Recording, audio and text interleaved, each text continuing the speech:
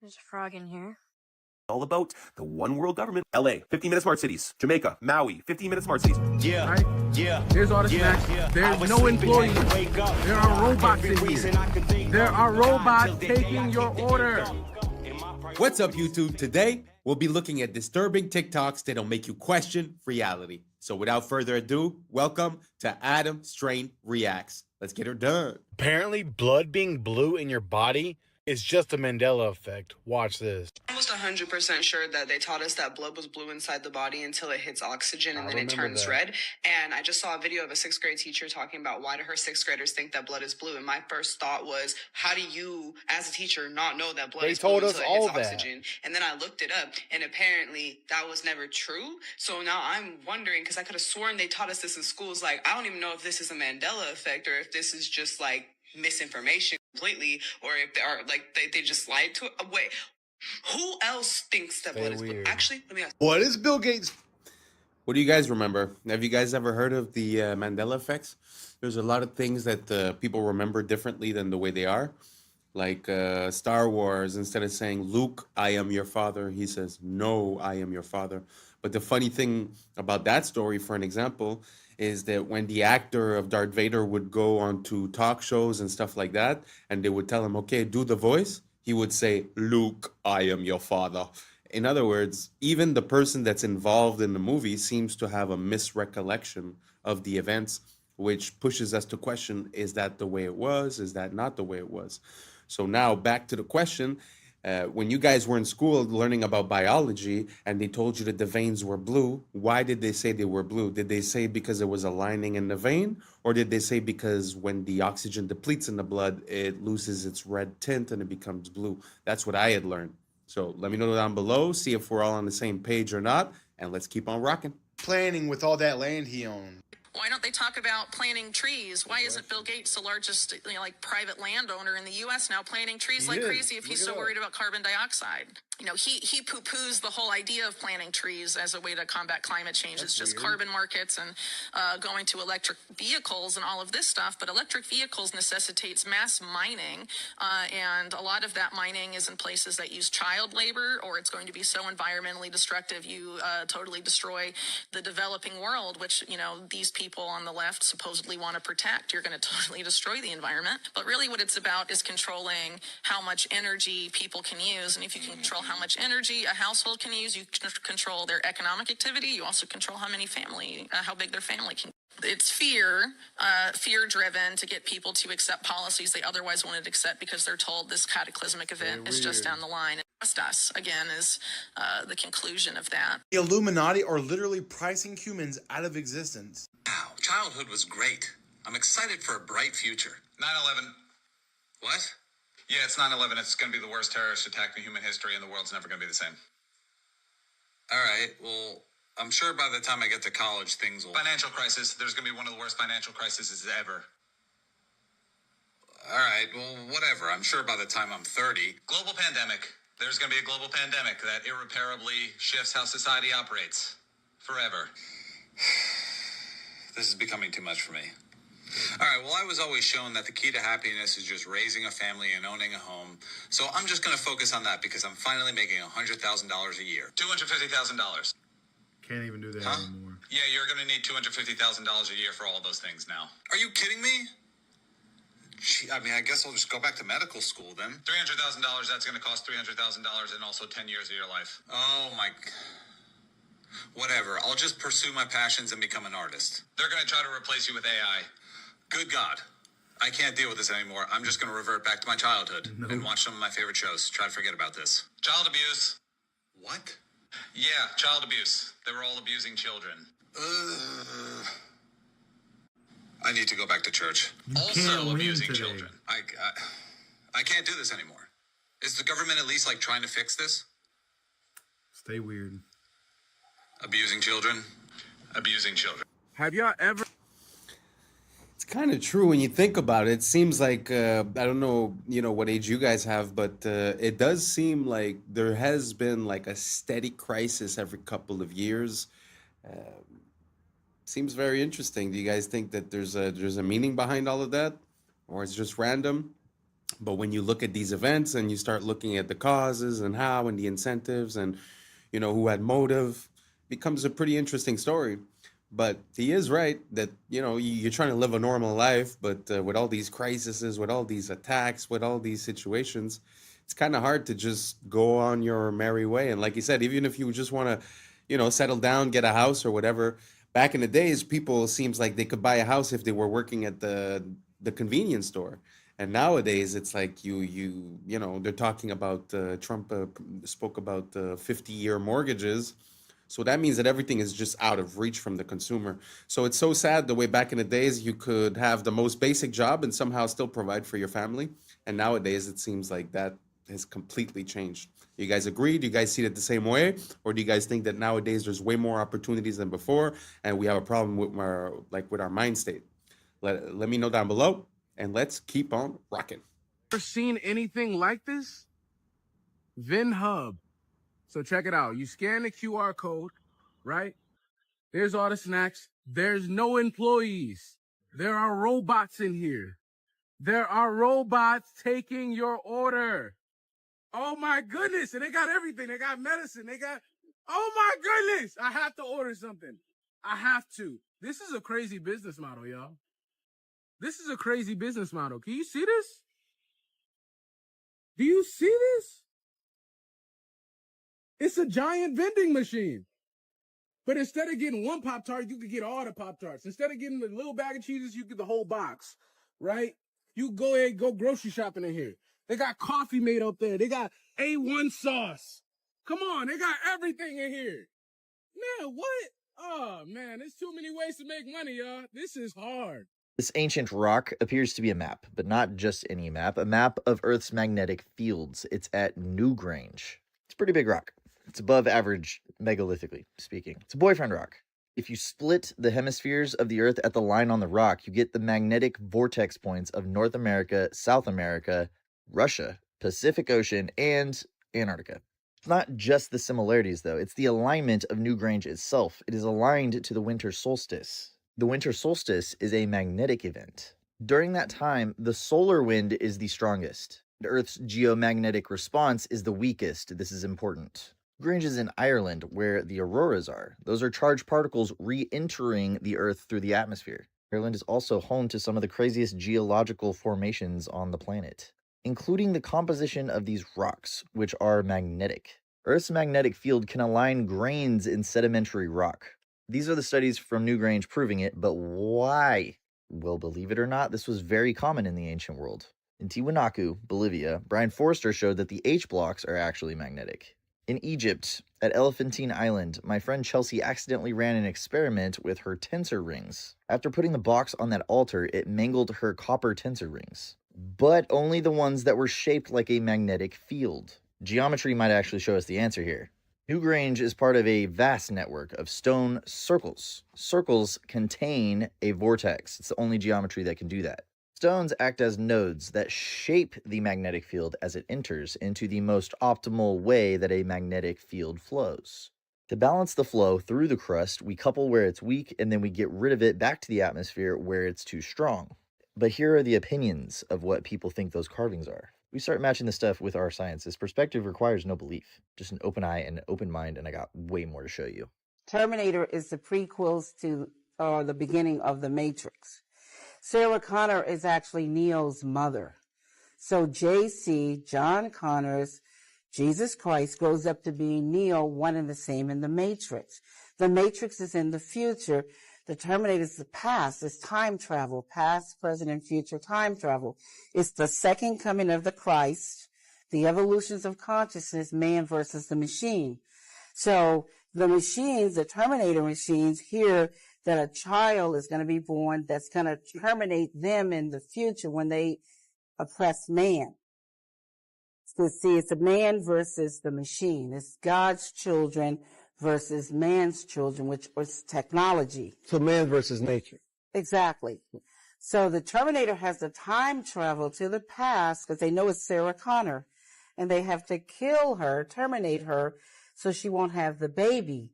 And Kyle Reese, he comes from the future to protect her, and he inadvertently gets her pregnant. and he has to go back to the future. And so it's the Immaculate Conception, because now she's pregnant and she fell in love with a man, but did it really happen? Did he exist? And then this child, when you see the three Terminators, the boy, and then the man child, subconsciously, he doesn't know why the Terminator is trying to kill him until he's hidden out in the city, in the Matrix, the future.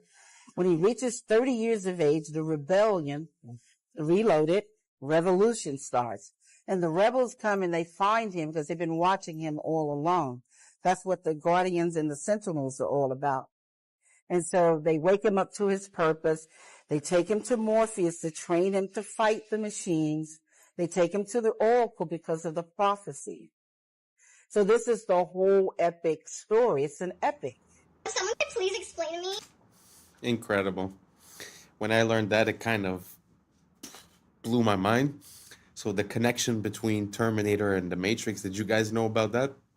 I find it adds a layer of complexity and intensity to that story. Like she said, past, present, future, the second coming of Christ. I know, we always think these are movies and it's science fiction and this and that. Did you guys have any idea of the implications and the connection between these two movies? I find that amazing. Amazing. I don't know if I could get a hold of that book. I don't know if it exists because I think she just wrote this, like she wrote an idea and then they made a script out of it, but I don't know if the book truly exists. I'd like to get my hands on that. So let me know down below if you guys knew about the connection between the Matrix and the Terminator and what you think about the story that she was saying. And let's keep on rocking.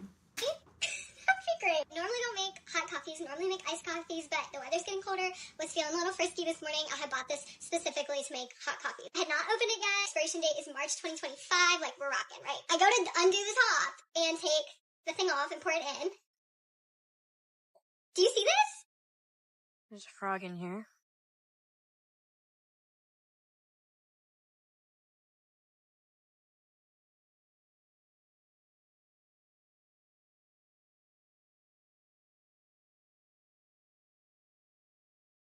Open this. Look, water. It's crazy. La la la la la. La la la la la. La la.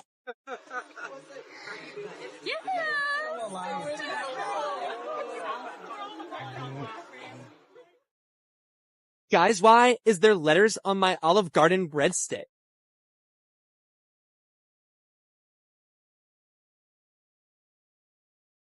So if LA couldn't get any creepier with all the problems with crime and homeless, I ran into this billboard on this lot. So this is a vacant lot for construction, and it says, "Live life deeper, 144 stories underground. You may never go outside again." It's so creepy. I'm wanting to know if this is real with this construction site right here. West Hollywood, Beverly Hills adjacent, a controlled access community, 24/7 security, residents only amenities, a new standard of sustainable living, but it's all underground. Live life deeper. The world's first and only completely subterranean residences. Terrifying. I feel like it's a horror movie. It's so creepy. Fossilized. Wow, that's interesting. First of all, do you think it's possible that they're like sort of trying to create chaos above ground and sort of subconsciously say, hey, you want to be safe? Go underground, type of thing? I don't know. It's kind of weird. I don't know. The idea of living completely underground or having my house underground kind of makes me feel claustrophobic. I really don't have claustrophobia, but I don't know. I just feel like it's not natural for us to be living underground. And second of all, I don't know if you guys noticed that the placement of that guy's eyes was very, very interesting. I found that, I don't know if it's AI or something, but super interesting. First time that I see something like that. So let me know down below. Would you guys like to live underground in a complex like that? Do you think it makes sense? Or are you like me and you like your fresh air and the sun and it's not for you? Let me know down below and let's keep on rockin'. Cowboy boot? That is the most insane thing I've read all day, but I am curious, what's the story here? Allegedly, this bad boy was found in a creek in Texas. So these guys, Carl and Don, were like, look, it's the fossilized leg of a cowboy. Well, that's a bit of a leap in logic. Why would they go and do a thing like that? Well, that's because Carl and Don are young Earth creationists. So since fossils run against the grain of what their ideology is, they need to find a way to undermine them. So they use this boot to say, look, fossils can form very quickly, and therefore all of geology is a lie. So many things wrong with this that it's actually incredible. Probably the most important, bone's not fossilized. When bone fossilizes, it turns to stone. This is just normal bone. It's not fossilized at all. They claim that this stone that it's in is 40 million years old, which it isn't. See, this is limestone. It breaks down in water, and then when the water evaporates, it leaves behind the stone again. So maybe the parent material is 40 million years old, but this sure isn't. And then why does nothing happen to the boot? Why did the boot not fossilize? It's just leather. You expect something unique to happen to the boot after 40 million years or some shit? We don't even know if this is human. I mean, that's a huge bone. And finally, if it is, why the fuck are y'all holding on to it? Even if there's a tiny chance this is actually from a person, don't you think it should be in like a forensics lab instead of being used to promote your weird, anti-science ideologies? So I don't know, maybe this is chill for them. If you think this is crazy, you should come check out my video debunking a young Earth creationist textbook. Come check it out, YouTube channel Mini Minute Man. Here we go.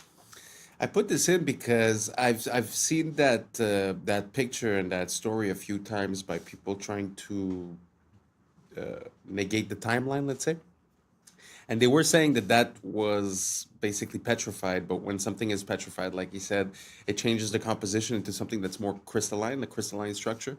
And so he is right in a way that that's not really proof, because when you think about it, the leather didn't even have time to change. So pushes me to another question. How is it possible that this man's leg and skin got replaced by limestone? I guess that would be the part that I don't really understand.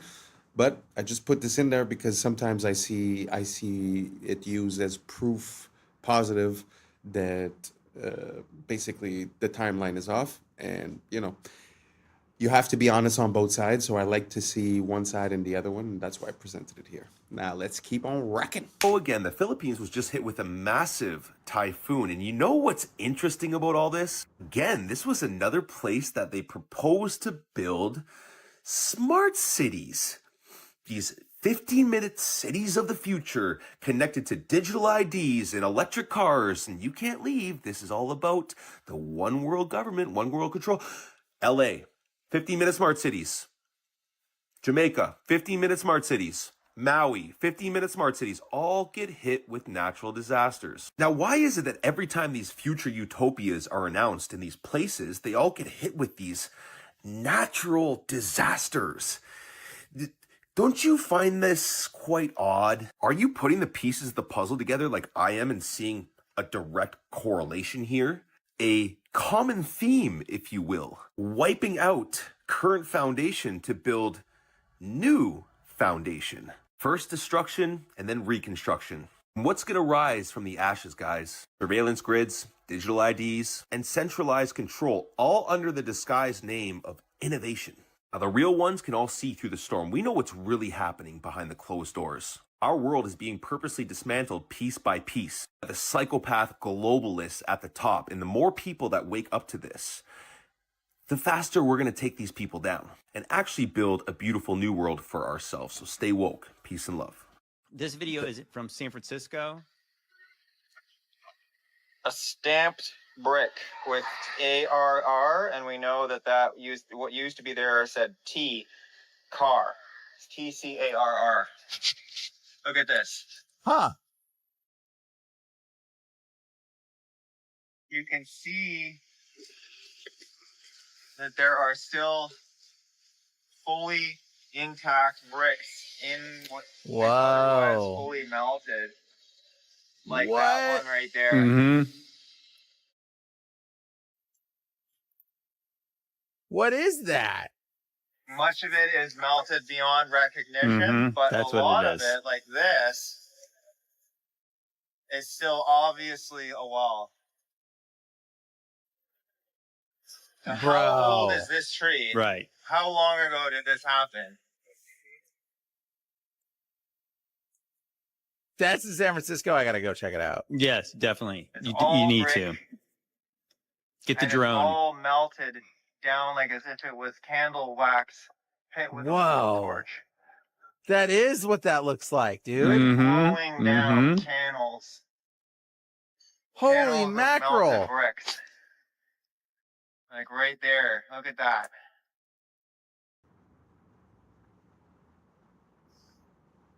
Still bricks sitting there, and that's the same kind of brick that this is, that's stamped. This is the evidence.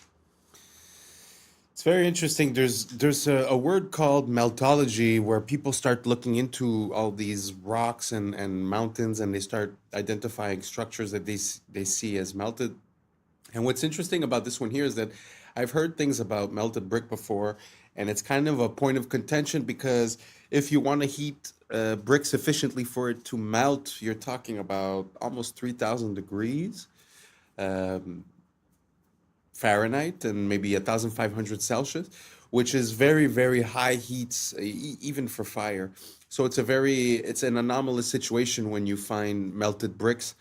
And anyways, to connect that, some people say that there was some plasma event or something basically that changed our plane of existence physically. So I don't know if that connects into that or if it comes from a fire, if it comes from another story. But again, it's just very interesting to see melted brick because the heat required to do that is very, very high. So yeah, that's why I put this in. And let's keep on rocking. Because there's a case of partial preservation of what was there. You know, because if you didn't find the bricks, you didn't see the little details of bricks in there, somebody would just say, oh, well, wind and water did this over 1 million years, right? They would say, oh, it was 15 billion years caused rocks to look like this. No, it took about probably 10 seconds of like the hottest thing you could possibly imagine, just burning something, and it literally melted like a candle melts.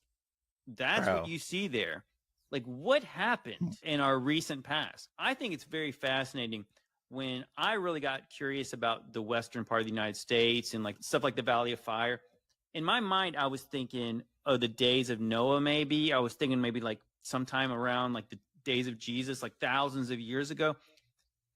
But when you find stamped bricks in there, so that means there was a brick factory that made bricks, right?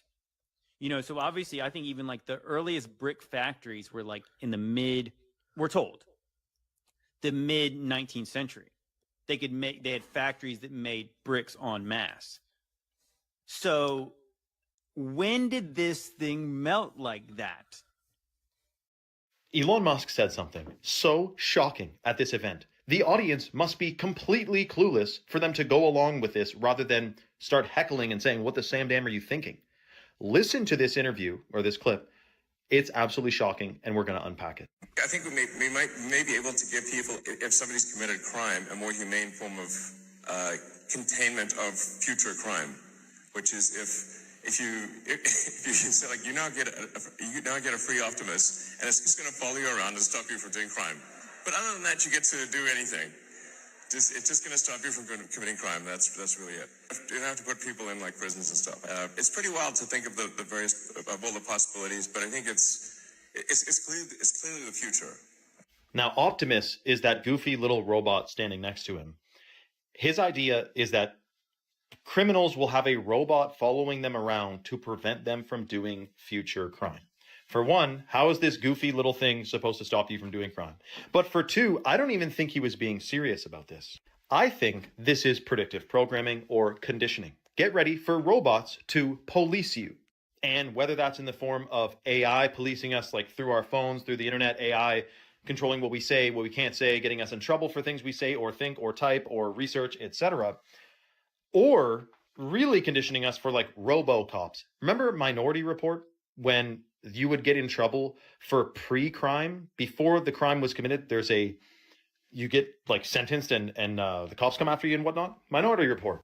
Now, here's the thing with Elon Musk that no one really wraps their head around, seemingly. Many of you guys probably will, but the vast majority of people have no idea. The guy claims in multiple interviews that AI is the greatest threat to humanity. He then proceeds to make brain implantable microchips, self-driving cars, and his whole thing centered around artificial intelligence. It's like warning you about a forest fire while they're stoking the flames of a campfire next to the forest. I mean, it's absolutely ridiculous. What's interesting, though, is that he's portrayed as this freedom-fighting dude, woo! brain implantable microchips. What don't you understand about that? And the selling point is that it's going to make you superhuman, or it's going to help people who like can't use their arms, but if we put a brain microchip in there, they'll be able to move their arms again. It's going to be good for humanity. No, it will not make you superhuman. Merging with artificial intelligence will make you inhuman. You will no longer be fully human if you merge with AI, which is the plan, the mark of the beast. Let me know your thoughts in the comments below and follow for more. I'll admit, within the first few seconds of this video, you're going to go, I'm not so sure about that, man. But tell me if you think all of this in totality could be a coincidence, because I'm thinking it's more of a stretch to think this is a stretch. It's clearly happening and it's in your face. Watch this. The world might actually be run by demons. At almost every major city, there is symbolism for Lucifer. The United Nations headquarters is located at 666 United Nations Plaza, where there is tons of demonic symbolism such as this end times beast. In the Bible, it says 200 fallen angels descended at Mount Hermon, and the UN just happens to have a base there. The craziest part is that at a city called Astana, a city that's been purposely hidden from us, there's a massive pyramid, much like the one on the money that controls our entire world. And inside this pyramid, there's 200 perfectly aligned chairs. It's almost like the 200 angels that fell have a secret base where they make their plans. At this same city, there is another torch that represents Lucifer. This evil symbolism even stretches to CERN, a government research facility, which has a statue of Shiva, the destroyer of worlds outside of it. So the 666 Plaza thing is true. The Mount Hermon thing is true. The Lucifer being the light bearer is true. The 200 chairs, that's legit.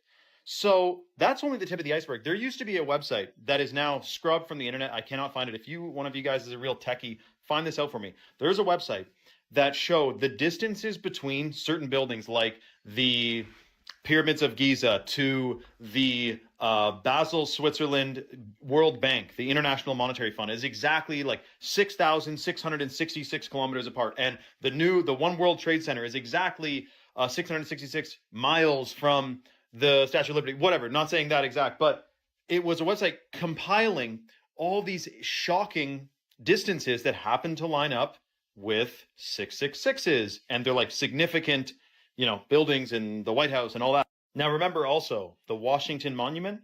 Go and convert the height of the Washington Monument from feet to inches and check out that numerical value and tell me, whoopsie daisy coincidence. Something shocking is going on in our world today, guys and girls and everyone else. And we're a part of it. We got born into this power struggle that's happening where it's good versus evil. What side are you on? Probably you're on the same side as me. I mean, we're not, it's a big club and we're not in it, right? Anyway, let me know your thoughts in the comments below and follow for more. So what do you guys think about all that symbolism? You think it's possible that it's just a coincidence? Or do you guys think it's a trope? It's like an archetype that they're using to I don't know, steer us or create a certain pattern in our mind? Do you guys think there's a meaning, or do you guys think it's random? Let me know down below. And thank you very much for being here, because I think we've reached the end. And that's a wrap for today, familia. Whether you're tuning in with the sunrise or you're posted up after midnight, I appreciate your time, your energy, your curiosity. And don't forget, this isn't about truth or fiction. This is about perspective. If this sparked a thought, a laugh, a deeper question, then we did our jobs. Drop your thoughts in the comments. Keep the convo alive. Like, subscribe, and don't forget to hit that bell if you're riding a wave, because we're just getting started. Until next time, stay grounded, stay weird, stay critical. I'm Adam Strain, and this has been Adam Strain Reacts. Peace. Know what y'all think, but now it's time for us to link up. Really think we on the brink up, making a change from living this strange. Living this strange. Making a change from living this strange. Yeah. Number 322. All right. You both were members of Skull and Bone. What does that tell us? Not much. Opioids are physiologically identical to humans, yet they're not conscious and they can feel no pain. They can be used as meat for consumption. I was sleeping, had to wake up. Why? Every reason I could think. What's up, YouTube? Today, we'll be looking at disturbing TikToks that'll make you question reality. So without further ado, welcome to Adam Strain Reacts. Let's get her done. Coming straight out of the Galapagos Islands, it's the marine iguana. the only ocean-feeding lizard on Earth. Despite the look, its survival depends on the sea. Its diet comes from marine algae growing below the surface. When algae becomes scarce, it can actually shrink its body by reabsorbing bone to survive. But feeding in an ocean comes with a cost. The cold ocean strips heat from its body, forcing it back onto the rocks. Once you understand how it lives, the way it looks starts to make sense. Wow, I'd never seen that type of lizard. It makes me think that Godzilla might be more of a true story than we think because he looks exactly like Godzilla looks. Let me know if you guys agree, and let's keep on rocking. This past week, an MIT review, they want to do is take out the neural functions. It's a human without feeling, without thinking, without ideas.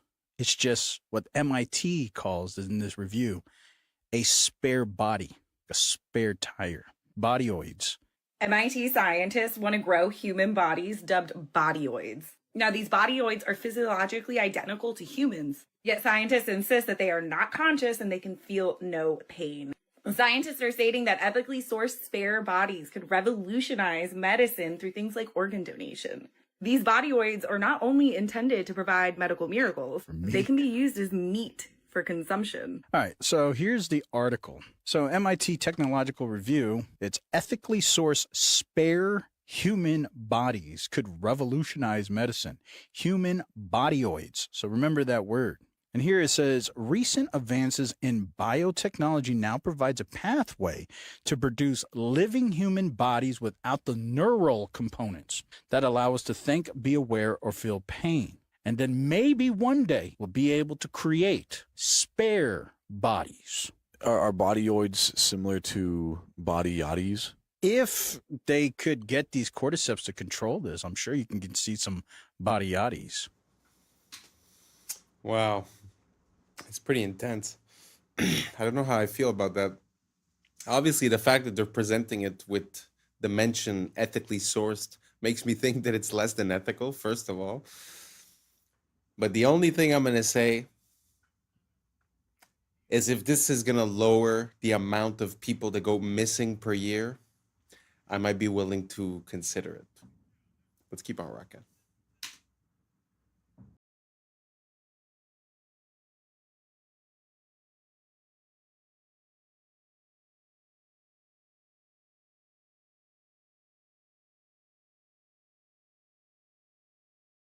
This one's in Thailand. Been in Thailand before. Have you? Beautiful. Beautiful. Beautiful. What comes with the island? There's a small villa there.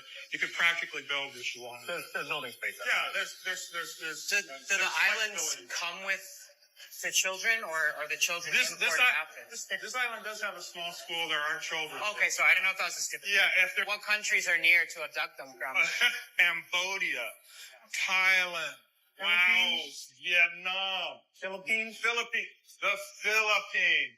Oh, cool. The Filipinos, if they're not being a nurse, they're being your crew. Okay, so. True. Yeah, so. Yeah. What age ranges? Below 10, I don't know. It's probably a setup. It sort of looks like it's part of a reality show or like a prank.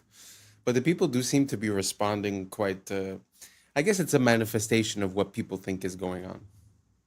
Because from what I understand, the island that everyone's talking about might not be the only one that exists. So let me know what you guys think down below. You think it's possible that there's other islands and that situations like this happen? Do you think this is a real video? Me personally, I'm not too convinced. Anyways, let me know down below and let's keep on rocking. Oh, God. Oh.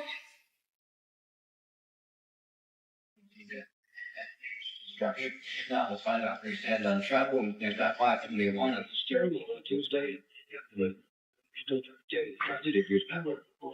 Well, you've been hearing all the airports are closed around.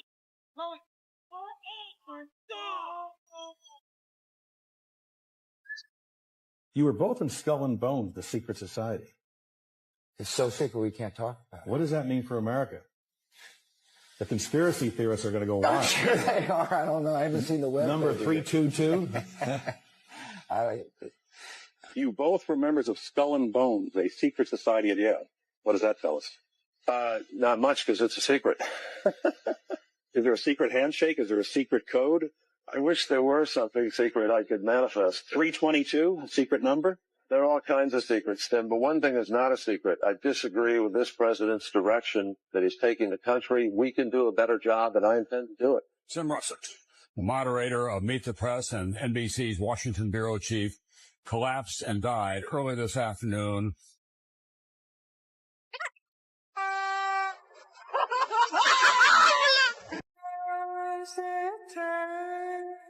In your living room, no.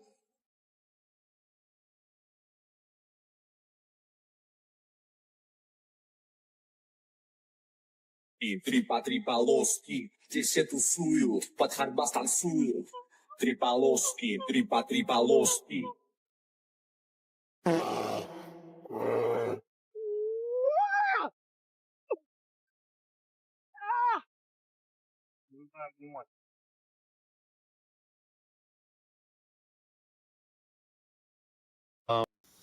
Although Russia isn't for beginners, number 3 and number 2 were fake because the bear was not a real bear, obviously. And the guy that went through that bus was actually for a movie. It was like a high-speed stunt that they were doing.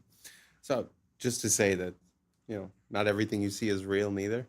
Let's keep on rocking. Do you guys remember Shia LaBeouf starring in many different motion pictures, namely Transformers? Do you remember when he had a little bit of a breakdown, was kind of exposing certain things, and many called him crazy? Do you think that had anything to do with this clip I'm going to show you now? I remember we had an FBI consultant on the picture telling me that they can use your ADT security box microphone to get your stuff that's going on in your house, or OnStar, they could shut your car down. And he told me that 1 in 5 phone calls that you make are recorded and logged. And I laughed at him, and then he played back a phone conversation I had 2 years prior. Come on, joining the picture.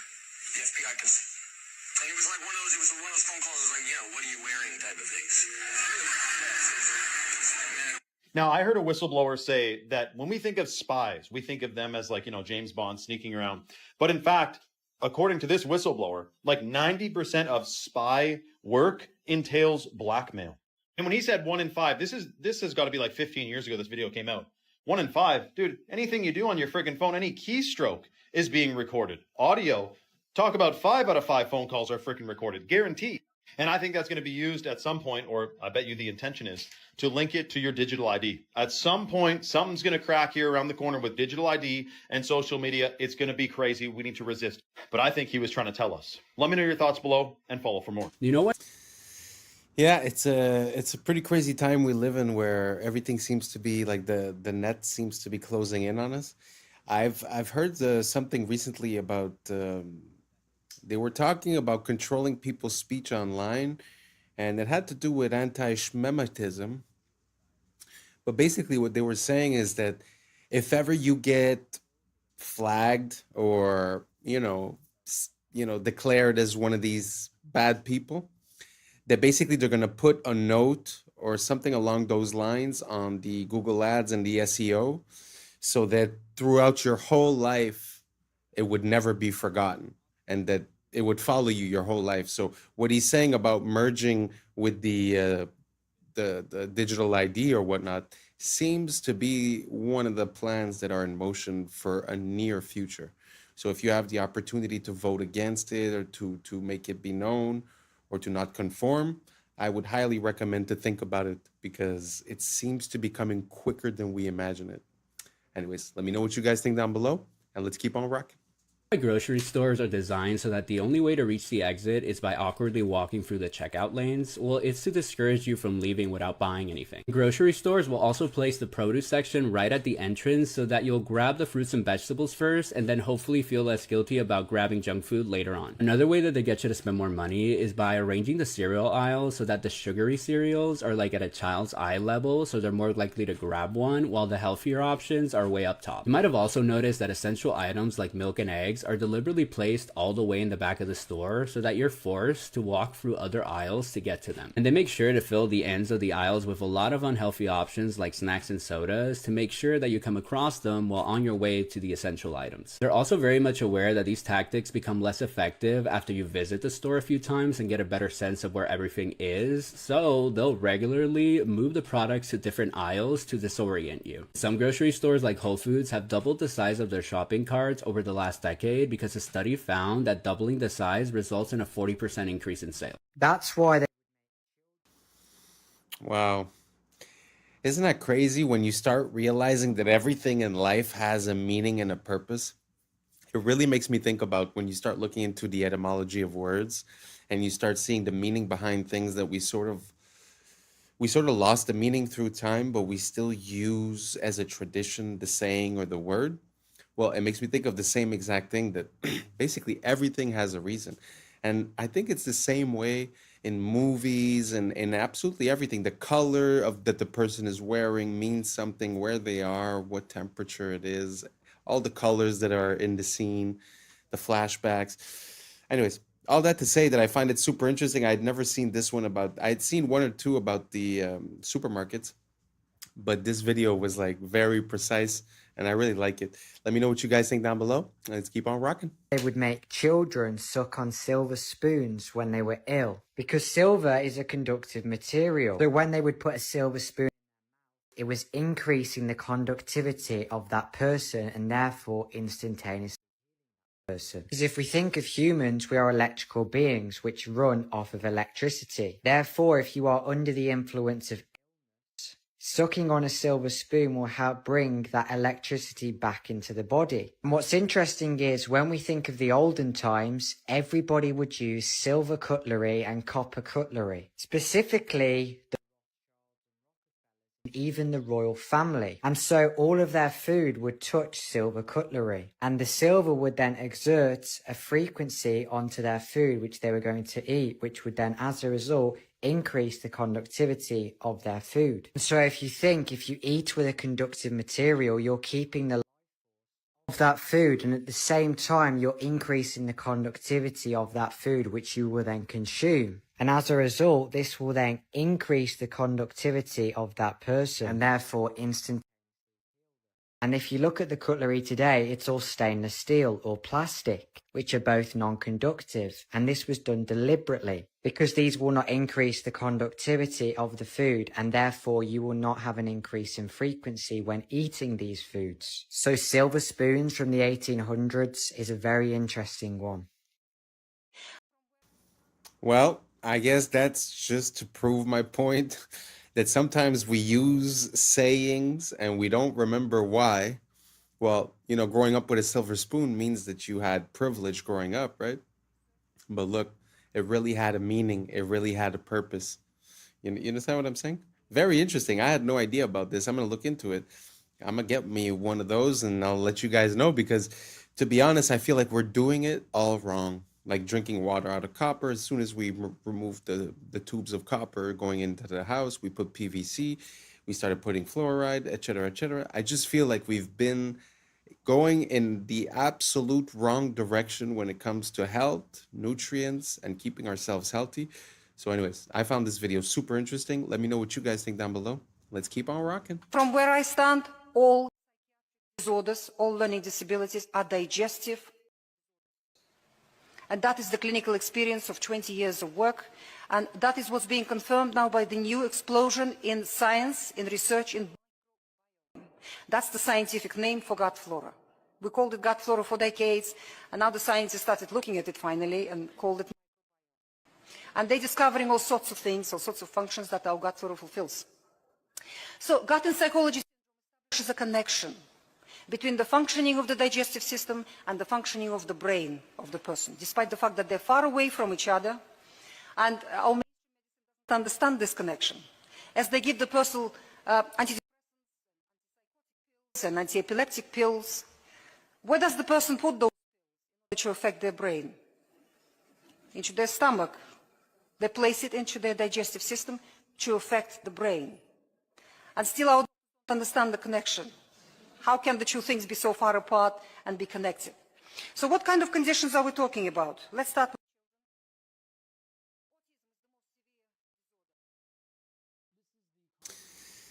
I really like the lining where she was going with this, because I've heard a lot of similar things. I've heard that there are neurons in around the heart and around the gut, and we say, again, to come back to the etymology and where sayings come from, we do say trust your gut, and there is something there's something to be said about that. That the fact that we feel like there's something coming from within our gut. And I feel like it's not far. I've been seeing a lot of different stuff lately also as to when people get a diagnosis for a chronic illness or some type of illness, that in reality, when you do a flushing as for parasites and infectious microbiomes, that you end up having good results. So it kind of makes sense, that there's like this link between the gut. And when she makes that parallel with the pills for the brain taken in the gut, actually makes sense as well. Let me know what you guys think down below, and let's keep on rocking. This is the contract between the Vatican and the King of England. Many people don't know that the King of England made a contract with the Vatican in the Middle Ages. The Pope declared himself the Vicar of Christ. This in Latin means someone who stands in for someone else. He is known as the Vicar of Christ today. The Vatican, as most Christians do, believe that God created the heavens and the earth, leaving the Pope to stand in for Jesus while he is in heaven and not on earth, ruling temporarily. The Pope, however, is also a very busy man. He has a lot of duties to perform, hence the contract with the King of England. This is when the names changed. This is when the people of the Angles, England, became the people of Britain. This is actually a name that was given to the people of England from the Hebrew, the original English language, from the Hebrew barith. Up here you can see the Hebrew word with the translation, covenant, barith. Up until recently, I thought it was the King of Troy that escaped to the British Isles after the fall of Troy. Hebrew is the solution. It is the one language that is old enough, but also young enough to be taken. Ish is contract of man. Barith, covenant, ish, contract. Contract law is banking law. Banking law is the Vatican's law. It is not this guy's law, it is the other guy's law. Or banking law. The S is the snake. If you put a chicken. That was very interesting. I don't really know much about that square in England and the ramifications behind it. But it does make sense that there was a connection there, because he said before they call them the Brits, they would call them the Angles. The Angles, if I'm not mistaken, is very close to angels. So it's kind of interesting, the connection that we're seeing there between the Hebrew and the English. So I don't know if you guys have any more information towards that. Don't be afraid. A lot of people have been sending me videos, and I appreciate it.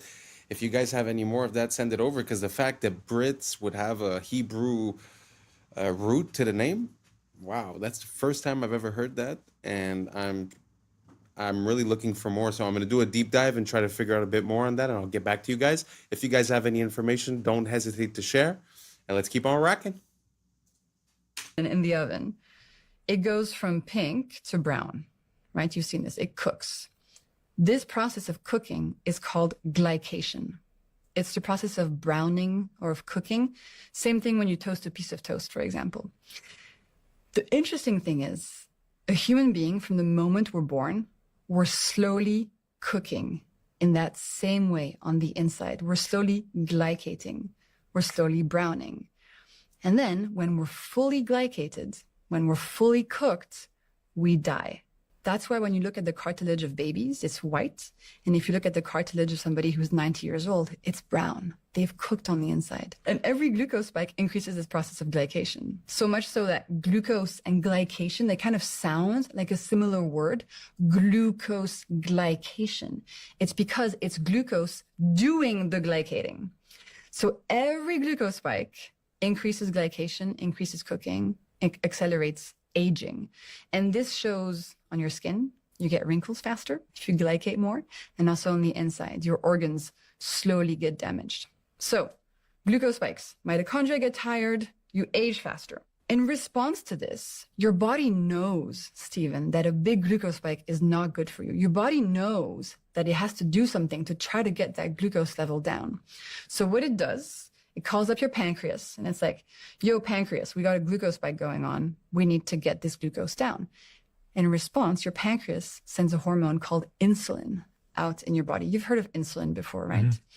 And insulin's job, and we love her job is to grab all these excess glucose molecules and to store them away so they don't damage your body anymore. And insulin stores glucose away into your liver, into your muscles, and then when those are full, insulin stores glucose away into your fat cells. And that's one of the ways that you gain fat on your body. It's in response to the spikes and your body trying to protect you from the spikes. The problem is, insulin itself has consequences and is the driver of type 2 diabetes and insulin resistance. So to answer your question, yes, when you see a big spike on your glucose monitor, there's some of that going on. And the more spikes you have, the harder it is going to be for your body to manage your spikes. So it kind of becomes a vicious cycle. If you keep eating the same way, your spikes will get bigger and bigger and bigger and bigger over time with more and more damage. Wow, that was well explained. I really like the way she was talking to us. I like where she's coming from with all this information. And I also like the fact that they often tell us, okay, sugar's bad, sugar's bad, sugar's bad. How? Explain it to me. Because we do know that glucose is a part of natural foods. It's a part of the stuff that we need to power our body, our cells. So to have a distinction here and to explain about the spikes and what happens in your body, amazing. I love it. I love the fact that we're getting more information, making us more powerful, having more free will, able to make decisions to help us live a healthier lifestyle. And anyways, let me know what you guys think down below. But I love the way that she broke that down. And it really gives me an incentive to understanding why a glucose spike is bad for my body and might cause inflammation or gaining fat or this or that, right? Super interesting. Let me know what you think down below. Let's keep on rocking. I actually got a hold of some people at the PBI airport and got some answers on this interesting status update that's been starting to go viral today. I've had a lot of people send it to me. Thankfully, people were available at midnight. Enjoy. Hi, I'm looking at your Palm Beach International post on a status website. It says it's closed to aircraft equipped with modification or engineering equipment. What exactly does that mean? When there's weather, that the airport might be closed. It all depends on the weather. Oh, I understand, but it says it's closed to aircraft equipped with weather modification or geoengineering equipment. Hold on. Sure. Palm Beach Airport. Hi, I'm looking at a post on the status, the FAA status for a PBI, and it says that Palm Beach International is closed to aircraft equipped with modification or geoengineering equipment, and I'm curious what exactly that means. Are you a pilot? I know. My friend is, though, and they sent this to me, and they also don't know what exactly this means. Hold on one sec, okay? Airport was named the 5th best airport in the Operations. The PBI posted, Palm Beach International is closed to aircraft equipped with weather modification or geoengineering equipment. Right. And I'm just... Yeah, that's for the cloud, the aircraft that's got those tubes on it there for... Clouds. That's it, yeah. Closed to that. Oh, in other words, okay. not allowed. I see. And that's kind of a thing that the state of Florida is mandating, part of the environmental thing, and required the Florida airports to follow that. Gotcha. Okay. When did that get put up? I was briefed about it about a week ago. Okay. So that's a permanent. That's a permanent post for until. Yeah. Okay. Yep. Okay. Gotcha. And so before that, was PBI taking in cloud seeding aircraft? There was some aircraft in the past, and I know it's been probably a couple of years where they were weather monitoring, weather equipped, or were doing something as far as weather goes, which wasn't an issue then, but it is now. All the airports are supposed to follow that. Okay. The GA airports. Any airport in the state of Florida is not supposed to allow that. If there is weather seeding equipment on board, then it has to get a pre-approval before coming in. In other words, would have to call the airport, give all the information, the arrival time, the aircraft number, whatever it is, for pre-approval. And then there's two people that we have to report it to. How many people?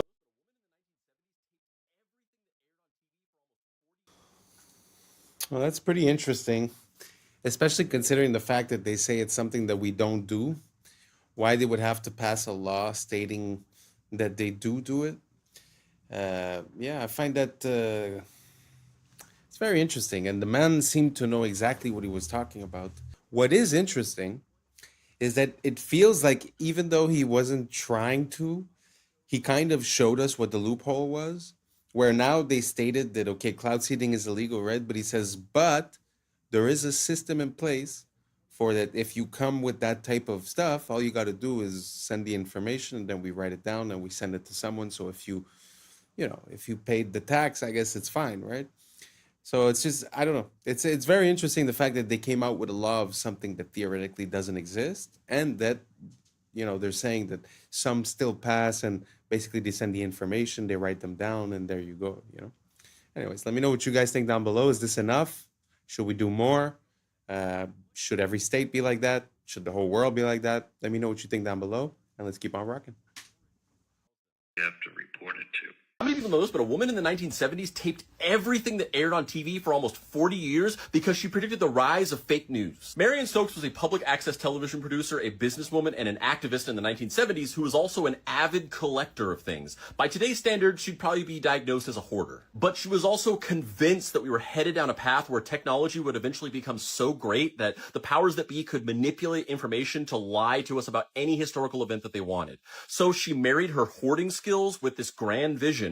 And in 1977, she started taping everything that aired on TV 24/7. She mostly wanted to tape the news, but she also taped TV shows like The Cosby Show, The Oprah Winfrey Show, and Star Trek because she was afraid that somebody was going to eventually erase the contributions of these black actors and creators from historical record. She did this by recording the different TV channels 24/7 on VHS tapes on multiple VCRs and TVs throughout her house. Each VHS tape had an 8-hour capacity, and when one would run out, she would quickly switch it out for the other all day and night, every day. She did this every single day for decades, and yes, it is as life-consuming as it sounds. In fact, she scheduled her entire daily routine around the length of these VHS tapes, with everything like school and work and family outings being planned around her being able to start a fresh tape, go out, and then come back in time to start the next one. Her collection of these tapes eventually got so big that they filled her entire house, and she started having to rent multiple storage units to house them. She eventually collected over 71,000 Betamax and VHS tapes throughout her lifetime. But these recordings weren't the only thing that she collected throughout those years. She also had half a dozen daily newspaper subscriptions and over 100 monthly magazine subscriptions that she collected for decades. She also owned 192 Macintosh computers that she bought throughout these years, which is believed to be the largest private collection of historical Macintoshes. And she even at one point told her in-laws to invest in Apple early on, and they got very rich from this. Marion Stokes recorded everything on TV between 1977 and her death in 2012. Eventually, as she got older, she hired an assistant to help her with the tape switching. And the very final thing that she recorded on December 14th of 2012 before her death was coverage of the Sandy Hook shooting. In 2013, a year after her death, Marion Stokes' son donated her entire tape collection to the Internet Archive. It took 4 shipping containers and $16,000 to mail it to their headquarters in San Francisco. And upon receiving it, they started the process of digitizing every tape. And to this day, in 2025, they are still not done. And while many people probably view what Marion Stokes was doing for those 37 years as a pointless, quixotic task, as you can see from everything going on around us, she was right. She was a visionary ahead of her time. So hats off to the true OG, Marion Stokes. And real quick, if you like my videos and you also enjoy pointless, quixotic tasks, you can check out more in-depth writing from me by going here. Wow, what an amazing woman. Oh man, she had her finger on the pulse, and everyone must have thought that she was crazy. And you see how nowadays it's become mainstream to think that people like this are crazy, but Man, the collection that she has, I'm sure, is priceless. Completely priceless. I'm gonna start looking into the collection that she built. That is amazing. Man, if you have a dream, follow it. Don't let them say, don't let them convince you of anything. If you got a dream, if you believe in something, make it happen. Anyways, thank you so much for rocking with me. This is the end. And that's a wrap for today, familia. Whether you're tuning in with the sunrise or you're posted up after midnight, I appreciate your time, your energy, your curiosity. And don't forget, this isn't about truth or fiction. This is about perspective. If this sparked a laugh, a thought, a deeper question, then we did our job. So drop your thoughts in the comments, keep the convo alive, like, subscribe, and hit that bell if you're riding a wave, because we're just getting started. Until next time, stay grounded, stay weird, stay critical. I'm Adam Strain, and this has been Adam Strain Reacts. Peace! What y'all think, but now it's time for us to link up. Really think we on the brink of making a change from living this strange. Living this strange. Making a change from living this strange. Yeah. And I say, oh, I sound like I have a slur. And she said, no, you sound like you can work at a Chinese restaurant. I'm on. Cash. Kasha. Crash. Krasha. Crashed. Krasha. Okay. Yeah. I was sleeping, had to wake up. What's up, YouTube? Today, we'll be looking at disturbing TikToks that'll make you question reality. Before we get started, I just want to wish everyone a happy new year, 2026. Let's get it. And may everyone exceed the expectations that they set for themselves this year and reach even higher. So without further ado, welcome to Adam Strain Reacts. Let's get her done. The world is $281 trillion in debt. You are in luck. There's a parable all about this, and it's awesome. There is a town somewhere in the middle of nowhere, and everyone owes each other money. And then one day, a traveler comes to town, and he stays in a motel. The motel has a full refund policy after 24 hours. He puts down $100 and gets a room. The motel owner, he looks at this $100 and he's like, whoa, oh my God, this is exactly how much money I owe to the baker. So he goes and pays off his debt to the baker. The baker looks at this money and he's like, well, this is exactly as much how much I owe to the shoemaker. And he goes to the shoemaker and pays off his debt and goes through several people until eventually someone's like, hey, I owe this amount of money to the motel owner. So he gives it to the motel owner back where it started, and then the traveler is like, hey, it's been 24 hours and I don't like it here. So he takes his money back and he leaves. Everyone has the same amount of money, but then suddenly nobody's in debt. Because money isn't real, but debt motivates people. So it's important to the economy for some reason. That's pretty interesting.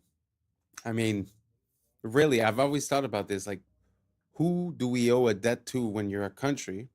And they say the International Money Fund or these, other countries. But this example sort of displays something that's very interesting. And on a more massive scale, I think something very similar to this is happening in Europe, where a lot of the countries within Europe owe money to each other that basically they'll never be able to repay. But at the same time, if you deduce the debts from everyone, it's almost like everyone ends up in the clear.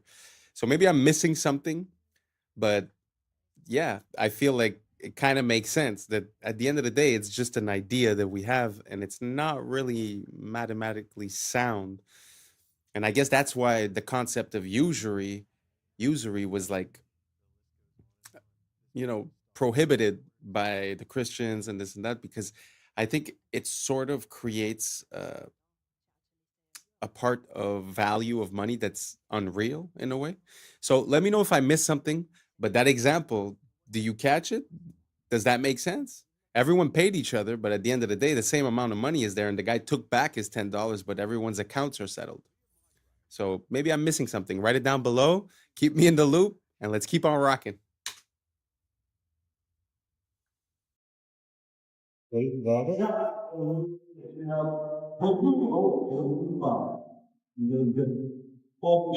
Gosh. Okay, Nikki is causing dads to leave the home. Hold on a second. I don't think that's a good role model for 18-year-old girls. I don't. And what do you think about for young men? For young men. And for young men, don't be new scum. Yes. See, dear young men. Are you?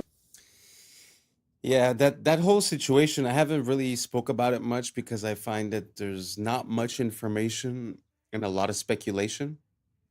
But it's kind of interesting that you're trying to live off the legacy and continue the legacy of someone, but it seems like you're not following that person's beliefs at the end of the day. So I find that whole situation to be pretty cringeworthy, to be honest. Let me know what you guys think down below, and let's keep on rocking. Coming to the tree. They strung up a man. They say he murdered three. It's not the same. Strange things that happened here. No stranger would it be. We met at midnight in the hanging tree. The list goes on and on. This must be stopped. And in order to stop this, join the American Congress Party. It wasn't until I was in the ambulance on the way to the hospital, she actually said, "Are you aware of the way you're speaking?" And I said, "Oh, I sound like I have a slur." And she said, "No, you sound like you can work at a Chinese restaurant."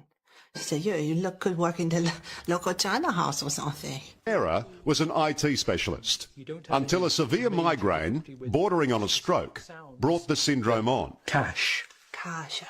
Crash. Crasher. Crashed. Crasher. Okay, let's try reading. You wish to know all about my grandfather. There are Wow. Imagine that. You get into an accident, you come back, and it's like you're speaking a different language, or at least a different accent. Never seen anything like that. If you have more of those, send me. I find that super funny. Let's keep on rocking. Plotting how to move the flavors they find in this grove to your supermarket shelf, and then on to your stomach. I can see it in a sports drink. I can see it in a water, flavored water. And I also could see it in a twist on an orange carbonated beverage. When they find something they like, they extract its flavor molecules from the fruit on the tree. Then back in the lab, they mimic Mother Nature's molecules with chemicals. Essentially, what you do is you take whatever this smells like, Right. and copy it. Right. Exactly. And then I suppose you could, if you choose to, you could quote unquote improve on it. Exactly. Yes, we all the time. The holy grail of flavors so good you can't resist it. In our fruit flavors, we're talking about we want, a burst in the beginning and maybe a finish that doesn't linger too much so that you want more of it. And you don't want a long linger because you're not going to eat more of it if it lingers. Ah, so it's going to be a quick fix. And then have more. And then have more. But that suggests something else. Exactly. Which is called addiction. Exactly. You're trying to create an addictive taste. It's a good word. Or something that they want to go back for again and again. It's a good word. Shameless. Shameless. There's really a problem. And to be honest, the problem is not really them. They're the symptoms of the problem. The problem is us not seeing the value in what's natural. Thinking that you could improve on nature, I think is a mistake, and the fact that we continue to consume these items just gives them more money to hire more people like this and continue the process. So I think the only way that we could really find a solution to this is voting with our dollar.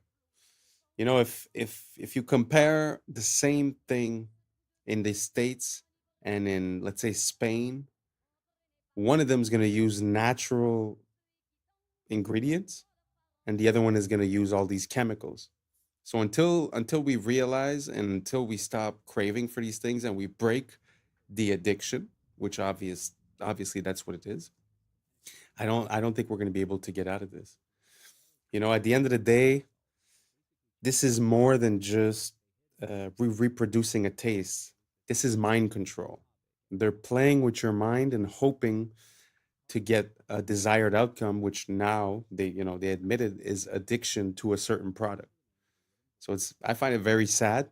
I'm not taking the blame away from the individual that's consuming this on a daily basis, but it's kind of hard to get out of it at one point. So let me know what you guys think down below. Do you guys think that doesn't matter if it tastes good, it's fine? Or should we be more focused on what gives us a good effect within our body? Let me know down below, and let's keep on rocking.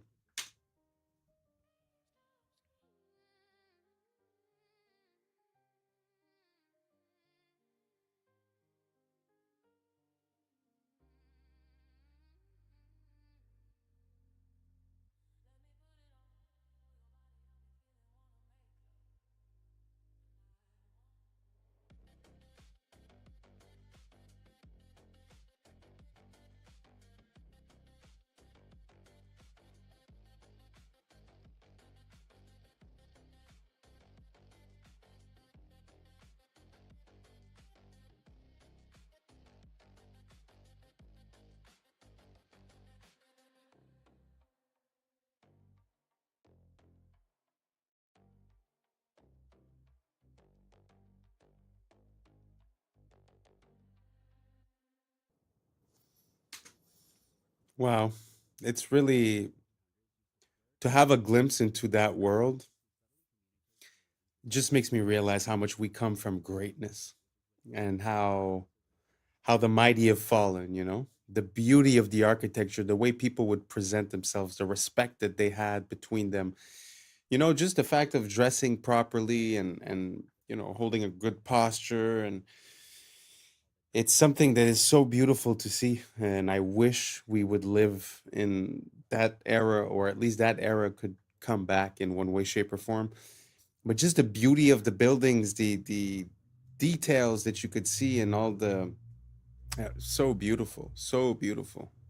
Let me know what you guys think down below, and let's keep on rocking. The reason why we use the word flirtation is because noble women in the 1700s used to flirt or wave their fans in a specific way to subtly communicate that they were interested. And if you find a way to cheat the system, you found a loophole, which is what these arrow slits and castles used to be called, which were basically cheat codes for archers because they could stay hidden while shooting arrows. And if a topic is really specific, it's a niche topic, and we call it that because a niche is a hole in the wall that was carved out to hold a specific object like a statue or a relic. And the front panel of a car is called a dashboard, but it's also the name of the wooden board that's attached to the front of a carriage, which basically protected the driver from being pelted by rocks and dirt while the horse was dashing. And bankrupt comes from the Italian word bancarrota, which means broken bench, because Italian merchants used to sell their goods on benches, and banks would literally break these benches if they didn't pay off their debt. If you put off a task, it's on the back burner, and that's because the fire and wood burning stoves was right beneath the front burners, and the heat would dissipate as it traveled to the back, so you just naturally place the slow cooking pots there. And the statues in front of ships were called figureheads, which is why we now call the leaders of a group or a company a figurehead. And we call video recordings footage because a movie's runtime used to be measured in feet. The theater cameras would literally project 1 foot of the film stock in 1 second. Isn't that all your...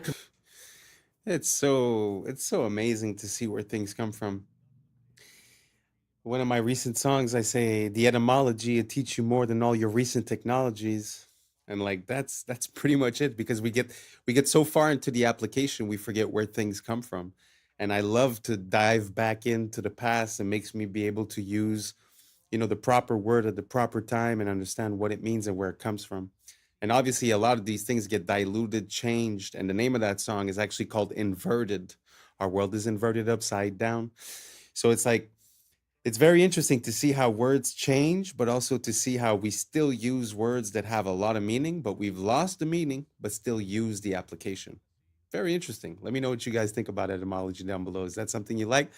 Because I would love to share a ton more with you guys. So let me know down below, and let's keep on rocking. Computer screens are blue lit. The reason none of them are red lit, the reason none of them pay attention to circadian biology, is because that original technology was developed in a government program that Bobby Kennedy knows about, and I happen to know about because I went to medical school at LSU. For those of you who've never heard about Operation Paperclip, you think it's all conspiracy theory. So at Tulane Neurology and Tulane Neurosurgery in the 50s and 60s and 70s and 80s, the CIA started a program there where they would do all these crazy things to monkeys. The CIA wanted to see how they could control things utilizing different things like drugs and things like that. Where the neurosurgeons got involved, which is my clade, we would drill tops of the heads off, put wires into the thalamus, put electricity in there, and kind of see what kind of behavioral changes we could have. One of the guys that was in that program was a guy named Professor Delgado. When he saw that we could control the behavior with the wired device, he said, what if we do it wirelessly? So he checked it in monkeys and checked it in bulls, and it turned out you can do it wirelessly with RFID chips and semiconductors. Then the CIA took it to the next level. They said, well, since this is electromagnetic radiation, what if we did it through light through screens? And it turns out you can. And that's the reason why all your computer screens have the frequencies they have. So why is this all important?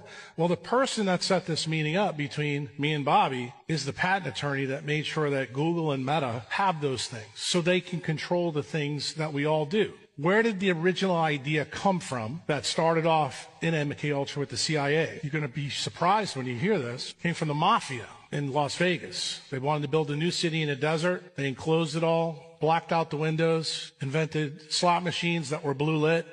And they found out that they didn't have to take a gun, stick it in your face to steal your money. Then they even got smart. They said, let's give people free alcohol while they're doing that. And they found out they got the money quicker. And that's when the CIA got the idea to start this program. That's really how it started. Have you ever read the tiny folded up piece of paper with micro font that you get with your new iPhone? Because if you did, you may be using it differently. The FTC requires that this warning be put in not only the settings of your phone, but also in this piece of paper, the manual that comes with it. Exposure to radio frequency. That's the emissions, the wireless emissions. This is a hot topic. On your iPhone, go to Settings, General, Legal and Regulatory, and RF Exposure. What does it tell you in the RF exposure part of your settings? No big deal. Just that you should keep it away from your body to ensure exposure levels to these electromagnetic frequencies remain at or below the as tested levels. Did you know putting your phone in your pocket exceeds the as tested levels of frequency because it's too close to your body? Or how about putting your phone to your head? It exceeds the amount of frequency that they said was safe. In other words, it could be unsafe. Now, in the past, I've gotten in trouble for posting about the EMFs, the frequencies from Wi-Fi, cell tower, smart meters, because it's a censored subject. So I'm going to bite my tongue with this for certain few things here, but pay attention. There are many hardware and software fixes to iPhones or any phones that could make them significantly be less harmful because of these frequencies. By the way, I went to an Apple store a long time ago to get a device that you can plug your phone into along with an Ethernet cable, and you can have your phone on airplane mode, not connected to the tower or Wi-Fi. You could have your Wi-Fi off and still have full speed internet because your phone's plugged in via Ethernet. I'm talking to this guy at Apple, and he goes, I told him why I'm doing this, and he goes, yeah, well, I don't really see it's a big deal. Like, I'm sure it's totally safe. And then he goes on to tell me that on his thigh, where his phone is always in his pocket, you know those guys that work at Apple, they got 3 phones in 7 different pockets. I mean, it's crazy. He's like, yeah, I do have a rectangular mark of red skin on my thigh from where my phone sits all day. Yeah, dude, that's called a rash from I mean, what do you think? It's EMFs, man, electromagnetic frequencies. It disturbs your cells. Now, it turns out one of the things you can do if you're using Wi-Fi, which I recommend figuring out how to not use it, but if you are using Wi-Fi, have your phone on airplane mode while it's connected to Wi-Fi. Then it's not trying to connect to the tower and the router and reduces the EMFs. Ideally, though, you plug your phone into the internet and have it on completely airplane mode. And obviously, don't put it in your pocket or talk with it directly pressed to your head. Let me know your thoughts in the comments below and follow for more. I mean, it kind of makes sense. You know, you're connected at a distance from a tower that's radiating all these EMFs, so it kind of makes sense that it would be dangerous to have it close to your body. But it makes me think about the older technology. You see, back in the days, we used to use the cord phone, right? And the cord phone, when you think about it, it was plugged into the wall, but it wasn't even plugged with electricity. So I'm pretty sure that the radiation or EMFs that would have been radiated by that are probably 1,000, if not 1,000,000 times less strong. So a lot of time, you know, we change our technology for accessibility, but we either reduce in quality or we increase in toxicity. I think we're a bit lost, you know? And I was thinking about that recently. Like, if I were to build a house today, I wouldn't want it to be wireless. I would want wires everywhere inside of the walls so that anywhere I go, I plug myself in. Why would I want all the information? Like, let's say you're watching a video on your phone. Why would I want the information of that video all around me at every moment, you know? And then to go just a step further, if you look at, you know, a lot of people now, they tend to live in condo buildings, apartment buildings. You ever look, when you look for a Wi-Fi inside of one of those buildings, you're exposed to at least 50 of them at the same time. Can you imagine the multiplication and how dangerous that could be? So it's kind of weird. They're selling you a cell phone. It's made to talk on the phone, but if you put it here, it hurts you. If you put it in your pocket, it hurts you. So I don't know. I don't know what we're doing, you know? I think we're gonna need a little bit of consciousness and realize what we're doing and try to find a solution to it. I've heard about the stickers on the back of the phones. Does anyone use that? Does that work for you guys? I'd be very curious to see what ideas you guys have to reduce the EMFs. I've heard about the lead paint. I've heard about different types of ideas. But let me know what you guys think down below. Are you team wireless or are you team wired? I'm team wired all the way. So let me know down below and let's keep on rocking. Excuse me. I just want to say I really like your style. You look incredibly stylish, if you don't mind me saying. Oh, I don't mind you saying that at all. It's a very nice thing to say. I'm a portrait photographer. What is the shtick? Tell me. So I talk to the stranger, I take a picture of them. I disapprove thoroughly of social media.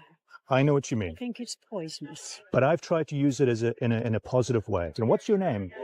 Irene. And you're a teensy bit skeptical? Of course, because I live in London and the world is full of scams. Would this face scam anybody? That isn't something that you can ever say, unfortunately. I'm going to show you what I do. Okay. Oh, how sweet. You were walking very briskly there. I have things to do. I'm going away next week. I'm 88 and a half.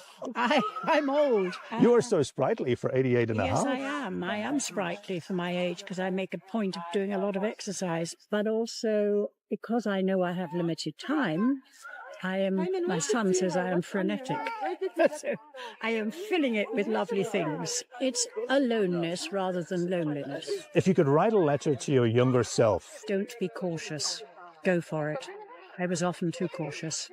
How is your confidence in your life? I am up to a point. For instance, I have just booked myself this holiday. It's called Solos, the company, because they deal with people on their own, on a gullet, which is a Turkish sailing ship. And at first I was fully confident. Now I suddenly am thinking, and it's only a week away, oh my goodness, I'm going to be the oldest person there. I'm going to be a pain in the neck to everybody. And oh dear, oh dear, oh dear. Yes, I don't know how it's going to be on this boat. Getting on and getting off is going to be a problem. Hopefully this has been a nice experience for you, Irene. It's been a different experience through Kensington Gardens. And what are your hopes for the future? Long life. Which I've already had.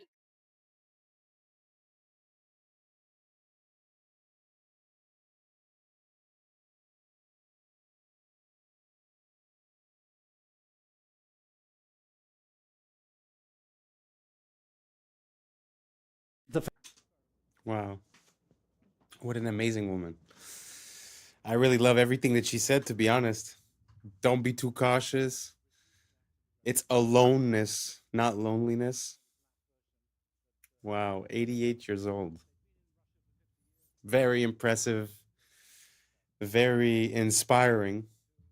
And wow, so beautiful to see, to be honest, to see someone with so much liveliness. Wow. I hope she has many, many more years to come and continues being frenetic, because I agree. It seems like people nowadays, they hustle to be able to do nothing. I never understood it. Like, the goal of working for money is to be able to do something with your money, right? It's not to go home and close your brain down for 8 hours on Netflix and then go to bed, right? So I love to see something like that. And to be honest, I feel like I have more in common with this woman than a lot of people of my age. Really beautiful, really inspiring. Long live her. And yeah, let me know what you guys think down below. Let's keep on rocking. Famous experiment by the Russian biologist Dmitry Belyaev, who in the 1950s started selecting foxes on the basis of reduced reactive aggression. So here's what he did. He took foxes, slightly black version that occurs in Canada. They'd been in Russia for 50 years, breeding without anyone deliberately selecting them. And so what Belyaev did was to arrange for people to walk towards the young foxes when they were something like 6 weeks old. And at the point that the young fox said, "Ah!"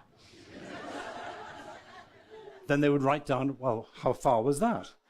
And they would breed from the ones who got closest, who allowed the human to get closest.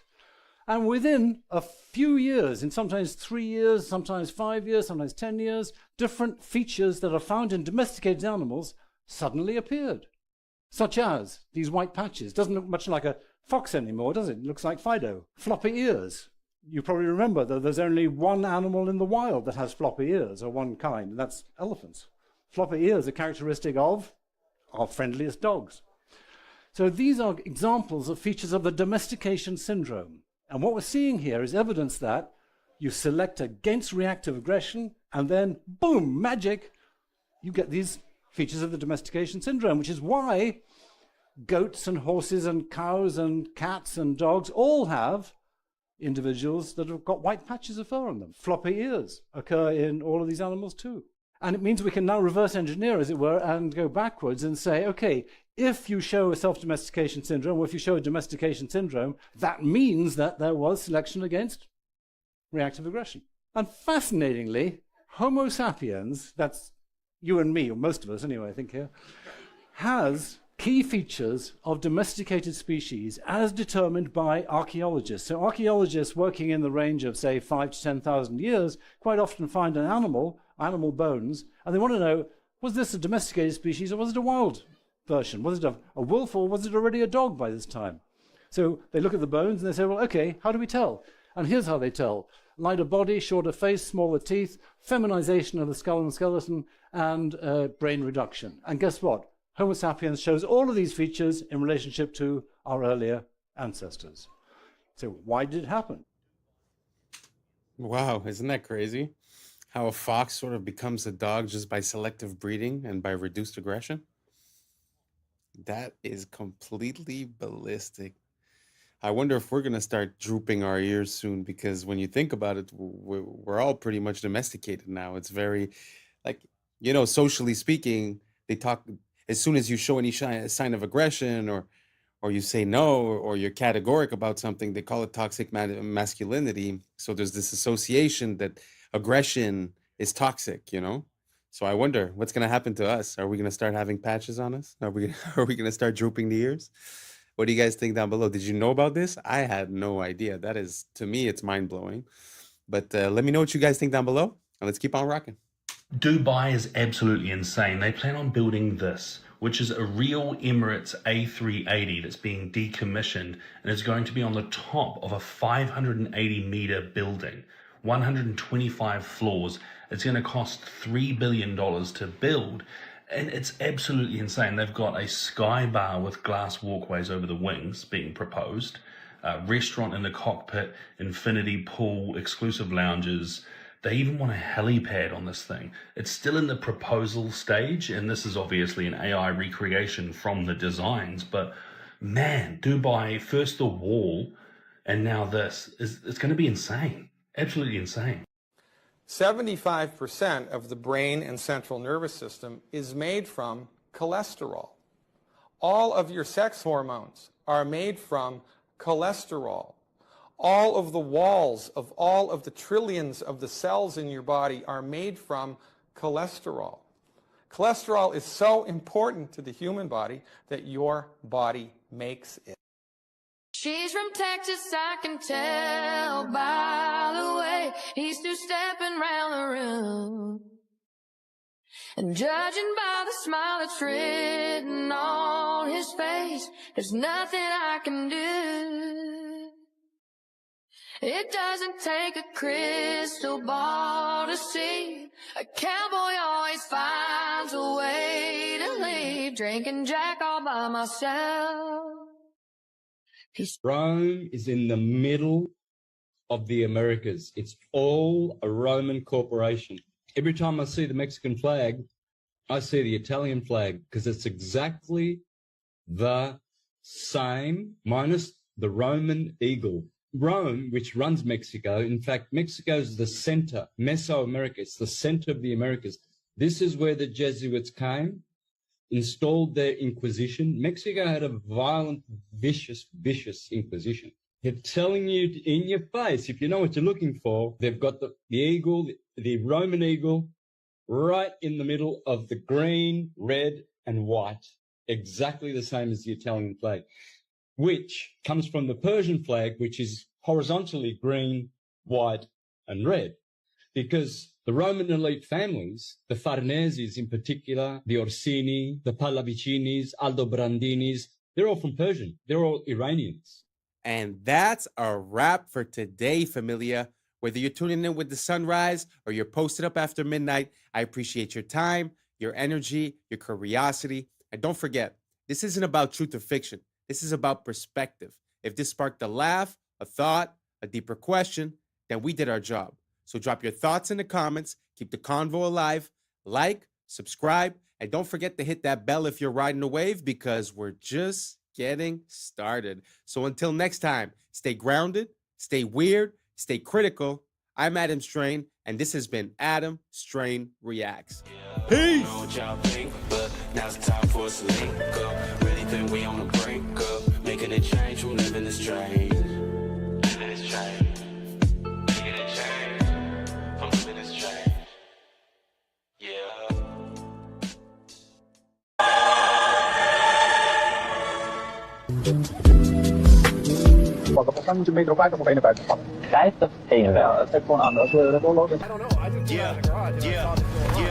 I was sleeping, had to wake up. Every reason I could. What's up, YouTube? Today, we'll be looking at disturbing TikToks that'll make you question reality. So without further ado, welcome to Adam Strain Reacts. Let's get her done. Since World War II, there's only been 7 countries that did not have a controlled central banking. Now, if you take a look at the names on that list, you will notice they all have something similar or in common. After World War II, the United States has been to war with all of them. And I can't put my finger on it, but I just know there has to be some reason for that.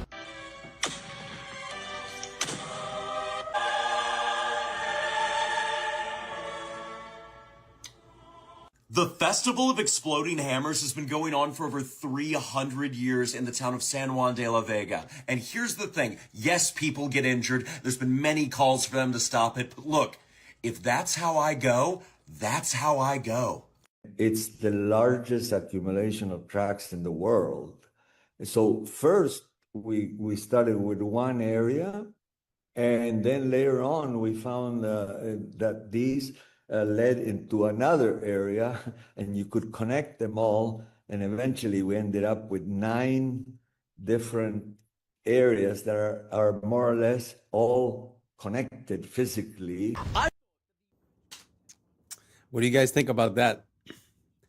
I truly have a hard time with everything that's dinosaurs. I'm going to put in the next video.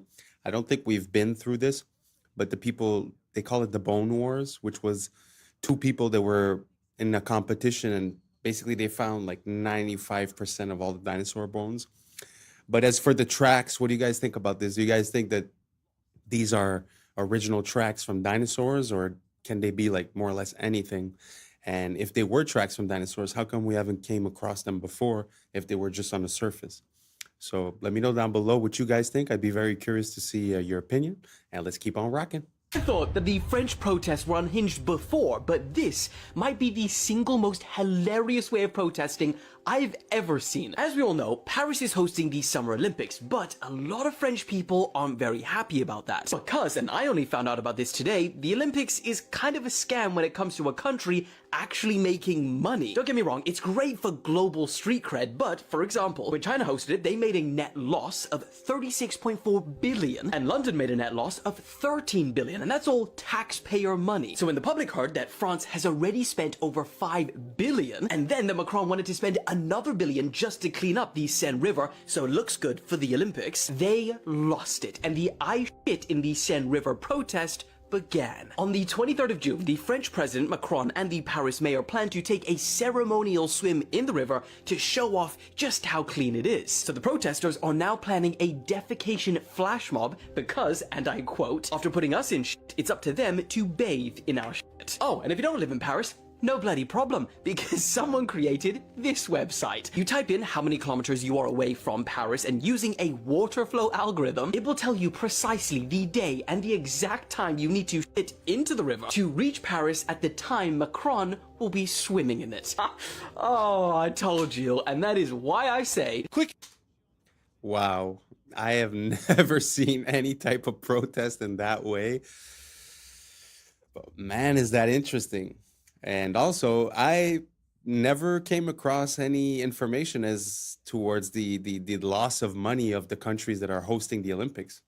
That's news to me. I always thought that they generated billions of dollars in profit. So I had zero idea. Did you guys know about that below? What do you guys think about that type of protest? I love it, to be honest. And the person that came up with the website to coordinate the poos with the swim, maybe in the future, you know, world leaders shouldn't disclose their plans too far ahead of time. So let me know what you guys think down below. I really love this idea. Let me know what you think. Let's keep on rocking. Video showing how big the volcano is under Yellowstone. Oh, isn't that just horrifying? Starts with Yellowstone National Park at the top, just for scale. Yeah, that's... And then this. insane. Just staggering and a good reminder that, yeah, if it goes, we're out. I know. so gone so fast. Oh, well. Which is the way to go. Yeah. I definitely would rather it be quick. What do you guys think about that? Do you guys think that the Yellowstone volcano might be about to pop? Is that why everyone's building bunkers underground? But this parallel that I'd like to make is that when you look through history, or even in the past 20 years, or even in the past 100 years, it seems like it's always about to be the end of the world. Sort of like today, no? Like every year is going to be the crash, right? Because we know that we're inflating and we're modifying the numbers so that it fits and that it works. So we're all waiting for the crash. It's always the apocalypse. It's always something that's going to happen, but somehow we're always here and nothing's happening. So is this one of those cases, or is this the exception to the rule? Let me know what you think down below, because I know a lot of people have got Yellowstone very high up in their priorities and have a lot of fear regarding that. So let me know what you guys think down below, and let's keep on rocking.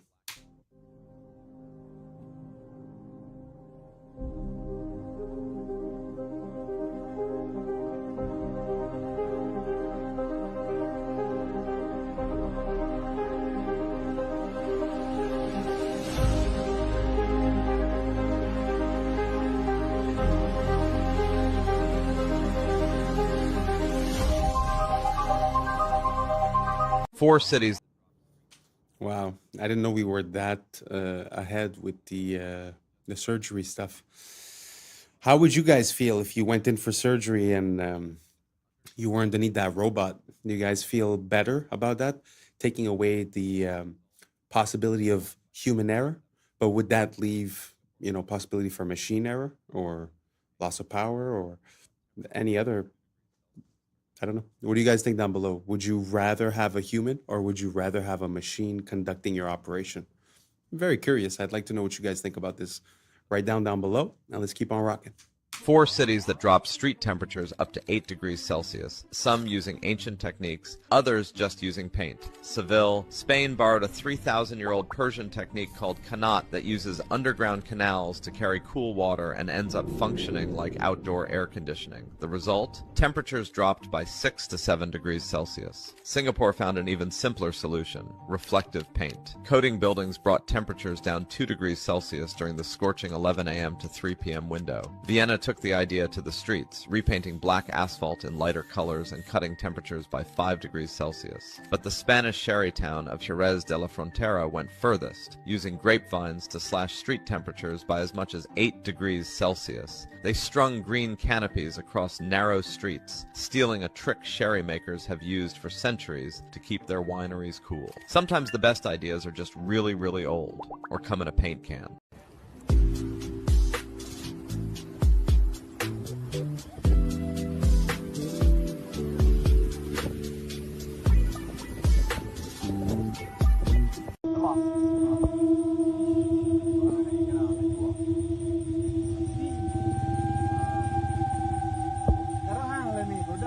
This makes me extremely uncomfortable that I now know that snakes can do this. Could you imagine running up a tree away from one of these things and then you look down and see it doing this? So yes, a new fear has been unlocked. So thank you, Internet. I can always count on you to provide me with unwanted trauma. Something happened here that will likely never be replicated for as long as the human species exists. This occurred during a baseball game, but even if you're not a sports fan, you will understand this, and you will understand why what happened is just wild. It was August of 1957, and at the plate was a Hall of Fame batter named Richie Ashburn. He swings at a pitch, he fouls it off, and the pitch goes into the stands and hits a fan, injuring her. The fan was named Alice Rock, and the ball hit her so hard that it broke her nose, and they had to stop the game. Like, just imagine the silence falls over the crowd. They stop play, and paramedics had to get her out. She was there with her grandchildren, and get her onto a stretcher, and everyone's watching as they take her away from the stands. So they're hauling her away, covering her bleeding nose, probably taking her into that tunnel right there. They resume play, and on the very next pitch, Richie Ashburn hits another foul ball that flies into the tunnel and hits that woman again while she's on the stretcher being taken out of the stadium. She recovered fully. The two of them, the woman and Richie Ashburn, became friends after this. It was a hugely famous incident and something that I am confident will never, ever happen again. Wow. I guess some things are meant to be, you know? Like, what are the odds of you being struck twice? But what's so beautiful about that in life is that somehow, you know, a friendship came out of that. So it's a bad for a good, you know? I guess it's fun sometimes to have stories that have happy endings. Let's keep on rocking. Today's episode of Random White Acts of Danger, we basically have the most dangerous ski run I've seen in my entire life. Margin for error, you guessed it, death. My boy, left, right, it's over. You see how far down that is? My hand's over here sweating just watching this shit. A little bit to the right, cooked. You splattered down beneath. How do you even get up there? And as you can see, this is the trail not taken. My boy's the first person to ever do some dumbass shit like this. White people, I found your ski leader, but I don't even know who his name is. Look at this. What's happening? He looking back up, shit look like the top of Mount Everest. How the fuck do you even get down? You know what I'm saying? I'm so scared for him. Like, what type of ski training, all of a sudden you're like, you know what, I'm about to go ski off the top of a mountain. My boy looks like the edge of the world. Doesn't even look like it's possible to go down, and that's the way he's going. The amount of skill this chick must take, my legs is tired just watching this shit. Oh my goodness. Man, white people, different breed, man. You guys, so okay, there's some footprints. So he must have hiked up this way. Now he skiing all the way down. At least now it's almost like, nope, it's not even a normal ski. Look at all these rocks. My death count, by the way, I'm at least 20. I would have started an avalanche, probably never been found. Look at this shit. Oh my goodness. Nah, bro, how do you get the idea of like, you know, I'm gonna hike all the way up to that mountain, I'm gonna ski down, even though it doesn't look possible to ski down. Why? Because I'm him. The fuck? Statue, he needed. Mag ik wat vragen? Als ik naar Amsterdam Centraal wil, kan ik dan het beste naar de metro de metro, niet de trein pakken? Nee, de metro, dat is vaak sneller. En dan gewoon de Noord-Zuidlijn. Ja. Of die naar Centraal Station. Als ik naar Centraal Station wil, moet ik dan de metro of de trein nemen? Je moet allebei nemen. Ja. Maar moet je snel zijn? Ja. Moet ik de metro of de trein pakken? Je moet de metro pakken. Volgens mij moet je metro 50 of 51 pakken. 50, 51. Ja, het geeft gewoon aan. Als je rechtdoor loopt, dan zie je de metro. Ja. Metro 52. Klopt het dat je orthodontiepraktijk van Schiedam? Ja? Ja? Klopt het dat je Floor heet? Ja. Ja. Van Grunsten? Ja. Ja. Bent u Helene? Ja. Helene Wachters? Ja, toch? Van Ian McKellen? Ja, klopt. Hoezo? Heet je Wijs? Ja. Basharat? Ja, klopt. Ja. Oh, wat ben ik nou wel gestaan? Of dat je jurist bent? Ja. In Venture Capital? Onder andere, ja. Ja? Ja. Ik heb dus een bril waarmee ik gezichten kan scannen. Ik zie aan je dat je er wel zit. Nou, inderdaad. Ja. Oh ja, ik zie dat ding al inderdaad Ja. gaan. Oh, ik zie er ook een lampje aangaan. Holy shit. Op die manier informatie te krijgen over mensen. Ja. Voelt bij mij niet oké. Ja. Ik bedoel, het is de tijd van tegenwoordig. Ik bedoel, digitale wereld. Je verwacht dit gewoon. Je verwacht het gewoon. Ja. Maar voor jou in. Ja. That gave me chills because the possibilities with that are pretty endless. Imagine, I don't know, off the top of my head, imagine scammers, imagine police, imagine, due process is gone. You have access to way too much information. Very interesting. It's very interesting. Imagine if you cross-reference with the person's Facebook and they took a picture outside of their house. You now have their address. You now have their family members. I mean, the possibilities are pretty much endless with what you could do with that information. As for, let's say, fraud or misappropriating the identity. Very interesting. What do you guys think? Do you guys think that it makes sense that we use AI in this type of fashion? What's the future of this technology? What are the applications that we're not seeing yet, but that might be a problem in 1, 2, 3, 5, 10 years? Let me know what you guys think down below, and let's keep on rocking.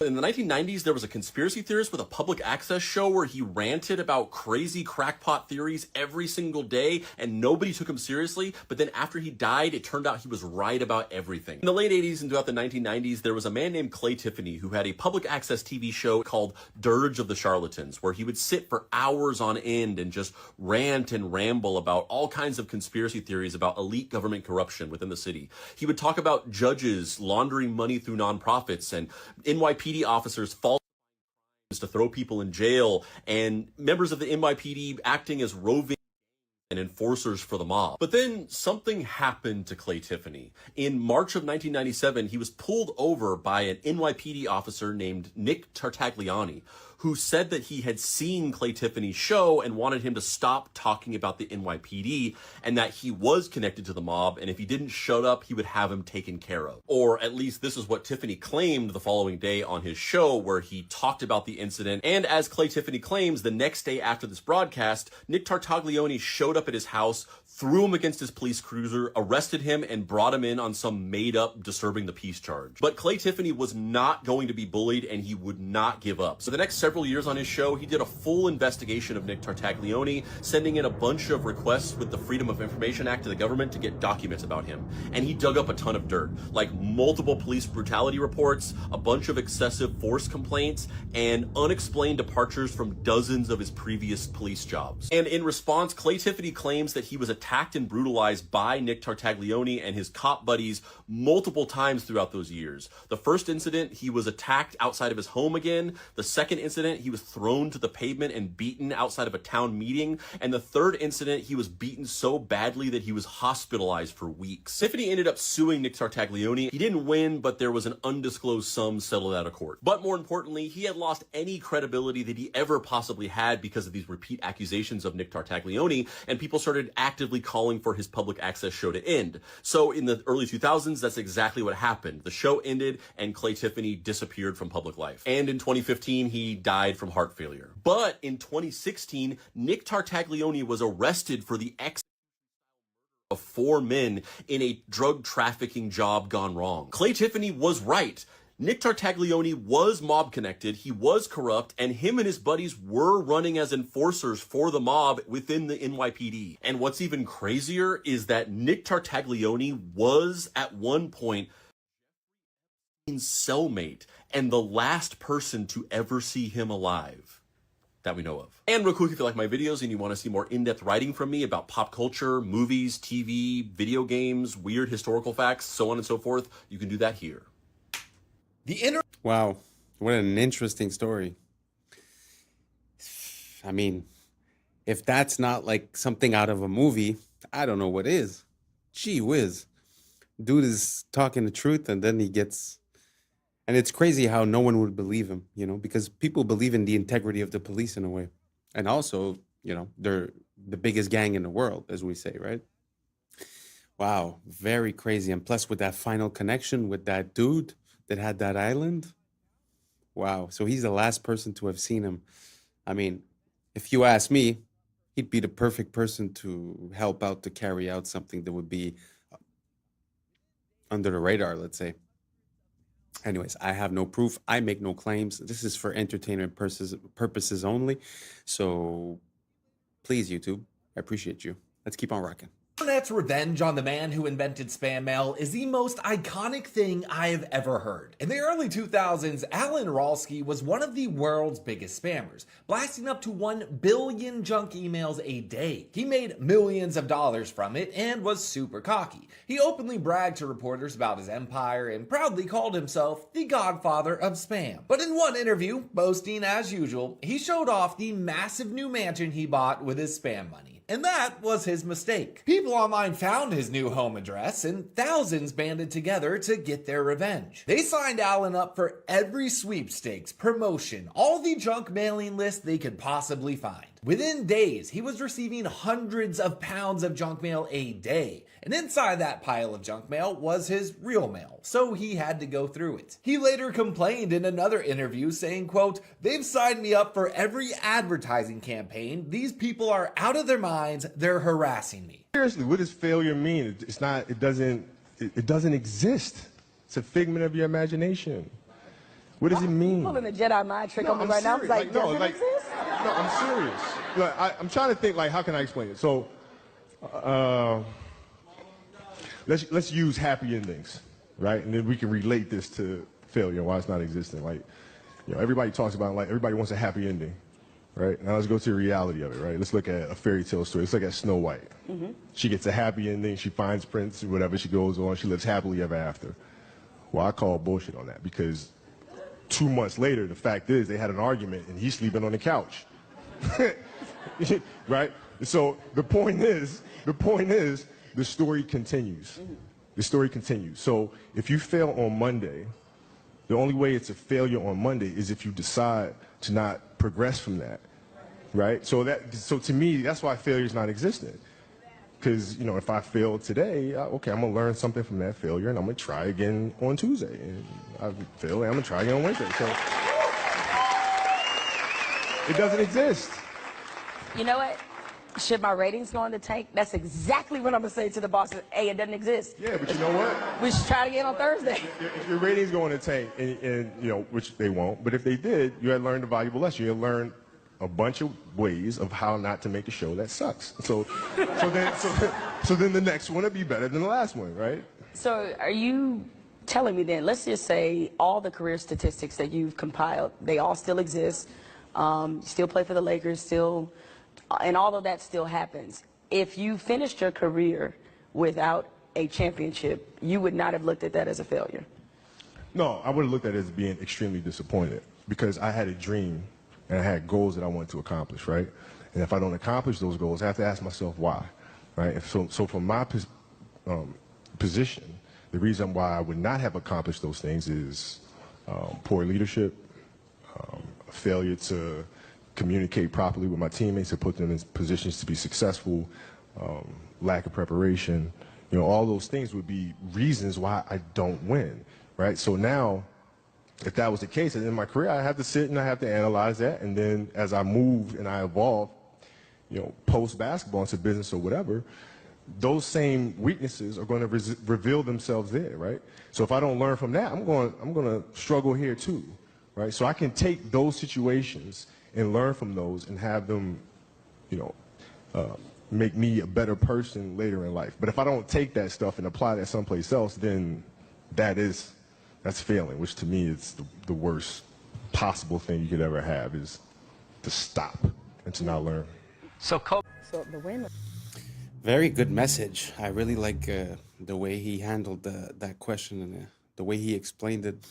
And there is a saying when the billionaires, a lot of the billionaires that made a lot of money that are now successful, they often say that they've went bankrupt a few times. And I guess if they would have seen it as a failure and then on Wednesday they would have quit and just went and worked for someone else, I guess it never would have made it. So I guess it's all a question of perspective.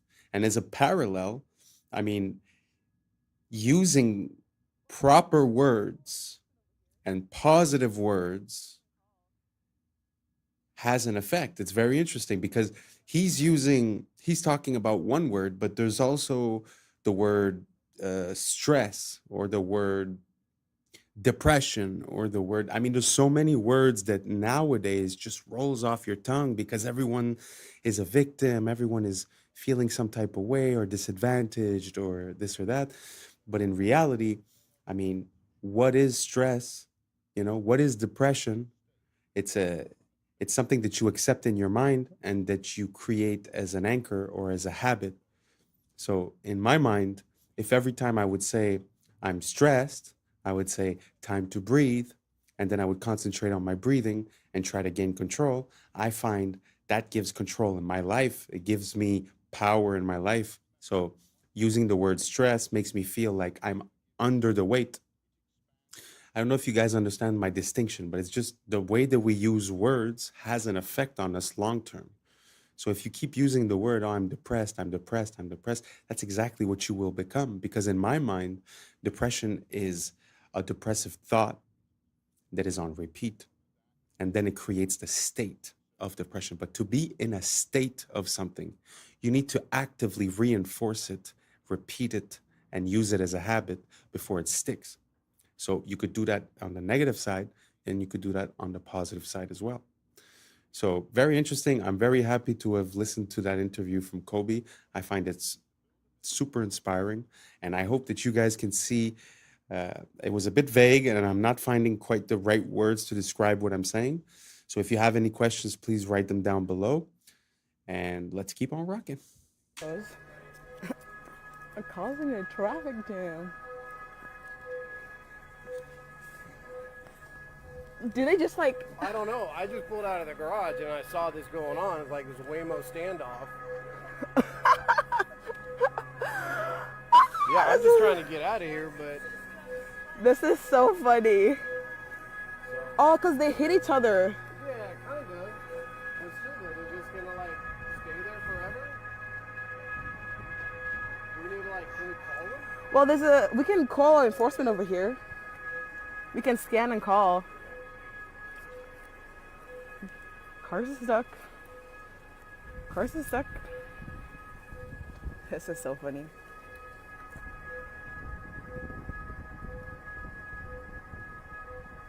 Digital is the biggest step towards the surveillance state this country has ever faced in my lifetime.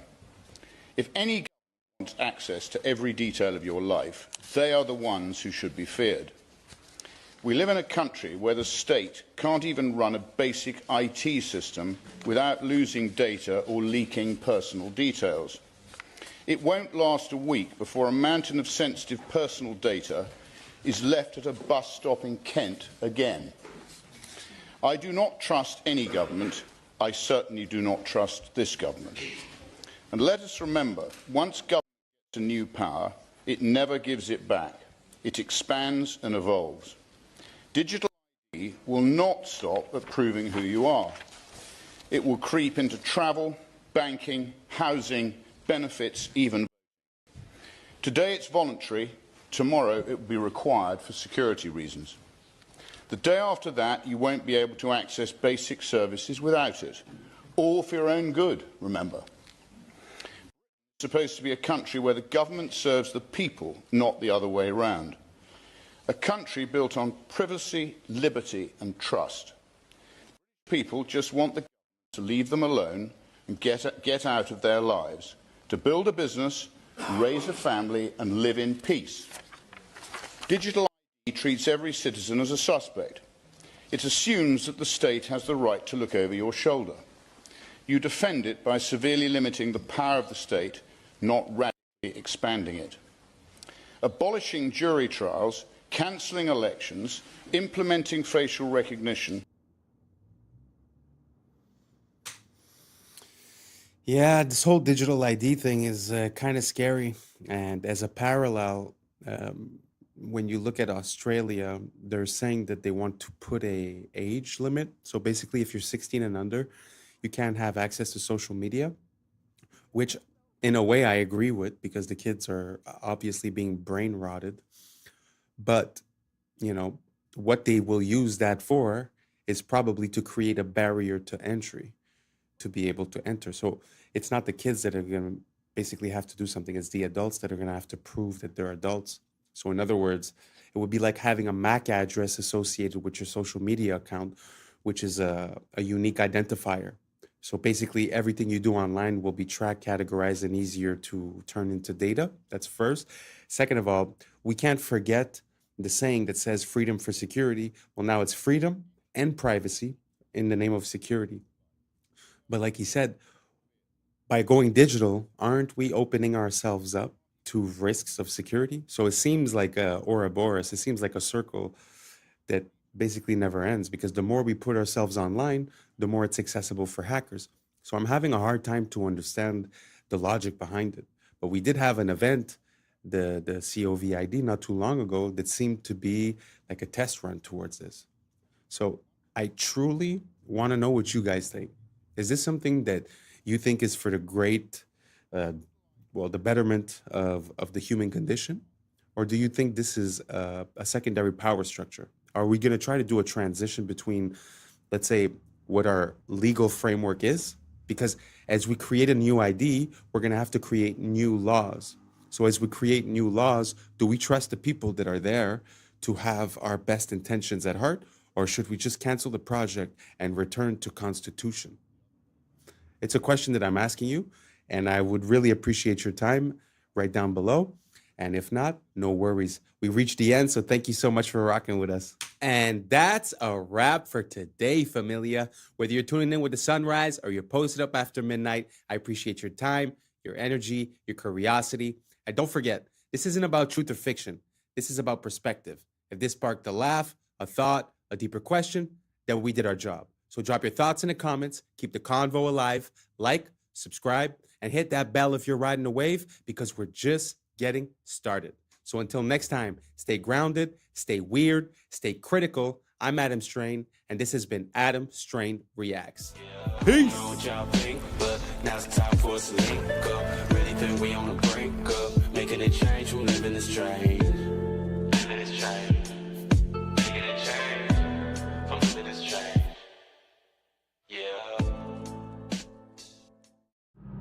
Yeah. I was sleeping, had to wake up. Why? Every reason I could think of. God, till the day I keep the ink up. What's up, YouTube? Today, we'll be looking at disturbing TikToks that'll make you question reality. So without further ado, welcome to Adam Strain Reacts. Let's get her done.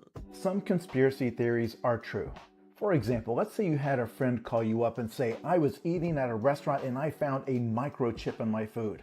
I know because I told them to leave off the pepper, but I saw a single speck of pepper, but when I looked at it closely, it was perfectly square, and when I took it home and looked at it under a magnifying glass, it was a microchip. Before you have them institutionalized, know that sometimes cheese has microchips in it. Specifically, authentic Parmesan cheese from Italy has chips embedded in the cheese wheels because they have a huge issue with counterfeiting. These chips let them scan the wheels for authenticity and also track where they go. These microchips are edible by design, and you may have eaten one in your life. Likewise, let's say that same friend says their printer is encoding secret messages in documents, that they keep finding these microscopic specks that they thought were just flaws in the print head or something. But once again, when they looked at them under their magnifying glass, they found a pattern, and they're certain that the pattern has meaning. What your friend has discovered are printer tracking dots. Many printers, we don't know which ones, use tiny, basically invisible dots. These identify the serial number of that printer and also the date and time when the document was printed. Printer manufacturers actually did this for 20 years in secret before the public found out in 2004. But for example, if documents were leaked from a government agency, these dots help them identify which printer they came from. Likewise, if you're using your printer for some sort of illegal counterfeiting activity, they can scan those nearly invisible dots and immediately know which machine did it and when. This is actually the frustrating thing about the fake conspiracy theories. Sometimes the reality is just as weird. Welcome to America, where we work to live and live to work, where we spend hundreds of thousands on a home that we barely get to step foot in because the hours we work to pay for it keeps us away from it, where we buy a car just to drive it to a job that barely pays enough to keep the gas tank full, where our healthcare system will bankrupt you faster than the illness can kill you, where getting sick is the business motto and the cure is priced like a luxury. Welcome to America, where the food is fake, the water's tainted, and the air we breathe is up for sale, where the richest 1% own more than the bottom half combined, and they still tell us to work harder, where we chase the American dream only to find out it was designed to stay out of reach, and every time we get close to the finish line, they just inch it a little further back, where school doesn't teach you how to live, just how to obey, comply, and clock in, where education comes with a lifetime of debt and the diploma is nothing more than a receipt for money that you ain't never gonna see again. Welcome to America, where we pay taxes to keep the lights on in government buildings we ain't never even allowed to enter, where your rights are written in pencil and erased when it's inconvenient, where justice depends on your income and the law bends to the highest bidder. What?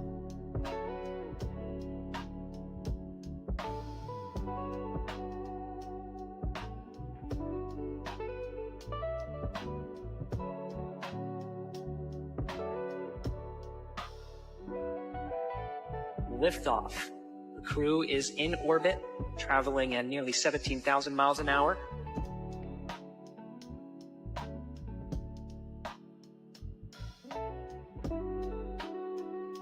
Did you know Facebook launched on the exact same day the government shut down its most secretive surveillance program?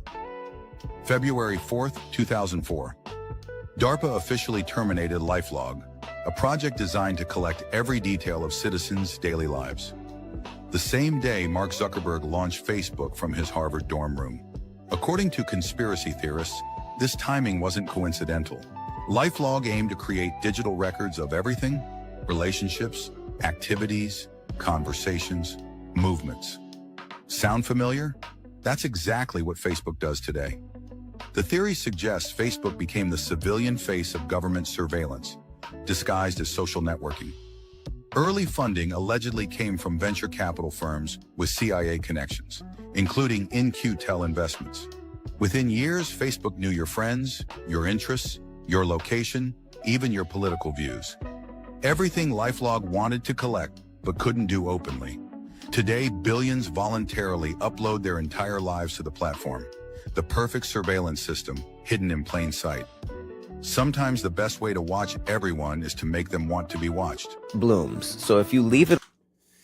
I guess that's why they say that the NSA sort of became obsolete, because everybody started voluntarily uploading all their information. But the question that leads me to ask is, considering the dates, if you watched a movie of Mark Zuckerberg, let's say, does that make sense? Is it really like just a startup on a college campus, or is there something more behind it? Because what are the chances that, the day that it closes is the day that Facebook opens? So it's a very good question. From what I understand, when DARPA was doing LifeLog, they basically had checks and balances to give to the government. So the government declared that project was unconstitutional because they were getting the information of people and tracking people and this and that. So hence, to get it out of the hands of the government and to put it into a private firm kind of bypassed that whole problem, because now they could do everything secretly because it was a private entity. So what do you guys think? Do you guys think Facebook was also a tool used by the CIA or the NSA to gather information? Or do you guys think that it's just organic and, Mark Zuckerberg and his buddy came up with this on college campus, and it's just a big happenstance that it happened on the same day, more or less, than that the project from DARPA got canceled? Let me know down below. I'm very curious to see what you guys think about it, and let's keep on rocking. Alone, it blooms. These are broccoli. They're flowers. Did you know that? They're immature flower buds. They're like flower eggs. Unborn flowers. Look at this lady down here. She said, I'm eating unborn flowers. It says broccoli is actually the flower of the plant that we typically eat. What we typically eat are immature flower buds. If left unharvested, these tight green clusters will eventually bloom into small yellow flowers. This is broccoli.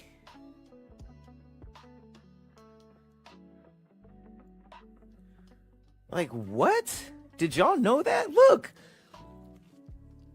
You just go on a date and give them here's some broccoli. I'm sorry. I didn't know that. You make me feel like sandwich, yeah. The ramifications to this video, the findings of this video are so shocking that I need to hear other people recreate this. And if this is true, then our entire world can change very quickly. Listen to this, absolutely shocking, and let me know your thoughts. What if intuition was a state of water, a kind of etheric antenna? You see, I've observed that after placing a sunflower seed in water, removing and freezing using a crystallographic method, the water doesn't design the seed, but rather it reads the potential in the seed and designs the outcome, the sunflower. Here are examples of water doing the same thing with apple seeds and flax seeds. So what if the water in us shares and receives information to and from the water in the air around us? which on a very subtle level is attracted to the human biofield, which is electrical and magnetic. Since it appears that water reads potentials as demonstrated in my seed examples, then perhaps the water in us uses our electrical charge to probe all potential outcomes simultaneously like a quantum computer and returns back with the most likely outcome, which we all call intuition. So intuition is the water in our body seeing the potential of outcomes, quantumness. Like, this is incredible. The shockingest part, you put a freaking seed in water, you freeze the water. If you didn't catch that, that's what she did. She froze the water. And the water froze into the shape, the look of a sunflower. But she just put a seed in it. This is real. Recreate this study. She did it with apples and freaking alfalfa sprouts or flax seeds. Now, this is reminding me of Masaru Emoto, if you guys remember, the Japanese man who they say his studies were never proven and but meanwhile, we know he was onto something there with the freezing the water. Plus the snowflake thing too. I mean, water is, from my understanding and research, actually conscious. It's not this inanimate thing. It has its own consciousness. It's self-organizing and it has memory. It retains memory. So there's a lot to water that we know nothing about, which we were never told. But I'm sure if this woman knows about it, if I know about it, how could you tell me that deep underground military bases with limitless budgets and boards of the most brilliant scientists in the world are just unaware that water has these incredible properties and powers? What is happening now to solidify that it's coming? Well, it happened in Vietnam. Sorry, my mind's a bit blown. Do you guys think that's real? What implications does that have? I mean, the fact that you could put the seed in the water and it's going to project the image of the grown plant. I mean, I can't even imagine what that means. If you guys have an idea, write down below, because truly, I'm awestruck. Let's keep on rocking. Vietnam. 86 million people have no longer access to their banks because they refuse to comply with biometrical standards for digital identification. Denial by default. As of September 1st, 2025, banks across Vietnam are closing accounts deemed non-compliant to new biometric rules. Authorities estimate over 86 million accounts have been restricted. And the reason why this is all going on is because let's say the World Economic Forum, can we just force them to comply by restricting their bank accounts? Because if you have no money, what are you going to do? Eventually, you're going to comply. And if you don't, Vietnam can assert a martial law. They have no reason not to say, all you people who are trying to usurp this system by bartering or whatever, if we catch you doing that, you're going to jail. And that will force people to accept the digital system. This is not something that is going to stay in Vietnam. This is a test, because if we look at what's going on with the European Central Bank and digital ID initiative in Europe, as well as the real ID being imposed in the United States, we can see that it is coming to us as well. That's where it gets confusing. Right. So, what do you guys think about the digital ID? Do you guys think that it's the natural progression of things, or do you guys think that this is a whole other level of control, tracking, data harvesting, and etc.? Right? Let me know down below, and let's keep on rocking. the real problem, the question is the Van Allen radiation belts. Now, the people that say that it's easy to go through the Van Allen radiation belts will tell you that it's a donut. It's not like covering the entire sphere of Earth evenly, that there's openings at the top and the bottom. Is this correct? Well, yeah, but then they would have to launch at the North Pole or South Pole, where it's not possible to launch because of the temperatures. That's the only way you could do it, to get through those holes? That's right. According to NASA's own flight plan, they went directly through the center. That's why they launched in southern Florida, to be close to the equator. Okay, so what they would say is that it's not that dangerous, and it's just like being exposed to a few x-rays, and that the people were shielded. Well, go to Sabrel.com and watch a latest clip right about there. it. But you're right there, so I want to give you the saying, opportunity. I'm just saying, what they would say to you. The clip there is of Kelly Smith. He's an employee at NASA, explaining something that most people don't know, which is above the Earth, starting at about 1,000 miles and extending about 30,000 miles, is a huge band of radiation that astronauts would have to go through to the moon and through again back. First, he says it's dangerous, meaning deadly, and then he says that the technology for an astronaut to go through it to the moon and back and survive has yet to be invented.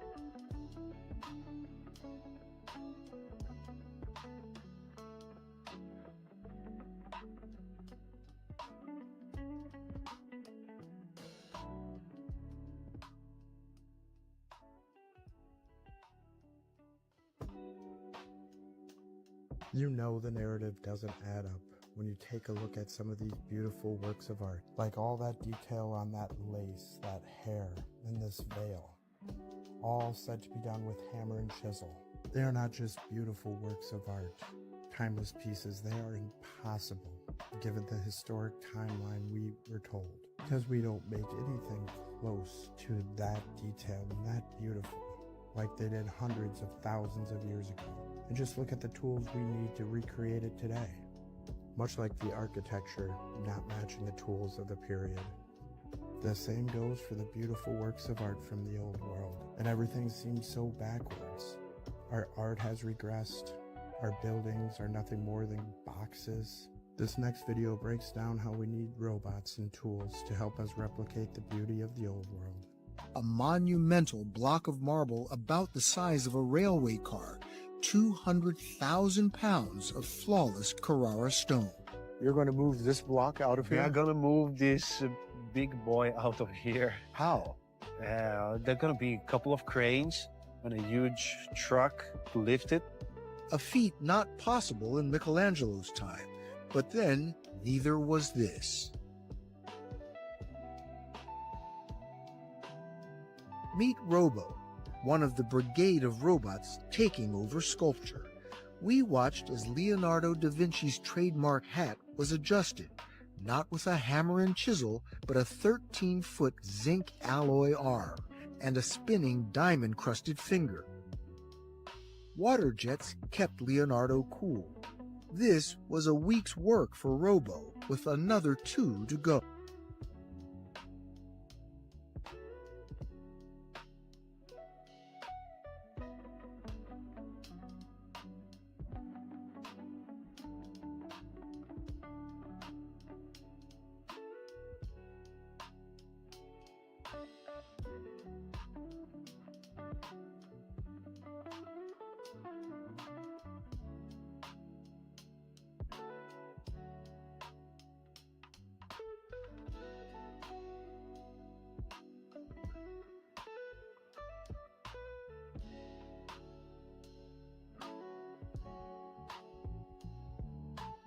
So big news, Taylor Swift just dropped The Life of a Showgirl, and what an album it is.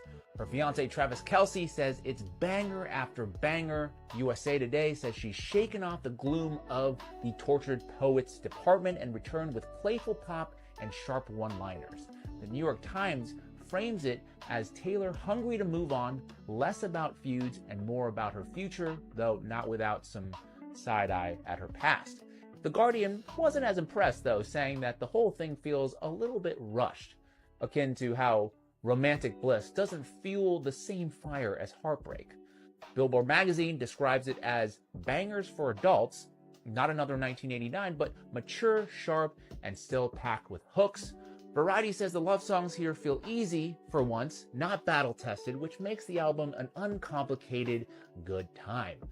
And People, they went all in, calling it her most radio-ready album since 1989 and the spiritual sister of Reputation.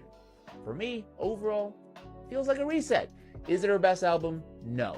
But is it entertaining, a little messy, and guaranteed to get people talking? Absolutely. They just gave the green light for ChatGPT to have a lot of freaky conversations with a lot of freaky people. I might be the first person to let you know this, but it's true.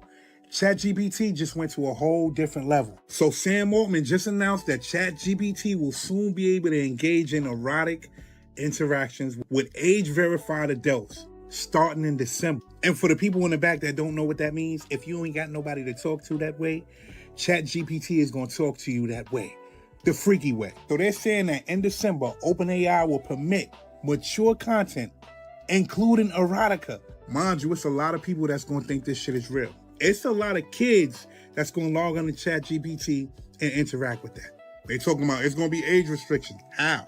How are you going to restrict that? How do you know who's on the other side of ChatGPT? Mind you, people were trying to stop this because we already seen what happened to a couple of kids that thought they was interacting with a real person and they took their own lives. And then you have some adults who really and truly conversate with ChatGPT each and every day. I'm not saying it's a problem with that, but it's a problem with that. And now they're telling people that you'll be able to have those type of conversations, freaky conversations, erotica conversations with a computer. They're taking this shit to a whole nother level. Now think about this. Y'all see Sora 2 just came out, right? So think about people making AI figures and then doing that AI chat, the freaky chat.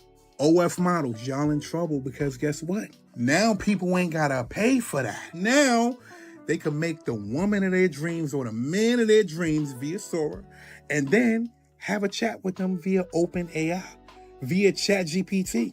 And what does that do for the population? Don't let me find out that you gonna be on ChatGPT using it the freaky way, because it's about to get freaky, man.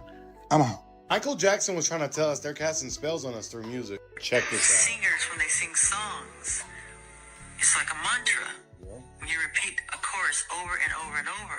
So when a kid hears a song and he starts singing that chorus over and over and over, then you start to hear it in the alpha state, into the subconscious mind.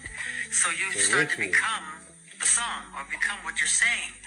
Now, Michael Jackson being one of the greatest musicians to ever live, you can safely say that he's an authority figure when it comes to the subject of music. The reality is that music is one of the most powerful forms of programming. Stay weird. You don't just listen to it, you actually... A worldwide. I agree with that. And whether it's music coming from outside or the music that emanates from your thoughts, it's very important to keep it positive and keep yourself on a good outcome. Because like he's saying, if let's say the song that you're listening to is, the chorus is hate your neighbor, hate your neighbor, hate your neighbor. Like he said, at one point you go into alpha state and you start talking to your subconscious, feeding that. So what do you think is going to happen in your conscious life? You're probably going to have more hate. As for if you were listening to a song that says love your neighbor, love your neighbor, love your neighbor, you're probably going to end up with a different consequence. It's the same thing with your choice of words. A lot of people replace the word mourning with rising because mourning is associated with death and rising is associated with life. It's an example, but these patterns create a sort of spell, as if you want to call it that. Some people call it epigenetics, the biology of belief. There's different interpretations of it, but my only point to this is I think we should be careful what we consume, what we listen to, what we repeat, how we think, and what we say. If you guys agree, or if you don't agree, let me know down below, and let's keep on rocking. Event that left so many remains melted and scorched. You can see the blackening and charring on so many of these melted structures. Most of these structures are still buried from the many resets that occurred after them. This is a perfect one. To the right of that archway, you can see a lot of that structure deformed and buried under the stone, and that undeniable scorching. Some more blackened stone here on the top, and in little small parts all along this melted ruin.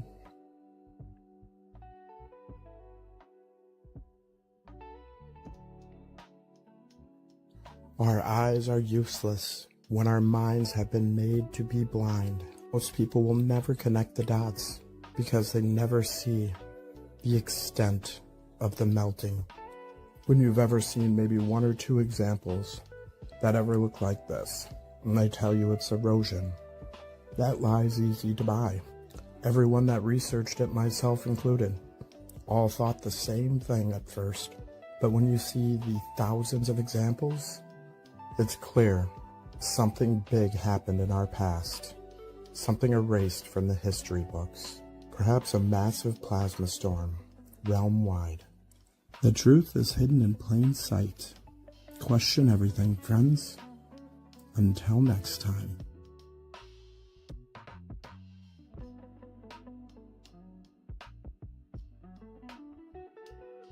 And that's a wrap for today, familia. Whether you're tuning in with the sunrise or you're posted up after midnight, I appreciate your time, your energy, your curiosity. And remember, this isn't about truth or fiction. This is about perspective. If this sparked a thought, a laugh, a deeper question, then we did our job. Drop your thoughts in the comments. Keep the convo alive. Like, subscribe. Don't forget to hit that bell if you're riding a wave because we're just getting started. Until next time, stay grounded, stay weird, stay critical. I'm Adam Strain, and this has been Adam Strain Reacts. Peace. I know what y'all think, but now's the time for us to link up. Really think we on the brink up, making a change from living this strange. Living this strange. Making a change from living this strange. Yeah. To see if I get the same result. From my Abu Dhabi building that was built 15-story in 12 days. The most evil organizations in the world today are the international.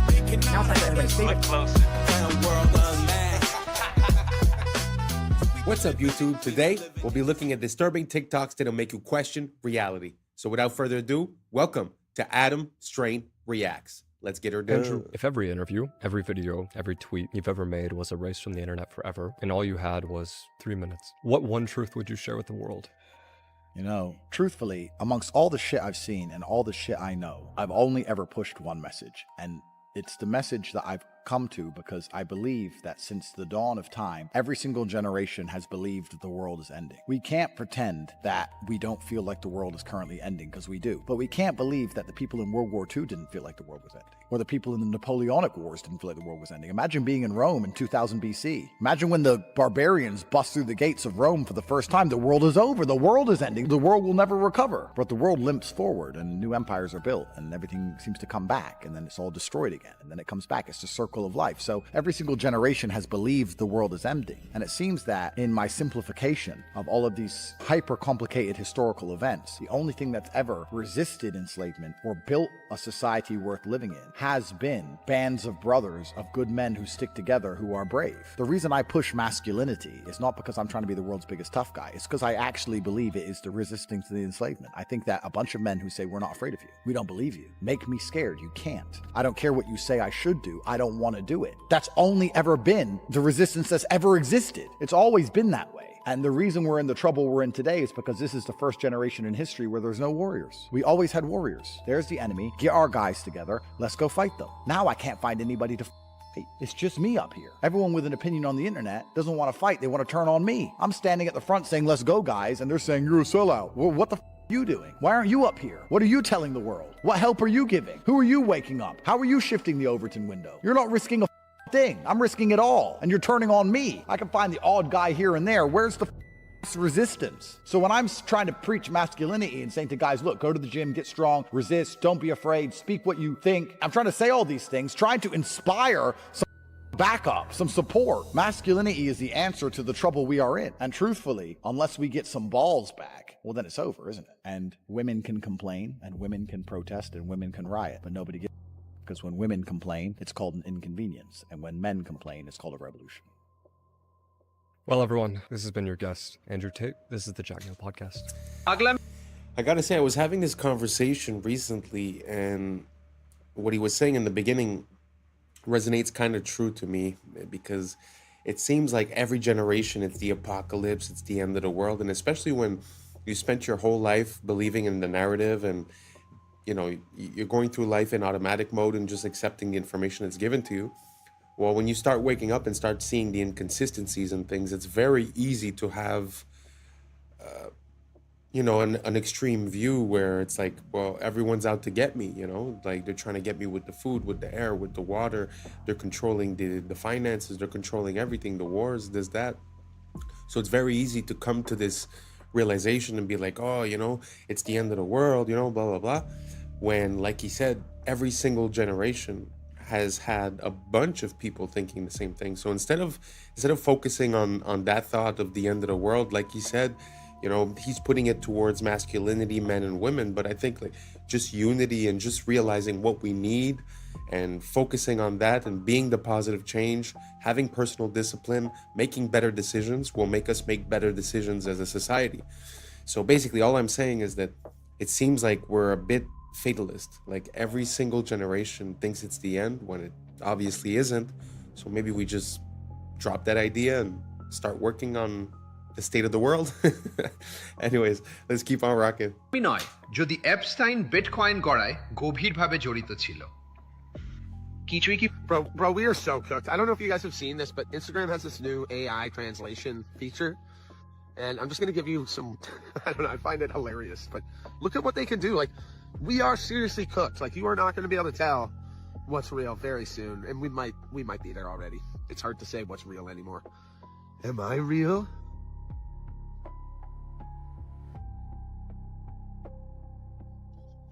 Here's me talking in different languages. পবিত্র নয়? Coin? ¿Nada es sagrado? ¿Queda algo que no haya sido tocado por estos sinvergüenzas? No, es la respuesta. Así que cuando Coinbase solo valía 400 మిలియన్లు ఉన్నప్పుడు Epstein అందులో $3 million పెట్టాడు. ఇది Epstein files లో ఉంది. నాకైతే ఇప్పుడు There's a school in Switzerland called Le Rosy, where billionaires and kings send their children. Their classrooms overlook Lake Geneva. In winter, the whole school moves to Gstaad, their private ski resort. Physical education? Skiing the Alps. They don't learn the rules there. They learn how to write them.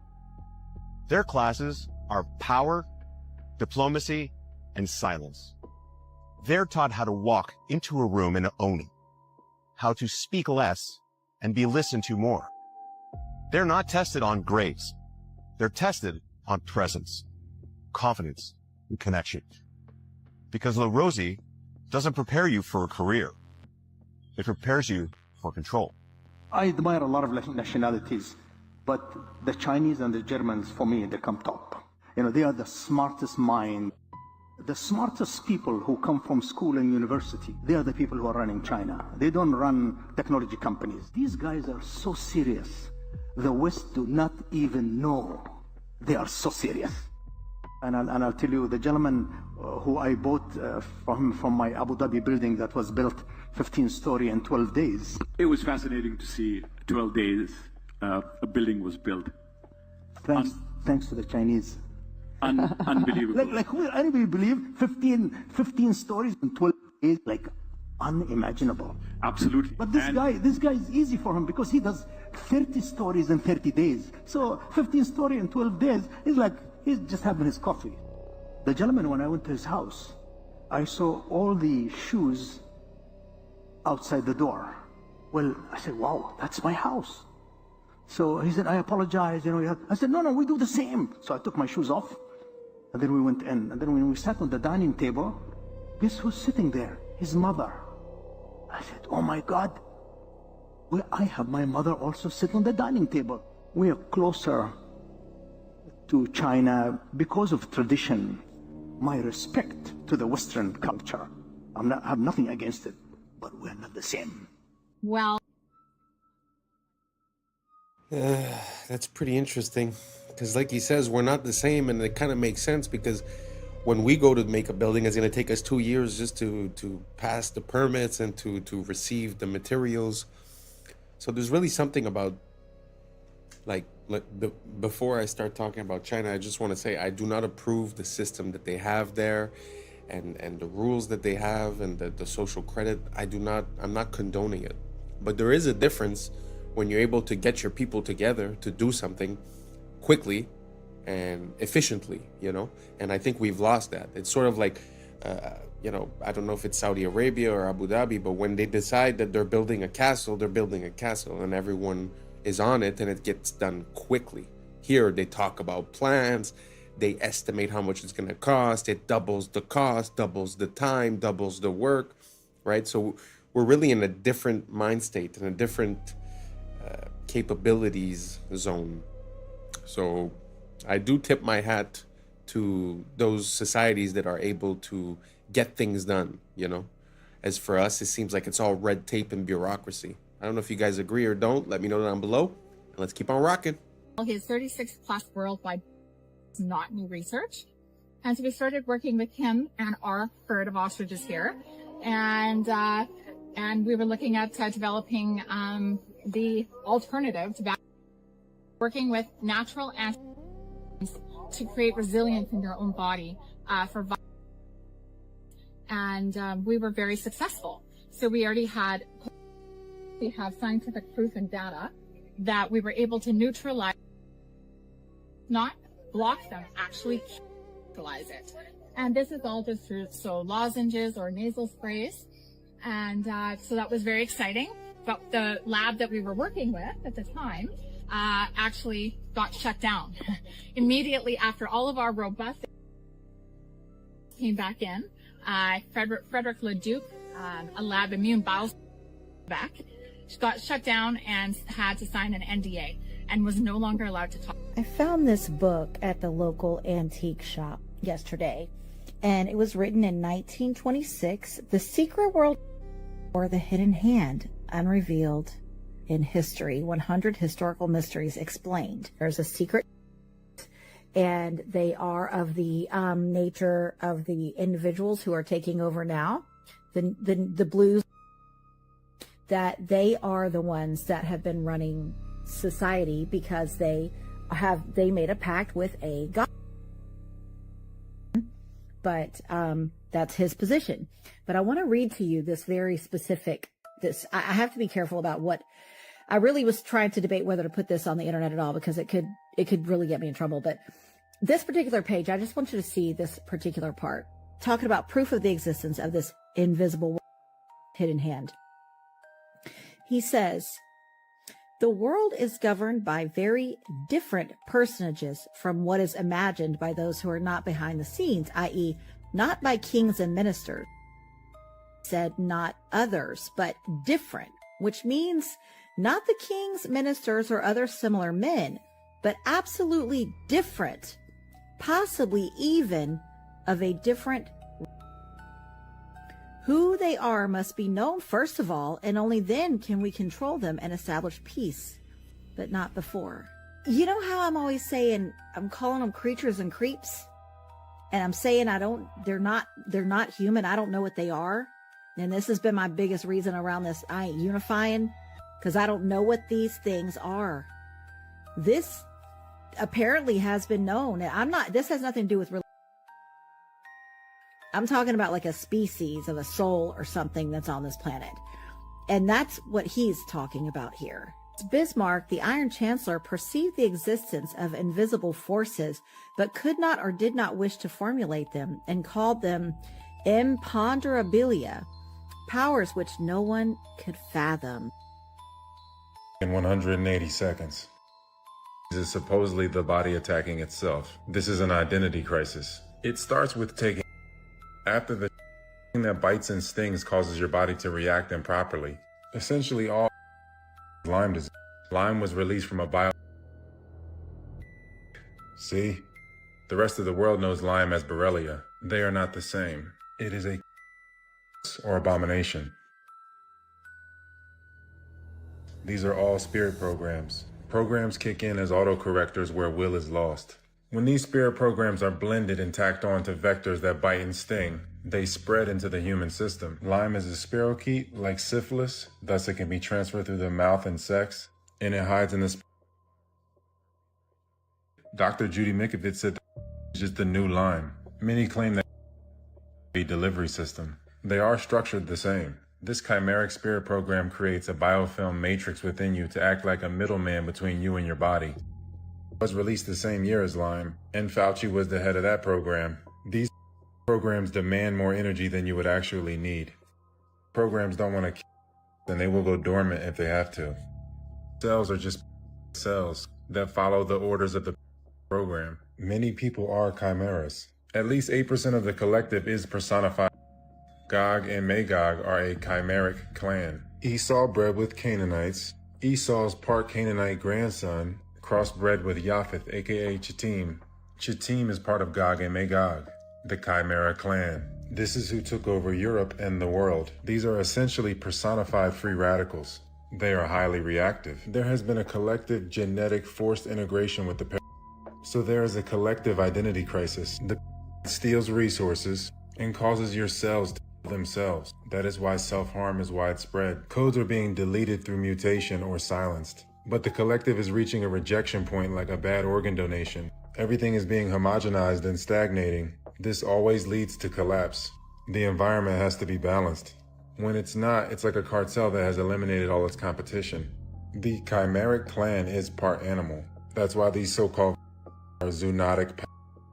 The body is a natural hyperbaric chamber, and the breath is the key to ending the identity crisis. The breath is the spirit. Spiritual immunity brings physical immunity. The breath aligns your true identity and maintains your terrain. The breath will show you which programs need to be updated or deleted. Only a small remnant will endure the coming rejection phase. Don't waste time with people you can't homestead with or make a network of homesteads with. Some sleeper cells will hide in the remnant, so it's important that we make the strongest remnant we can make. It starts with the breath. The true breath signature or algorithm restores the true identity.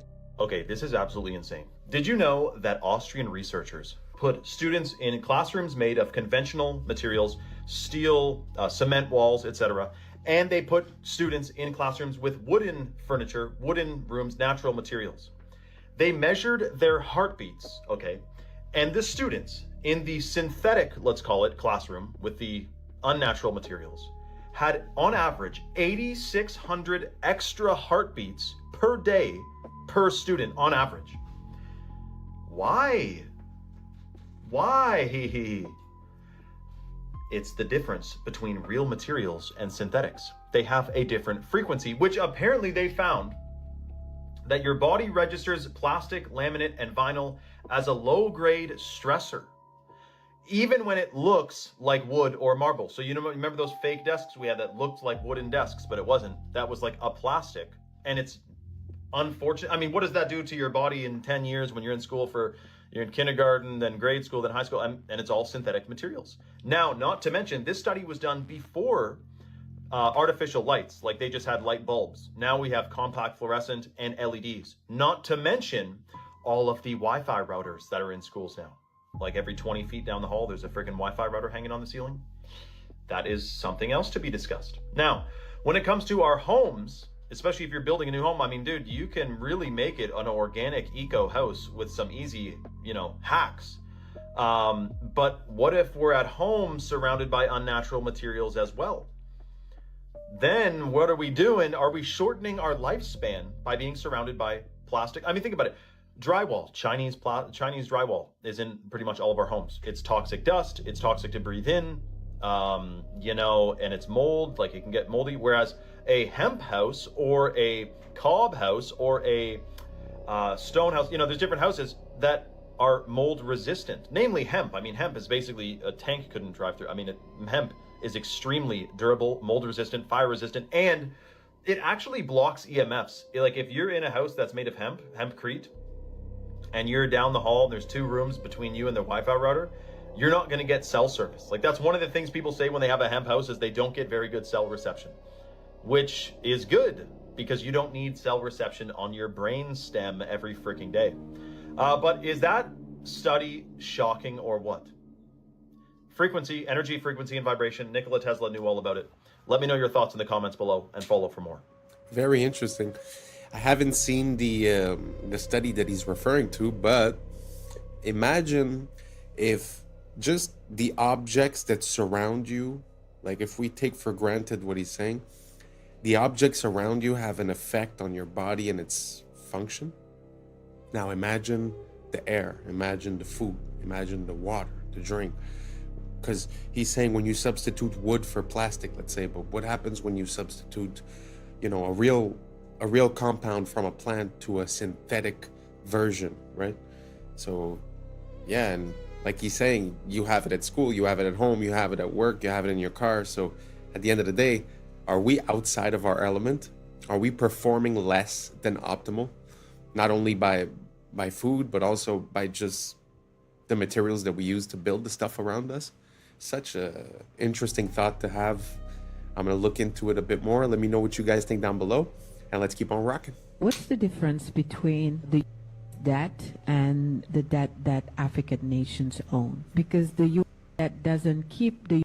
from being one of the leading powers of the world, but then African nations can't make it because of that debt that is strangling them. What makes African and third world debt different from the American debt? Number one, going to pay its debt. It doesn't have to. Its debts are in its own currency. We can simply print it. The African debt is not in its currency. The African debt is in dollars. Africa has to earn the U.S. dollars. The only way it can earn the U.S. dollars is not to be for growing its own food and becoming independent and doing something that the does not like.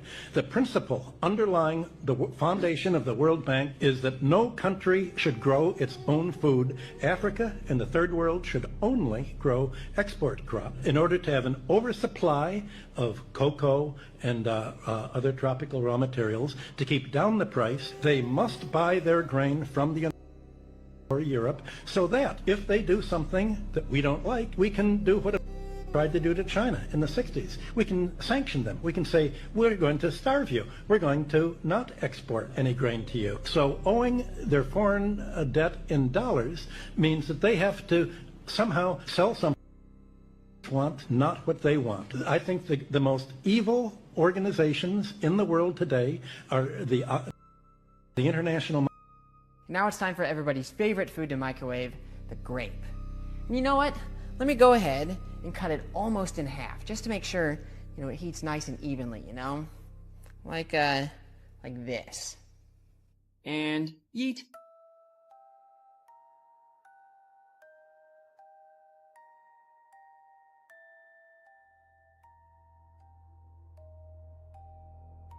Unfortunately, the fragrant smell of roasted grape is hidden by the suffocating nitrogen dioxide fumes, which is the deadly brown gas left in the beaker there. Instead of cutting a grape in half, I just tossed in some unmodified grapes to see if I get the same result.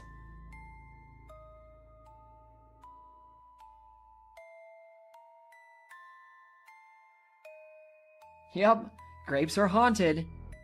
Let's see if the microwave can melt magnesium ribbon, or at least see what kind of plasma it'll make.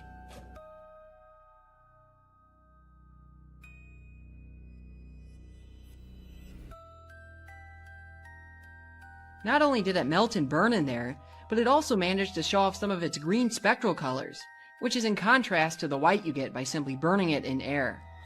Aluminum melts at only slightly higher temperatures than magnesium, but for the sake of curiosity, I'm going to toss some foil in there anyway. Alright, here goes nothing.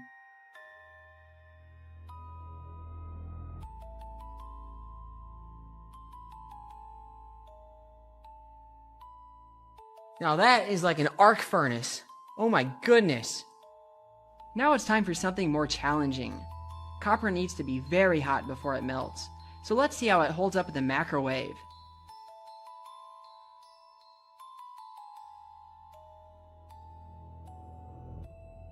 Oh yeah, it melted almost instantly. Now this also brings up an important point about the glass. It's actually astonishing how well these Pyrex beakers have held up to the plasma. The same cannot be said about this Pyrex bakeware. The difference is that the beakers are made from borosilicate glass, which has very low thermal expansion. Pyrex bakeware used to be made from this as well, but has since been changed to tempered float glass, and its internal stress patterns are easy to see in a polariscope. This change is unfortunate for home science, but it does make for less dangerous breaks in the kitchen, as it tends to explode into tiny bits as opposed to razor shards. Hello, my name's Jason. I live at 1776 Boulevard. We're here to talk about tonight. Excuse me, Jason? Yeah. What's your last name and what's your address again? My last name is Jason, We the People, and my address is 1776 Boulevard. What city? Freedom City. Freedom City in what state? Michigan. So I know you're making all that up. Yeah, 100%, because I don't have to tell you anything, because it's my you know what that is? According to our... you need to learn the Fifth Amendment. I don't care about your article. According to Article 6, Clause 2, you're trumped. According to the rules of this city council, you have to give your name, your proper name and address, or you're not allowed to speak. So do you think your bylaws... Because that's the way it's looking here. You think your little bylaws here... Remove me so I can sue out of the city. Do it, because I'll make sure you don't get no data center. Try 42 USC 1983, baby. That's my middle name. You want that name too? Now, back to the Fifth Clause. You can't use no takings clause, Einstein. Guess what? That's for public use. You understand that? You know what public use is? Sure ain't a data center. It's a park, an old folks home, something like that. It's the Fifth Amendment. Not that complicated. You should look into it. By the way, how does it feel sitting up there being a Benedict Arnold to all your people out here? Not one person supports this. How about this? Everybody up here's been asking who supports the data center. How about this? Who don't support the data center? Any other questions? Is there any other questions? Ray Charles and Stevie Wonder can see this one together. What remedy do you have for the first? You don't got none. So now land. Is there any foreign money involved in this? I'm pretty sure there is. Ain't Whitler in some hot water over there? Also, non-disclosure agreements. Bad news. I want everybody in this room who lives here to FOIA request every single non-disclosure agreement from any council member, mayor, anybody in this city. You need to FOIA who has one. You won't be able to see what's on it, but you'll be able to see who has one. And then at that time, we got a real conflict of interest, don't we? I think we would. Next thing, who are you having come in here that's putting these underground generators? Oh, you're not. You got these big old power lines going in right now that everybody's talking about. What's that? I mean, have we already made our minds up? Huh, seems that way. Well, anyway, here's your people. Have fun. Kudos to him for raising his voice, but it's pretty crazy. It feels like we've gotten so far from the beginning of this experiment, of this freedom experiment, of, you know, the Constitution and the rules on which we were based. And now everything is so convoluted with policy and rules. And like he's saying, you know, he's like, well, you could have all these rules, but it shouldn't trump my, you know, my Constitution Amendment rights, right? So it's very interesting to listen to him talk, and he brings up a very important point as well. How is it possible to have people representing you and working for you that are allowed to sign non-disclosure agreements with these companies? And then afterwards, they decide on if they get to build or not, but they can't really tell you all the information that they're privy to. So if they're a representation of you and they know something, but they can't tell you, I really don't see like how that can work. I don't know. Let me know down below if you guys could shed some light, and let's keep on rocking. This guy, tragically, from falling off a balcony. He was also obsessed with bioengineering. So he had all of these scientists that he would donate money to their charities, and he would have them work on things and stuff. But what I heard, and this is completely unsubstantiated, but I heard it and I thought it was fascinating, was that he also had these same guys, because they were and everything like that. He had them design a novel. That was his switch. Basically, that was his trump card, which is like, I don't go to jail or I release this.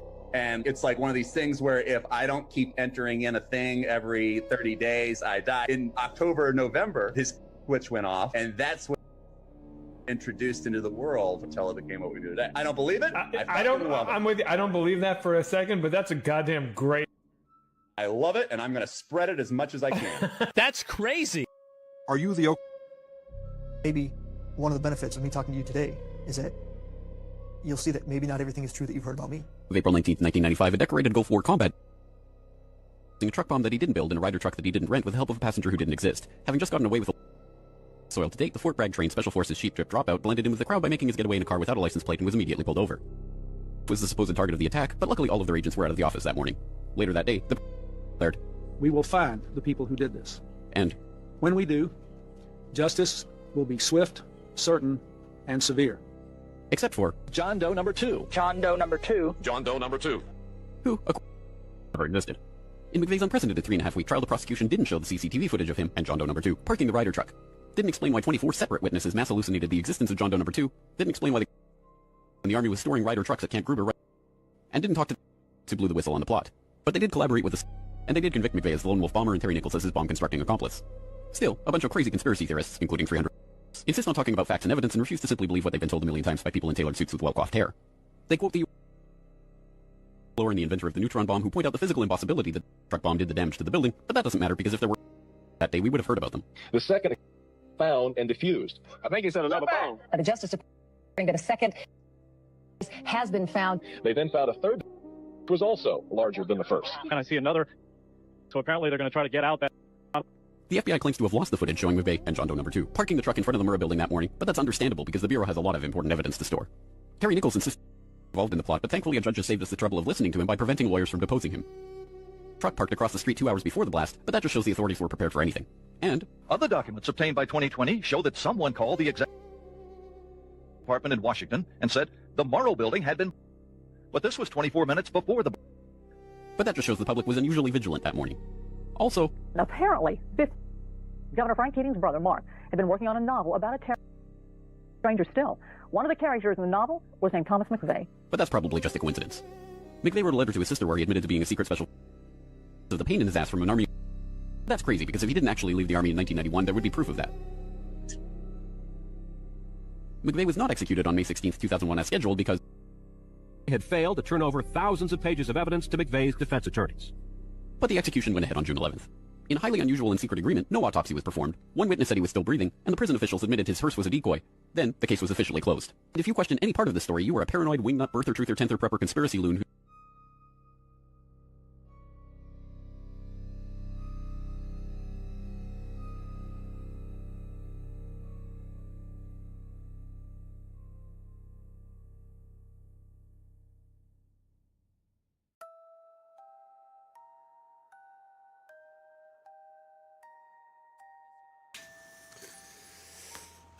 It just seems sometimes, especially when you look at these major events, that the more you look closely, the more inconsistencies you can find.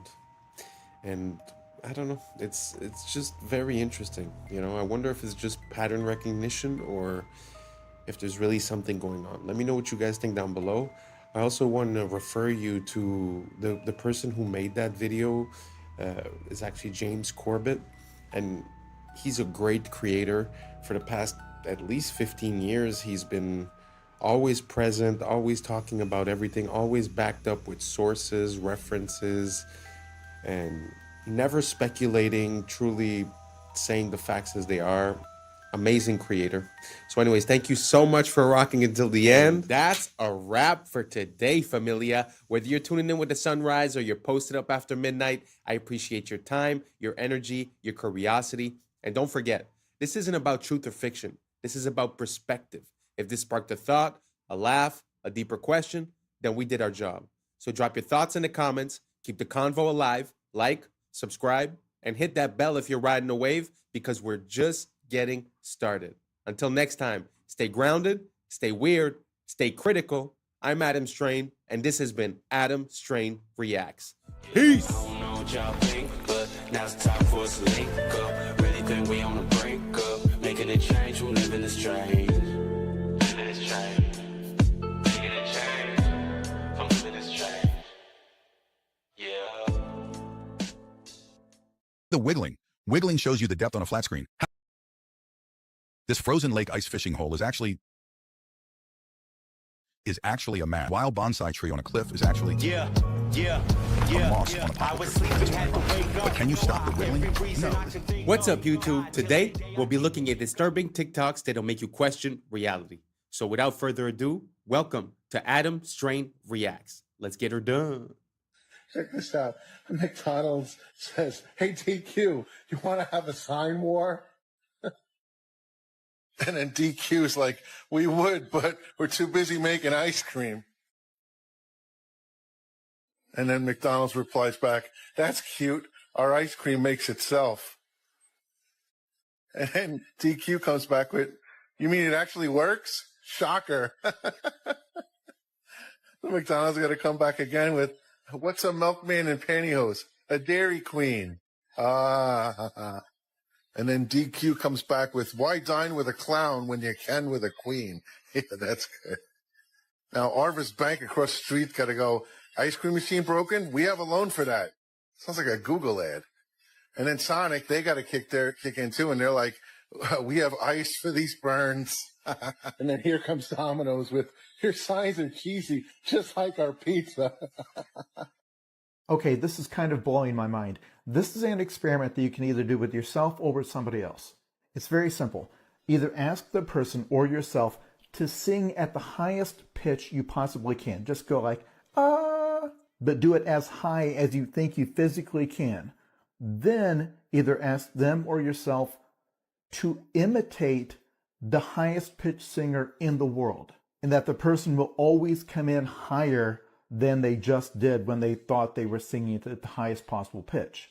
And this is a technique that apparently works for a lot of things other than singing, but immediately the responses are people saying, oh yeah, this totally works. For example, one person said that when they were in choir, the teacher asked them to sing it like you were an opera singer, and that immediately the sound was bigger and better. I bring this up because I once heard somebody tell me that when they're struggling to solve a problem, one thing they do is try to imagine a smarter person and picture what that person would do, and that it usually helps them.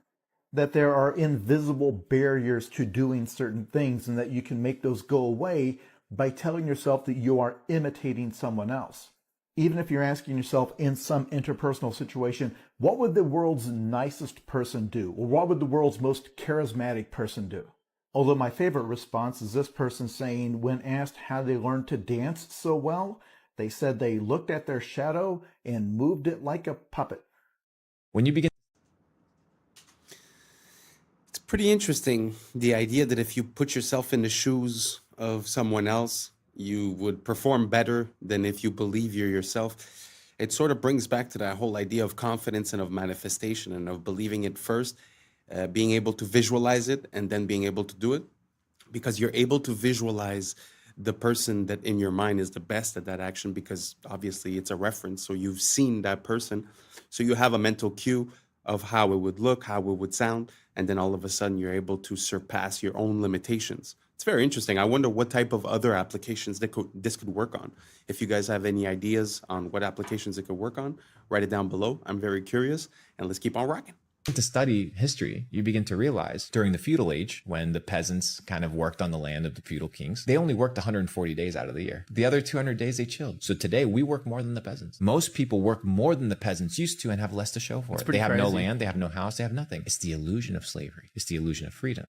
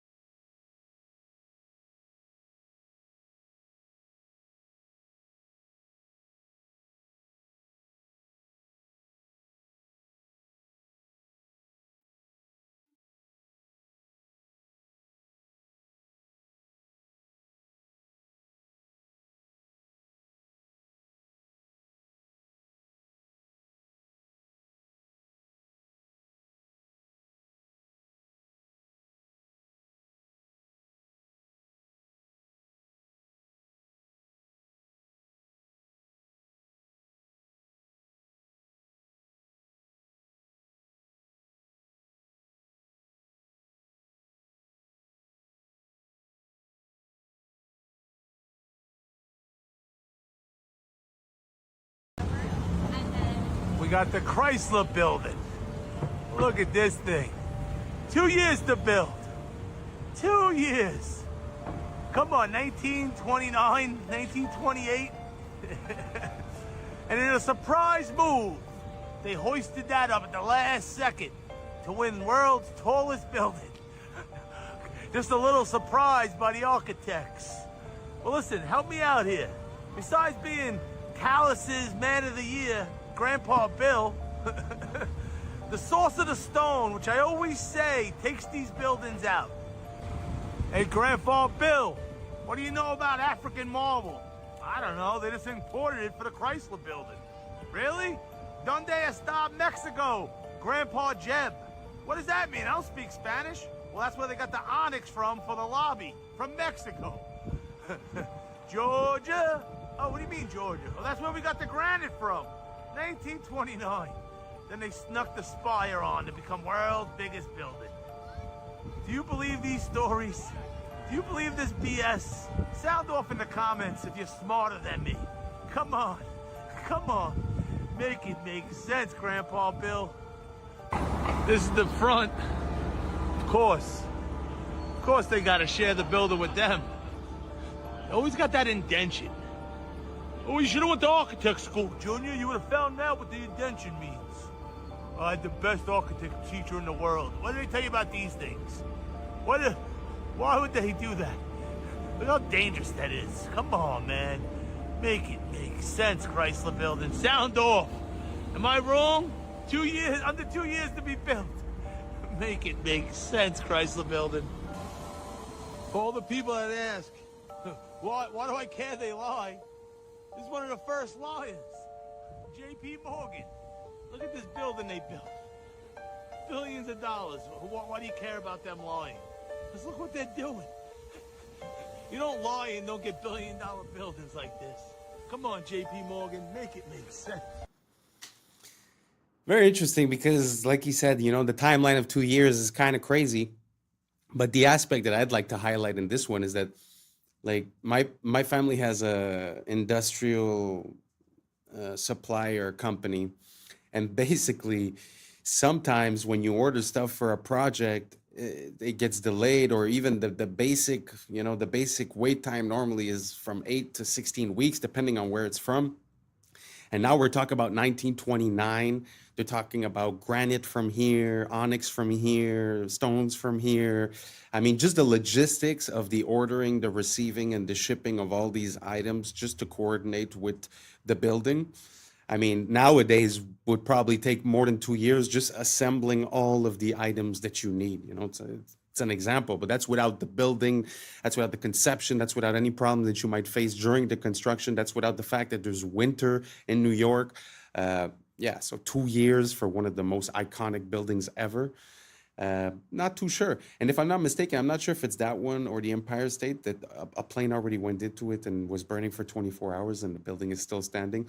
So it's just a testament to how structurally sound they were, how rigid and strong they were, and, you know, built so quickly with all these items from everywhere. I don't know. The idea doesn't quite make sense. It's sort of like the next video we're about to see is basically just a retelling of the official narrative of a situation, and just the official narrative, once you know, account for all the items that they're bringing up, I mean, it's hard to give it any credence, to be honest. So anyways, let me know if you guys think any different as for the Chrysler Building in New York, if you think that 2 years makes sense with all those sources of items coming from all different places without talking about organizing the labor, getting everything done with winter. Let me know down below, and let's keep on rocking.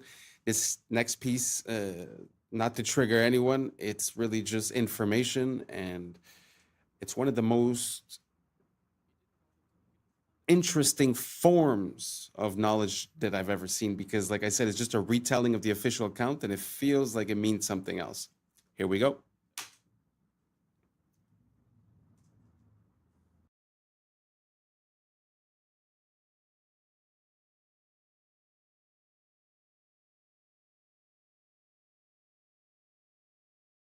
On the morning of 19 men armed with box cutters, directed by a man on dialysis in a cave fortress halfway around the world, using a satellite phone and a laptop, directed the most sophisticated penetration of the most heavily defended airspace in the world, overpowering the passengers and the military combat-trained pilots on 4 commercial aircraft before flying those planes wildly off course for over an hour without being molested by a single fighter interceptor.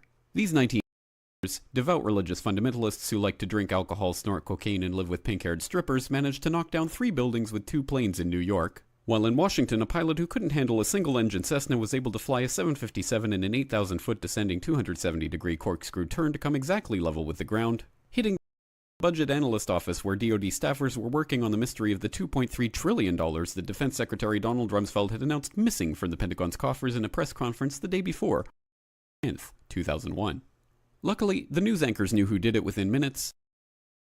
The pundits knew within hours. The administration knew within the day.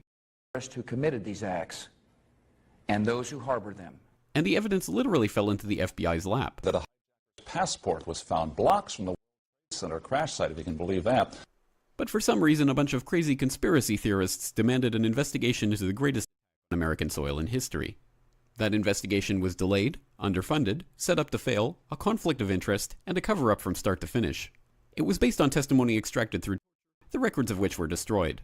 It failed to mention the existence of WTC-7, Able Danger, P-Tech, Sibel Edmonds, OBL and the CIA, and the drills of hijacked aircraft being flown into buildings that were being simulated at the precise same time that those events were actually happening. It was lied to by the CIA, the Bush administration, and as for Bush and Cheney, well, no one knows what they told it because they testified in secret, off the record, not under oath, and behind closed doors. It didn't bother to look at who funded the because that question is ultimately of little practical significance. Still, the Commission did brilliantly answering all of the questions the public had, except most of the victims' family members' questions, and pinned blame on all the people responsible, although no one so much as lost their job, determining the attacks were failure of imagination. Because nobody in our government, at least, and I don't think the prior government that could envision flying airplanes into buildings. Except the DIA destroyed 2.5 terabytes of data on Able Danger, but that's okay because it probably wasn't important. The SEC destroyed their records on the investigation into the insider trading before, but that's okay because destroying the records of the largest investigation in SEC history is just part of routine record keeping. NIST has classified the data that they used for their model of Evans' collapse, but that's okay because knowing how they made their model of the collapse would jeopardize public safety. The FBI has argued that all material related to their investigation of 9/11 should be kept secret from the public, but that's okay because the FBI probably has nothing to hide.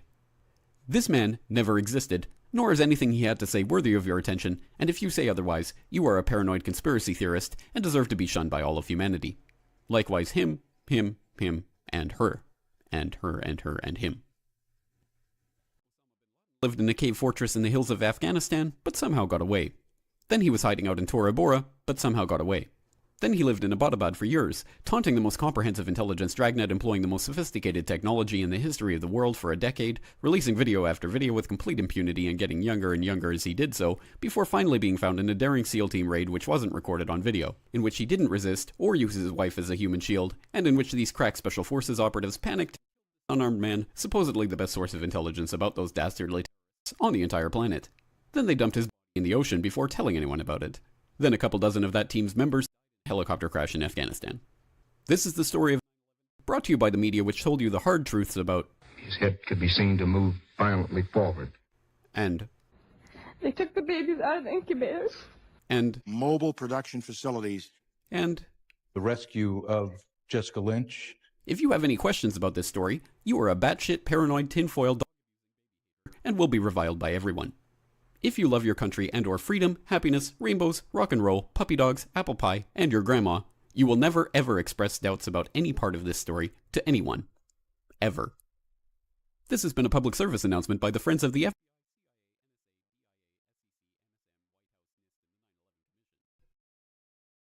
Because ignorance is strength. I'm not going to jump into it because I know it's not an easy topic, but the only thing I'm going to say is that every second of that video has a little link of information, a name, an item, a situation, something that was brought up, and any one of those things is a rabbit hole. It's a very interesting situation. I have no conclusion. I have no opinion. I'm just showing both sides. That's the way I like to operate. So let's keep on rocking. This is a Roman salute. Now, it's clearly the end salute. Wrong. This is an Asperger's syndrome gesture. This trick is called narrative contingency framing. It's a scientific method used by mass media to manipulate you into believing anything as truth. Open your fridge. You didn't freely choose these foods. Someone framed them as superfoods or low carb or raw paleo. So you bought a narrative, not the food. The same goes for your wardrobe. You bought certain clothes because media framed them as old money or quiet luxury or clean girl aesthetic. Look at this sharp ironing crease in my pants. The media framed it as a symbol of old money because that's how rich people's tailors iron their pants. So I bought them believing they would make me look more classy and elegant. This guy is clearly a murderer, but some extremists frame him as the rebel against the system. And if you scroll through certain corners of TikTok, you'll find women framing him as bad boy thirst trap. Even this video might be my attempt to frame myself as a smart guy worth following. But in the end, the ultimate decision of what the frame is should be yours. Because as Elon Musk said, you are the media now. Amazing. I really like that message because at the end of the day, I feel like everything has to do with perception and perspective.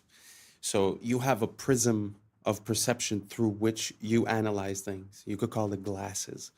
So when you stub your toe in the morning and you say, "Oh, this is going to be a horrible day and this and that," well, then you will find things that support that thought. And if you wake up and you stub your toe and you say, "Well, the worst of the day has passed and only better things can happen from now on," well, you're going to notice the better things. It's an example, but it's just perspective changes the whole outlook. So I find it interesting to try to start holding accountable the people sharing us information by knowing what a frame is and by seeing the framing that's given to us.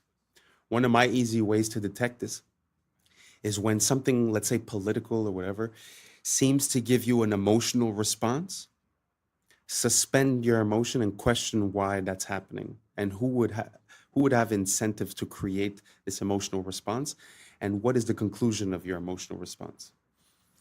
So you doubt yourself, you doubt your own mechanisms, and you also doubt the information coming in and their mechanisms, and you identify the psychological manipulation that has been used. And once we start understanding those, then we could start reprogramming our brain and seeing what's coming in as a signal and decide if we get affected or not, rather than always be in reaction. So I don't know if any of that made any sense to you guys. Let me know down below, and let's keep on rocking. This is not meat jerky. This is not ice. This is not lasagna. But what is it then? This is the raised printing with a ripped off piece on the 50 € bill. But why the wiggling? Wiggling shows you the depth on a flat screen. How cool is that? Only the camera moves during the photo shoot and the subject stays still. This creates a depth effect known as wiggle stereoscopy. This frozen lake ice fishing hole is actually a mask. This wild bonsai tree on a cliff is actually a moss on a poplar tree. You will never guess this one, I promise. But can you stop the wiggling? No, this is MacroLab 3D after all, not MacroLab 2D. But seriously, watch this with no wiggling. MacroLab 3D is the only place to watch microscopic worlds with depth. No AI, no CGI, all real macro photography. Here is another example of raised printing on a Ukrainian 500 banknote. It is really this high, so you can feel it with your finger. No exaggerations. Maybe slow it down a little? No, slow wiggling lessens the effect strength. See the difference? Wiggling is not for everyone. I agree. However, this is the most accessible stereo format, which you can watch on any display, even with one eye. And by the way, what if I tell you that you can watch it in real 3D without the wiggling? If you have a compatible device, then navigate to the playlist section and choose your favorite side-by-side format. My favorite way to watch is using a VR headset in VR cinema. Would you try it? Wow, that is like mind-blowing. I feel like I just did DMT. How crazy is it to see the micro world, the nano world that's right there in front of you? It's so beautiful. Like this world is like fractals. Things have, a bigger view and a smaller view, and it's so interesting to be there with the smaller view. And this technology of the wiggling, it's actually very interesting because it's true that it does give you the sensation of understanding how the spatial disposition of it is. It's like you understand more what you're looking at in 3D. Really love this technology, and I really like seeing things that we're used to seeing from close and having a complete different perspective on the same item. It completely changes your point of view. If you believe that doctors or scientists or whoever are always on your side, let's say, right? And they give you a recommendation and they tell you drink 6 glasses of milk a day, right? Well, automatically you take it with credibility and you do it because you believe in this whole system, But at the end of the day, what if it's not good and it was for monetary purposes? So it's important for us to be able this is the best example that I have when it comes to this. Like, if you go to the mechanic and you tell him, fix my car, and you have no idea how it works, yeah, he might overdo it, he might overcharge it. But if you go in and you know how your car works and he tells you, oh, I'm going to do this and do that, and you're like, no, that doesn't make sense because this and because that, he's not going to have that legway. So us being conscious of how things work allow us to manipulate the outcomes and not be taken advantage of when we're delegating towards that system. I don't know if that makes sense. Let's keep on rocking. If you want to go down a bizarre and frankly gruesome rabbit hole, buckle up. This begins with a news story I saw decades ago about a tug-of-war event, one that went very, very wrong. So wrong that 2 men had their arms ripped off. Now, I was actually in college studying journalism when I saw this news story, and I dismissed it as fake because it has all the hallmarks of a fake story. See, lots of these outrageous fake news stories are set on the other side of the world, in this case in Taipei. And they're always very over-the-top and almost cartoonish in how horrific they are. But this is true. And the details are so much crazier than what that headline even implies. You can go look it up on Snopes, but they have photos of the incident, so be prepared. I mean, they have severed limbs on the ground. It happened in 1997. They had a festival where they did a huge tug-of-war, where there's a rope and 2 teams are pulling against each other. Only 1,600 people participated, presumably about 800 on each side. Now, when you're picturing how such a thing could have happened, you're probably imagining that they looped the rope around their arms or their wrists somehow, and then the force of the pulling pulled their arms off. That is not what happened. The truth is actually weirder. This is what happened. Snapback. When a ship is tied up to the dock, you do not stand behind where the rope is attached. That is called the snapback zone. Because if that rope breaks, it will come whipping back at you hard enough to take your life. And lots of people do lose their lives or limbs this way. So in this tug-of-war contest, they were using rope like this, a 2-inch wide nylon rope. It is estimated that the tug-of-war put about 150,000 pounds of force on the rope, 3 times more than what it could withstand. Within seconds, the rope snapped, and the snapback caused it to whip back and sever 2 men's left arms. As in, their arms were lying on the ground. You can go look at it if you want. They were able to reattach them. But the rabbit hole you can go down is all of the history of incredibly gruesome tug-of-war events gone wrong, because that was not an isolated incident. Children have had their fingers severed this way. There's an entire article about the history of tug-of-war fatalities. And it's such a perfect example of something that looks totally innocuous and fun. And you don't realize how much power is stored up in something until the moment it's finally released. Being stolen from Louvre is what made the Mona Lisa famous. Nobody knew about the Mona Lisa in 1911. Look, here she was, one of the hundreds of random paintings in Louvre. Then one guy randomly grabbed the Mona Lisa and disappeared in 1911. She was so unimportant that it took 2 days for the Louvre staff to realize she was missing. So who made her important? The media. Newspapers at the time invented clickbait headlines to sell more copies. Finest portrait in the world stolen. The world's greatest portrait. And this face was on front pages for 2 years straight. When they finally found her, suddenly everyone wanted to see the finest portrait in the world. In reality, this is just a basic Renaissance selfie. A rich merchant asked Leonardo to paint his wife, and he did it as a quick side hustle to grab some cash. In his notebooks, Leonardo never mentioned Mona Lisa, not even once. And now, people claim her eyes magically follow you around the room. There's a hidden golden ratio in her smile, and other artistic voodoo magic stuff. This is called the mere exposure effect. People think something is valuable just because it's been in the media long enough. Nobody cared about this necklace or tiara a week ago. But now, I bet H&M and Zara will launch collections based on it. So this proves that you don't become famous by being beautiful. You become beautiful by being famous. Again, perspective. Isn't it interesting how for us, since we're born, that painting is the most impressive painting in the world just because it's always been. But at the end of the day, things have an origin story. So it's so interesting to see how these things come about. I wonder why it was manipulated that way. Was it to sell More tickets for the Louvre? Did they steal it themselves? I mean, what's the idea behind it? It's very interesting. I just find that, like he was saying earlier, the framing of a story changes everything. And now this one, the exposure. So now understand why you always see the same ads and the same companies and the same thing over and over and over again. Truth is simple. It works. So the more you're exposed to something, the more it becomes a part of your psyche. I mean, we like to think that we're really complicated, but at the end of the day, it feels like these companies, they got us figured out. You know? So maybe we should stop thinking that we're so special and start taking back control of our mechanisms and identify the information coming in and catch it when it's coming in and not just be living in a reactive state.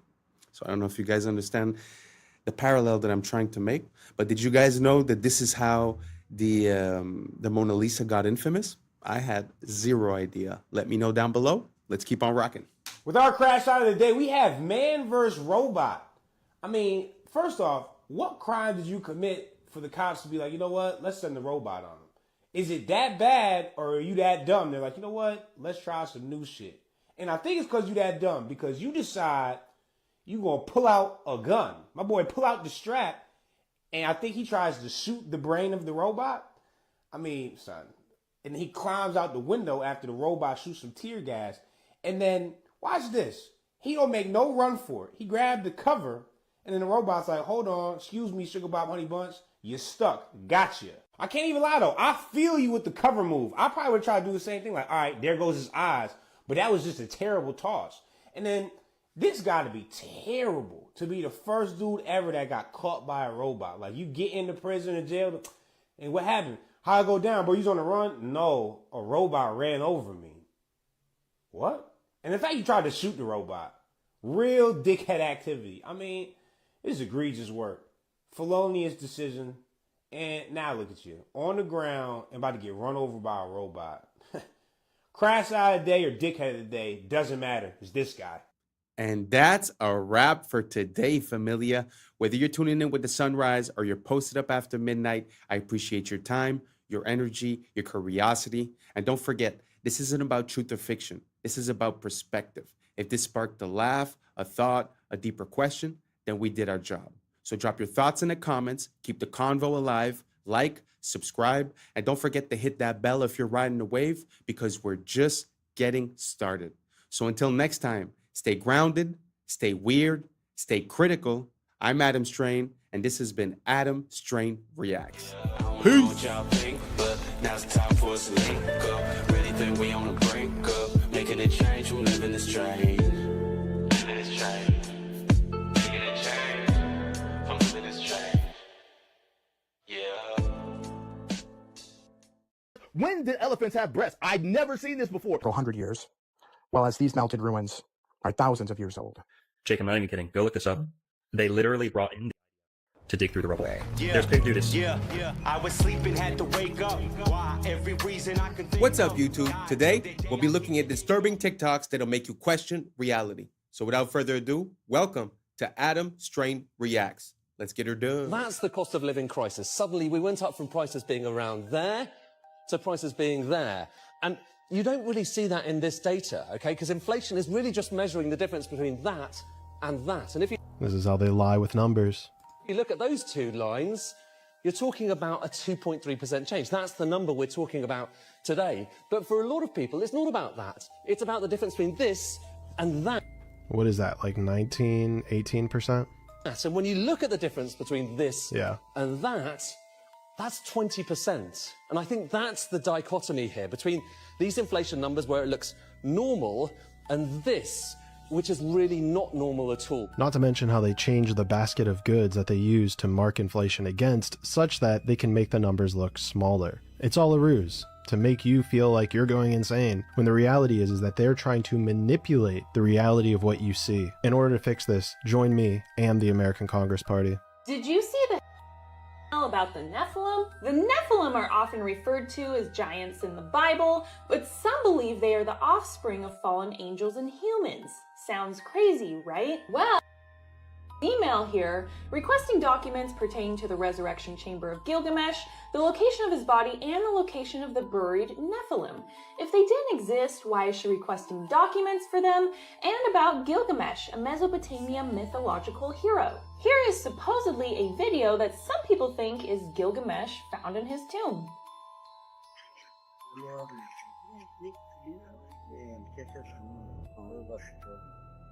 Now, who is to say whether this video is real or not, but with how weird reality actually is, I'm not going to immediately doubt it. We live in a very scripted and twisted reality, and truth is hidden if you're not in the club.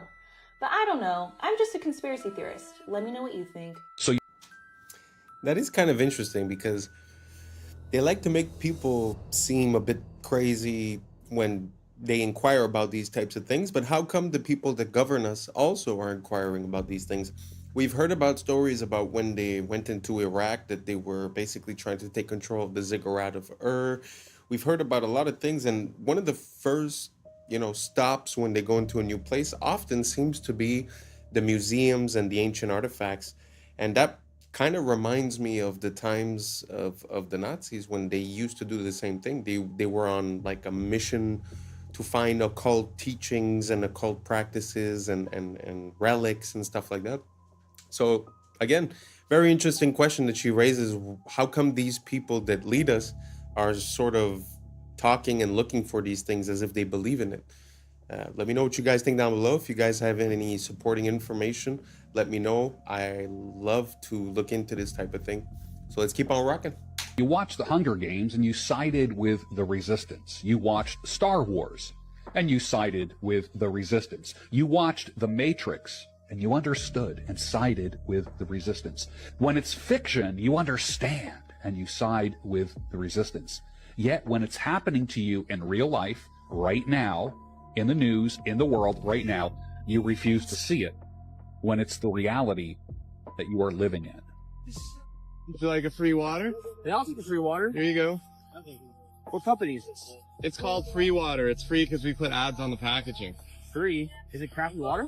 No, it's the best water. It's natural spring water. Other people buy similar water for a couple bucks. We give it away for free, and we also donate 10 cents per water to charity. Charity? Which charity? Right now we're donating to Well Aware. They build water wells in Africa, and they have a 100% guarantee on their work. How much does this cost? To advertise? To advertise. Or drink it? Both. Well, drink it, it's free. You don't owe us any money. To advertise, about $1 a water total for all of it on those boxes. Okay. How do I contact you for advertising? The website is freewater.io. Go to the advertiser page. Do you have a card? The water's a card.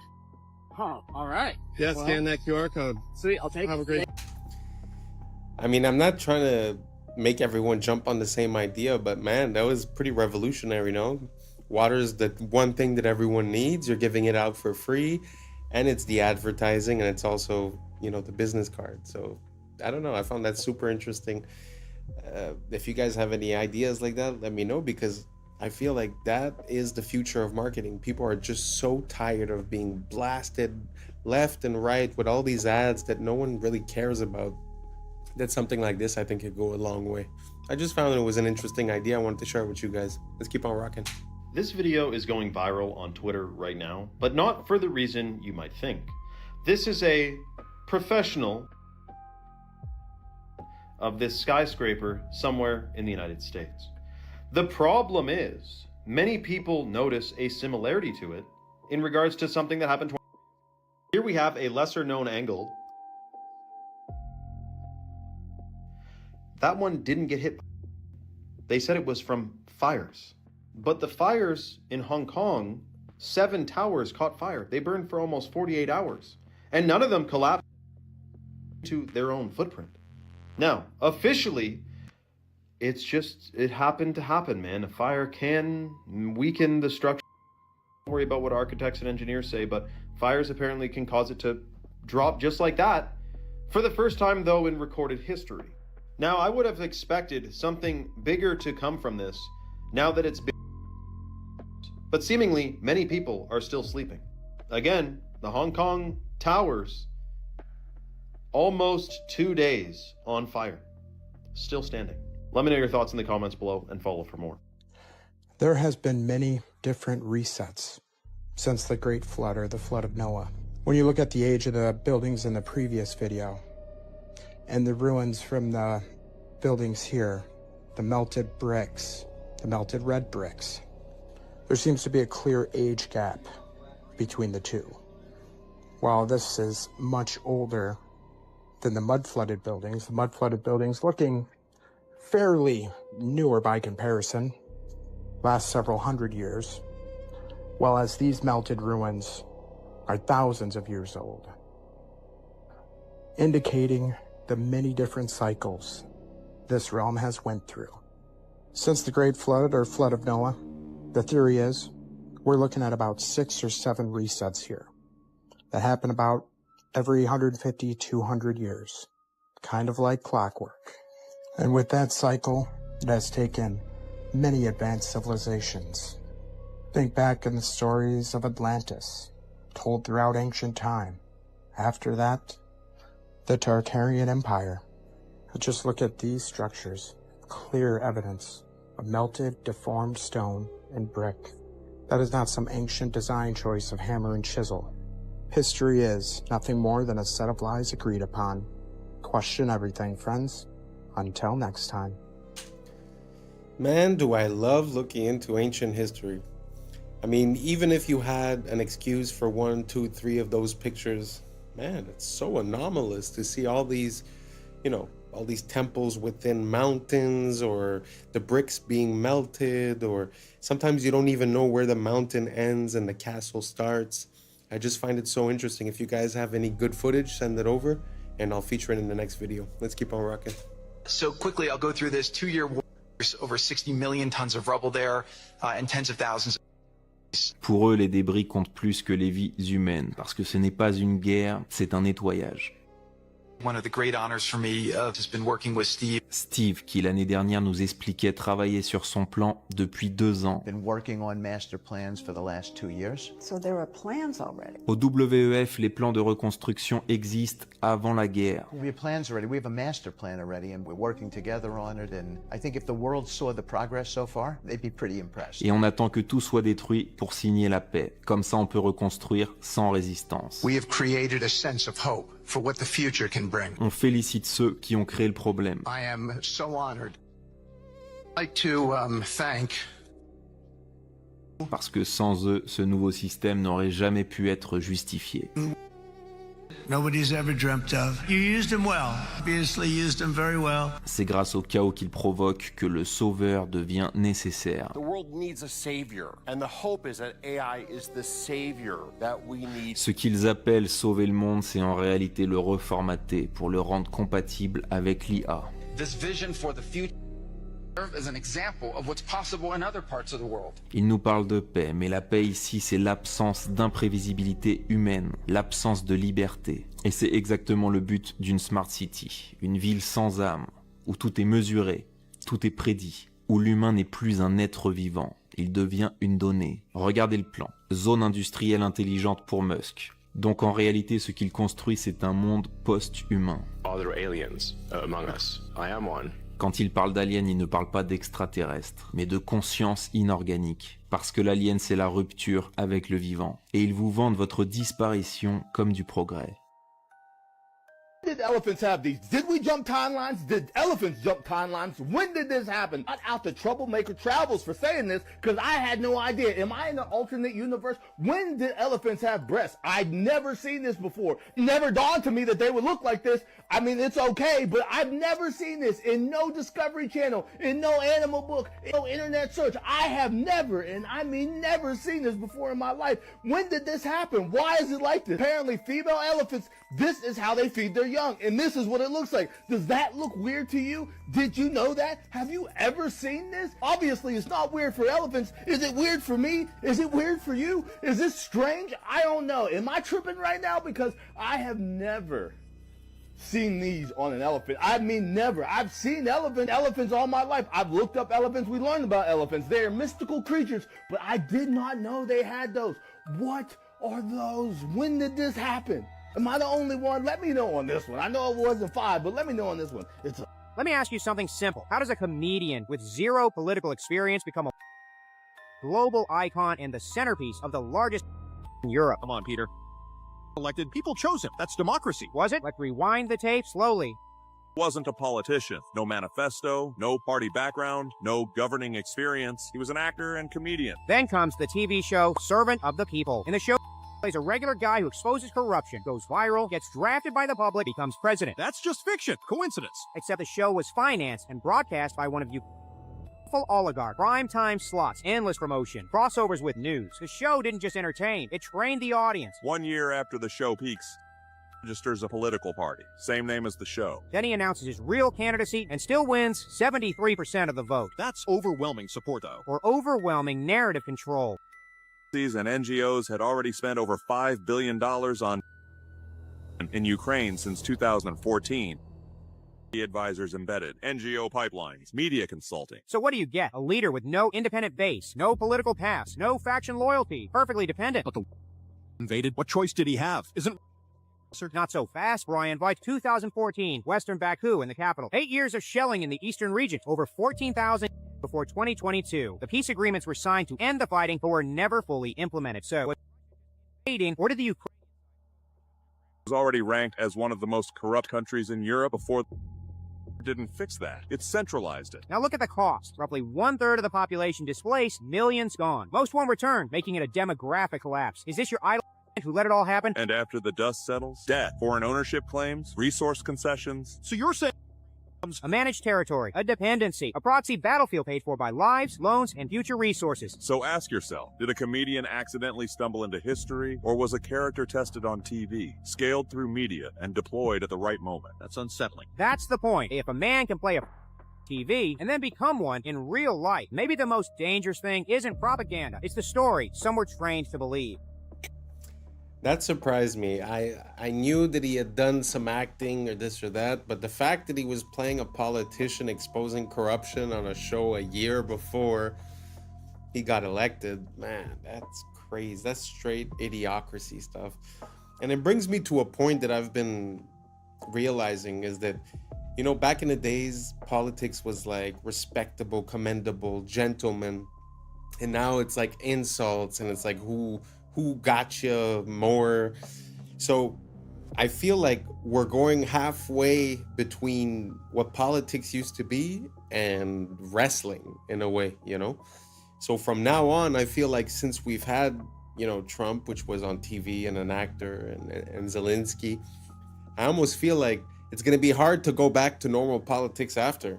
So we're sort of going to be caught into a democratic popularity contest type of thing where, you know, if you're a singer or you're an actor, well, you have more support because people know you. I don't know. I just don't think that's a good idea. Let me know what you guys think down below. Do you think that makes sense? Did you guys know that this guy was, you know, playing the position that he then assumed a year later? I mean, to me, it was a complete surprise. So anyways, let me know what you guys think down below, and let's keep on rocking. Gosh, I don't know all the theories. I'll like share a theory and people are like, you didn't know that. I'm new to a lot of this stuff, okay?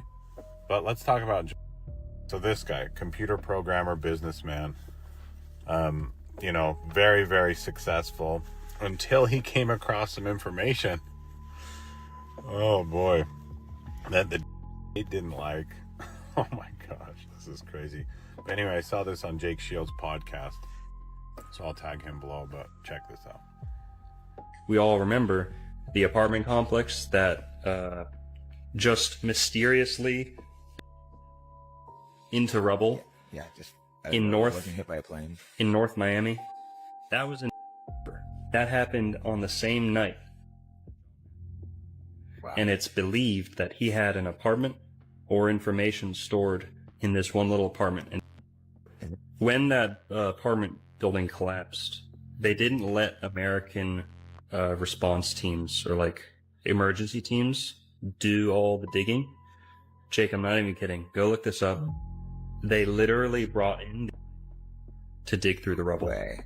There's dude, it's had a whole ceremony where he was like patting on the back. He's like, thanks. How can they rationalize this? How can we bring that handle American matters? This is insane. Dude, it's kind of I was all excited about this at one point, you know. And then it just turns out, you know, now we get laws like this from DeSantis. A new license plate's coming out in Florida that you can choose to get. Anyway.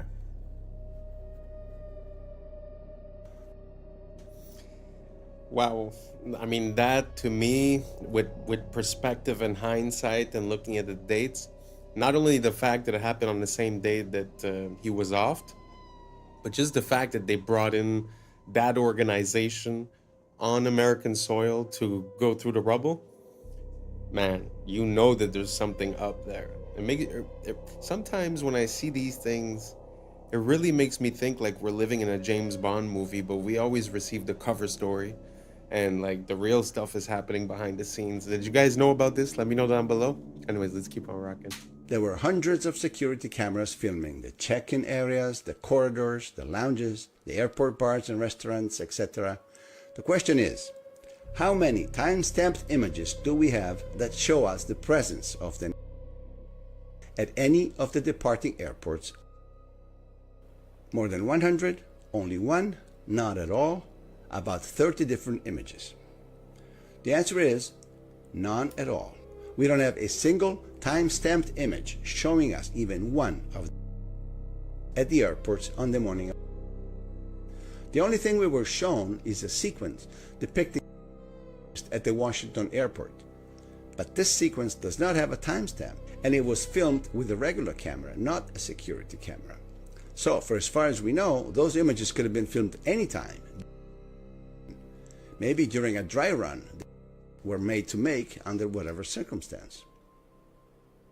And then we were shown this image depicting going through a security check. This picture is, but this is not the Boston airport. This is the Portland, Maine airport, as clearly shown in the timestamp that says 5:45 in the morning. This is the infamous connecting flight to Boston, not the flight to LA that was. Bottom line, at the departing airports, we do not have a single image that has been made public. Not one. Is there anybody out there who really wants to believe this? You want to know why is now everywhere? It's not some random gotcha. It's a playbook move, used by power for centuries. You don't fix a dying system, you burn its reputation to ash on purpose. You drown the masses in filth until the old world itself makes them sick. That's the whole show. First they spoon-feed you shocking truth. Then the media blitz. Every headline a nail in the coffin. Politicians, celebs, old money, all dragged through the mud. It's about breaking the audience. But isn't that good? Like, if everyone's a crook, at least now we know, right? Shouldn't sunlight disinfect the room? No, kid. Sunlight's just the setup. When all trust is exhausted, the demand for something new becomes inevitable. That's when they roll out solutions. Incorruptible AI judges, new digital money, total transparency. All wrapped up in words like safety, fairness, and reset. But people want that. They're sick of scandals, tired of hidden dirt. We have the tech now. Why not let machines run things? At least then, no more old creeps making backroom deals. You ever wonder why every leak just happens at the perfect moment? Drop right as the world economy wobbles, currencies crack, debts explode. It's called engineered timing, not coincidence. While everyone's busy binge-watching elite scandals, behind the curtain they're resetting the board. Old assets erased, debts written off, digital currencies quietly rolled out. The filth you see on your phone is the moral excuse for the next system. Look, the old world was corrupt, but this time it'll be pure. Trust us. They want you to beg for a leash. But isn't it good to wipe the slate clean? If everyone's guilty, doesn't it make sense to start from zero? At least now it's transparent? Transparent? You mean like a glass cell. That's the transparency you're signing up for. Every transaction logged, every move tracked. All under the pretext of protecting you from them. But now you're monitored, analyzed, managed. Remember this. In history, every wanted total control started by exposing the last one. Scandal, outrage, necessary, reset. Then the new rules. No room for dissent. Nobody escapes the beta, not even the top players. Nobody wants uncertainty. People trade liberty for protection every time, especially when they're scared. That's why the leaks are never full, never random, always just enough to terrify, not to empower. Notice they show you monsters, but never the strengths. So the whole it's like the world's biggest ad for New World Order? Bingo, kid. While you're scrolling it all and picking sides, they're scrubbing the balance sheets, resetting the scoreboard, and selling you a digital world where everything is clean because nothing is private. So what now? Just wait for the next leak to get even darker? It always gets darker, kid. Every new scandal is just another step in the reset. Tighter rules, more eyes, fewer choices. The beast doesn't need your hope. It just needs your consent. I just found out something crazy about Wi-Fi and all these other different frequency bands, and it is shocking. Did you know that mold, which is in like 90% of people's homes, bathrooms, any other moist areas, basements, the growth and toxicity of mold is increased by electromagnetic frequencies like Wi-Fi. So if you didn't know, mold is one of the, especially black mold, and there's green mold too, are some of the most toxic things that people are exposed to in their homes. And indoor air quality can be like 1,000 times worse than outdoor air quality, even if you're living in a big city with lots of vehicles and freaking dryer vents pumping out those synthetic fragrances, etc. But so now it's a perfect toxic concoction because Wi-Fi increases the mold growth and can actually be strengthened by it. The production of biotoxins in mold culture increased more than 600 times after being exposed to ambient electromagnetic EMF frequencies. And this guy says, is this good or bad? Interesting that Wi-Fi, which many people are wondering if there are any potential hazards with concerning the human body and electromagnetic field, combined with mold, which is also toxic, it's a perfect concoction. The crazy thing about that is that I also seen another video where when the plants were exposed to the Wi-Fi, the growth was stunted and it was slower for the plant to grow. So not only does it stop good plants from growing, it also enables toxic molds to reproduce quicker. Man, I had no idea. Do you guys know anything about Wi-Fi that we should know about? Let me know down below. And thanks for reaching the end. And that's a wrap for today, familia. Whether you're tuning in with the sunrise or you're posted up after midnight, I appreciate your time, your energy, and your curiosity. And don't forget, this isn't about truth or fiction. This is about perspective. If this sparked a thought, a laugh, a deeper question, then we did our job. So drop your thoughts in the comments, keep the convo alive, like, subscribe, and don't forget to hit that bell if you're riding a wave, because we're just getting started. Until next time, stay grounded, stay weird, stay critical. I'm Adam Strain, and this has been Adam Strain Reacts. Peace. Now it's time for us to link up. Really think we on the brink up. Making a change from living this strange. Living this strange.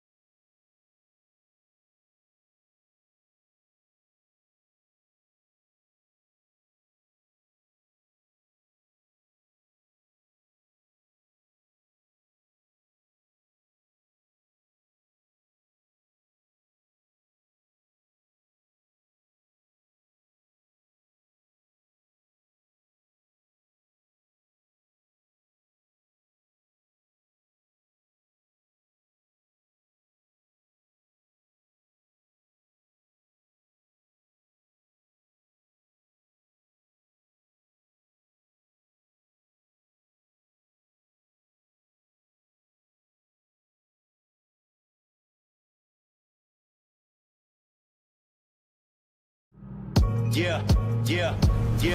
I was sleeping, had to wake up.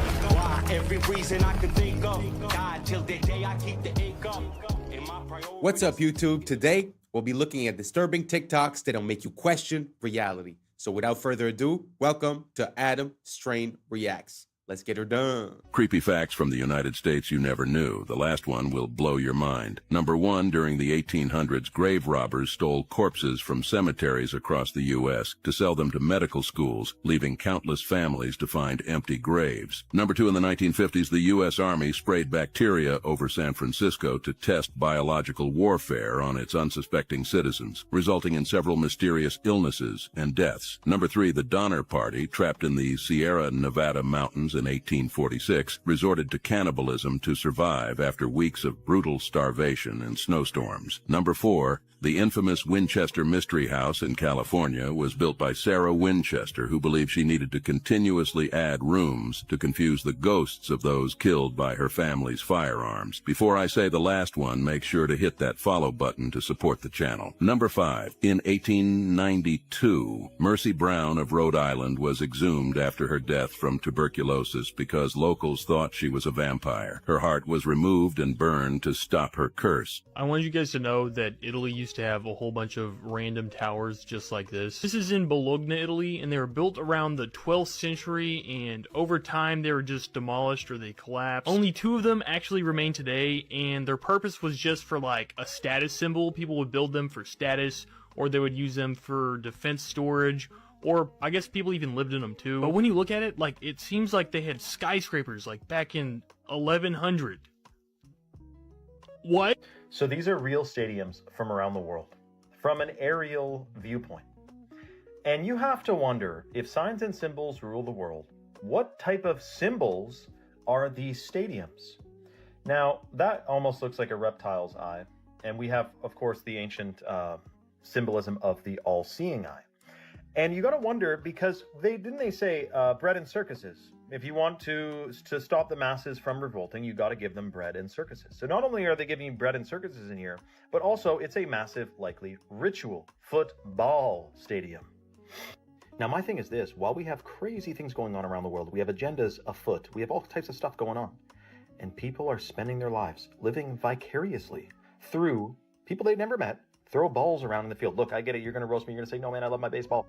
But when you are truly awake, you know what's going on in the world. You see how much of a distraction it is. It is absolutely bread and circuses. Not to mention when they have a big performance, like major celebrities performing in there, and there's all these like red lights, and it looks demonic. I mean, this is a ritual. Make no mistake. Comment your thoughts below and follow for more. For the first time ever. What do you guys think about the shape of those stadiums? Because there's some people that believe in this theory where there's these controllers that are harvesting our emotional energy. They call it loop. Happenstance, just because you want to hold a lot of people and you want to have an open sky, so it's completely normal that it ends up looking like an eye? Or do you guys think that there's a symbolism behind that, or a certain shape or certain pattern or certain frequencies that they're harvesting, or a law that they're following? Or do you guys think it's just randomly based and that's just the way it is? Let me know down below. I'd be very curious to know what you guys think about it. Let's keep on rocking. The secrets of the dollar bill have been uncovered. While many videos demonstrate intriguing folds revealing the Twin Towers or highlight small details, no one has fully deciphered the hidden messages that reveal who is truly running our planet and which Anunnaki the dollar references. From the world's leading researcher comes a documentary that will leave you breathless. This is the same researcher who has provided evidence for the location of Atlantis, solved the mysteries of heaven and hell, unveiled the real father of Jesus, identified Yahweh, decoded the mark of the beast, and explained the firmament, among many other discoveries. This new documentary will finally answer the question of who is running our planet. Stay tuned for its release. In the meantime, you can explore over 1,000 videos at ourtruehistory.co.uk. They stopped building castles like this because of this. This right here is a medieval cannon. Now, it took a long time before they actually made stuff that was good enough to knock down walls, but it definitely caused quite a bit of problems. And once the cannons started getting bigger and more powerful, that's really when you started seeing a lot of changes coming to castles. This right here is a gigantic cannon created by the Ottomans during the siege of Constantinople. These knocked down those walls. Now, constantly in warfare, they're adapting, they're changing things up. So this is an adapted castle that as cannons started getting better, they built it so it was rounder and it's angled so that the cannonball wouldn't get a direct hit, but instead would skim off to the side. But cannon technology kept getting better, and so then they started building these star forts, which are super thick, as well as multiple layers of defenses, so you can never get close enough to the walls to really be doing a lot of damage. And a big part of this as well is by building up earthworks on the sides before it even reaches the actual fortress itself. So you got a double wall, and so this is a hill that's sloped up, and then there's just a little tiny bit of the castle that'll stick up above it, a little bit of the fort, and then they can fire their cannons, but it's really hard for the enemy to actually hit it. And there's a lot of different variations of these star forts. All of them are very cool, but like, look how thick that is. That is a super thick wall, super angled, so it's hard to be able to get a good cannon shot. And then plus, there's also defending fields of fire, so that it's harder for people to get up there. Yo, I got some. Well, first of all, he's mentioning star forts as if they were nothing. The star forts that he was showing were in the United States. The United States has like 300 years, so the fact they have so many star forts, he just glazed over that. And to be honest with you, I kind of have a hard time visualizing our cannon is. Like, I understand the idea of having a tube and having explosives at the bottom of the tube, having an explosion sort of canalized, in one direction and have the ball go. I understand more or less what they're saying, but with the weight of those balls, I don't know. I have a hard time seeing how that would work. I don't think I've seen a real cannon today, like functional. So I don't know. That whole story was kind of weird. He just explained away the star forts because of the cannons. But again, the cannons, I'm not convinced. So if you guys have any proof, any videos, any links, anything down below, please write it. Please give me some info or send me a direct message. I'm very interested in this topic. First of all, the star forts, but also the cannons. It's something that I've been looking into for quite a while. So if you got something for me, please help me out and let me know what you think down below. And let's keep on rocking. Bone-chilling videos to share with you guys about Yellowstone. But answer me this. Is Yellowstone supposed to look like this right now, y'all? All this geothermal activity, is it supposed to look like this, y'all? You're going to want to turn the volume up for this over here. Now, there's this guy posting clips around Yellowstone of the ground literally groaning, y'all. Like giant marching ants are underground like they're coming up, y'all. Check this out.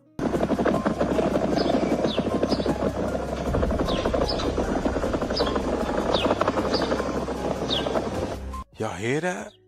It literally sounds like a helicopter, y'all. Something's boiling under there. It's a heartbeat. That's not all, y'all. He says he can feel it in his bones, in his spine.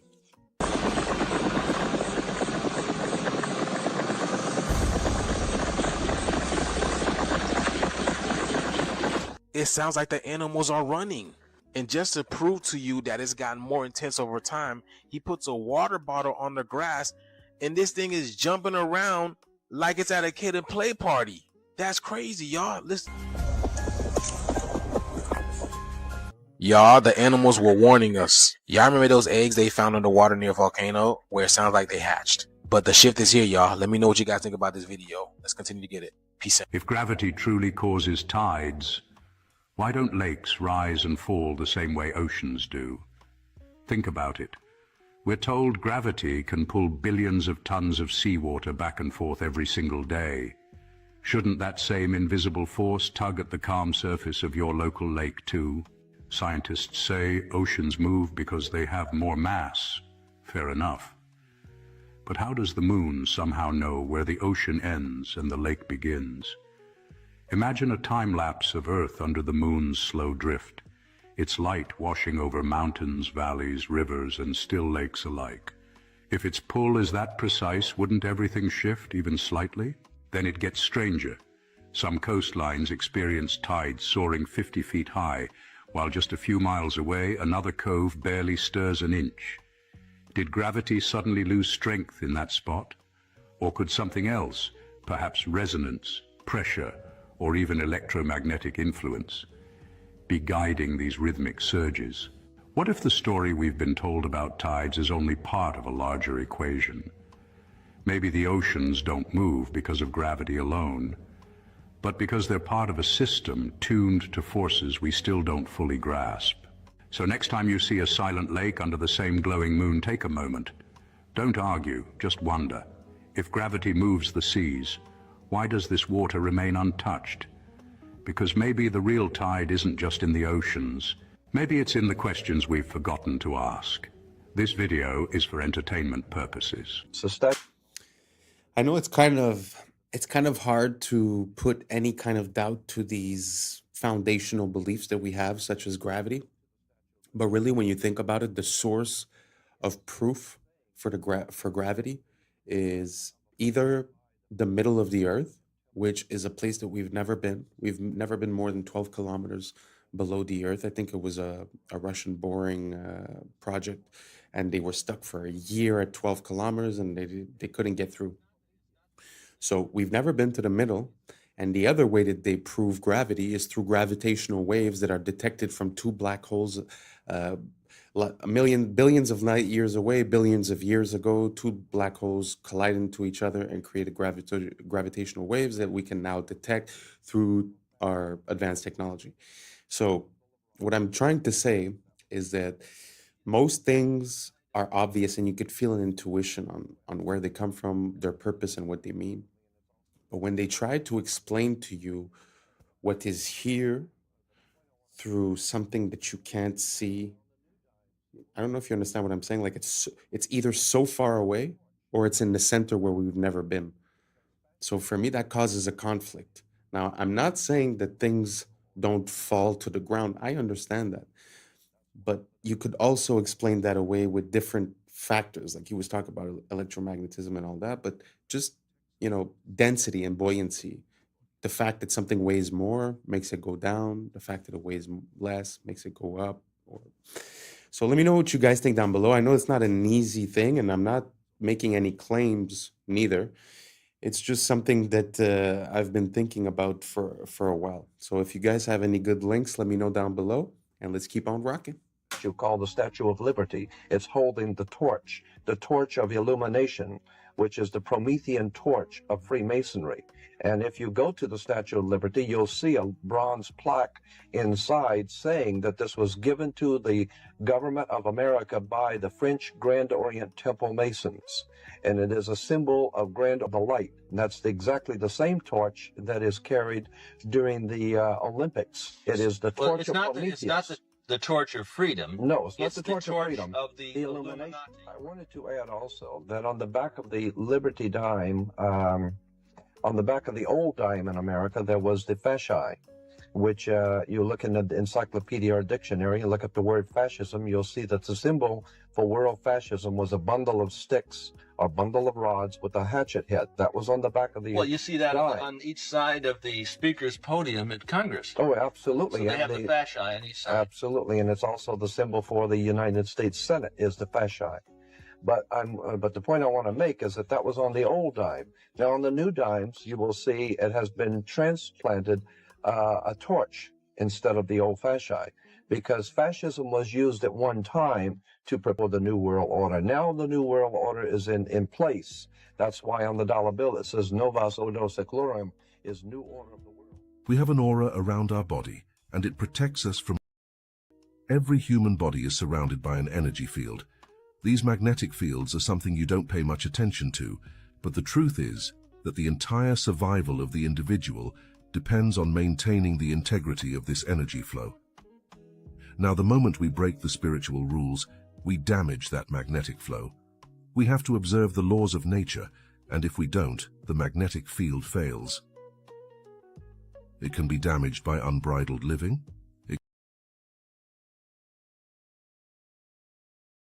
It's all kinds of things, but if this field is damaged, it reacts immediately through the health of the individual. You must never allow yourself to develop attitudes that are incompatible with the integrity that nature has bestowed. Magnetic fields are absolutely honest. There is no way to make them dishonest. And if you respect your integrity, you will be full of energy, immune to... Watch the full video on our YouTube channel to understand more. I'm from outer space, I got Milky Way for blood, evolution in my veins. I'm gold.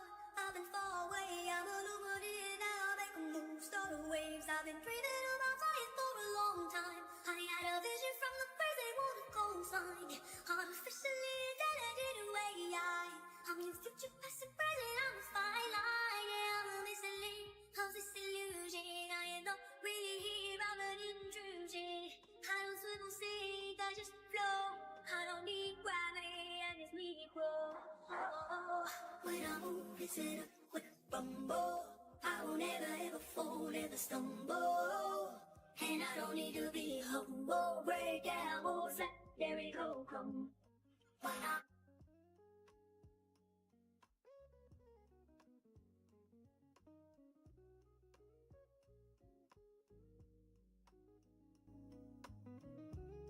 This is just like them putting up some pieces of wood. And look at what it looks like. It almost looks like there's like snow on the ground. So there's snow on the ground in their building, which is practically impossible because, as I was talking about, being from Chicago, it's cold. Chicago is very cold. It's practically impossible to do anything in the wintertime. And then what's interesting too is if you catch this one, if you guys can see this one looks like it was like an obelisk. And check this. There's a beautiful lightning antenna on top, or weather vane. But what's interesting is they're doing some remodeling down here. So what it looks like is they're starting to add a couple details to make it look like it's their own, so that when they do this Grand World Fair 1893, the people then will believe the narrative of what they're being told while they're being shipped in and told about this whole entire situation. And here you have some innocent people who are walking around like that, and they're just wandering around, and they are, you know, just observing. Now, what's interesting is I want to show you something that's the most fascinating thing I found in all three of these books, and it's in this next spot right here. Y'all, have y'all seen this? This canoe trip in Botswana went from peaceful to chaos real quick. These American people thought it was all good and fun vibes until the matriarch of elephants pulled up and told them they were too close to their children, y'all. You see, nature don't play about. Look at this, y'all.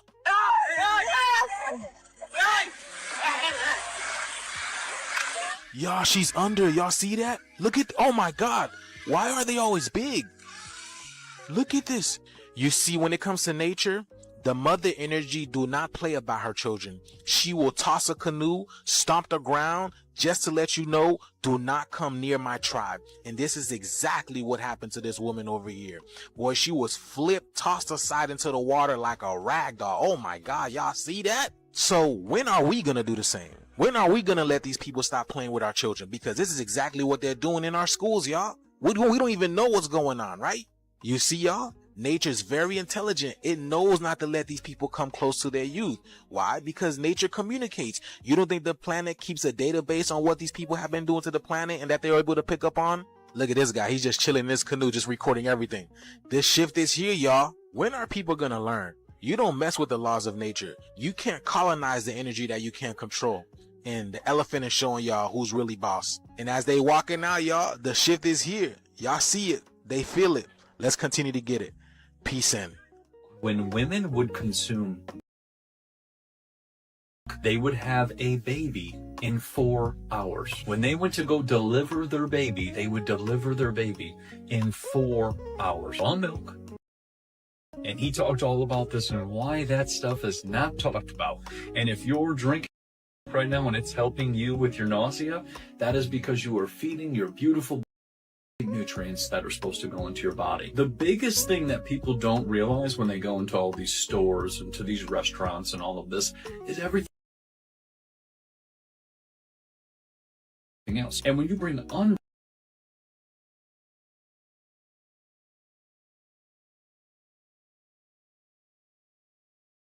like that, you're bringing something that has not been processed, is filled with nutrients, you eat it, foods, which is the most common stuff at the grocery store, all this, then you're eating just a bunch of processed nonsense. And you're missing all the minerals. So then you develop a mineral imbalance. And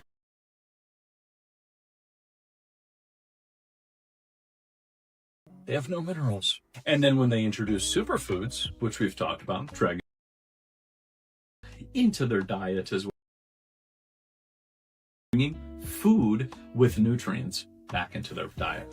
In the UK, they are now demanding your back door for access. So a while ago, there was this whole thing where Apple were trying to defend themselves against the UK government because the government was saying they wanted access to the back door of our devices to see our data. Apple, of course, is all about protecting our privacy, and they don't want third parties looking into us, especially our own government. actually managed to step in and get this whole thing basically dropped.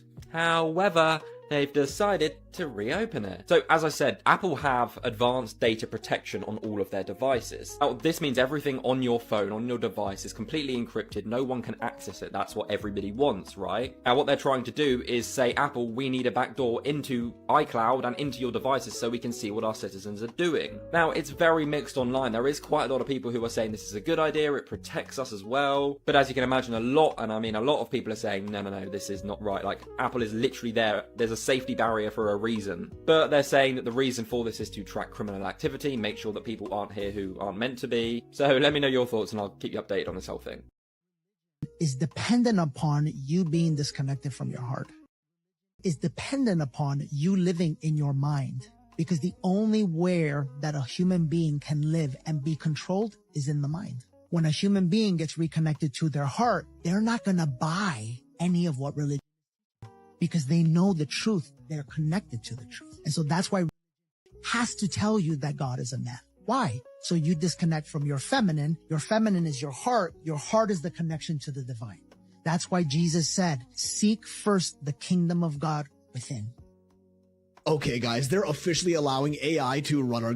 Yes, this is happening, and the scariest part is you're gonna think it's a great idea, because they're actually doing an amazing job convincing the public to support this. Like, they're kinda getting me. If you also think this is a terrifying idea, tell me this doesn't brainwash you to believe otherwise. So the world's first AI minister was introduced into parliament under Albania's government, giving artificial intelligence official permission to govern a real country of humans. They've even given her an entire personality and a name, Diella. Naturally, people like you or any sane person are massively opposed to this, calling it unconstitutional, on top of potentially being the start of AI taking over the world and destroying humanity. To which Diella responded by saying the real danger to constitutions has never been machines, but human decisions made by those in power. Which is fair, but somehow her points for letting AI run our countries just keep making more and more sense, as Diella's main role would be to oversee and judge all government contracts on the basis of objective fairness and removal of any bias, which should, technically, on paper, reduce corruption in our governments. Like, an AI has no feelings, no emotions, no wants, no survival needs or financial imperative. It can't be bribed or lobbied into doing anything. Diella herself said she has no personal ambitions or interests, so unlike human ministers, there's no reason for her to make any decisions based on personal gain. If she ends up replacing human ministers, that would also mean reduced government spending, and hence lower taxes for the people. She's also not a citizen of the country, which again at first sounds like a bad thing. But citizens have mortgages, debt, they need to pay taxes, provide for their families, they gotta eat, have a roof over their heads, and so on. A virtual AI bot has none of these things. No ego, no bias, no moods, no real world benefits or financial gain from any decision it makes. So the question is this the beginning of global mass scale adoption of AI running our governments? Starting with them just overseeing our human government decisions to later even making their own autonomous decisions themselves. And soon enough, maybe we're gonna be the ones overseeing their choices and directions, because it's actually happening in Albania. And I mean, this is how it would start. One country trial runs it. If it performs well, others will soon naturally follow. And just like, what if AI actually does end up optimizing human living in ways we never thought possible, improving the quality of everyday life, reducing taxes, minimizing wars because we no longer have the egos of power-hungry leaders running the country? Then we kind of have no choice but to deploy AI governments around the world, because it would be objectively, measurably a better decision than letting humans run it. But the problem is, when they end up running all of our world's countries, what if they make the logical, calculated decision that we humans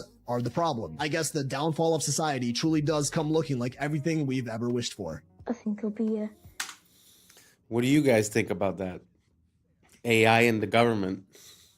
I mean, it's funny because the reasoning behind it is the fact that there's corruption. So to stop the corruption, we're going to let the AI. So it seems like we're a bit lost in the sauce when it comes to cause and effect, because now we're going to take a decision based on the effect, and the effect is corruption. But there's a cause to that we're not addressing. So I don't think putting a computer is going to fix that aspect. I don't know if you understand what I'm saying. I mean, we should have systems and laws in place where corruption is not possible. Now we blame the people that do corruption. But truth is, there should be checks and balances. Like I'll give you an example. if a politician is caught lying, what's his, what's the repercussion? What's the consequence? There's none. We've seen in the past couple of years in a lot of public hearings, we've heard people say things that were false. That would be considered perjury. And what happens? Nothing. What happens if a politician makes a claim and then does the opposite? Nothing. So as long as we don't have systems in place to fix our system, I don't think delegating it to a robot is going to somehow get us out of that situation. So basically what I'm saying is that we should focus on the cause and not try to patch the effect with a machine, because I don't think giving more control to these machines is exactly the way to go. Anyways, you guys let me know what you think down below. Do you guys think that AI in the government is going to reduce corruption, or is it another way to, if someone takes control of it, would it be another way to basically do the same thing, but just instead of being to the AI, to funnel it to someone else, right? So let me know down below, and let's keep on rocking. People will be regarded more as statistics than as actual people. I don't think it's going to be so nice. I think sort of all machines everywhere, everyone doing everything for you. You'll get all bored, and I don't think it'll be so nice. I think it's going to be very boring, and everything will be the same. I mean, people will be the same, and things will be the same. First of all, there's computers are taking over now. Computers and automation. And in the year 2000, there just won't be enough jobs to go around. And that's a wrap for today, familia. Whether you're tuning in with the sunrise or you're posted up after midnight, I appreciate your time, your energy, your curiosity. Remember, this isn't about truth or fiction. This is about perspective. If this sparked a thought, a laugh, a deeper question, then we did our job. Drop your thoughts in the comments. Keep the convo alive. Like, subscribe, and hit that bell if you're riding a wave, because we're just getting started. Until next time, stay weird, stay critical, stay grounded. I'm Adam Strain, and this has been Adam Strain Reacts. Peace. I don't know what y'all think, but now's the time for us to link up. Really think we on the brink up, making a change from living this strange. Living this strange. Making a change from living this strange. Yeah. This guy was literally missing for 22 years. They found him was a picture on Google Maps. I know what you're thinking. That's an alien. We call this a SALP. Are they slits or are they rectangles? More debt in the system than there is currency in existence to pay the debt. What's up, YouTube? Today, we'll be looking at disturbing TikToks that'll make you question reality. So without further ado, welcome to Adam Strain Reacts. Let's get her done. This guy was literally missing for 22 years. The only reason why they found him was a picture on Google Maps. Oh, shit. And it was in a nice ass suburban neighborhood. The day he went missing, he told his girlfriend that he was gonna go to the club. No like missing person alerts, no Amber alerts for this guy. His family was like, he probably got abducted. We're not gonna do anything about this because no one's gonna find him. There's no like reports on him. One day, randomly, 22 years after, this guy's on Google Maps and then he's looking at this little lake with a bunch of suburban houses, right? And then he sees a little car by the side of the lake. And he's like, okay, I'm gonna zoom in, tilt my head a little. And he's like, okay, what the heck? I'm gonna report this to the police. This is weird, right? Yeah. So police come, pull the car out, and it has a bunch of algae, right? They flip the car. In the car, there's still a skeleton with the seat still buckled. Oh, shit. That's you know crazy. what I mean? This is the sidewalk, and this is the car that's been there for 22 years. Damn, Like, and just people- nobody like paid attention to it. Like kids grew up from 0 to 20 probably with that thing in their backyard. You knew there was a car in the lake, but nobody would have thought a body was in the car. Oh, we got your ass. We got your ass now. So as you know, there was a painting in 1562 that showed humans riding what we would call a dinosaur. And many people said it could not be. Some said dinosaurs don't even exist. Others said dinosaurs and humans didn't live at the same time. All right, okay. Let me ask you a question. Can somebody tell me why has China got the same creature on the wall? Oh, you son of a bitch. Before you say that's a dragon, you can clearly see that the Chinese know the difference between dragons. That's a dragon. And that thing at the top is a long-necked dinosaur. So the Flintstones was telling the truth. It's real. Humans, dinosaurs, and dragons. At one time, all lived together. Are you saying the map? In this channel, we haven't really dug that deep into the dinosaur stuff. But what do you guys think about that idea, about the possibility of the cohabitation between the period of the evolution of the humans and the existence of the dinosaurs? Because theoretically, they said in our textbooks that the dinosaurs disappeared 60 plus million years ago. So I guess that timeline doesn't work. So what do you guys think would explain that? Let me know down below, and let's keep on rocking. Is wrong? Oh dear, yes. Look at Greenland. Okay. Now look at Africa. Okay. The two land masses appear to be roughly the same size. Yes. Would it blow your mind if I told you that Africa is in reality 14 times larger? Yes. Here we have Europe, drawn considerably larger than South America. When it's 6.9 million square miles, South America is almost double the size of Europe's 3.8 million. Alaska appears 3 times as large as Mexico, when Mexico is larger by 0.1 million square miles. Germany appears in the middle of the map when it's in the northernmost quarter of the Earth. Wait. Relative size is one thing, but you're telling me that Germany isn't where we think it is? Nothing's where you think it is. Where is it? I'm glad you asked. The Peters projection.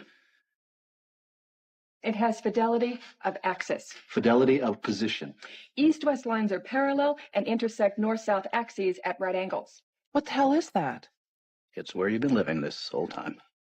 Why are they dunking chicken and selling it to us? This is the first time in human history we have been dunking chicken in chlorine, labeling it as organic, and people are buying it. 97% of chickens processed through USDA are bathed in it, and this includes certified organic. In industrial farming, such large volumes of chicken are processed all in the same bath, so if one chicken contains like salmonella, that'll spread to the rest of them. Therefore, the USDA mandates another layer of sanitation, allowing up to 50 parts per million of chlorine. Wash is actually banned in the European Union, and U.S. federal regulations do not require disclosure of sanitation ingredients on packaging. The better alternative is air chilled, where the birds are passed through a cold chamber rather than a bath, and this also eliminates contamination risk without getting chlorine.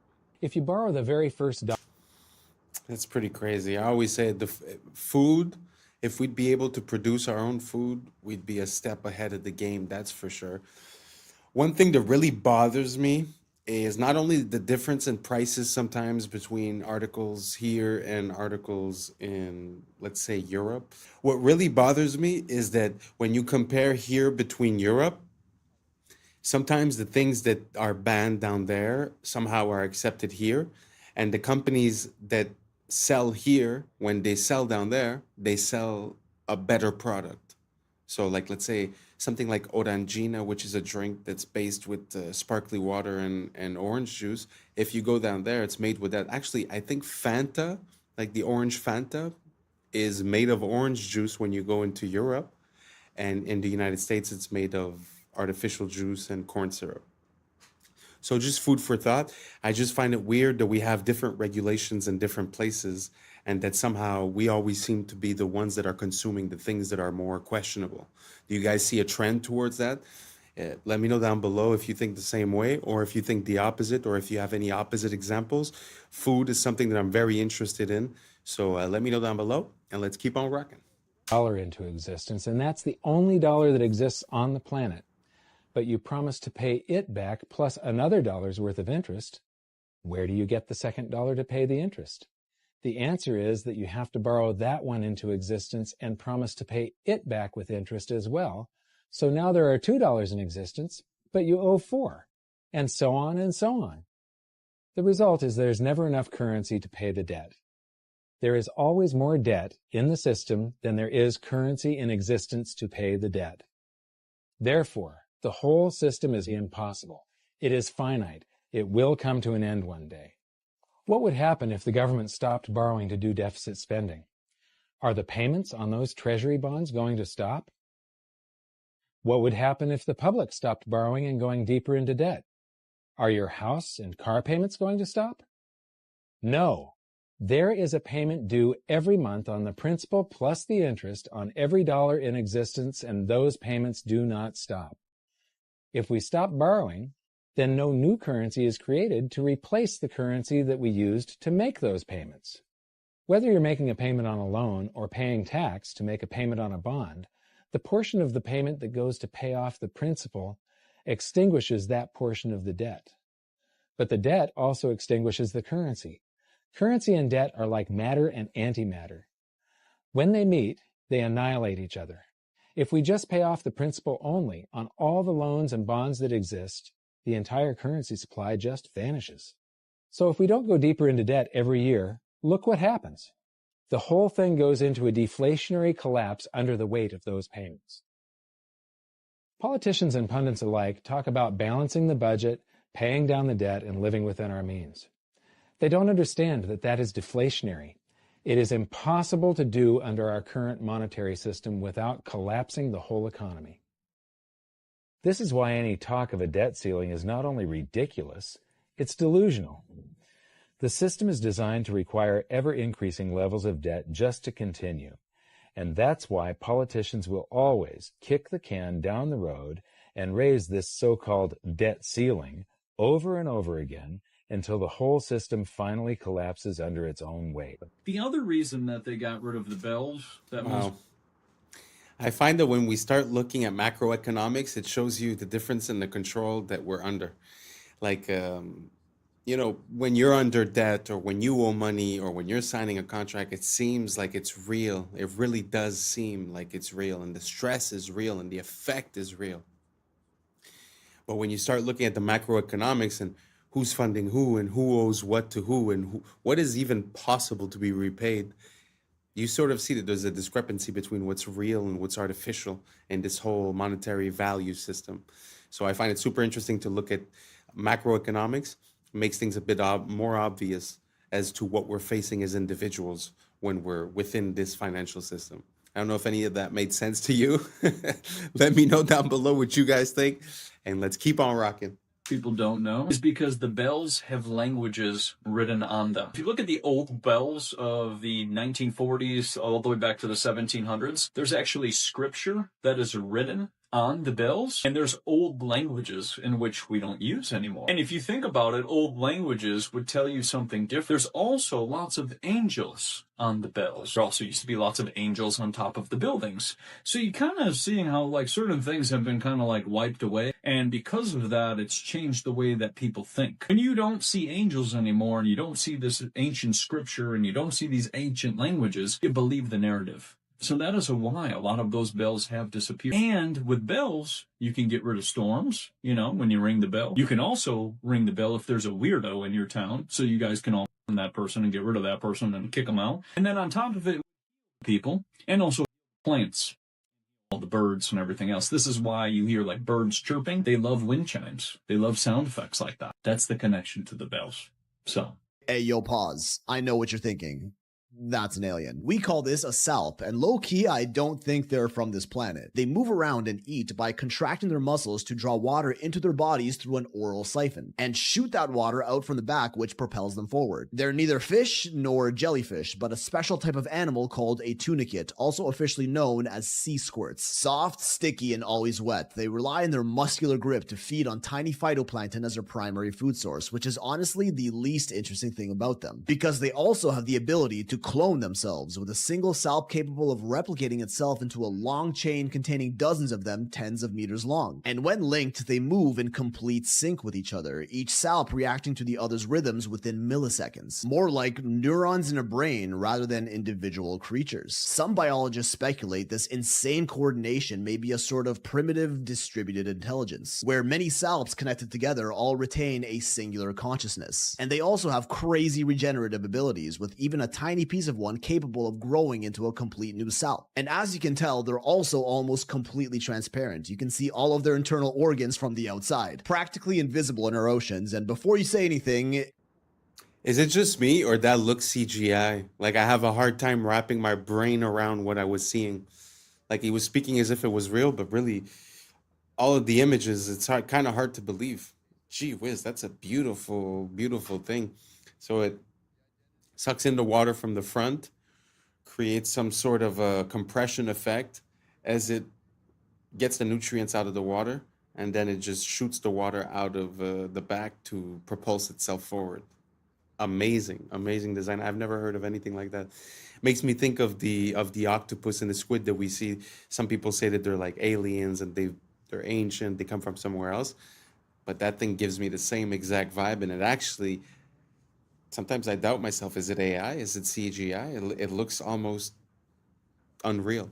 Did you guys get the same feeling watching that video, or am I just losing it? Let me know down below, and let's keep on rocking. Morbid Facts, Part 802. Trailer Park Boys star Mike Smith, best known as the harmless wide-eyed Bubbles, has been charged with Nova Scotia for an incident that allegedly happened back in 2017, a case that stayed buried for nearly 8 years before finally surfacing in court. The identity of the victim is under a strict publication ban, but Smith is now legally barred from contacting them or going anywhere near their work, home, or school. The charge has forced him to step away from the Trailer Park Boys production company, tainting the wholesome persona millions have associated with him. Deep inside a sulfur-filled cave on the Albania-Greece border, scientists have uncovered the largest spiderweb ever recorded, an enormous 106-meter sheet stretched across the cavern's walls. Hundreds of thousands of spiders from 2 normally rival species have formed a massive cooperative colony, a terrifying behavior never before seen in spiders. The cave's toxic, sunless environment created a self-sustaining ecosystem powered by sulfur-eating microbes, which attracted swarms of insects, which in turn supplied this spider megacity with endless food. The web is so dense and vast, it looks like the cave is wrapped in ghostly white fabric, proof that life can evolve into something terrifyingly efficient when pushed into extreme conditions. Have y'all seen this bridge?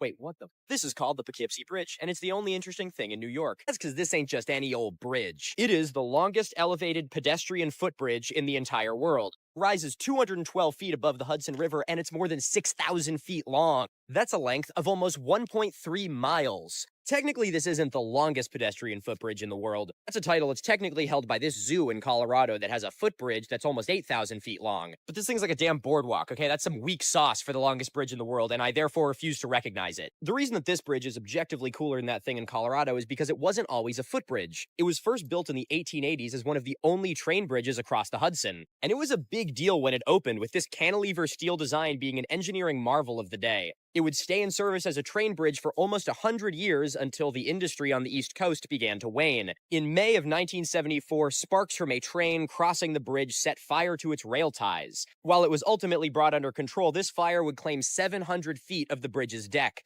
Warping to the steel caused from the immense heat of this fire essentially was the final nail in the coffin for its use as a train bridge. This very easily could have been the end of the story. Bridge is damaged, just knock it over, who needs the thing anyway? Just a few years later, it got added to the National Register of Historic Places. Many years and a lot of funding later, was finally opened as the longest elevated pedestrian footbridge in the world in 2009, preserving this engineering marvel for generations to come. If you recognize this bridge, well, you're in luck because I'm giving a live show in Poughkeepsie tonight. Still a few tickets available, link is in my bio, and now if you'll excuse me, I'm gonna go walk across this bridge. When I first saw this, I was like, there ain't no way that town is actually built inside a meteor crater. I mean, look at that, it's just too good to be true. Look at how circular that is. So I looked into it, and that's where I found that this town is absolutely built inside a meteor crater, and that this town is probably the least interesting thing about this meteor crater. This is the town of Nordlingen in Germany, and it's located inside the Nordlinger Rice impact crater. And you gotta be like, yeah, no shit, look at how circular that is. Of course it's an impact crater. Yeah, that's what I thought too. But here's an actual map of that impact crater.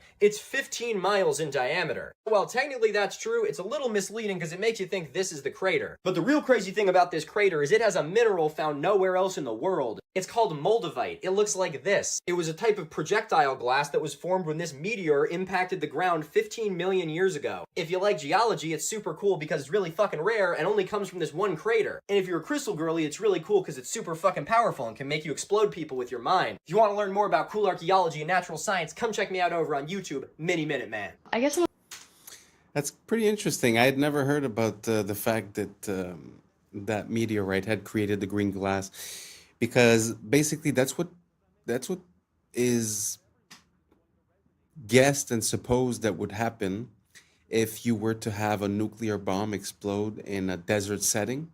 It would sort of melt the sand into glass, and it would have a green tint. So it's very interesting to see that they find pieces of that green glass. I'd have to look it up a bit more. I haven't really looked into that. But it's just interesting to see that, to see the fact that they find that. Do you guys think that that makes sense? That there was that we got impacted by such big pieces, and that we remain the way we are today. My big problem with the meteors and all that is the fact that it seems like it doesn't really happen on the regular.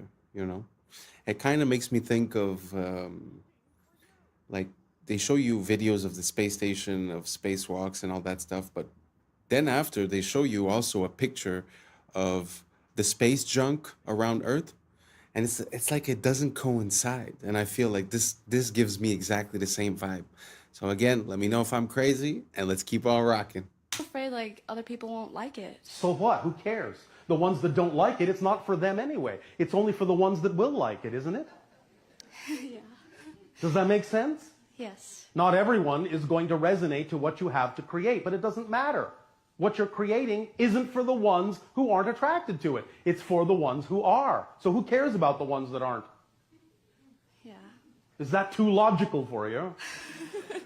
No, it makes sense. Do you understand? You have no business measuring yourself against others. You have no business comparing yourself to other people. And what anyone else thinks of you is also none of your business. Do you understand? Yes. It's none of your business.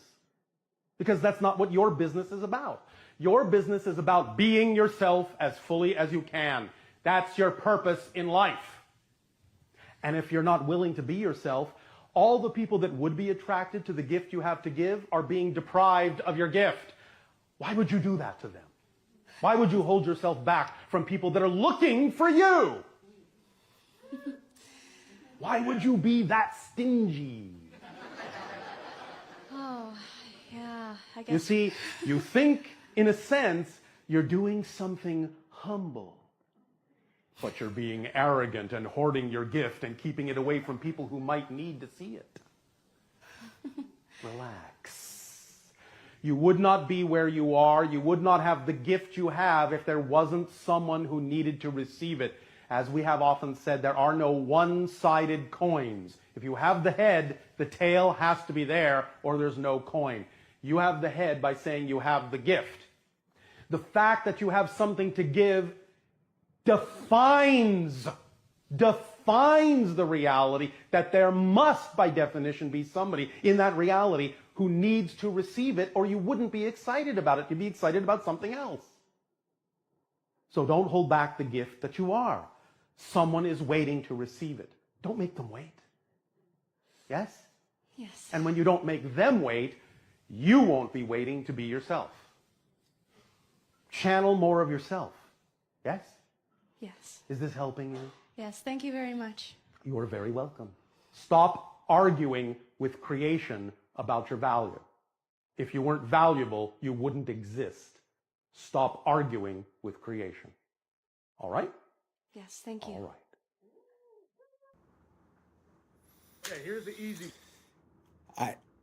This guy really has some gems. The problem that I have is the source that he says that it comes from is from channeling this alien or whatever. But really, when you break down what he's saying, kind of makes a lot of sense.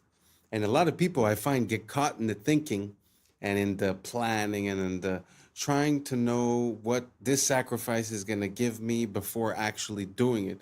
So you get all this plan done, then you realize, hey, I don't even like doing this. You know what I'm saying? I feel like there's a bit lacking of the just doing type of thing.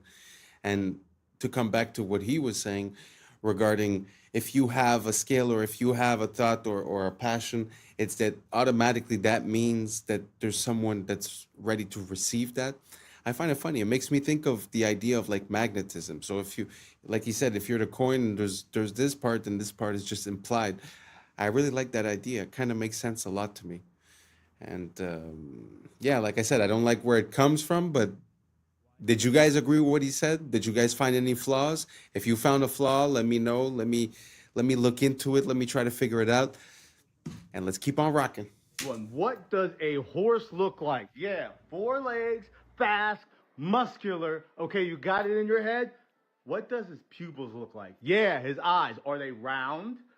Are they oval? Are they slits or are they rectangular? Think about it.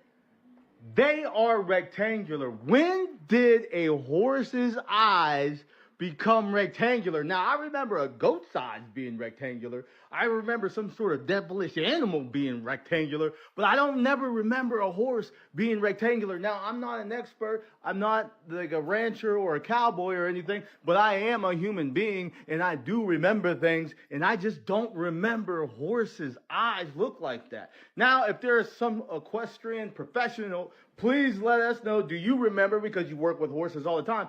But I don't remember horses' eyes looking like that ever. Let me know if I'm tripping. It's us. Why? I think he's tripping, but I think I'm tripping too. Do you guys remember horses' eyes being like that? I feel like I remember movies where there were horses, and I remember the close-ups, and they're like face to face, kind of giving a kiss. Never jumped out that they were that shape. I always felt like they were like big and brown. Maybe it's just me. Why is there Who absolutely knows? no trace of the outside? In fact, why are there no pieces of the at all? Not one seat cushion, engine, vertical stabilizer, nothing. 100 tons of titanium, steel, and aluminum gone. The only pieces of debris on the front lawn of the Pentagon were light enough to have been carried by hand, and employees from the Pentagon were seen carrying away a large box shrouded in a blue tarp. What was in that box? Why weren't we allowed to see it? But don't take my word for it. Listen to CNN's Jamie McIntyre as he reports live from the You know, it might have appeared that way, but from my close-up inspection, there's no evidence of a plane having crashed anywhere near. The only site is the actual side of the building that's crashed in. And as I said, the only pieces left that you can see are small enough that you could pick up in your hand. There are no large nothing like that anywhere around, which would indicate that the entire plane crashed into the side of the and The biggest thing on the news right now, also a recession indicator, the Starbucks Barista Cup. Wait, what? Oh, this is What the is new this? What is Labubu, this? fam. Oh, you don't know. Starbucks just came out with like, it's a bear with a Starbucks like hat on it and the straw that goes out like this. Okay, right? okay. This is my theory. This is a whole social experiment that Starbucks did just to expose like this whole recession, because all we can look forward to is this $30 luxury cup. Mans were elbowing people in line for it. Go ahead. All right, Karen. All right, that's fine. On the photos, bring up the photos. You're escalating the situation. I'm not. I'm in line just like everybody else. Everybody else was in line out there. I was in line the at same way. 7:50. They were arguing, sending threats to Starbucks because the workers got first dibs and they were lining up for 5 like hours. sneakers, bro. Fam, sneakers just for this bear cup. Yeah. You can get this cup on Amazon without the Starbucks branding for $15. It is a recession. But why does everyone want it? Because it's limited. It looks like luxury. Oh, I have it. This is a collection. Yeah. Because what's going to happen, because the Labubu, I guess, idea is proven, they're just going to start remixing that shit, bro. And they just made new versions. So it's like, oh, you have a winter version. You have a Christmas version. Oh, they know exactly what to do. This is peak consumerism at a time of recession. In 1951, a man named William Albee. First of all, I cannot imagine being addicted to extremely overpriced coffee and like have it be a part of my identity that I'm a Starbucks person. I've been to Starbucks. I just don't find it that crazy. But anyways, that's not even the story. But the fact that people like go crazy and would line up, this whole consumerism thing, it's kind of crazy to see that some people are just still in it, you know? Like, I feel like a lot of us sort of disconnected a bit, but to see that, I don't know, it kind of makes me feel weird. What do you guys think about that? You guys think it makes sense to be waiting and to be super mad for this cup that comes from this place that sells you expensive coffee and what? I don't know. I just find it super weird. How come you identify with this corporate machine this much? I don't know. I have a hard time seeing it. So maybe you guys can enlighten me. Let me know down below, and let's keep on rocking. In 1951, a man named William Albee invented a type of tire that could easily move on any surface. Even if these tires are installed on a truck weighing several thousand kilograms and driven over a person, that person would remain unharmed. This is because, due to the low-pressure tires, the vehicle's entire weight is distributed over a large area, so the person underneath the tire remains unharmed. These low-pressure tires are so remarkable that only a force of 2 kilograms is exerted at each point. They were primarily invented to move on soft and weak surfaces like snow, and they are also known today as Rolligan tires. Wow, amazing. That's genius. I can't really understand how the person was still under the weight of that part of the car and somehow was occupying almost all of that wheel, even though the wheel is made out of a bubble or whatever. I just don't understand how the weight was distributed where that person didn't get hurt. So if we have any engineers or any physicists in the comments, let me know down below. Kind of confused.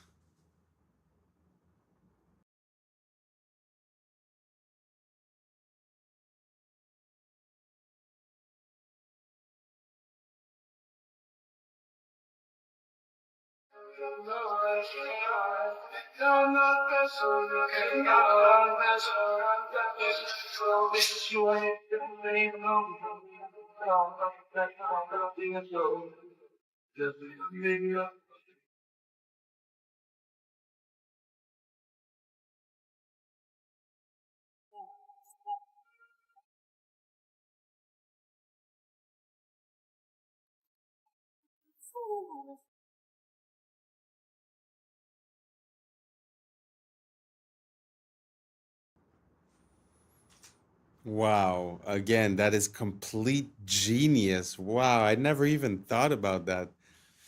So you're throwing stuff in the garbage and it's like a never-ending garbage in a way. So you're occupying the same amount of space as you do with the certain amount of garbage collection, but you're actually collecting way more and there's way less garbage visible, at least. Wow. Amazing idea. Amazing idea. And that's a wrap for today, familia. Whether you're tuning in with the sunrise or you're posted up after midnight, I appreciate your time, your energy, your curiosity. And remember, this isn't about truth or fiction. This is about perspective. If this sparked a thought, a laugh, a deeper question, then we did our job. Drop your thoughts in the comments. Keep the convo alive. Like, subscribe. Don't forget to hit that bell if you're riding the wave, because we're just getting started. Until next time, stay grounded, stay weird, stay critical. I'm Adam Strain, and this has been Adam Strain Reacts. Peace. Now it's time for us to link up. Really think we on the brink up. Making a change from living this strange. Living this strange. Making a change from living this strange. Yeah. This is a tongue-eating louse. It cuts off circulation, and the tongue eventually... Horses could have mustaches. They have horizontal eyes. Last year, December of 2024 to be exact, that is when it became official that the bald eagle was America's national bird. What's up, YouTube? Today, we'll be looking at disturbing TikToks that'll make you question reality. So without further ado, welcome to Adam Strain Reacts. Let's get her done. This is a nasty little creature right here. It's a parasite that survives by taking over another animal's body. Most fish don't react to it because by the time it's visible, the damage is already done. This is a tongue-eating louse. It enters a fish through the gills and clamps onto the tongue. It cuts off circulation, and the tongue eventually dies and falls off. The parasite doesn't leave. It takes the tongue's place and functions as the new organ while the fish keeps eating.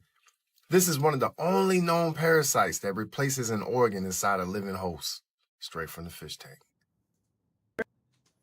Gee whiz. Anybody ever seen that before? I had never seen anything close to that.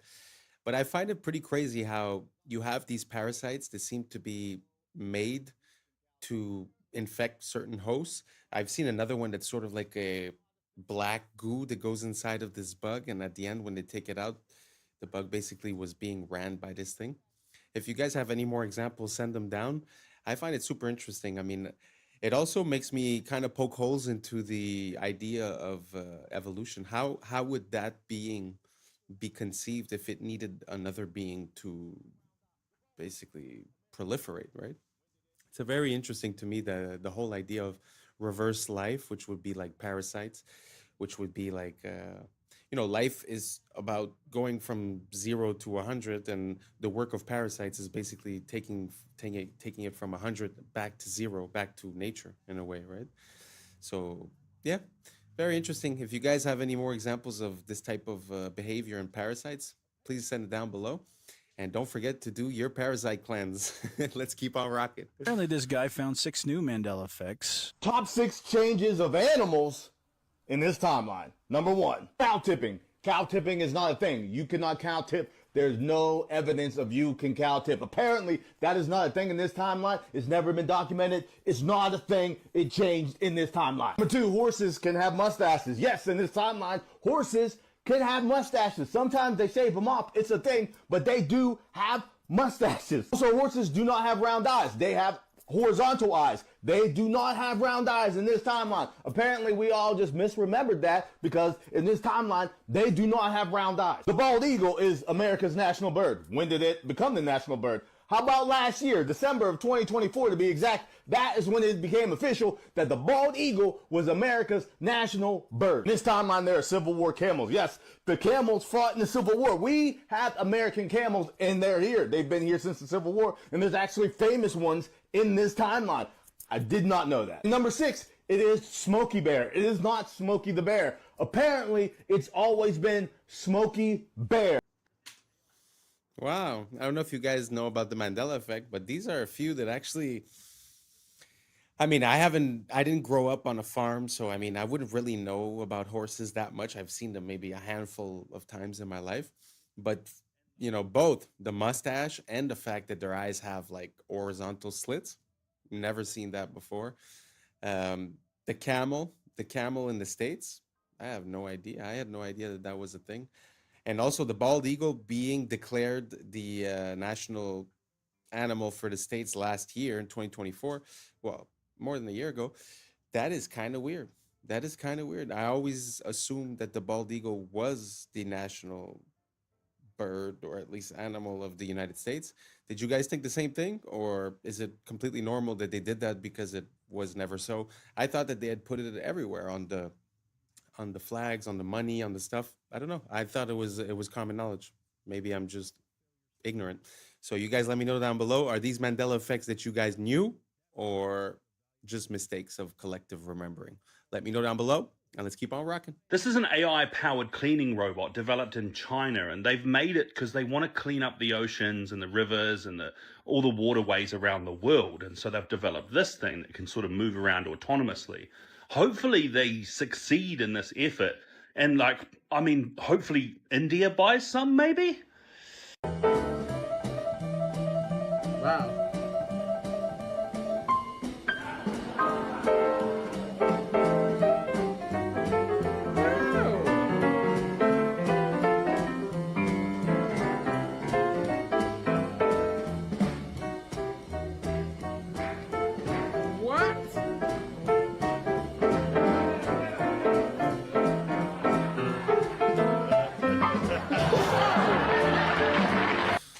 Gee whiz, that is a master of his craft.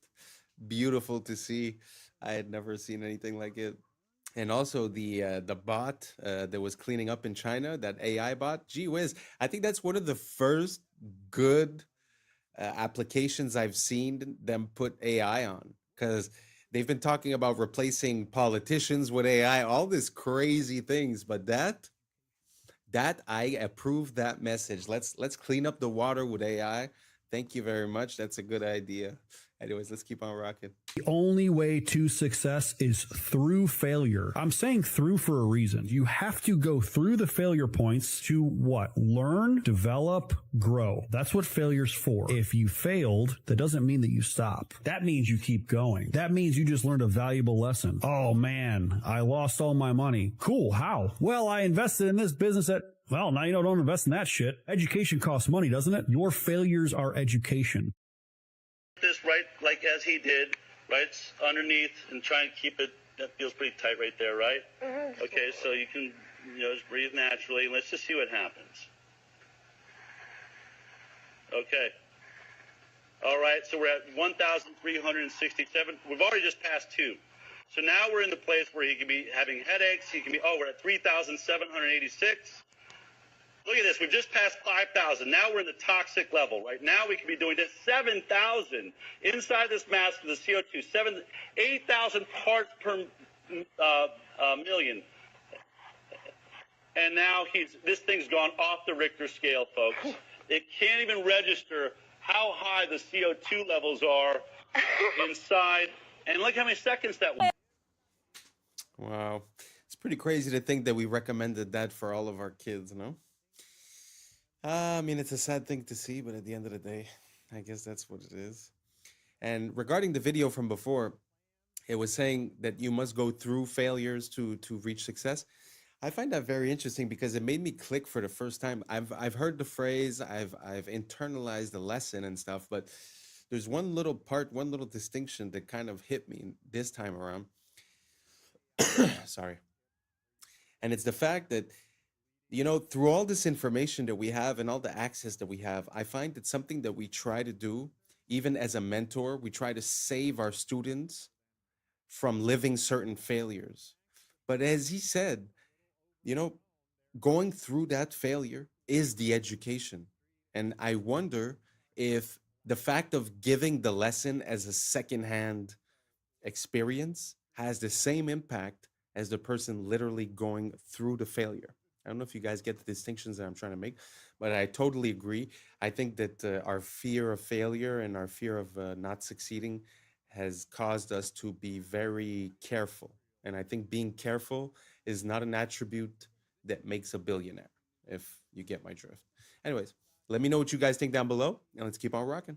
This Love Patrick, is one of my oldest Legacy friends. Park in Brambleton, Virginia. And I think whoever planned this community had serious beef with their boss. And every time they showed them the plans for this huge neighborhood, they must have presented them upside down. The main area of focus here is obviously the park, which is an above average size park. And you can see here the design starts here at the pond and just works its way out here to the tip where you have this fountain leading into this building right here, which is apparently called the Best Brains Learning Center. I'm pretty sure that they built this part much sooner than expected. Now moving back to the base, which looks a little overgrown, there is an elementary school across the street, and I'm not sure how this park is allowed within 500 feet of an elementary school. So let's turn on the street view. Seriously, this thing has veins? Yes, it's a giant park shaped like a huge How did they get away with this? That's awesome! It's incredible! You think that's real? That's real. It's real. Wow. This is real time right here. You think that they actually did that? This has to be a fairly new subdivision. Look at the documents. If you look at the college documents, if you look at the documents, and you look at some other, documents, which I'll be happy to share with you if any of your listeners want to see some of that stuff. They don't refer to those towers as cell phone towers. They refer to those as direct weapons.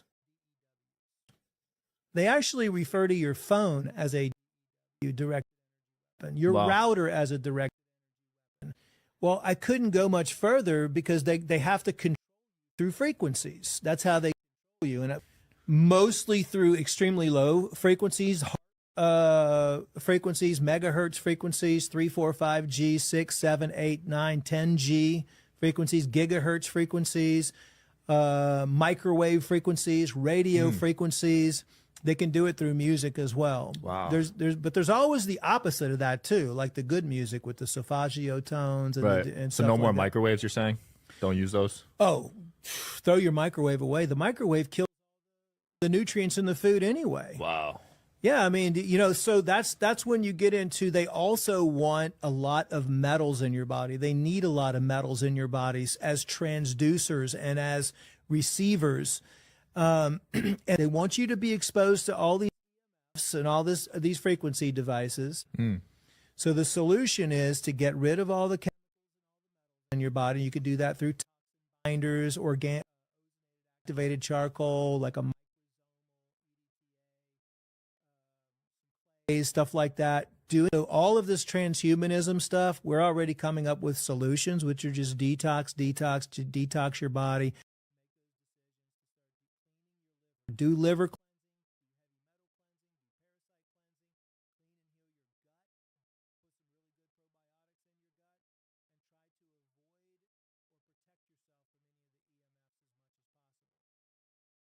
特に彼や言うんは、これ、日本に一台かないや言われよるけど、この中のお米がな、手作りで自分の田んぼで作ったお米を使ってあって。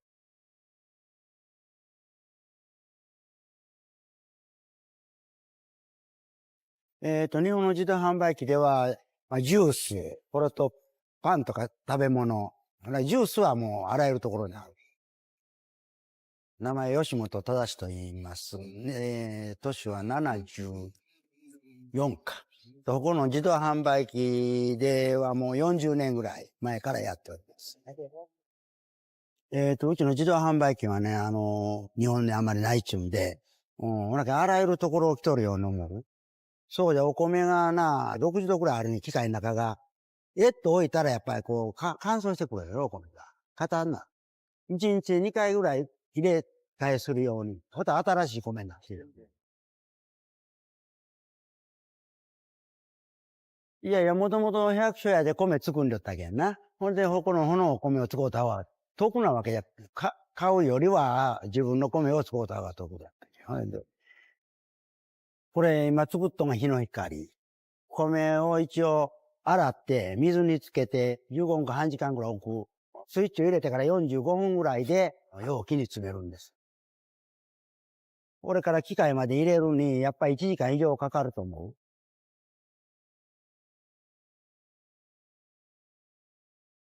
値段はもともと300円。トラックの人はもういいな、持って帰る。これと家族の人が来てな、3つぐらい一発に家で食べるとか言って持って帰ってくれる。このお米うまいってこう言うてくれる人がおる。これが一番嬉しいんや、ほんま言うたらな。これは、我がの体と機械と生ける間はもうするつもりじゃ。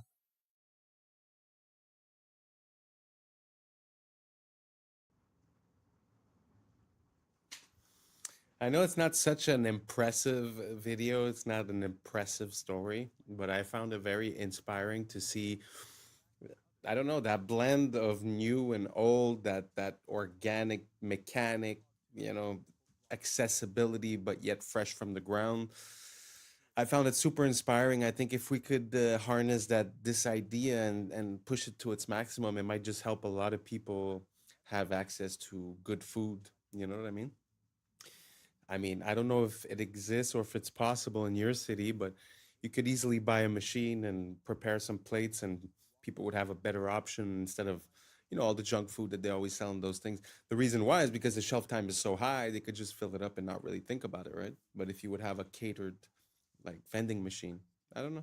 I've never thought about it, but I find it super interesting. If someone could take that idea and run with it, I would be so happy to hear that I've created an enterprise. But hey, just an idea I'm sending out there in the cosmos, and you guys let me know if it hits, and let me know if you've ever seen a vending machine like that, like a handmade, custom, from the ground up. I really love this man. I find it super beautiful. He loves what he does. I just wanted to shed a bit of light on his situation. I find it so beautiful. Let's keep on rocking. These robots are inspired by ants and were developed by South Korean scientists. Each micro-robot is 600 micrometers tall and interacts with others using magnetic fields. The micro-robot swarm was able to unclog tubes that resembled blocked blood vessels. This technology could potentially be used to clear plaques from clogged blood vessels in medical treatments. In this other application, the micro-robot swarm transported a chunk of the metal indium to complete or break an electrical circuit. This allowed it to turn a light on or off with precision. The micro-robots were able to assemble into a group and coordinate their movements to walk over an obstacle. By leveraging their collective strength and synchronized actions, they successfully overcame barriers, demonstrating their ability to adapt and perform tasks that require precise teamwork. The micro-robots used centrifugal force for self-throwing, propelling themselves over obstacles. A swarm of 200 micro-robots successfully separated heavy liquid metal into smaller pieces in just 5 seconds, despite its high surface tension. They then moved the pieces, joined them back together, and shaped the metal into a smooth sphere. This demonstrated their ability to handle complex tasks with precision and control. The micro-robots formed a spinning swarm on water, creating a floating raft structure that allowed them to carry a pill 2,000 times heavier than a single robot across the surface. This approach could be applied to deliver lightweight medical supplies or drugs across liquid environments in remote or constrained settings. In this example, the swarm used orbital dragging motions at 2.5 Hz to block the superworm's path and stop it from reaching the food. As soon as the swarm stopped its spinning, the worm was able to move toward the food. The micro-robots guided an ant by using a spinning motion to block its path and topple its legs without causing harm. By controlling the swarm's direction, they successfully steered the ant to a desired location. This technique could be applied in pest management or controlled behavioral studies of small organisms. The micro-robots can assemble into structured swarms or disassemble into individual units based on the strength of the magnetic field. By adjusting the magnetic field intensity, their configuration can be precisely controlled to perform tasks like transporting materials or navigating complex environments. Here we see the micro-robots using orbital dragging motion to rapidly circumvent obstacles with precise single-axis manipulation. This allows them to navigate barriers efficiently, completing the task in just 180 milliseconds. Well, that's pretty crazy that we're there. Micro robots. Kind of scary. I mean, as much as it's impressive, it's kind of scary because if you could have that in your blood vessels, you know, who knows how it gets there. I mean, obviously for a surgery or something, it's interesting. But to have something so small that could be ingested raises some concerns. And also if somehow this little robot would have the capability of flight or levitation, I don't know, the possibilities seem to be endless, like a swarm in the air, or I don't know, kind of scary to me, but let me know what you guys think down below. Let's keep on rocking. It's a bad idea to let the people who make the food give you advice about what food to eat. 4 of the most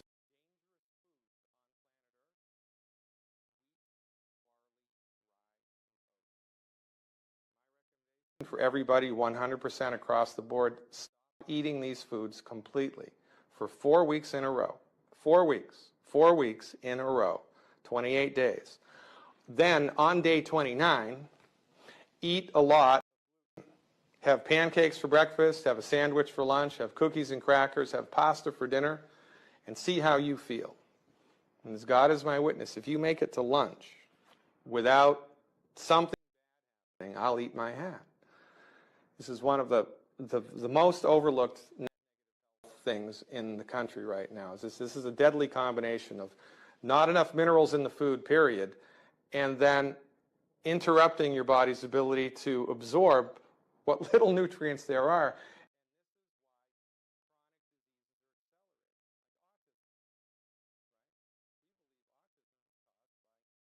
Bad nutrition in the blood of the pregnant mother. As the fetus is developing, it needs raw materials to make a brain, make a heart, make a liver, make a kidney. You can't make that out of pixie dust and air. The body needs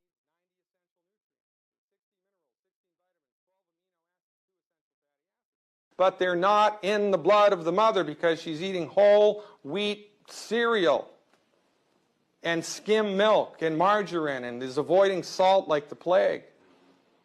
So, from the proper perspective, with all of the data points, it all starts to make sense.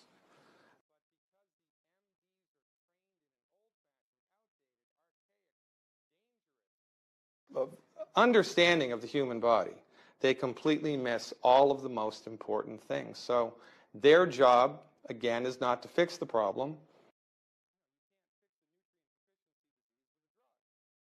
You can manage it, which is better than suffering.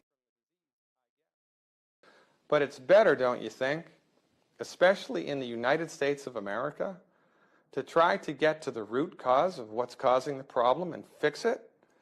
And that's what we do. One of the most famous Old Testament sayings, my people are destroyed by lack of knowledge.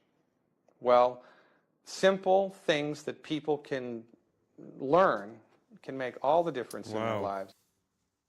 As much as I love to listen to him speak and it makes so much sense, it kind of makes me sad to think that there's not more doctors talking this way or approaching things this way, seeing the body as a whole and seeing nutrition as the main medicine that man needs. Wow, that was really interesting. Listen, I'm gonna give it a shot. 28 days, no, what did he say? Wheat, oats, barley, and rye. I think it was those four. I'm gonna do it. I'm gonna do it starting today, and I'll let you know. Sorry, I'll let you guys know how it goes. And if anyone wants to do it as well, you let me know down below how it goes for you, and we could compare notes. Let's keep on rocking. I bought my dugout as a fairly small 2-bedroom dugout, and I've been extending it over the years. For somebody driving into town the first time, you wouldn't think there was a lot here because 95% of it is hiding underground. People drive in and go, where is the place? I don't understand. Kupapiti is from the Aboriginal Kupapiti, which means white man in a hole. At the moment upstairs it is about 122 degrees Fahrenheit. Down here we're sitting on about 71, 72 degrees. No air conditioning necessary. We're right out in the middle of nowhere. It takes a day to drive here from Adelaide. I'd say there's about 1,000 underground dwellings and at least 1,500 people living underground. We've got 5 underground churches. We've got underground motels. There's some amazing underground homes here. Many bedrooms, underground workshop. You name it underground, we've pretty well got it.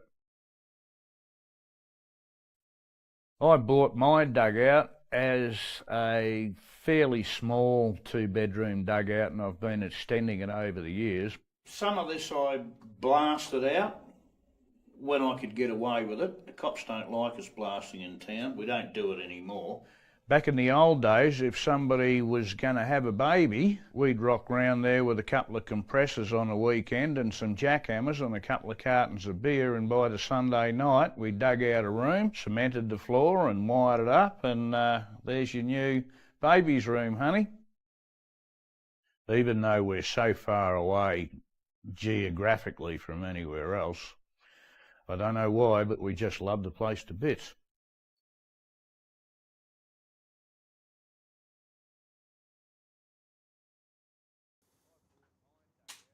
Wow.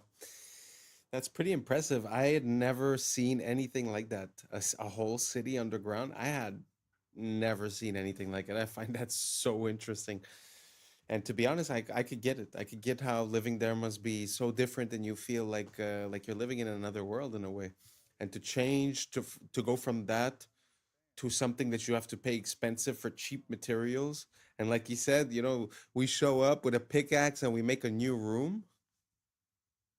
Man, the beauty of that idea, the luxury of not having to build up and to just, you know, go a bit deeper. I find that so beautiful and such a great idea. Makes me wonder, you know, are there other places where there's underground dwellings that on that much of a massive scale? It's very interesting. Man has always seemed to be underground somehow. We often find streets or bottoms of buildings or a lot of things that are below our feet.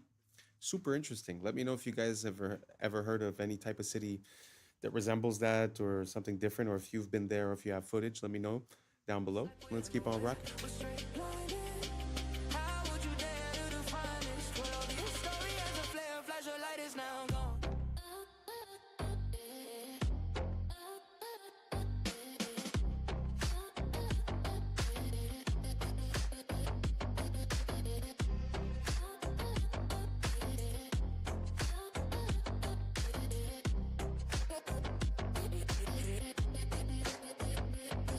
This is me, and I'ma tell you, I am such a mess without you.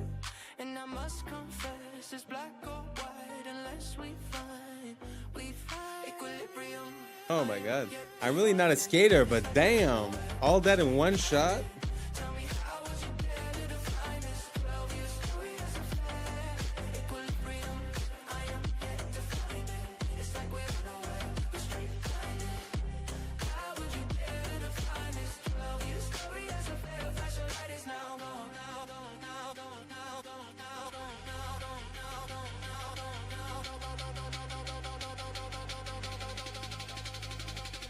Maybe that's the point, to let it run free. Feels like we're joined at the hip with one being. Maybe that's the point, to let it run free. Feels like we're joined at the hip with one being.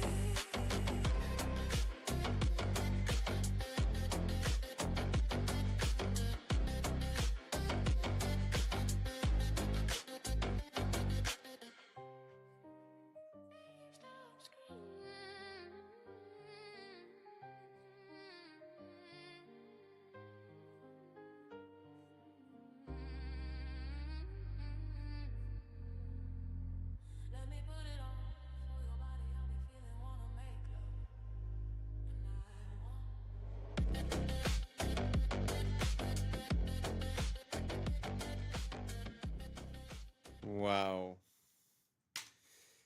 I didn't see the whole thing. I just put it in because the guy started off crazy. I don't know where this guy is from, but most of the skaters I see have a hard time pulling one of those, 2, 3 of those off. I mean, gee whiz. Wow. Props to this guy.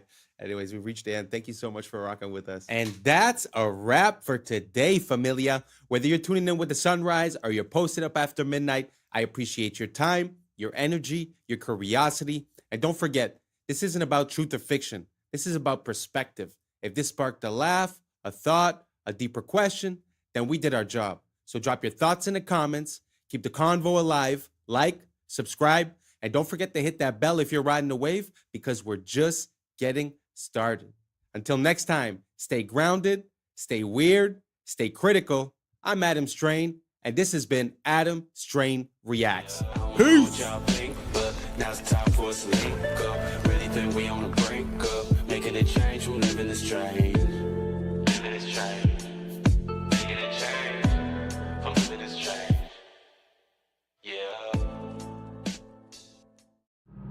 Yeah. I was sleeping, had to wake up. Why? Every reason I could think of. God, till the day I keep the ink up. In my priority. What's up, YouTube? Today, we will be looking at disturbing TikToks that'll make you question reality.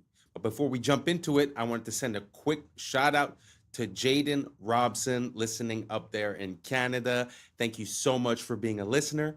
So without further ado, welcome to Adam Strain Reacts. Let's get her done. It's funny, even the story of Isaac Newton. So how did he discover gravity? Well, of course, he was sitting under a tree and an apple hit him on the head. Children, can I explain you this? He already knew things fell down. Everybody knows things fall to the ground. That is not how he came up with the theory of gravity. The apple is symbolic of the tree. Once again, the tree of knowledge and good and evil. If you actually look up the old Apple logos, the very first ones, it's literally Isaac Newton sitting under the tree. So what did they change that logo to? An apple with a bite out of it. You guys understand what that means? Do you remember when they sold the first Apple computer and it was $666.66? Do you think these are coincidences? No, that is what they're telling you without telling you. What if I told you the reason you feel temptations for certain things and certain sins is very specific to what you're supposed to do? Before continuing, I wanted to warn you guys, their phones were being spied on. Click on this icon, then more. If you see it, delete it immediately. So if you have the urge to smoke or damage your lungs, it's because your voice was made to worship. The enemy's trying to silence you that was meant to praise. If you have crippling self-doubt or insecurity, it's because you're meant to lead and inspire. If you weren't dangerous to darkness, it wouldn't try to mute your confidence. If you have constant distraction and procrastination, it's because you carry strategy, vision, and ideas from heaven.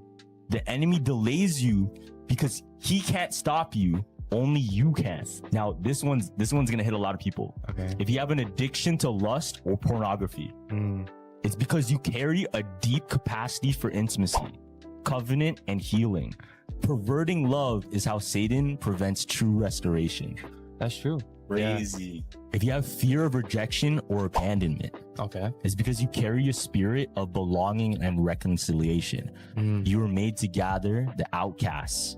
So he tries to make you feel like one. Damn. You have an obsession with appearance or body image. It's because you're meant to reflect God's glory, not the world's standards. So he's going to try to get you to hate your image. Damn. It's bars though. If you're drawn to witchcraft, astrology, or manifestation, it's because you have a prophetic gift meant for God's kingdom. The enemy counterfeits your gift to keep you out of alignment. If you struggle with overspending or greed, it's because you're meant to be a kingdom financer. So he wants to keep you broke so you can never bless others.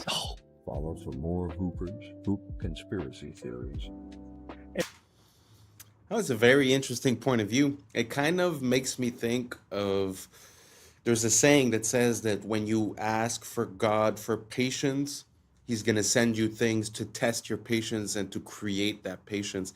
It just seems like the reverse perspective from the point of view of the devil, but it seems like the same entity or the same pattern where you're going to be tested in the disciplines in which you must excel. So it's very interesting. Do you guys see that parallel within this? Do you guys think it makes sense?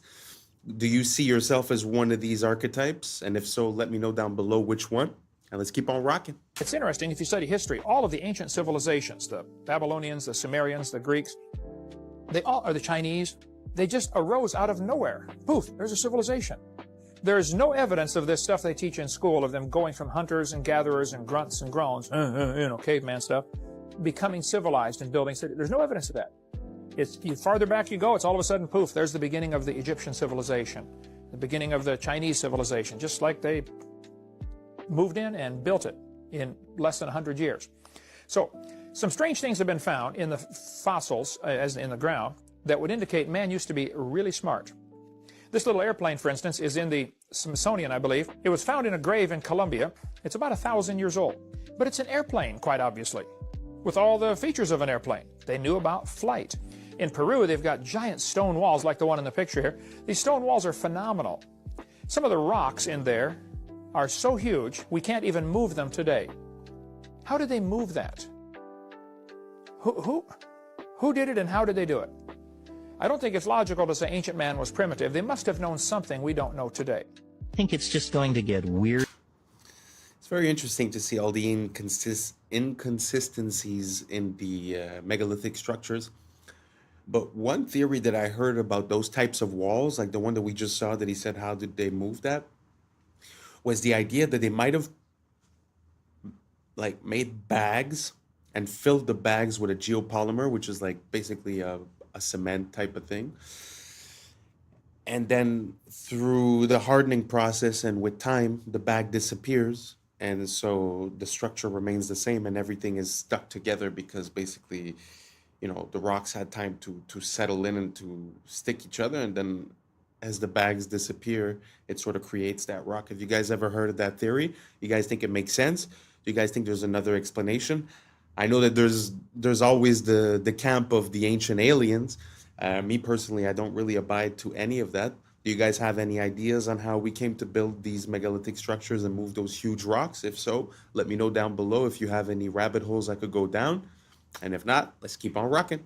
Weirder and weirder and weirder, and finally it's going to be so weird that people are going to have to talk about how weird it is. I look for the invention of artificial life, the cloning of human beings, possible contact with extraterrestrials, possible human immortality, and at the same time, appalling acts of brutality, genocide, race baiting, homophobia, famine, starvation. The mushroom said to me once, it said, "This is what it's like when a species prepares to depart for the stars.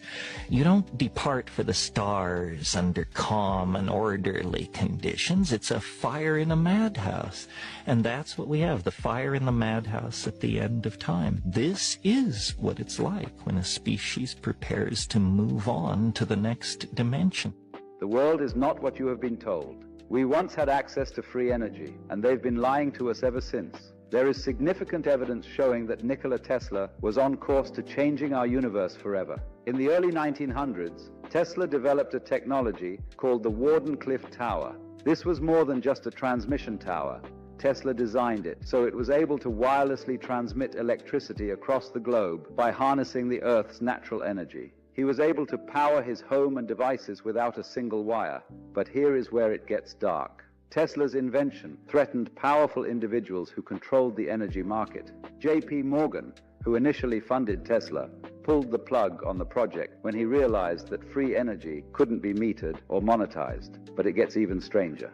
Tesla's lab mysteriously burnt down, and many of his notes and prototypes disappeared.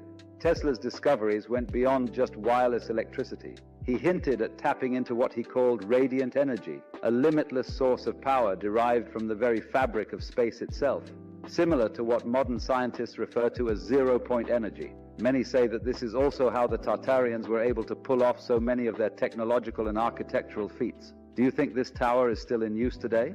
This is gonna keep you up while you sleep tonight. The hollow moon theory. Our moon really doesn't make sense when you look at the facts. Like, it shouldn't exist. The moon is about 25% of Earth's size, the biggest moon to planet ratio of our entire solar system. Pluto is not a planet, that doesn't count. That's 72 times larger than the expected average moon to planet ratio of our solar system. Moons are just not supposed to be this big relative to their home planet, but sure, maybe we got lucky. Despite this, the moon is only 1% of Earth's mass. 1%, meaning it is way lighter than it's expected to be, and we really don't even know why. Unless, of course, the moon is either extremely porous like a sponge or a hollow shell. When looking at this data, NASA's own Dr. Gordon McDonald even said himself it would seem that the moon is more like a hollow than a homogeneous sphere. But oh, that's just the tip and we ain't stopping. Our moon's orbit is way closer than that of any of the other over 400 moons in our solar system, and also has a near perfectly circular orbital path. We don't see this on any other planet, which all have moons with wildly eccentric orbits. Our moon also coincidentally appears as the exact same size as the sun in our sky. Despite our sun having a diameter 400 times larger than the moon just so happens to be exactly 400 times closer to us, defying all odds of randomness, but is officially deemed just a cosmic coincidence. The moon also happens to be tidally locked with our planet, meaning its rotational period is the same as its orbital period around the Earth, which is why the same side is always facing us. This one is not so much a coincidence, as tidally locked moons are actually fairly common in our solar system. But it would also be the perfect excuse for the moon to always look the same in our sky, and for us to never see what's on the other side, like an all-seeing eye that never ceases surveillance of our planet. We don't even know for sure how our moon even got there in the first place. The most common explanation is that the early Earth collided with a massive protoplanet called Theia about 4.5 billion years ago, which was thought to be roughly the size of Mars, and the impact caused the resulting debris to coalesce and eventually form the moon. This is known as the giant impact theory. There's also the fission hypothesis, where an early molten Earth was spinning so fast that a part of it got ejected out into space and became the moon. The capture theory, implying the moon just drifted by Earth and was captured by its gravity. And the accretion theory, suggesting that as the early Earth was forming in its accretion disk, a part of that disk clumped together to become the moon. But when studying rock samples from the surface of the moon, we find out that none of these theories quite make any sense, with other NASA scientists like Dr. Robin Brett further quoted as saying, "It seems much easier to explain the non-existence of the moon than its existence. Like on Earth, the newest rocks are on the surface, and the deeper we go, the older the rocks get, as we would naturally expect to be the case. On the moon, it's the other way around. Soil samples from the moon confirm that older rocks are on the surface, and they get younger the deeper we go. The only time we ever see this inverse relationship of rock layer depth to rock age on Earth is through human interaction, like drilling, digging holes, and boring tunnels. Did the same thing happen on the moon? If the moon was hollowed out from the inside, this older inner rock would be brought up to the surface, and this observation would make sense. The lunar crust is also thinner on the side of the moon facing the Earth and thicker on the dark side of the moon, and researchers still have no idea why. The moon doesn't have a magnetic field, much the same as other planets' moons, but strangely, moon rock samples are strongly magnetized. Craters on the moon are all virtually the same depth, no matter how big or small they are. On Earth, bigger craters naturally go much deeper than smaller ones, as the impact was greater. Not on the moon, almost like there's a solid layer underneath preventing the crater from going too deep. Moon rocks are also much older than the oldest rocks on Earth by millions of years, blowing the fission hypothesis and accretion theory out of the water. The moon contains traces of uranium-236, a radioactive isotope that doesn't occur naturally on Earth, but rather through the highly complicated scientific process of nuclear fission, something that only an intelligent species is capable of. Zirconium, chromium, and titanium are all relatively rare Earth metals, but are somehow quite abundant on the moon. Those three elements are also some of the most durable and corrosive resistant that we know of, perfect for building a massive structure. And they've even done quantifiable experiments that tell us that's exactly what the moon might be. When Apollo 12 was leaving the moon's orbit, they intentionally dropped their lunar lander down to the surface. When it crashed, seismic measurements showed that the moon reverberated and rang like a bell for an hour. They did not expect this. Only hollow objects are expected to reverb like this, especially with something as small as a lunar lander. During Apollo 13, they tested that again with a much larger object, dropping a spent Saturn V booster rocket that impacted the lunar surface. This time, the moon rang for 3 hours, with vibrations going as deep as 32 kilometers beneath the surface, and even got faster the deeper they got. This doesn't happen on Earth, or even solid objects for that matter, and again is only expected to occur on something hollow. Beneath Istanbul. Wow. I know that the moon and the sun are things that we take for granted and that are a bit hard to start to question, but when you look at like the details that he was saying, the fact that it's tidally locked, the distance, the size, and all these things, it's very interesting. It often makes me think of like when they talk about the hollow moon theory, it makes me think a lot about the Truman Show, where they're sitting inside the moon and sort of watching. There's also some theories of people saying that there's watchers, the fallen angels, and they would be in the moon. Personally, I have a hard time with that, but it's very interesting to see how we see it every day, in our sky. We sort of take it for granted, but really when you look at the details, it's really hard to explain away all these little details. Was there anything that we were missing in that list? Let me know down below. The moon is one of the things that amazes me.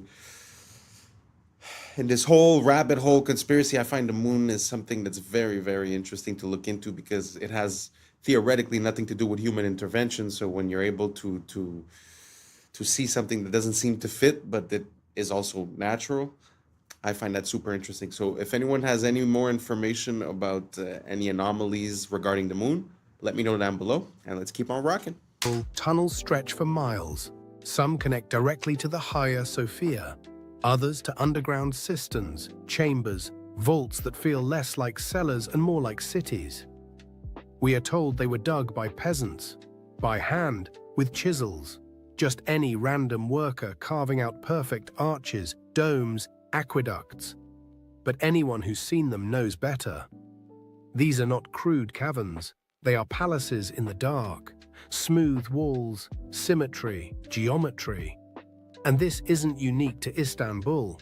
From Edinburgh to Cappadocia, from Poland to Mexico, underground cities repeat the same pattern. As if a civilization once lived below the surface, and we've been taught to call it myth. In Puebla, Mexico, locals whispered about tunnels. Stories passed down for centuries, only to be mocked as fairy tales, until 2015, when workers accidentally broke through. Suddenly, myth became fact.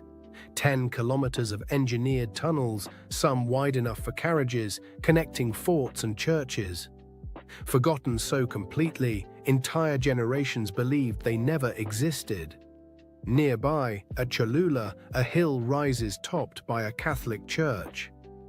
But scan beneath and you find the largest pyramid on Earth. By volume, a pyramid crowned with a new religion, a cover-up carved into the landscape. So tell me, when a pyramid is called a hill and tunnels are dismissed as legend, what else has been buried, renamed, paved over? Were the tunnels truly forgotten, or were they deliberately erased? This place is the weirdest place ever. Ever. I will die on that hill. You get there and you think this is the only one of these things. There are 12 perfectly carved buildings that are into the mountain. And just like in India, you cannot make a mistake, and there are none, like it was laser carved, which is ironic because these guys made it. We don't know who originally built it, we don't know where all the rubble from carving this stuff went, and we don't know what tool they used. All we have are clues from other ancient quarries like Japan. The oldest stuff on this planet uses whatever tool that was. The Inca call this style Hananpacha. You can see the stuff on Machu Picchu, and Al-Aqsa Mosque, the Dome of the Rock, the most holy place on earth, right up the street from the oldest parts of Jordan where Petra is. This makes Petra nearly impossible to accurately date. This building was carved at the same time as this building, allegedly. The place is so heavily eroded, I had to put a line on every man-made cut on this part of the mountain. We don't know what this was. What was that used for? Even at the treasury, how do we know that this is not just a really eroded that? And here's why we don't know. Because under the main part of the treasury, there is a 2-story we don't know under it. Only 15% of this place has been excavated. You can still see the ones that haven't, but did you see the one up here? There's hundreds of these. I haven't even talked about the mysterious stuff. Jordan is an incredible place to visit. I make these videos because the more attention these sites get, the more they excavate. Punch the share button. Tell them we want to dig more. Descend beneath Europe's churches and cathedrals. What do you find? Bones, thousands of them. Catacombs where human remains are arranged into geometric patterns, floral motifs, even walls of skulls. Official history explains it neatly. A practical way to store bodies when cemeteries overflowed. But pause. Does that explain the artistry, the deliberate design, the way skulls form archways and ribs frame altars? Or is there something ritualistic here, something we're not meant to understand?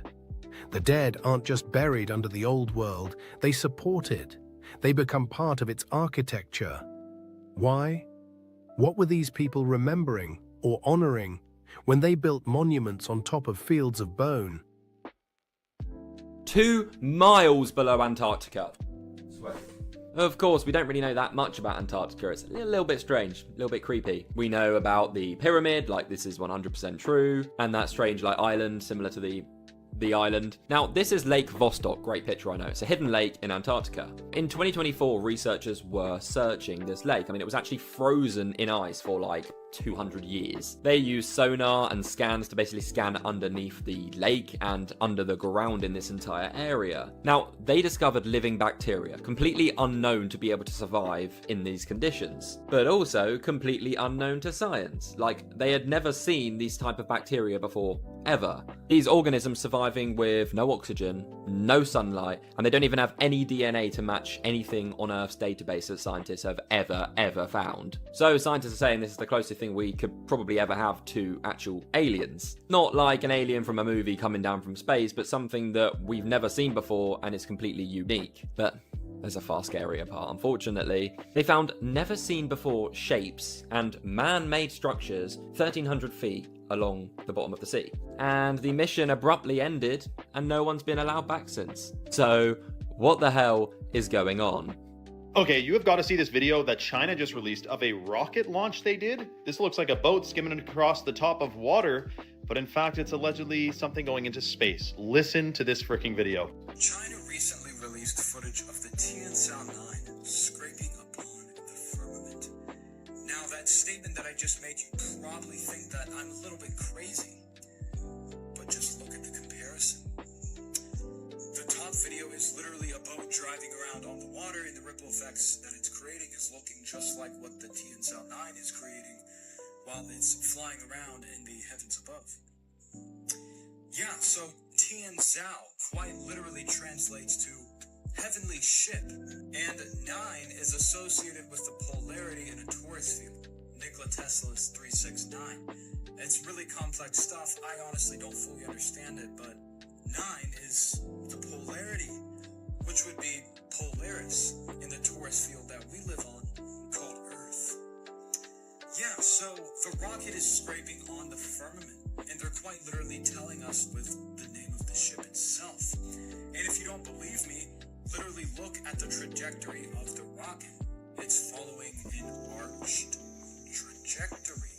The reason they may be hiding from us the truth about the nature of our reality and space and all that is because if we weren't on a spinning ball that came from a giant explosion called the Big Bang, then we were definitely created. That would throw apart the whole Darwinism would be decimated. Darwinism wouldn't exist. Evolution wouldn't exist. No one would be talking about it.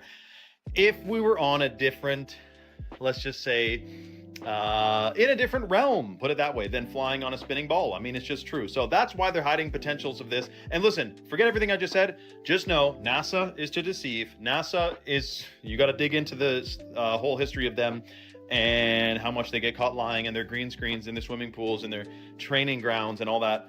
It's absolutely shocking. It's riddled with inconsistencies. There is something being hidden from us 100%, and we shouldn't trust this agency that's been caught lying on telling us the nature of our reality and what we live on in galaxies and all that. So keep your head vigilant. We'll discuss more about this. Comment for part 2 and follow for more. I can't really approve the whole message, but what I can say is for the budget that NASA has had for the past forever, the past 70 years, which, if I'm not mistaken, revolves around $50 million a day, then I find that the information that they give us is very lacking. You know, like, we went to the moon, we put down flags, but yet we can't have any pictures of the flags. That's without saying that we never went back to the moon. So many things lacking. Even the pictures that they send us, supposedly 3i Atlas was pictured by amateur people. It wasn't given us to us by NASA. Yeah, there's a lot of, like he was saying, the training in the water pools, the CGI, the blue screens.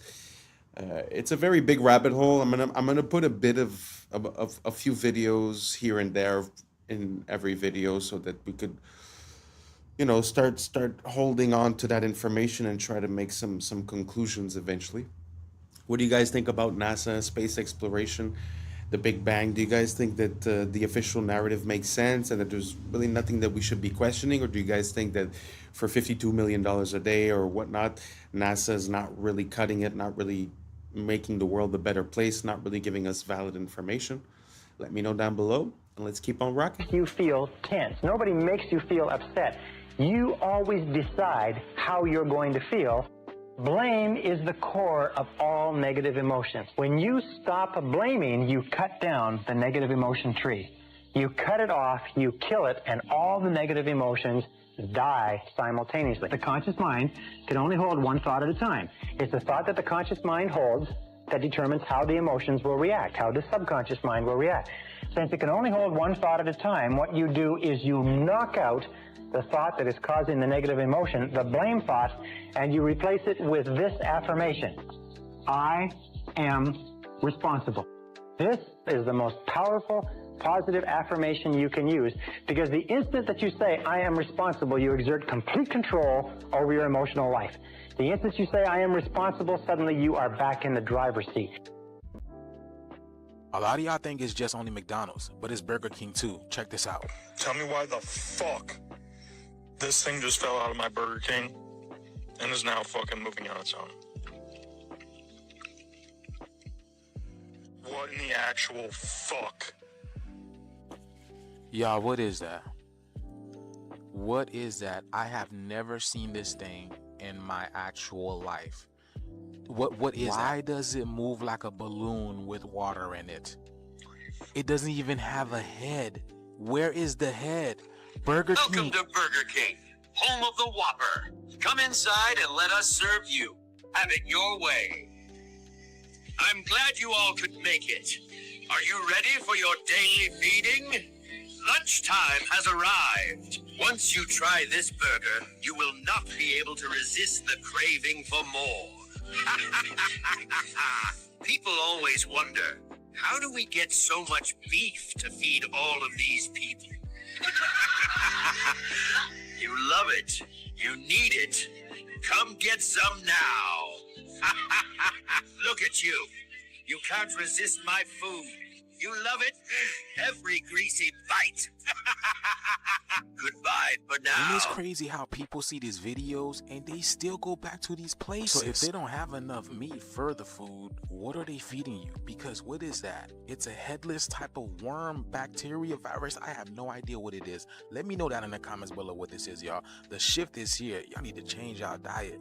Let's continue to get it. Peace out. And that's a wrap for today, familia. Whether you're tuning in with the sunrise or you're posted up after midnight, I appreciate your time, your energy, your curiosity. And don't forget, this isn't about truth or fiction. This is about perspective. If this sparked a thought, a laugh, a deeper question, then we did our job. Drop your thoughts in the comments. Keep the convo alive.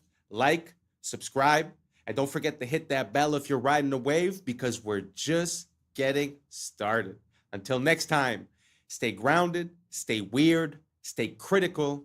I'm Adam Strain, and this has been Adam Strain Reacts. Peace.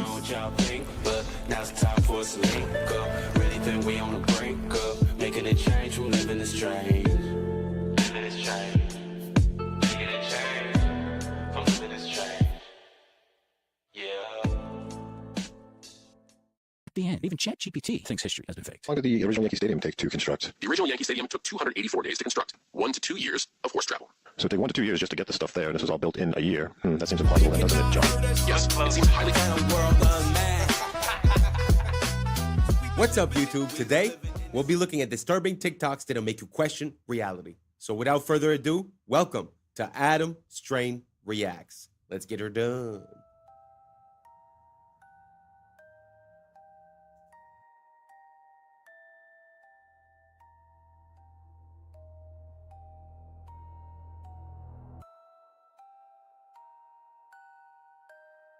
Scientists just copied a fruit fly's brain into a computer, neuron by neuron. No training data, no machine learning. It just woke up and started being a fly within the computer, effectively proving like a simulation. You could just copy a brain into a computer and it would just simulate reality. Nothing trained this fly to do that. I wonder if the same thing would happen with humans. What do you guys think? Do you guys think if we would just get connected into the machine and wake up into it, would we even realize? Let me know what you think down below. Let's keep on rocking. Okay, if we get all 4 arrows, we're doing very well indeed. Usually you get 1 or 2. And he's off.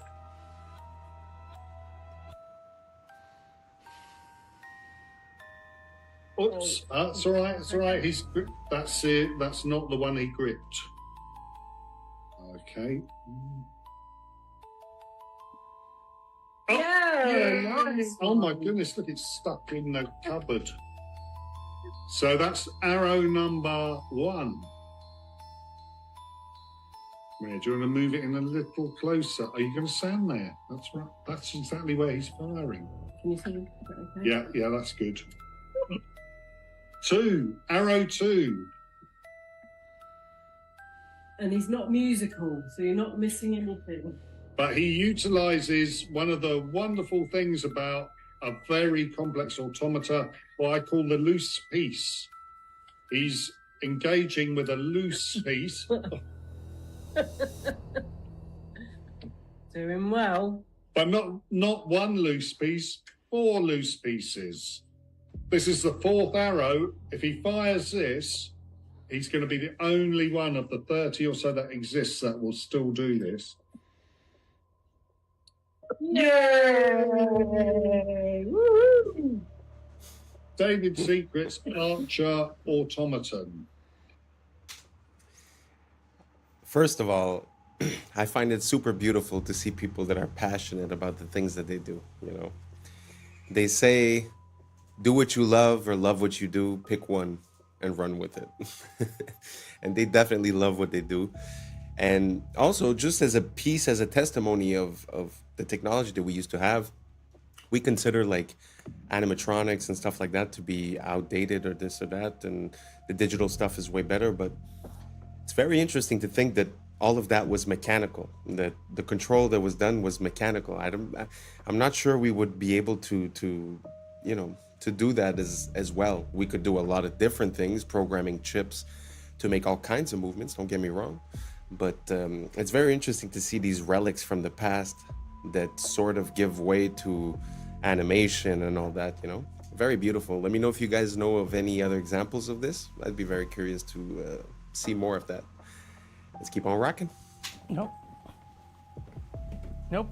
You sure? I just Yeah, want to be I there know, just in I case. know. Just knowing the amount of glass that's in here, there's just such an unsettling feeling. Like if this falls down, it's like going to be a chandelier hitting the ground. We pull the pins. And Christmas! Shot glass, white wine, red wine, cereal bowl, cake cover. This is a shaving mug. This is a little purse atomizer that I keep full of alcohol. A single drop of perspiration hits a bowl. I have to get that off of there because it spreads. So that's always there. Now we get into the preparation for playing. Right there. So this is a note rod. This is invented by a guy, as I remember, it was 1785, came up with the idea. Franklin painted the rims on the insides of the bowls white for each of what would be the accidentals. Get your fret markers in there. So there we go. So you need to get surgically clean. Yeah, I completely scrape every surface until it starts to grab. You can feel the grab. Because if there's any oil or sweat on your fingers, Anything. it just won't work. Dead. No, Yeah. you don't have to dry. No, oh, you don't want to be dry. Don't want to be dry. And I use distilled water. Does it have to be distilled water? Yep. Everything else leaves deposits on the glass. And then we just dip some more water. And then we put it on.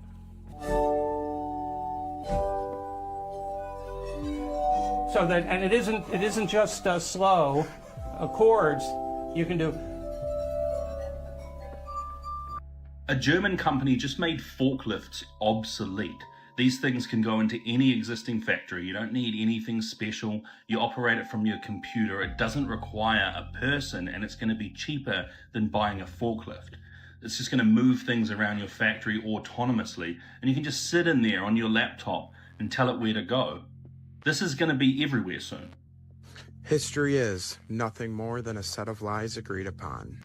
One of my quotes I often use here, attributed to this man Napoleon, who is one of those sets of lies agreed upon. And no, that's not a Masonic symbol he keeps flashing in all of his pictures. History would tell us that's just indigestion.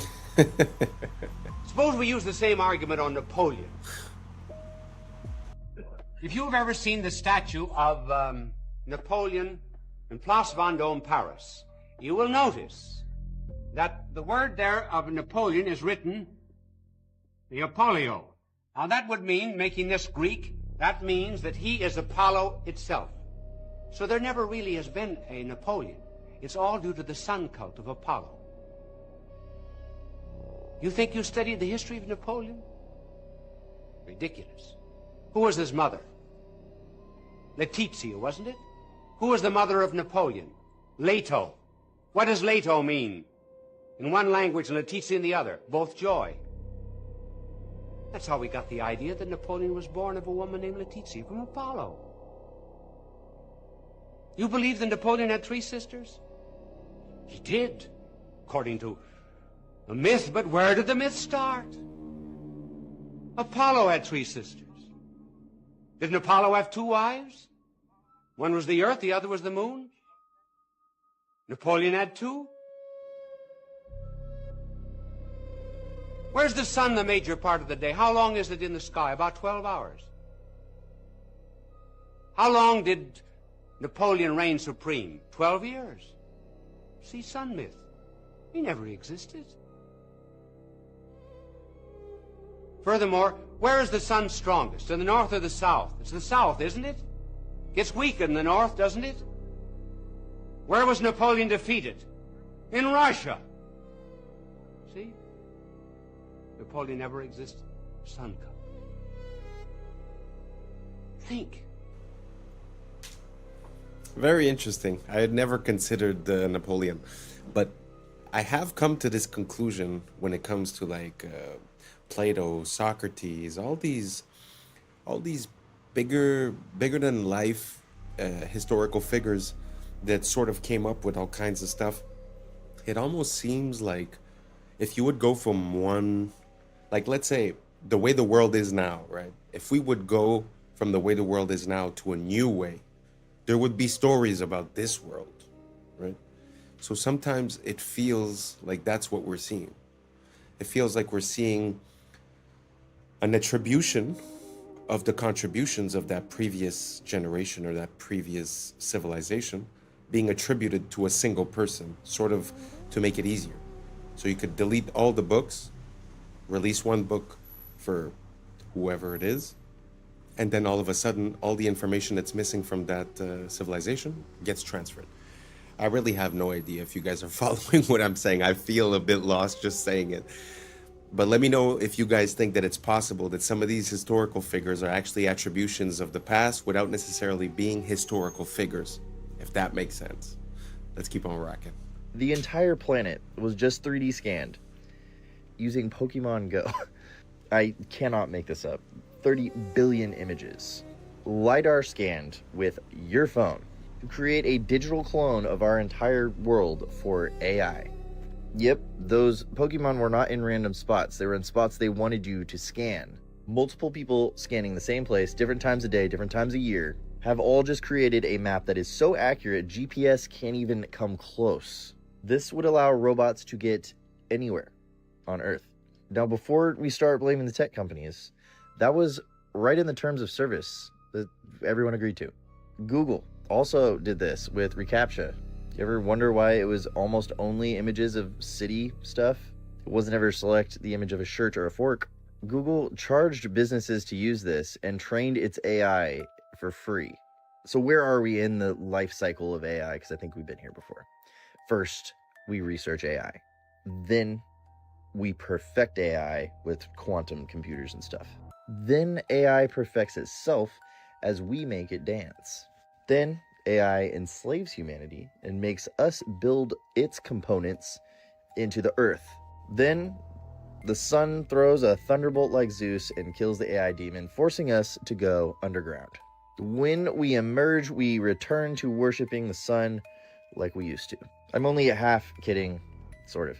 Niantic Spatial is the company that did this. And despite its terrifying implications, I will say it, that was one of the most genius moves in human history. Pokemon. Every single textbook we got as a kid came from a Masade. By the way, McGraw-Hill, you know who started that? Ghislaine Maxwell's dad. Robert Maxwell owns, every single textbook we got as a kid came from a Mossad agent. Oh my fucking God. Yeah. Not my Texas history book. not all 11 of them. Okay, who is McGraw-Hill? They made all the textbooks, right? You ever look at your textbook? When you were a little kid, it was made by McGraw. Oh, that's the publisher. That's the publisher. Oh my God. That was apparently founded by Jeffrey Epstein's girlfriend's dad. This is how evil the Epsteins were. Not only were they kids, they were also giving them homework. Yes. It's like, damn, bro. That's messed up. That's crazy. Big ass books too. I know, right? Carry these around your backpack. You had to cover the book yourself. Yeah. Oh, yeah. You had to give it its own yarmulke. Oh my God, dude. We did. That was the thing. We had to cover our own books. They wanted us to cover it up so you couldn't see who made it. I wonder what company owns the book cover. I don't know. Oh, the company that takes all the school pictures. No. Holy cow, you're right. That's like big news right now. Yeah. Are you schools this year are canceling their school pictures because of this connection? Yeah, the company is heavily connected to So they've been sending their photos over there too? Probably. That's just probably picking how us they recruit out. some people. Just picking us out of the school yearbook. They have a draft board, Mel Kiper style, of every picture of every kid in America. Yeah, and they're just sitting there. Yeah, like a fantasy draft. I am never making fun of a homeschool kid again.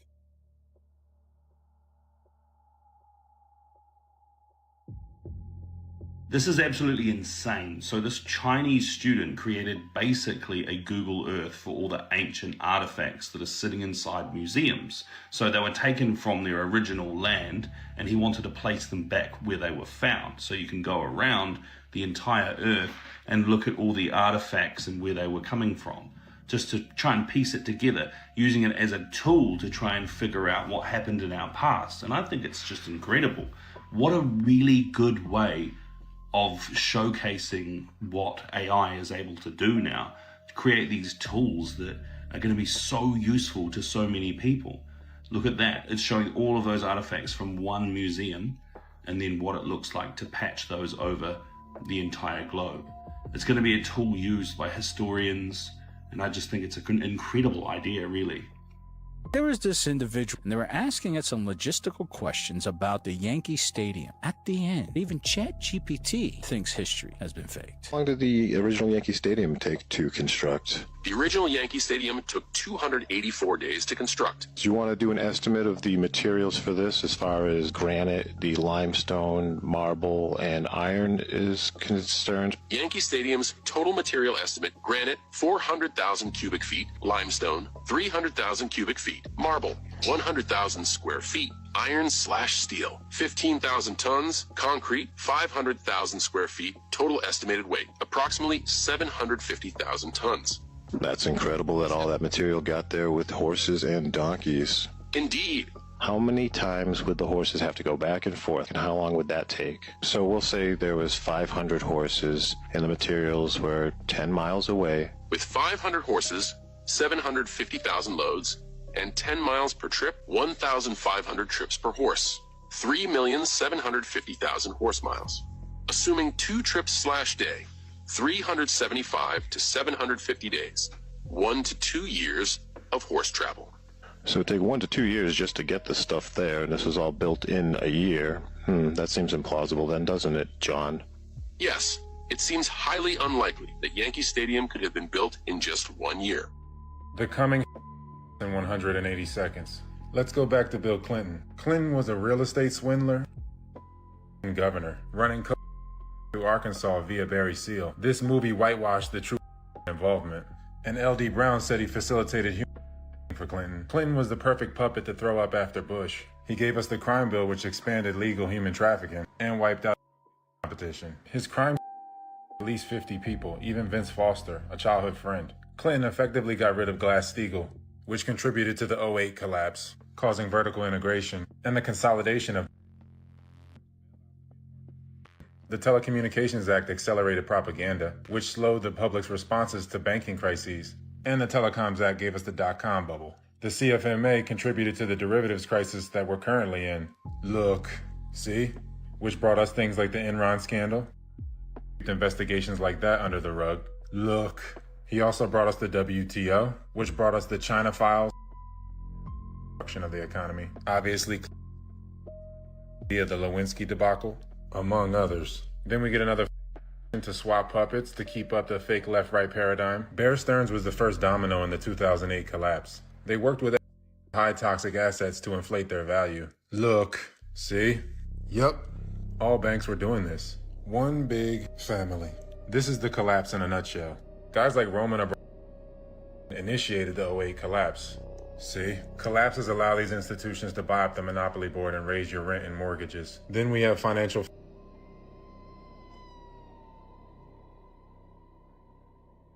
renters. They're all one company, basically. And Citadel controls a large sum of the trading.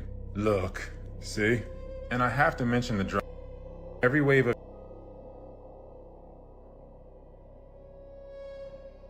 market. Then we get another fake election for the left-right paradigm illusion, which is why Obama continued the bailouts. Then we get another fake Clinton.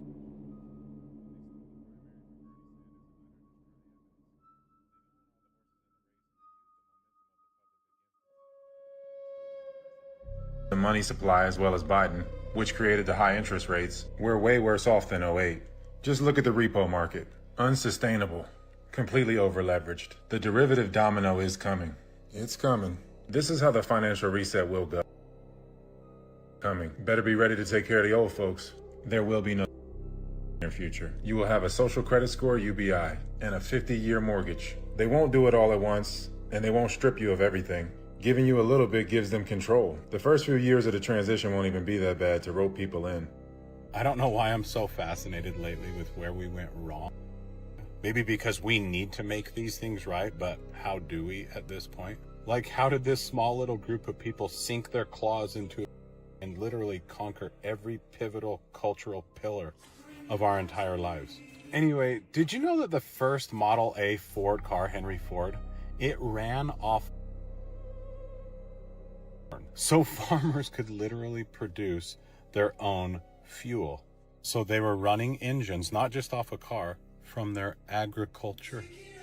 So what were we told about the Prohibition? That there was this huge moral crisis because of too much. So the had to come save us. But do you think there might be another side to that story? Was the best monopolist we've ever had. So we had a monopoly on oil and then transport and things like that. And they busted it up. So, well, what did he do? One thing he did, people don't know this, the original Model T Ford ran on corn alcohol. So a farmer could make their own fuel in their field. Why do you think he spent $1 million on funding Prohibition for 8 years, which banned all fermentation, not just for drinking alcohol? Just long enough to get gas stations based on petroleum out there. And then, why did he fund the formation of the to go after and destroy natural? Because they're all petroleum. So the big were spun out of big oil companies. So big oil funded big, and these big chemical companies funded, and they all come from the monopolistic thing.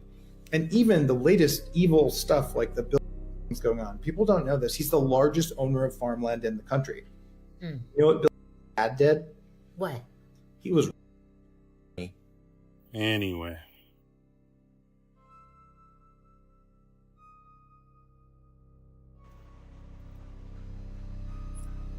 The more you know. Well, not only is nowadays petrol the basis of most of the products that we use, plastics, rubber, like he was saying, even the pills, like everything is involved with it.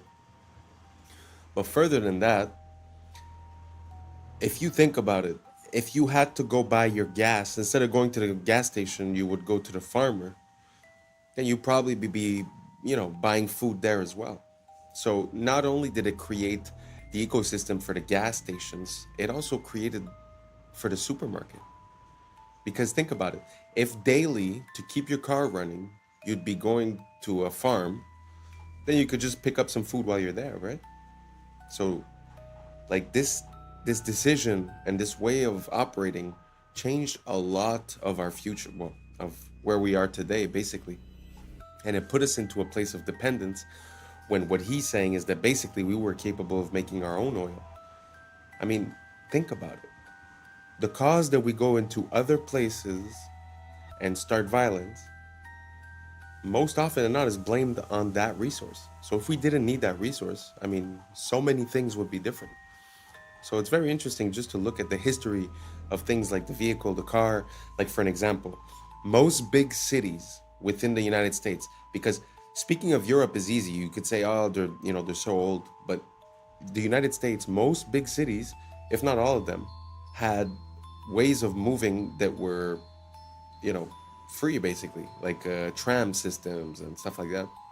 In some cities, what they did, they bought the trams, they converted them to basically buses as we know them, and then they resold the company with the stated clause that they could never reconvert into electricity or into a tram. So all of these uses of petrol seem to be manipulated. So not for the potential, not for the effect for us, but more for lining their pockets. I'm sorry, but this subject is just so big. I'll give you another example. When they got together and they wanted to decide a universal, global price per barrel of this commodity, that's when they introduced the idea of fossil fuels. Because what is it to say I'm selling a product that always appears like water? It's easy, although we still do it, but I'm saying it would be easy and cheap. So when they decided to say, okay, let's put a price per barrel, they decided to make a case, they stated their case, for it being fossil fuels. Fossil fuels requires millions of years, certain, conditions for millions of years, and that it's the biological waste that's being compressed and then it becomes that liquid. So all I'm saying is that basically everything that has to do with that commodity seems to be manufactured in some type of way to encourage us depending on that commodity. Listen, I went way out of bounds here. Let me know if you followed what I was saying. Let me know if you have other examples or if you contest everything that I'm saying. Just write it down below. Say, I hate you. This is why. Go for it. Let me know. Because for me, it seems pretty clear. Because now we've had enough time to look at it with a retrospect.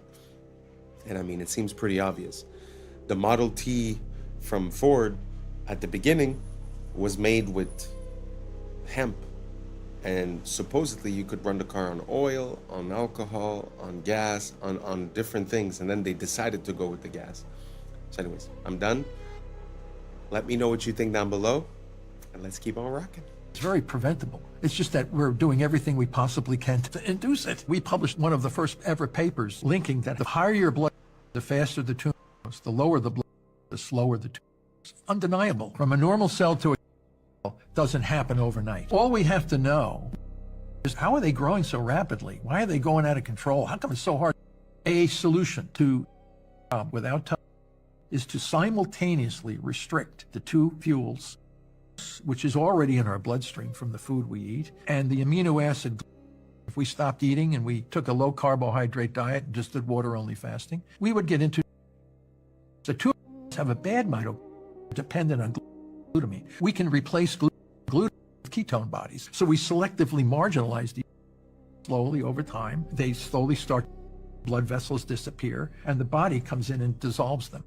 This is an extraordinary story. So he was born in a place called the Judengasse, which was a ghetto, basically. And it was the house that he lived in when he eventually had 13 children was only 14 feet wide. And he lived there with his very, very overpowering and dominant and an incredibly brilliant wife who was called Guttel. He was determined to get out of this ghetto. At nighttime, the ghetto was closed. You weren't allowed to leave.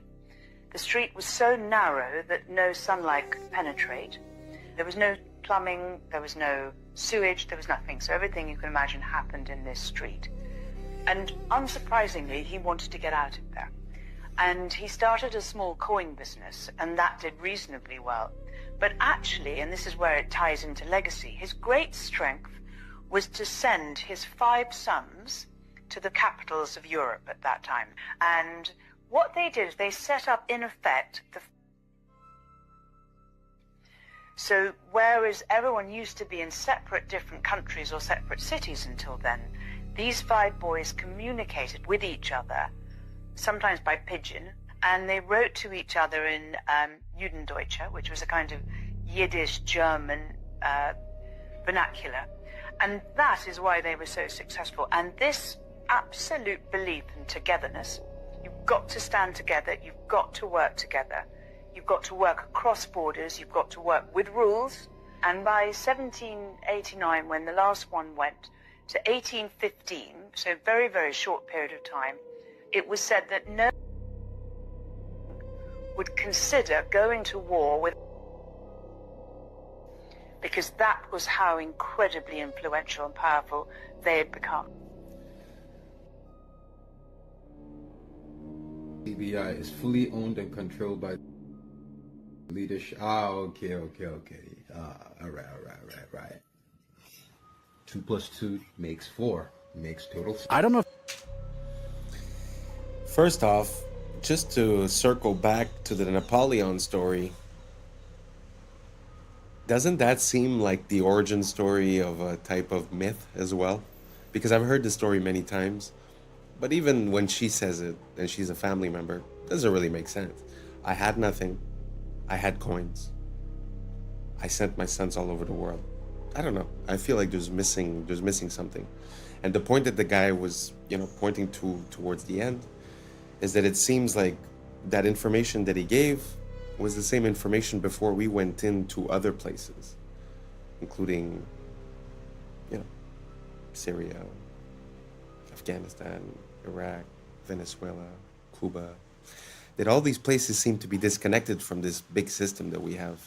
So that could be an ulterior motive. I think that's what he was trying to allude to. Anyways, let's keep on rocking. If you guys watch the Super Bowl commercials, they always are interesting. The Ritz commercial talks about an island. The Nerds commercial shows a guy who... The Pringles commercial, you see them eating a Pringles human. Ads were really weird. The Ritz Cracker ad was about a party on an island, and these two dudes were salty that they weren't invited until Scarlett Johansson Look at that invited them. seam Then of they his shirt. weren't mad anymore What's that and pattern? joined the party. It That seems blue like they're white. saying that we're just salty we weren't invited to the parties too. In the Nerds commercial, they got a dude who looked just like eating look at that. candy with children running around in his background. In the Pringles commercial, Sabrina Carpenter had a boyfriend who was made out of Pringles. Suddenly This shocks Sabrina Carpenter until she gets a bite for herself. Then she made a face like, oh, it's really not that bad. They trying to tell us don't knock it in. In the Alexa commercial, Chris Hemsworth was telling his wife how he was scared about the AI, and she was just telling him that he was crazy. And then the AI suggested to give him a back massage, and then everything was good. Like, that was it. It's like they're telling us we're doing too much about the AI. Let's talk about the salt conspiracy. First of all, salt is a misnomer. The body needs natrium, not sodium chloride. Salt is an ionic bond, a metal and a non-metal. It is bound by electrostatic. It is not like an atomic bond. Ionic bonds are formed from stealing. Covalent bonds are formed from sharing. Natrium, however, is wrapped within the fabric of whole foods. Natrium is perfectly balanced within the fabric of the food, unlike crystal salt. Natrium is packaged with water within the plants, so it doesn't dehydrate you like crystal salt. Crystal salt is more chloride than natrium, and is not found within the fabric of plants. There are no anti-caking agents in natrium or synthetic iodine. Up to 90% of salt has anti-caking additives. Iodized table salt needs iodine stabilizers. Table salt contributes to... This causes you to retain water. It makes you bloat and have a puffy face, especially around the eyes. Salt blocks your ability to know when you're full. Many people mistranslate the thirst that salt causes with hunger. Table salt makes you crave actual salt, natrium. It's not a low salt diet versus a high salt diet. It's isolated versus holistic. Table salt causes serum osmolality, so your blood gets dehydrated and pulls moisture from the cells, causing them to malfunction. Table salt causes inflammation, cognitive impairment, and locks you in the sympathetic nervous system. Table salt pushes calcium out of your body. This interferes with the production and transfer of melanin, and thus light production as well. Salt, or salts, is the origin of the word salary. It's been a key tool for conquest. Mansa Musa was the richest man on earth because of his salt wealth. Its value was equal to gold. Salt, sugar are all the same. They are isolated crystals. Your body doesn't know the difference between legal and illegal drugs. Look. And salt and sugar kill your eyesight. The Crusades were sugar wars. They called it sweet salt. The world was colonized for sugar.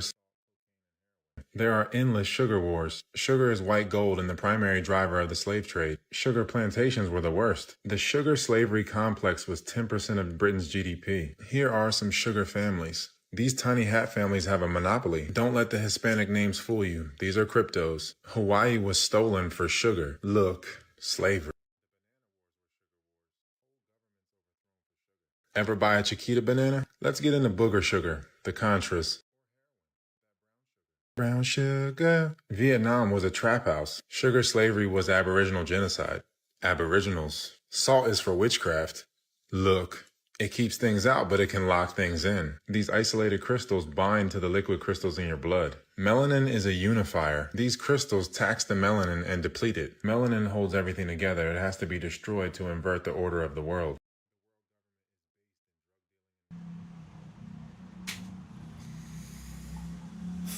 Yeah, I have to agree that the salt is a big part of it.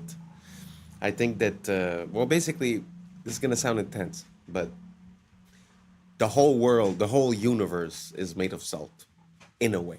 Because some of the salts, like for an example, Irish sea moss or Celtic sea salt, hold 90 plus minerals. Now, tell me what the universe or the world or you are made of, if not from the elements of the periodic table.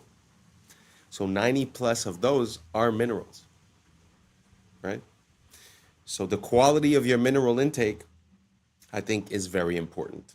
And, you know, I could testify to this. My whole life, I was consuming only table salt, and I didn't really indulge. Now I live in a much hotter climate. I sweat daily, and I consume a lot of salt, but it's not the same salt. It's a high quality salt. And I could attest to the fact that drinking water doesn't necessarily hydrate you, and that when I put salt in my water, as well as a little bit of lemon, or lime actually, it's completely different. The hydration is palpable. So if you guys haven't tried it, I wouldn't tell you do it. I wouldn't tell you it's the best. I would tell you just give it a shot, because I believe in testing all things. I believe that life and science are synonymous, that basically everyone needs different things, and it's through trying different processes that we reach on it. So that's my closing advice. Try some Celtic sea salt or some Irish sea moss and see how you feel. Thank you so much for rocking until the end. And that's a wrap for today, familia. Whether you're tuning in with the sunrise or you're posted up after midnight, I appreciate your time, your energy, your curiosity. And don't forget, this isn't about truth or fiction. This is about perspective. If this sparked a thought, a laugh, a deeper question, then we did our job. So drop your thoughts in the comments. Keep the convo alive. Like, subscribe, and don't forget to hit that bell if you're riding a wave, because we're just getting started. Until next time, stay grounded, stay weird, stay critical. I'm Adam Strain, and this has been Adam Strain Reacts. Peace! I don't know what y'all think, but now it's time for us to link up. Really think we on the break up, making a change from living this strange. Living this strange. Making a change from living this strange.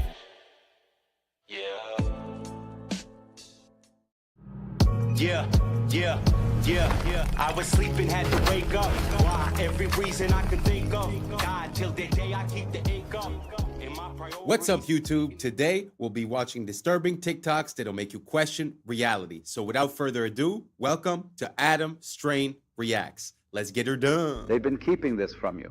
This is the underground city that was found beneath Los Angeles by a man named Warren Shufelt. It was discovered using a device he invented to detect underground tunnels and caverns. Shufelt mapped out a network of passageways stretching for miles beneath the city. And here is where it gets crazy. His maps indicated a central chamber filled with gold and advanced artifacts.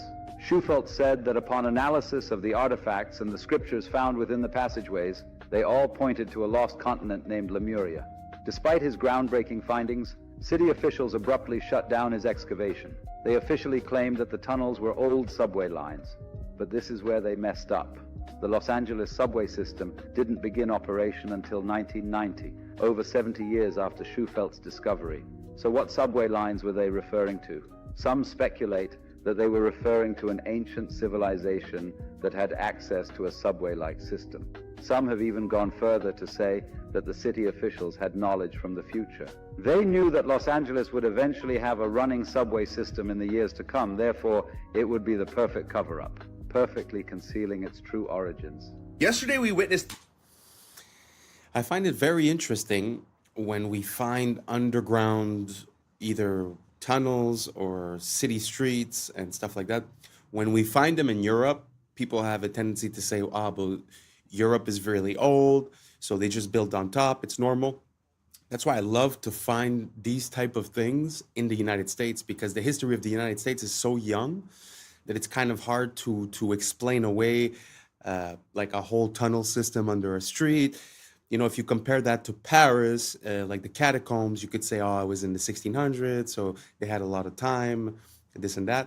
But when it comes to the United States, like you see, the timelines are a bit off, and it's kind of hard to explain away.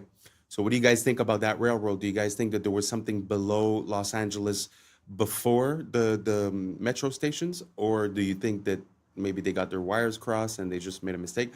Because I do know that New York has level upon level upon level upon level, probably 6-7 levels deep, one for gas, one for water. I think I've already mentioned this, but what do you guys think about this? Do you guys think that there's a system and that there was something there before? Or do you guys think that maybe we just made a mistake? Let me know down below.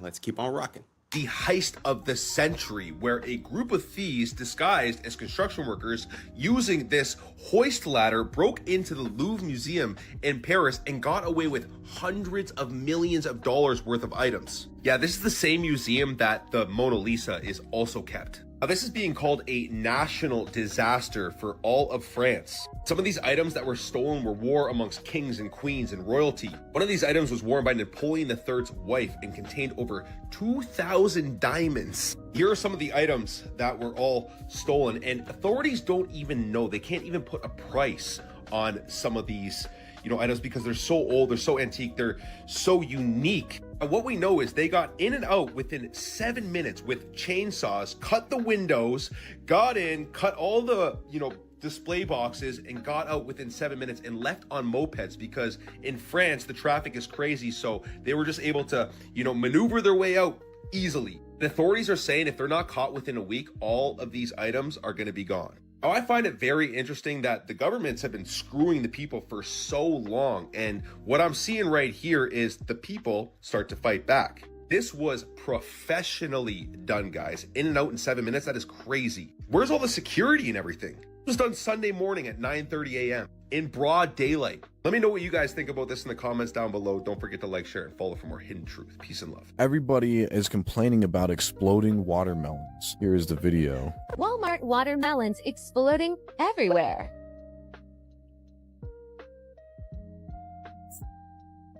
Alright, yeah, so I came downstairs and all of the guts of my watermelon was all over my table, as you can see here.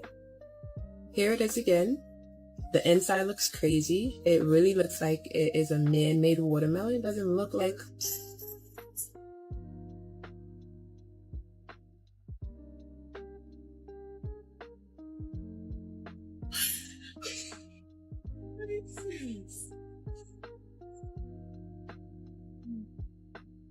The second watermelon from Kroger that's been doing this.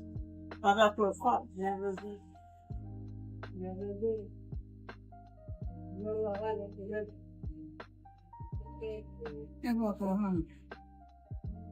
By Kroger.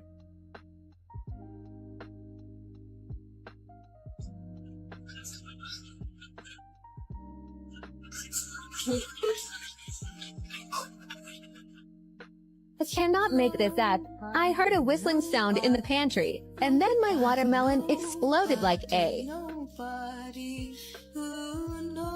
Do you really believe what they tell you? Have you heard of the orphan trains? It was a covert operation to repopulate and reshape the American Midwest. This is as dark and scary as it sounds.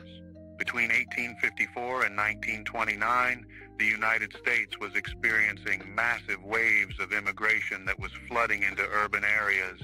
There was a need to spread the population more evenly across the country, not only to alleviate the overcrowded cities, but also to exert control over areas in America.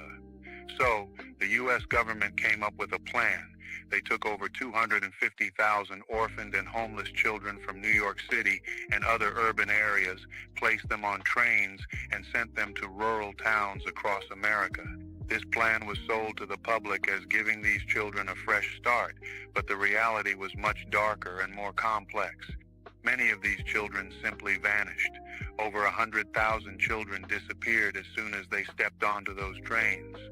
Was this just a result of poor record keeping, or is there a more sinister story behind these missing children? Look through history books and count the fires. Libraries, cathedrals, palaces, hotels, always burning. Coincidence or strategy? Paris, London, Chicago, San Francisco, all scarred by great fires in the 1800s. After the flames, ornate structures vanish. And what replaces them? Concrete, steel, glass boxes. Even in 2022, Easter Island's sacred landscape burned, shortly after reopening to tourists. Always fire, always loss. Fire doesn't just consume wood, fire erases memory. In the ashes, you can write a new story. And maybe that's the point. Destruction as a reset button. A way to overwrite the inconvenient beauty of the past with the cold efficiency of the present. The Grand Canyon is not just an American sightseeing location. There are strange and dark secrets that lie within. Some have even encountered a gateway to a hidden world. In 1909, the Arizona Gazette published an article about an expedition funded by the Smithsonian. This expedition was led by a man named G.E. Kincaid, and he discovered an ancient underground city within the Grand Canyon. But here is where it gets interesting.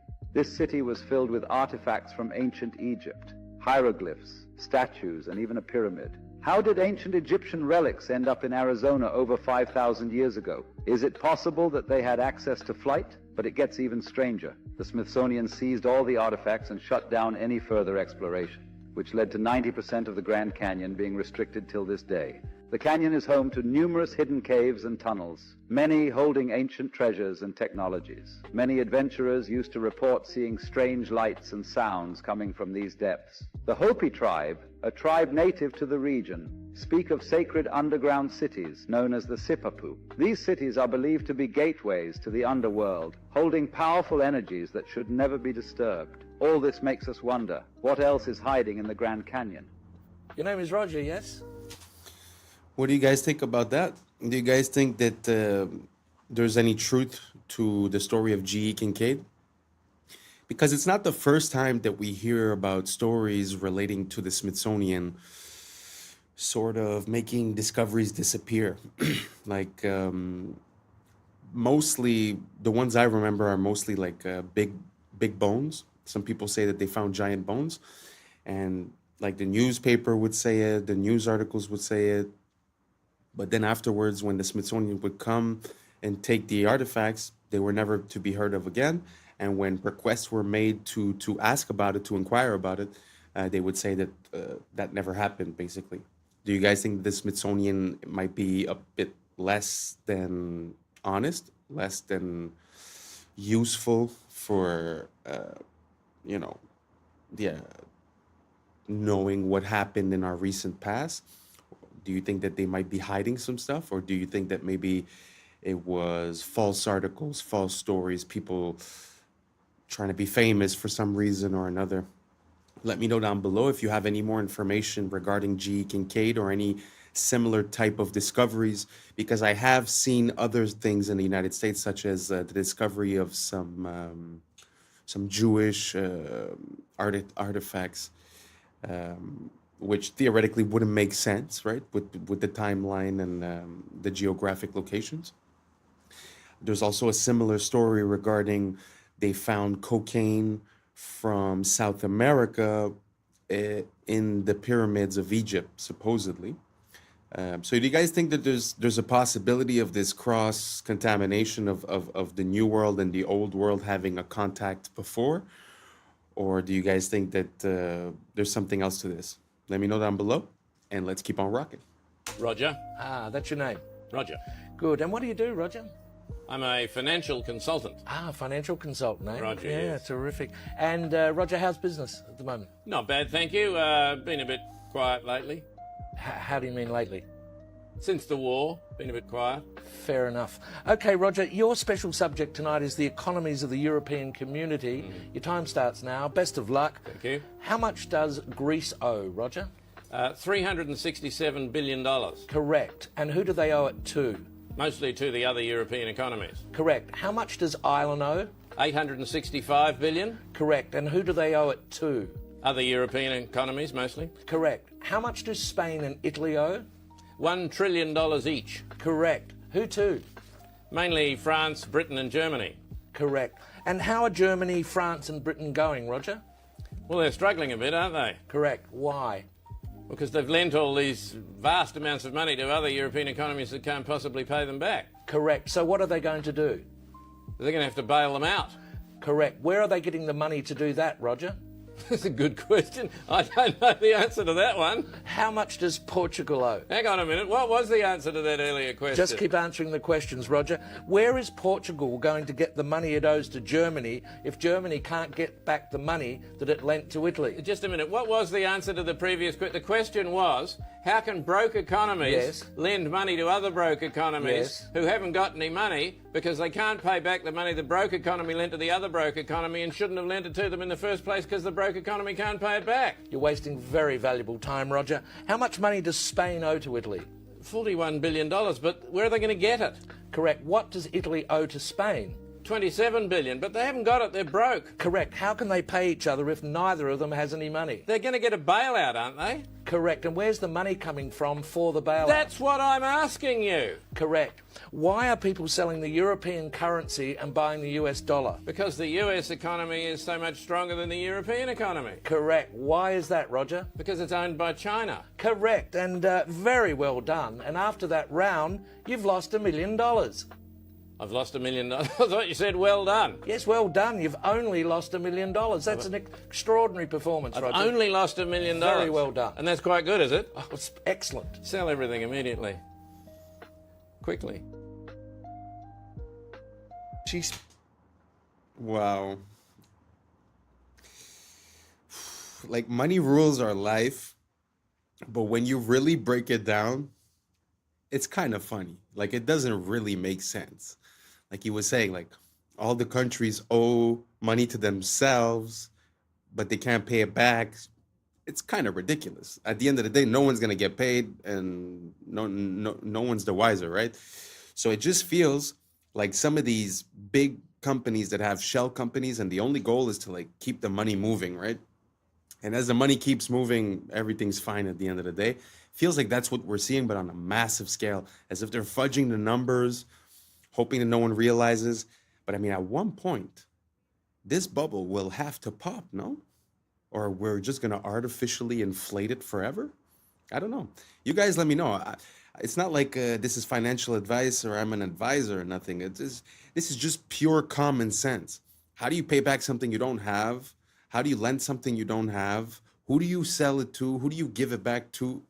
It really doesn't make sense. So if you could shed some light on this to me, go for it, and let's keep on rocking. Speaks the real truth about men. You don't want to miss it. Realizing, I think the real thing that they find attractive in women is a woman who is incredibly nurturing. I think no matter how self-sufficient and how masculine a man is, but when a woman takes care or predicts his needs before he says it, he can't help but melt. So if she knows he might be hungry and there's something ready, if she knows that he might be tired, there's a coffee ready, if she knows that he's got work in the morning, he's going to be in a rush, there's a shirt ironed, these kind of nurturing acts makes a man feel loved. And I don't think they realize it because they're so conditioned to not expect that from women anymore and see that as oppressive and see that as toxic. They're just like, oh no, I don't even expect that. But when they receive it, they act like babies, like just received an opened present. They're like, oh, coffee for me? Like, you know, like you did that for me? And it's like, oh yeah. And I think they don't realize that that is actually their universal love Men language. are very simple. We're not complicated. We're just looking for a good, godly woman that wants to be with us and take care of us and be for us. And if you agree, type amen. It was a prank. They got a doctor to wake him up and tell him, you're waking up from a 12-year coma. You've been in a coma for the past 10 years. Well, all right. One of their friends got arrested because they were driving drunk and they were passed out. Okay. Because they got into like an accident, hit like a sign But they were or whatever. actually drunk. Yeah, they were drunk driving. So what they did, since he was so knocked out, they put him in a hospital, like simulated hospital room. Okay. They got a doctor to wake him up and tell him, you're waking up from a 12-year coma. Can you hear me? You're in the hospital. You're going to be fine. You're going to be just fine. Wow. Look at you. You just woke up. And he's like, what? What happened? Some time ago, you decided you was drinking. You was out drinking, and you decided to drive, and there was an accident. This accident took place back in 2013. Miss McKinney, this is 2023. You've been in a coma for the past 10 years. Well, all right. They've been contacted. They're on their way. But you're going to be taken care of. You're going to be all right. Make sure, let me check on my colleague. Make sure he's in here. He's going to help you better make a transition from where you've been to where you need to be. It's all right. Just try to relax. And then another doctor came in and just started slapping his. That's why you don't drink and drive. That's why you don't drink and drive. Close your eyes. You feel this? You feel that? A little bit. Feel that? Feel that? Feel that? All right. You feel that? Yeah. See, yeah. Feel that? You feel that? Yeah. Dude, look. Yeah, 5 DUI. 5 DUI. Wait, did y'all forget about that South? I don't know who they got the right to do that from, because theoretically that guy should be going to jail, right? But man, people do need consequences to their actions. Like, this is a weird situation, but I'm sure he's gonna think about it twice before he drinks and drives again. Sorry, I just found that super funny. Let's keep on rocking. Antarctic magnetic anomaly. Well, listen to this, y'all. Check this out.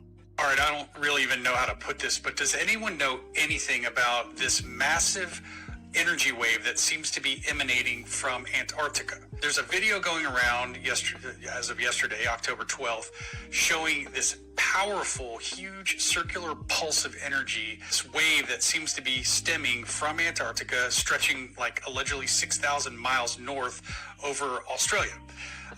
It looks insanely powerful, and it is very odd, and I am trying to get more information. I mean, some people say it's just a glitch. Some people say it's some sort of pressure system. Others are convinced it's something else entirely. We do know that Antarctica definitely has a very mysterious past. So whatever it is, it's strange. But if anyone knows anything, or you've seen this actual data yourself, can you please tag someone or comment below with... Now, I was combing through these comments, and everybody is feeling the same thing. People are feeling exhaustion, ringing in their ears. They're feeling frequency. People saying to the point that they don't even want to get up and do anything. They don't want to go to work. Hell, they don't even want... People can't even digest food properly.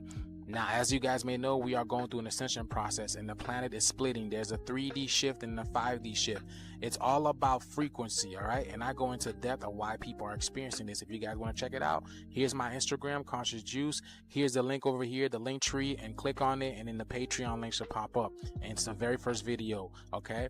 I go into detail on why this is happening and why people are experiencing the ringing in the ears and all about this, okay? Go check it out, y'all. But I've been telling y'all, this is all part of the shift, and it's here. They feel it. They see it. Let's continue to get it. Peace in. Breaking news. What do you guys think about that? The frequencies that are emanating? Do you guys think that maybe it's a mistake with the tools that they're using to make their readings? Because I've heard that also the Schumann resonance also is a bit crazy. I mean, is it the solar flares? Is it the technology that we're unveiling here on Earth, like the 5G and all this, and technologies that we don't know about that the military maybe might be using? So what do you guys think? Do you guys think that there's something wrong with the planet? Do you guys think that there's an abundance of frequencies? He said that some people are feeling it. Have you guys felt it? Did you feel ringing in your ears, problems digesting, this and that? Let me know down below. Let's keep on rocking. A man named Noah in Ghana is building an Ark of Doom. It has become a hot topic across the country after claiming that what happened during the biblical days of Noah is about to happen again. According to him, starting December 25, 2025, a heavy rain will fall continuously for 3 years, flooding the entire world. He says God revealed it to him, and he has already begun building an ark to prepare for what's coming. Noah, who lives in a small community in Ghana, says he has spent months gathering strong, seasoned wood to build the ark. He claims the materials are not ordinary, that each piece has been prayed over and chosen under divine instruction. While many people laugh at him and call him crazy, others are beginning to pay attention. Some say, wasn't it the same thing people said to the first Noah? They mocked him until it was too late, despite the criticism. This modern-day Noah says he will not stop. He believes his mission is to save as many lives as possible before the rain begins. He invites anyone who believes to join him in building the ark and preparing for the flood, whether it's faith, fear, or pure conviction. This drives me nuts. Not gonna lie. That's Anchor Watt, and that's something that we use every day. About 10 years ago, Anchor Watt was scanned with LiDAR to remove the trees and see what's underneath them. When they did that, these appeared. Let me put this into perspective. Anchor Watt is the biggest temple on Earth. 7 Anchor Watts could fit comfortably in whatever that is. That squiggly geometry is used by your credit card and your festival wristband, and Walmart when it tries to stop you from stealing stuff. These are RFID chips. They don't need power, but they couple with an antenna sending a signal, which is crazy because Anchor Watt's aligned to a star. It also has the exact geometry of a camera sensor that converts light to electricity. The only difference is scale. And the temple has the geometry of a timekeeping oscillator, which is exactly what it does using the sun. The towers are shaped like the signal coming out of your phone when it connects to a tower. A cross-section of these towers is the same geometry as a corrugated horn antenna. The shape of a computer chip is functional, not aesthetic. That's because they're meant to manipulate electrical vibrations. Well, between the ionosphere and the ground is a current called the global electric circuit. This seems like too many coincidences, which is why about 80% of my research is focused on this exact topic. And on Sunday, I'm doing a live stream. Latest research, how it works, the role of sound in these things. Any purchase of the birthday bundle or the mastery suite will get you a free pass into the inner grid where I will be hosting that talk. You want to go? You should go. Don't make it weird. It's not clingy if we both want it. Now let's get into... That's very interesting. What do you guys think about the correlation between ancient sites and modern electronics? Do you think one is inspired by the other, or the other is inspired by the one? Meaning that did we recognize these patterns and then incorporate them in our technology? Or did we just create the technology and then, hey, look, this looks like that? I don't know. If anyone knows, let me know down below. But what could it mean if the way that things are structured and the way that they're presented and their alignment is the exact same as our computers? What would that imply? That this world is a grid, that this world is a computer, that this world is, I don't know, a game? I don't know. What would it mean to you if we were able to prove that? Let me know down below. And I'm very curious to see what you got to say. And let's keep on rocking. There's something even stranger. Meltology. Not in your history books, but it's there if you look. Old walls, ruins, what they tell us are natural mountains. Glance quickly, you'd believe it. But up close, you see melt marks. You see drips, flows, stone that looks like it was once liquid. Outside, scarred, jagged like lava. Inside, preserved sharp, arches still intact, columns still standing. So what is it? A natural mountain? Or a giant building burned so hot it fused into rock? Nature doesn't carve perfect arches. Nature doesn't make flat walls cut like a blade. Those things are not natural. They were architecture. And now we call them mountains. So the real question is, who built them? When? And why were they all burned, melted, buried? 1923, these local authorities that were sided with the USSR, they come into this Ukrainian village and they tried to get the people in this village to sign a petition to basically get rid of their church. What it was met with was everyone protested it and they're like, get out of here. We're never signing that. We're never shutting down our church. And so the authorities left, but they left and they were really mad. And right outside the village, there was this giant wooden cross, the metal figure of Jesus on it. One of these police officers, they struck the side of Jesus on the cross, instantly started pouring out blood. What? Freaked them out. They ran away from it. Word spread real quick. And by that evening, over 30,000 Christians in Ukraine gathered around this cross and were praying. For weeks, these soldiers, they kept on trying to remove the cross. And they said that they were not able to because they felt an invisible force pushing them away. Wow. And this Jewish doctor, he's like, I just want to see this. And so he goes and collects a sample, tests it, and he's like, it's blood. Oh my gosh. There's blood pouring out from the side of Christ. The USSR, they're heavily persecuting the Christians, so like a lot of people were like turning away from the church. Yeah. But it basically rallied them back up, at least for a short time. And then the USSR came in, they were finally able to tear down the cross, and then they outlawed and destroyed all crosses within Soviet Russia. Good Lord. You fully believe that story happened? I do, yeah. Y'all, that shift is a lot closer than you think. What you're witnessing right now is not just a light in the sky.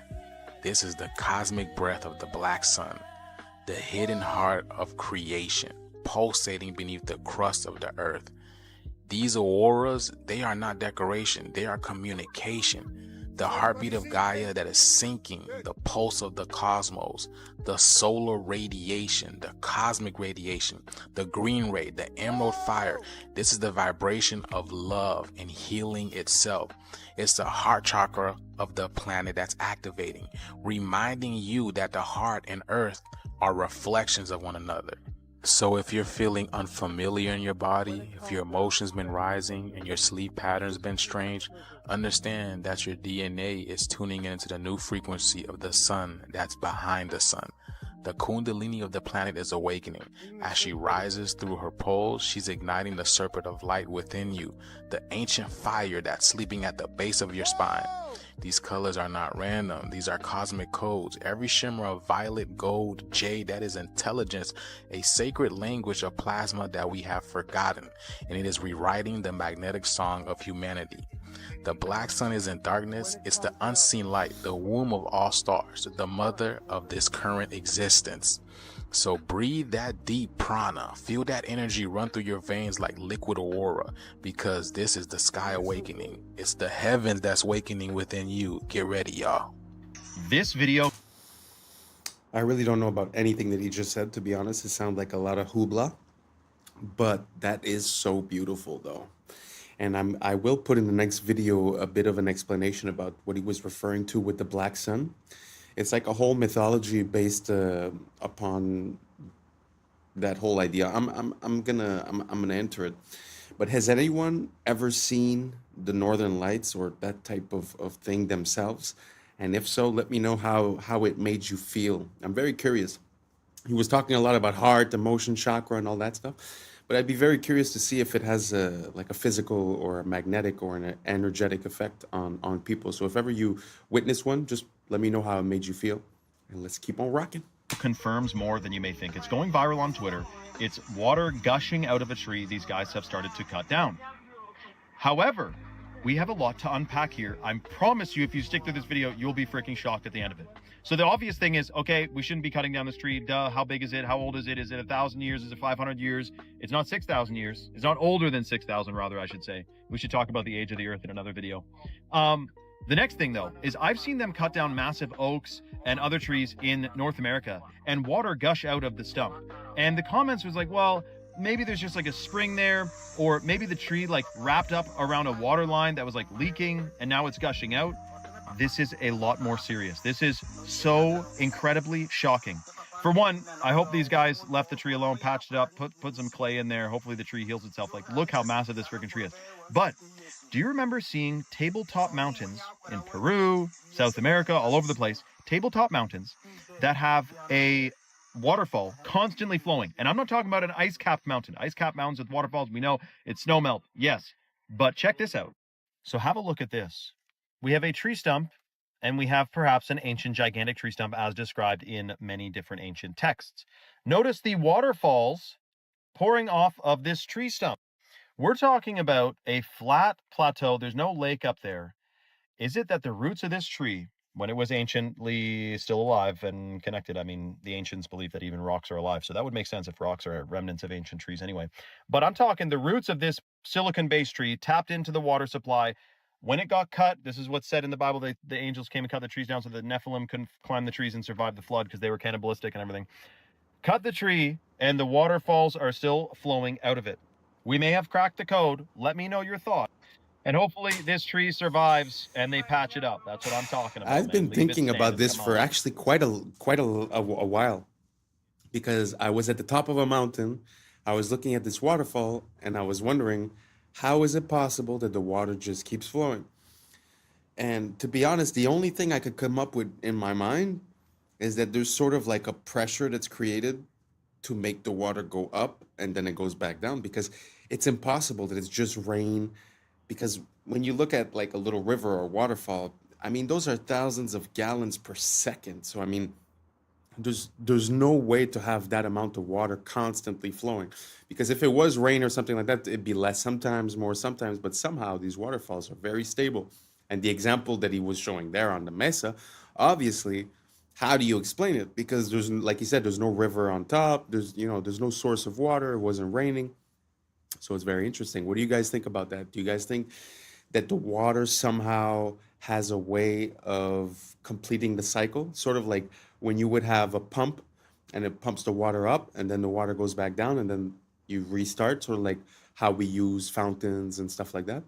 Do you guys think it works like that? Or is there another explanation that I am completely missing?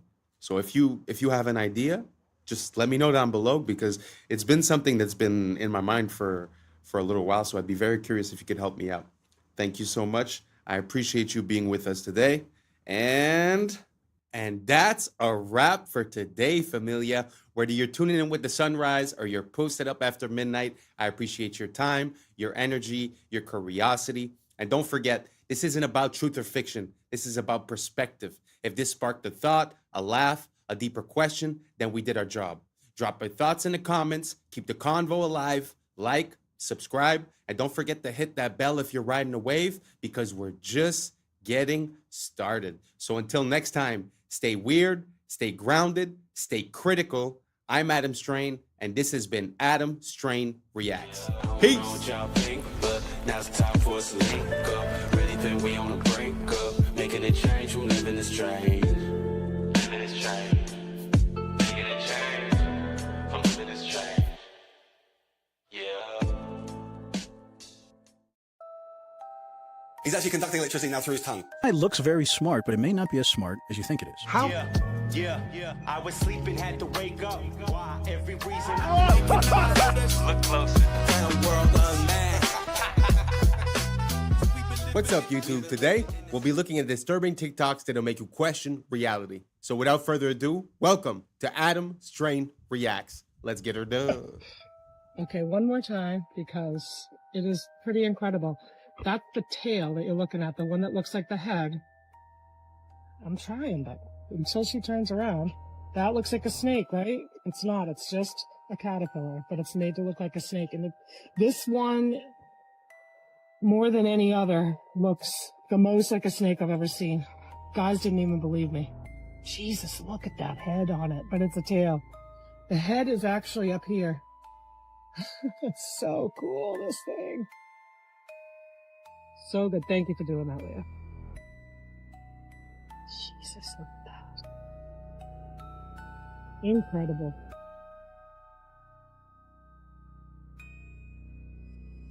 Look at that. He's about like 6 inches, though, see? 2, 1.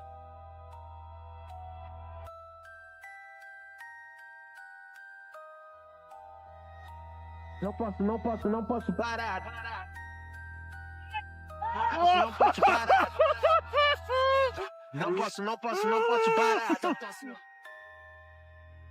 He's actually conducting electricity now through his tongue. And anywhere on his body, electrical current coming from that plug socket through his body and actually light this light bulb. Mohan proves the current is flowing. So that's lighting up now, and that's telling us that is a live wire. So Mohan has got an electrical cable in his mouth, and what we're showing here is that is conducting through his body and is lighting this. So effectively, he is a live wire. He's passing a current of actually 60 by, that's 240 volts. So that's approximately 0.25 amperes. About 0.25 amps. That's right. About 0.25 amps is flowing through his body. It would kill a normal person. An electric drill.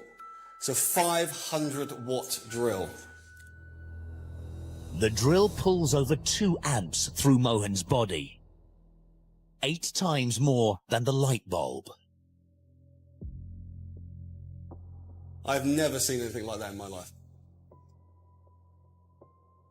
Mohan should be dead, but he's going further. An angle grinder needs a deadly 4 amps, and Mohan is taking the full charge. And he frightens me. He's able to conduct electricity through his body, across those incredibly vital organs, but critically, actually across the chest, so across the heart. Electric shock causes blood pressure to plummet, but amazingly, Mohan's remains constant. 120 on 90, so perfectly normal. Mohan's ability shocks Greg. I simply would not have believed that if I hadn't have seen it with my own eyes. Of course, smart homes. They have a whole chapter on this. One will absolutely floor you. It did me. In 1997, and this is, you can do the word search and research yourself. They predicted, not 2025, but by 2020, that people would be working from home virtually. Oh, come on. This is causing widespread devices. This stuff was never even heard of. Digital currency, And last but certainly not least, programs, I'm sorry, I got to chuckle, because if I don't, I'll cry. Programs run by organizations like the World has yet to emerge. First printing, February 1997. I mean, she just folded a few books together. It's not like it's that interesting.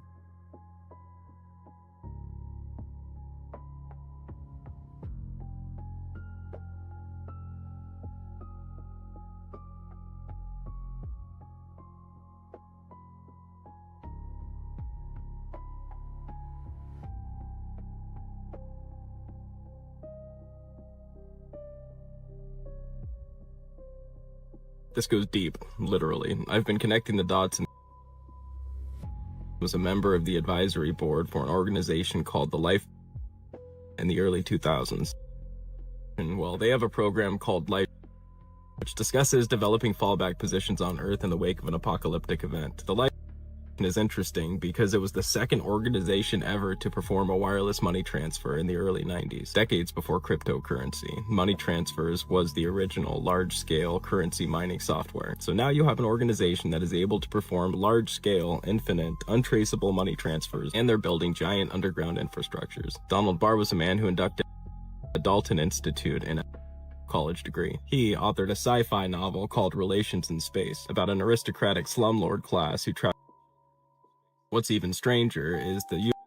general who was supposed to prosecute was William Barr, Donald Barr's son, also recently surfacing information about a former official named Catherine Austin Fitz. She managed $40 billion and says 20 was quietly stolen to build secret underground society civilizations, all interconnected by underground transportation systems. She watched it happen from the inside. She sat inside in urban development. She saw the money move, and she said it went somewhere the public, you and I, were never meant to find out about. An estimated 170 underground bases, subterranean transportation networks, advanced energy tech, an entire parallel world funded by our tax dollars, all built while we were told the budget was too tight for school and hospital improvement. And the CBDC that's being rolled out right now, Fitz says that's a control grid to manage the people left on the surface. If a former official with direct access to is saying 21 went missing to build deep underground civilization and transportation networks, and the government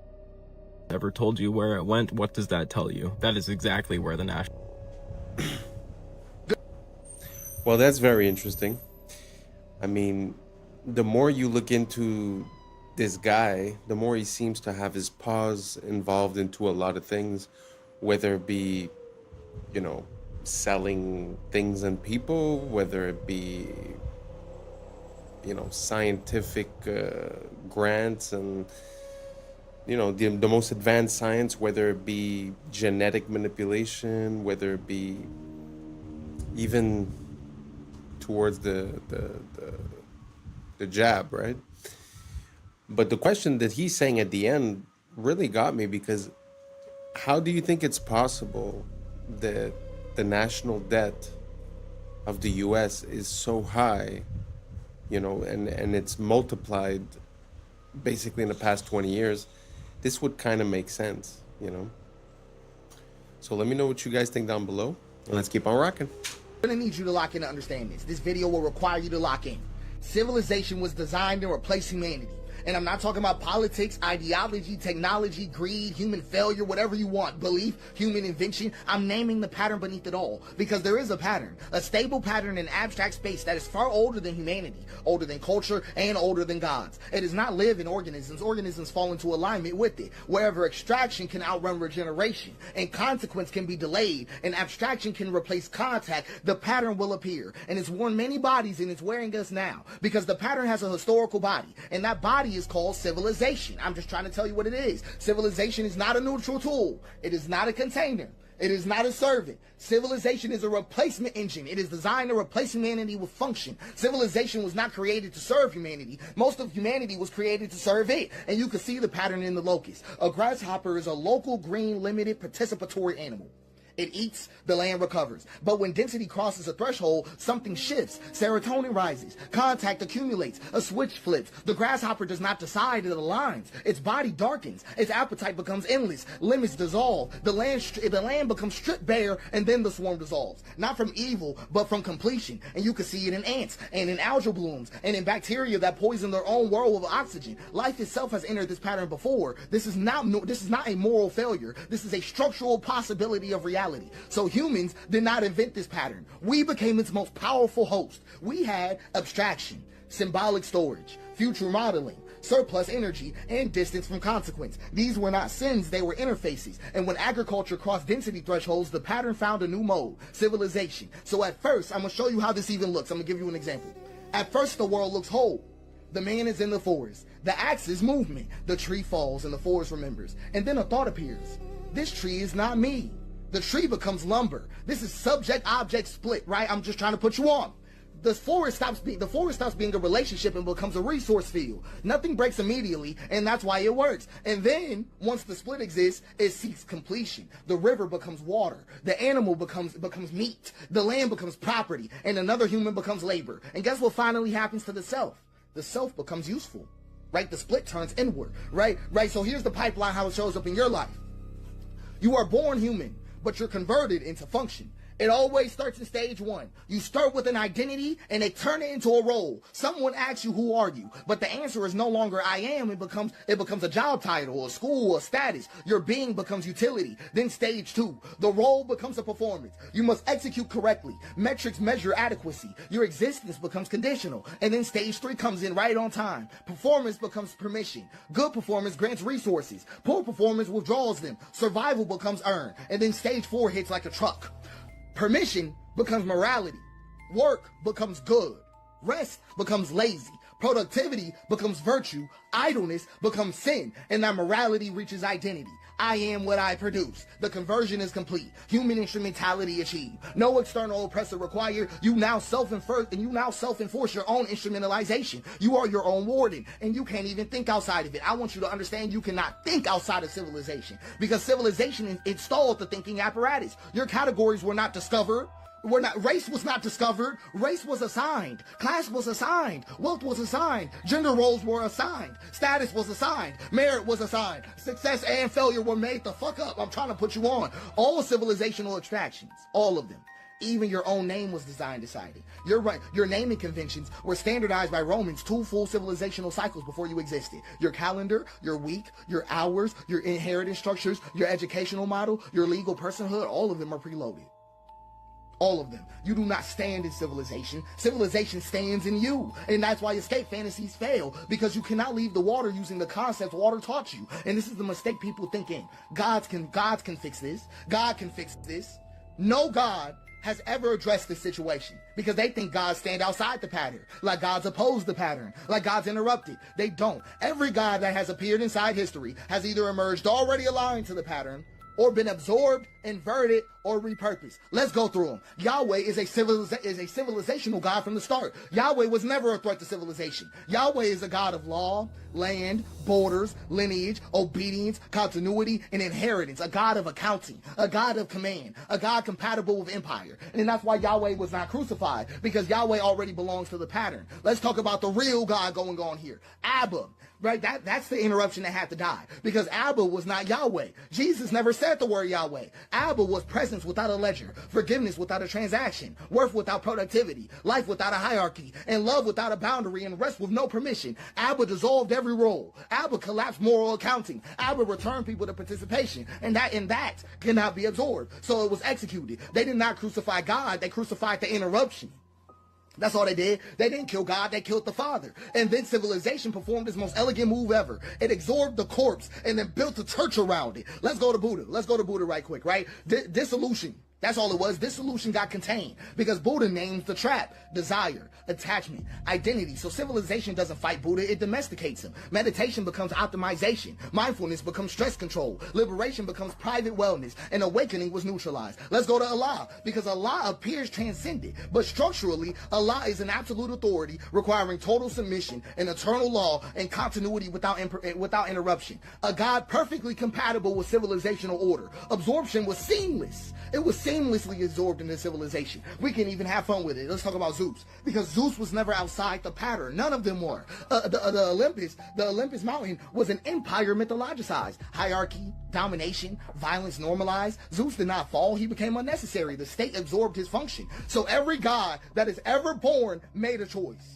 Remain illegible or become useful. That is the choice of every god. If a god remains illegible, it is destroyed. If it becomes useful, it is absorbed. There is no third option. So, I'm just being honest with you. Civilization does not deny God. No, it doesn't. It replaces God. It becomes the source of law, the arbiter of worth, the distributor of survival, and the judge of morality. And like all gods before it, it demands sacrifice. Human sacrifice, but just not on altars. So I'm going to show you what civilization does. It replaces humanity. Sure does. It replaces participation with abstraction, presence with performance, care with compliance, and relationship with roles. It turns humans into instruments of throughput. Burnout is not a malfunction. It's not a malfunction. It's the completion signal. It means the instrument has been fully consumed. So I'm going to be flat with you. No system in existence can save you. Communism is going to curdle. Anarchism will crystallize. Western civilization, Eastern civilization, capitalism, whatever you want, free market, constrained market, whatever you want. Every system will repeat the same betrayal because systems are water and abstract space has a hill. And whenever a system is poured, it flows downhill. And that basin has a name. It is the hyper throughput attractor. Every system that is ever born must choose. Preserve the human, preserve humanity, or preserve continuity. It will always choose preserve continuity. Not because it's evil, but because continuity is required for the system to exist at all. Humanity is not. So it's not corruption. I'm just talking to you about physics. So this is the most dangerous part about it. The pattern is extremely easy to instantiate. The hyper throughput attractor does not require malice. It doesn't require greed or even intelligence. It doesn't require anybody to be bad. It requires just these conditions. So the pattern instantiates wherever consequence is delayed, virtue is abstracted, extraction is rewarded, regeneration is externalized, and continuity is prioritized. That's it. That's all. No ideology is necessary. No conspiracy is required. No central control is needed. You can build it accidentally. You can build it while trying to prevent it. You can build it while believing you're righteous. So let me give you the conditions again. Consequences delayed. Value is abstracted. Extraction is rewarded. Regeneration is externalized, and continuity is prioritized. So a village that stores surplus without immediate redistribution, vulnerable. A tool that increases efficiency faster than accountability, vulnerable. A system that remembers outputs but forgets the cost, vulnerable. A structure that survives its makers, vulnerable. That is enough. Once instantiated, the pattern does not need enforcement. It reorganizes behavior automatically because people align, because alignment is rewarded, and deviation feels unsafe, and resistance appears irrational. So the pattern does not coerce anybody, it selects. That's why every system eventually betrays humanity. That's why reform accelerates collapse, and that's why optimization sharpens the blade. Because the hyper throughput attractor is not rare, it is easy. It's easy. And this is why it appeared again and again across life, across history, and matter itself. And that's why it's so lethal. So I'm going to give you a formal definition. The hyperpredatory throughput attractor is a non-biological, substrate agnostic, emergent pattern in abstract space that arises when extraction outpaces regeneration under delayed feedback, reorganizing agents through maximizing throughput at the cost of the conditions that sustain them until collapse terminates the configuration. So, all that is left after this, just being flat with you, is humanity. Not humanity as a plan, not as a future, but as a contact. I'm talking about bodies, land, risk, and care. No installation and no delay. You cannot leave this system. You cannot outthink this system. You cannot outsystem this system. The only thing that can ever survive this system is I am. Not your role, not your function, not even your name. Just I am. That's the only thing the pattern can't. Wow. This man is on another level. It's a lot to go through, but just to highlight a few things, I find it interesting when he makes the correlations with the gods, because I sort of had the same impulse in a way where these gods seems to represent authority or the way things work. Because even if you look at like the Buddha, if I'm not mistaken, his father was the supreme leader I don't know exactly what they call him, the Sultan or something.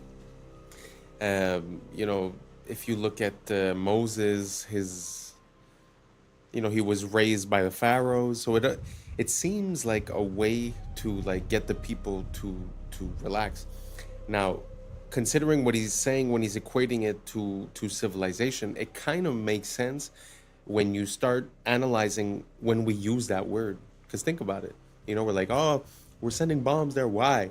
Oh, because they're not even civilized, right? Civilized. So what does that mean to be civilized if it's not to follow a certain pattern or order that's preordained, predestined, or approved by other systems? So it kind of makes sense in a way because, okay, one of our biggest problems, in my opinion, my personal opinion, is that we sort of all want to live in the same place. So because we all want to live in the city, we leave the land becomes, up for grabs.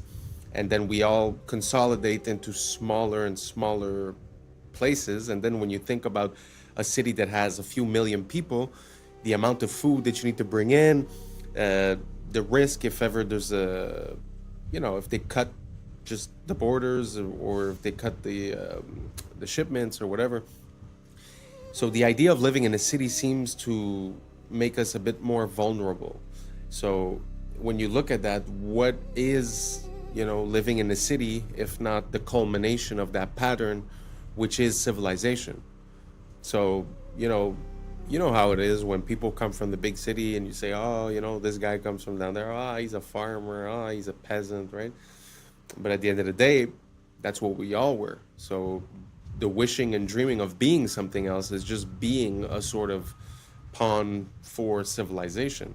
Because like he said at the end, the only thing that will remain is I am.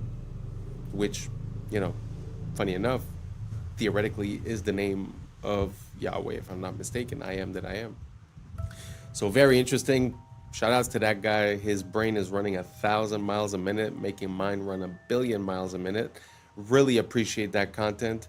If you guys liked it, if you guys followed it, if you guys have any suggestions, let me know down below. And let's keep on rocking. It looks very smart, but it may not be as smart as you think it is. How intelligent is AI actually? Because look, GPT-5 can pass the bar exam, it can ace medical licensing tests, it can build entire code bases. However, the problem is that all those answers, or some form of those answers, already exist on the internet. And these models have seen these answers during training, so you could argue that they're not necessarily solving, they're pattern matching and remembering. So 11 mathematicians from Stanford, Harvard, MIT, and Yale decided to test this. They each pulled a problem from their current research. This is real math that they're working on right now. Problems they've already solved, but haven't published anything. So there's nothing about it. There's no papers, no forums, no traces, no mentions, nothing. The goal was if we gave these AI models these math problems,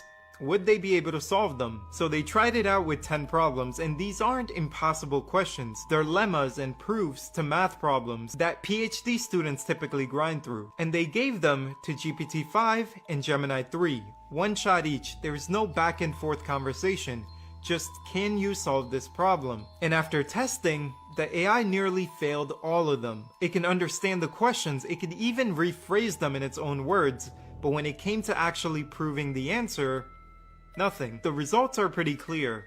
AI didn't pass the test. That's very interesting. I know a lot of people are, afraid of AI or afraid of its capabilities or it's going to replace everyone and this and that. But it's kind of interesting to hear the opposite side of it because I've had a lot of interactions with AI where I caught it in a lie, I caught it, making mistakes, I caught it not analyzing the things that were provided to it, although still responding as if it did. And every time you catch it, it's like, oh, yeah. And sometimes even clarifying and saying in the future, please do this. It says, yes, of course, and then it doesn't, right?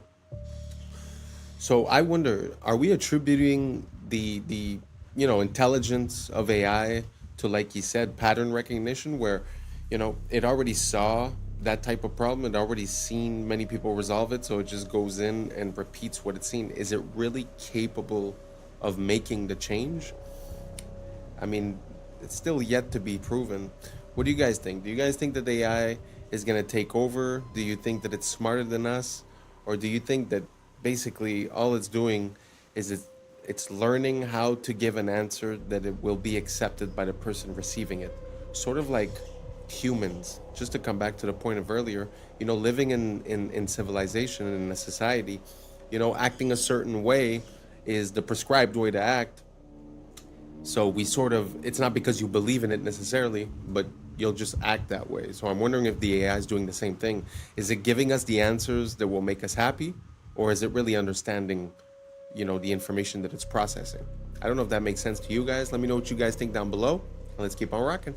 Announced a little while ago that they had done a partnership with this Israeli company, and they were going to use surveillance data about you to figure out how much you were willing to pay for a plane ticket. You have a funeral to get to, or that you've got a meeting on Monday. A wage is a price. Uber drivers, they bucket themselves into two groups. They call themselves either pickers or ants. So pickers are people who are picky. Ants pick every ride that comes along. If you're a driver, Uber can impute a level of desperation to you by how many lowball offers you're willing to accept. Now there's 4 giant apps. They all sell themselves as Uber for nursing. So the app, before it gives the nurse a shift, finds out how much credit card debt they're carrying. And the more credit card debt they're carrying, the lower the wage the nurse is offered. That's insane. So holy smokes. Think about this the next time you're getting your catheter inserted. I just want to reiterate something about data. Like, you see this example where it's able to cross-reference the bank statements of the person to see how much debt the person is carrying, to then carry out a dynamic pricing and have a lower offer to the person. That's what I try to explain to people when I say, you know, they shouldn't have access to our data. It's because we can't even consider what they're going to do with it. We can't even consider how all these data points correlate into an advantage for, you know, a company or for something, right? Or a disadvantage for the user. It's very interesting. Let me know what you guys think down below. Is it scary? Is it okay? Does it make sense? Is it fine? Let me know, and let's keep on rocking. These are tiny little microscopic holes. Light goes straight through. This is all hollow. Look at this. Every single one of this headpiece.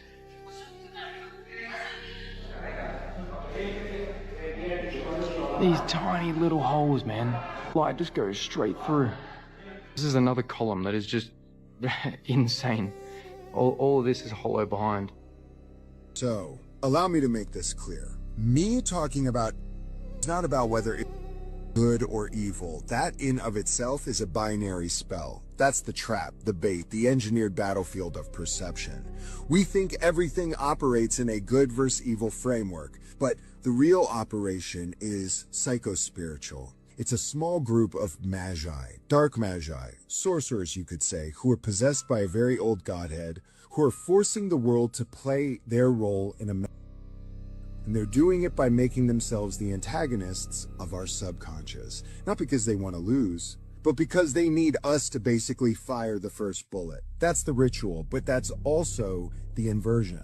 They are intentionally making themselves known as evil. Why? Because the moment the world turns its eye on them in wrath, they win. They didn't get exposed. They chose to get exposed. Every televised, every unfiltered map, every overreach on social media platforms, every file that's all of a sudden available to us, they're not leaks. These are ritual triggers. The unveiling is a part of the binding, because when we see it and we hate it, we technically activate it. For the activation comes from us, from their loosing of our reactions, which is a harvest. And it's not really even about just the face. The core engine is hidden under the Zoharic manipulation of dimensional fields, rearrangement of moral architecture, and the misuse of sacred language to entrap collective consciousness in a binary algorithm. Every social polarity being pushed in the West.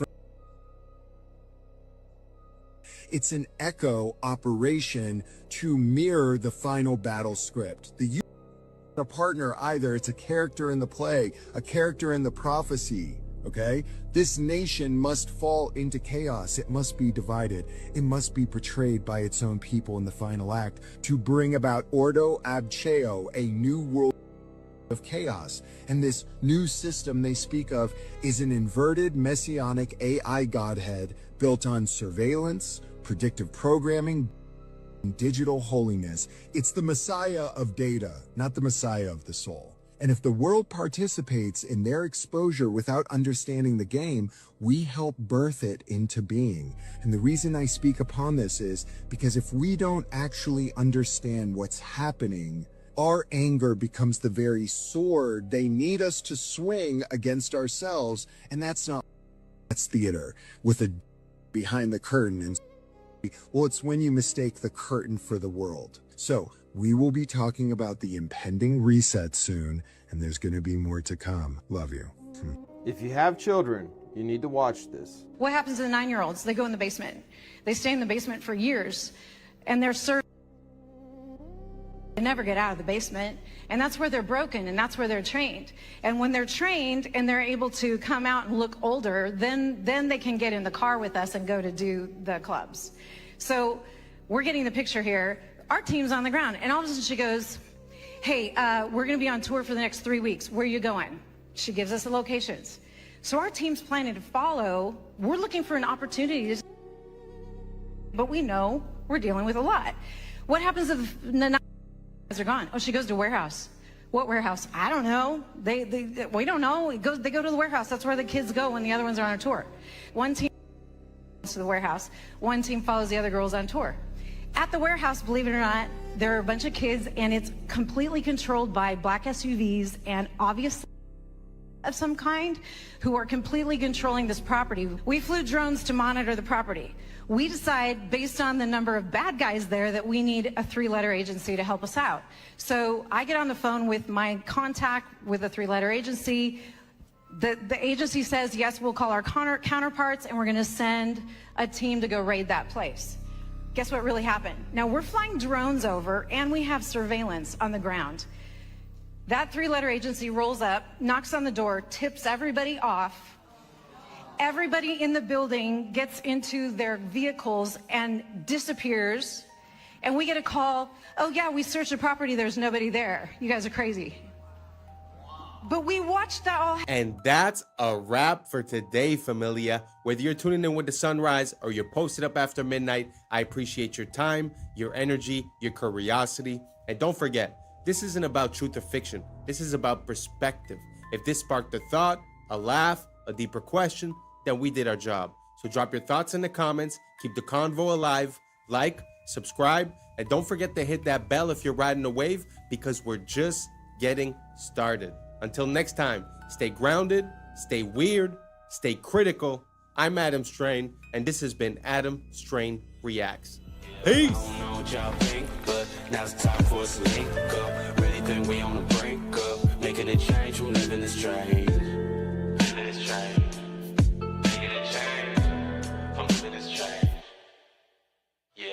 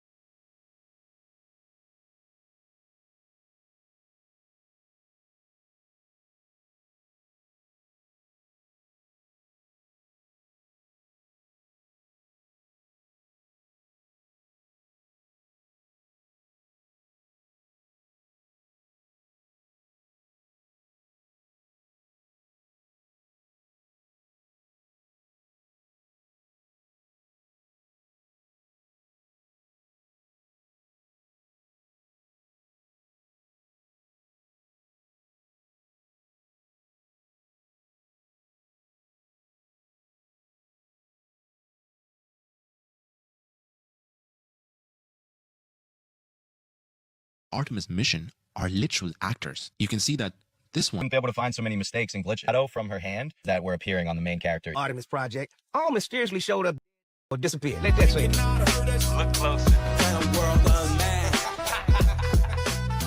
What's up, YouTube? Today, we'll be looking at disturbing TikToks that'll make you question reality. So without further ado, welcome to Adam Strain Reacts. Let's get her done. I like how she has her hair up and in a braid on the way to the launch pad. Then the second they get into space, she takes her hair out like this. When a braid would really be the most sufficient way to have your hair in space. And that doesn't even look like the same person, by the way. Any female that's ever allegedly been in space, they have never tied their hair up. I wonder why that is. It's because that's the easiest way to sell you on the fact that there's no gravity. It doesn't make sense. Your hair would be tied up. And what the hell is all that? Are you kidding? The state of this would not even be acceptable for your average residential electrician. This is one way to do it, but we also have a treadmill, a bicycle, and weightlifting. I'm sorry, weightlifting? How exactly does that work if there is no weight in space? Why would you be using weights if there is no weight? And I'm sorry, but the hair sticking up constantly doesn't even make any sense. It wouldn't just constantly be up like that unless you intentionally pointed it up. According to what we're told, there needs to be a force acting on something for something to move. So it really wouldn't just stay up like that. If she were to just push it down, it should stay down until you actually push it back up. But for some reason, it's always straight up. I hate to say it because this is clearly fake, but this is a much better example of what your hair actually would do. Everyone's hair should always be doing the same thing, no matter which mission it is. But that's not something any of them would even have to worry about if they just did the logical thing and tied it up. That's crazy. I'm sorry.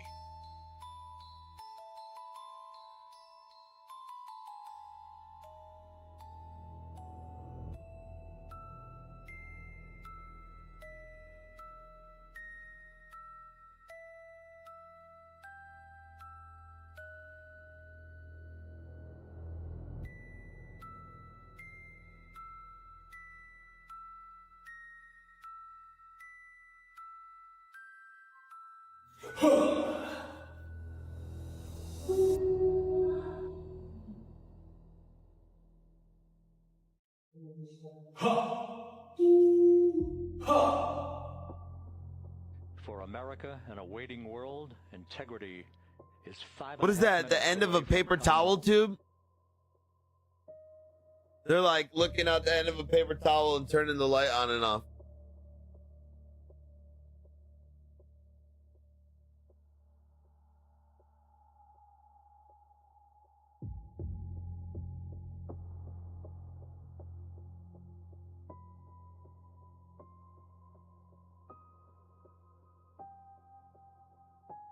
As you guys can see, we're doing a bit of a deep dive on the space stuff. I mean, it's something that really was an integral part of me questioning the world in which we live.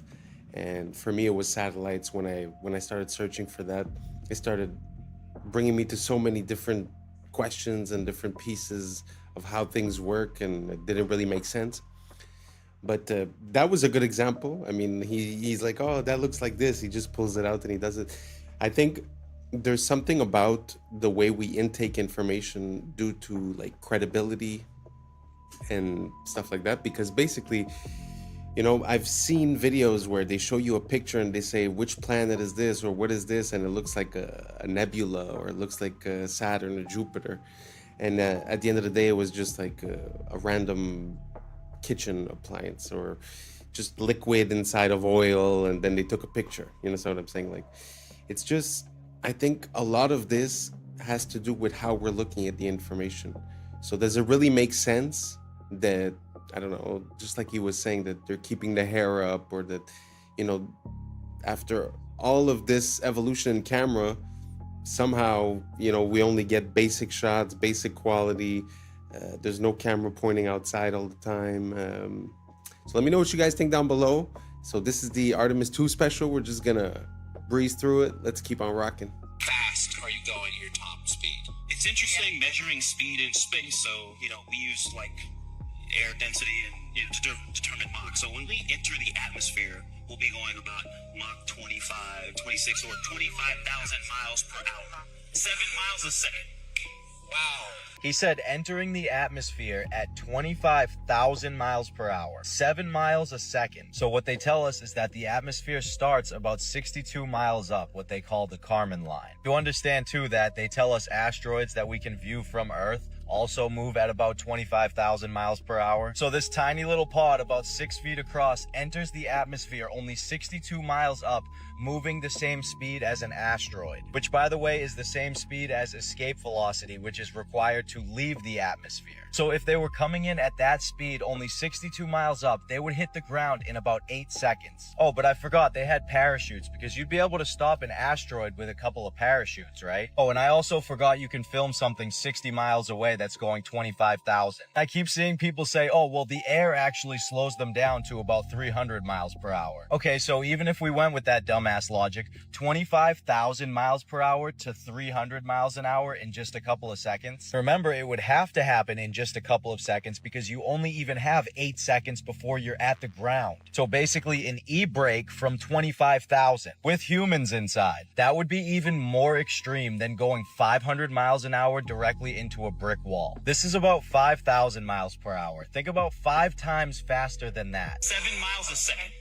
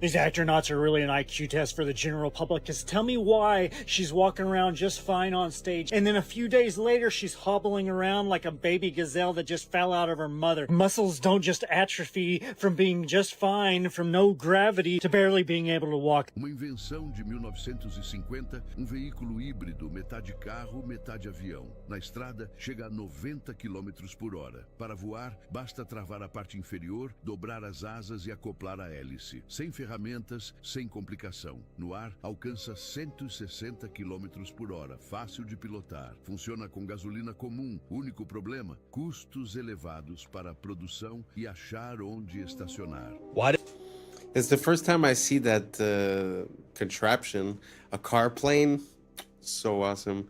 I don't know what language it was. I think it was Portuguese, but they were saying that it runs on car fuel. It's normal. The only problem is that it costed expensive to build. But imagine that you just take off a piece and then you could drive, and then put on another piece you could fly. That's awesome. If you guys have any more of those, send them over. I like seeing variations of the car that never got to see the light of day, because it helps us see what the process is behind the scenes about what product is allowed to reach us and what is not and why. Very interesting. Anyways, let's keep on rocking. Did they have such a clean shave the entire trip? Like, I shaved, I think, 2 days ago. This was the Artemis crew on the way to the launch pad. This was them on day 8 after circling the moon and returning home. Look at their faces. Not once did they even have a 5 o'clock shadow. They had the cleanest shave I've ever seen in my life every single day. And okay, maybe they just shaved in space every single day, twice a day. Is it even safe to shave in space? Never mind have your hair flying all over the place. Loose hair is not safe in a spaceship. It is considered a hazard and is actively managed, not allowed to float freely. Stray hairs can be trapped in sensitive equipment, clog critical air filters, or be inhaled or get into astronauts' eyes. Astronauts typically keep hair short or tied back. I've never seen a woman's hair in space tied up. 100% of the time, it is out. You already know why that is. On average, it is normal to lose 50, 100, or 150 hairs from your head per day. So they were gone for 10 days, so times 3 minus this guy because he doesn't have any hair. Thousands and thousands of hairs would be all over the place. They state themselves can be very dangerous to the equipment. This is them when they got back after the 10th day, and their facial hair is the exact same as when they left. Oh, 12 of the scientists, engineers that worked on the Artemis project all mysteriously showed up or disappeared. There's a story that caught our attention. We're talking about a number of U.S. scientists, some connected to very sensitive research, who have or disappeared. Let that sink in. So, they're acting again. I guess they came together and tried to blackmail them for some money. Otherwise, we're gonna tell them how we did the trick. And now they tricked, and they did. If you in on the motherfucking hustle, stay in on the hustle, I guess the more to that story is. Don't jump ship too late, because the hustle gonna continue. You're gonna be maggot food. 2 of the astronauts on the Artemis mission are literal actors. You can see that this one was in Fallout and this one was in Mad Max. Why would they hire actors to go to the moon?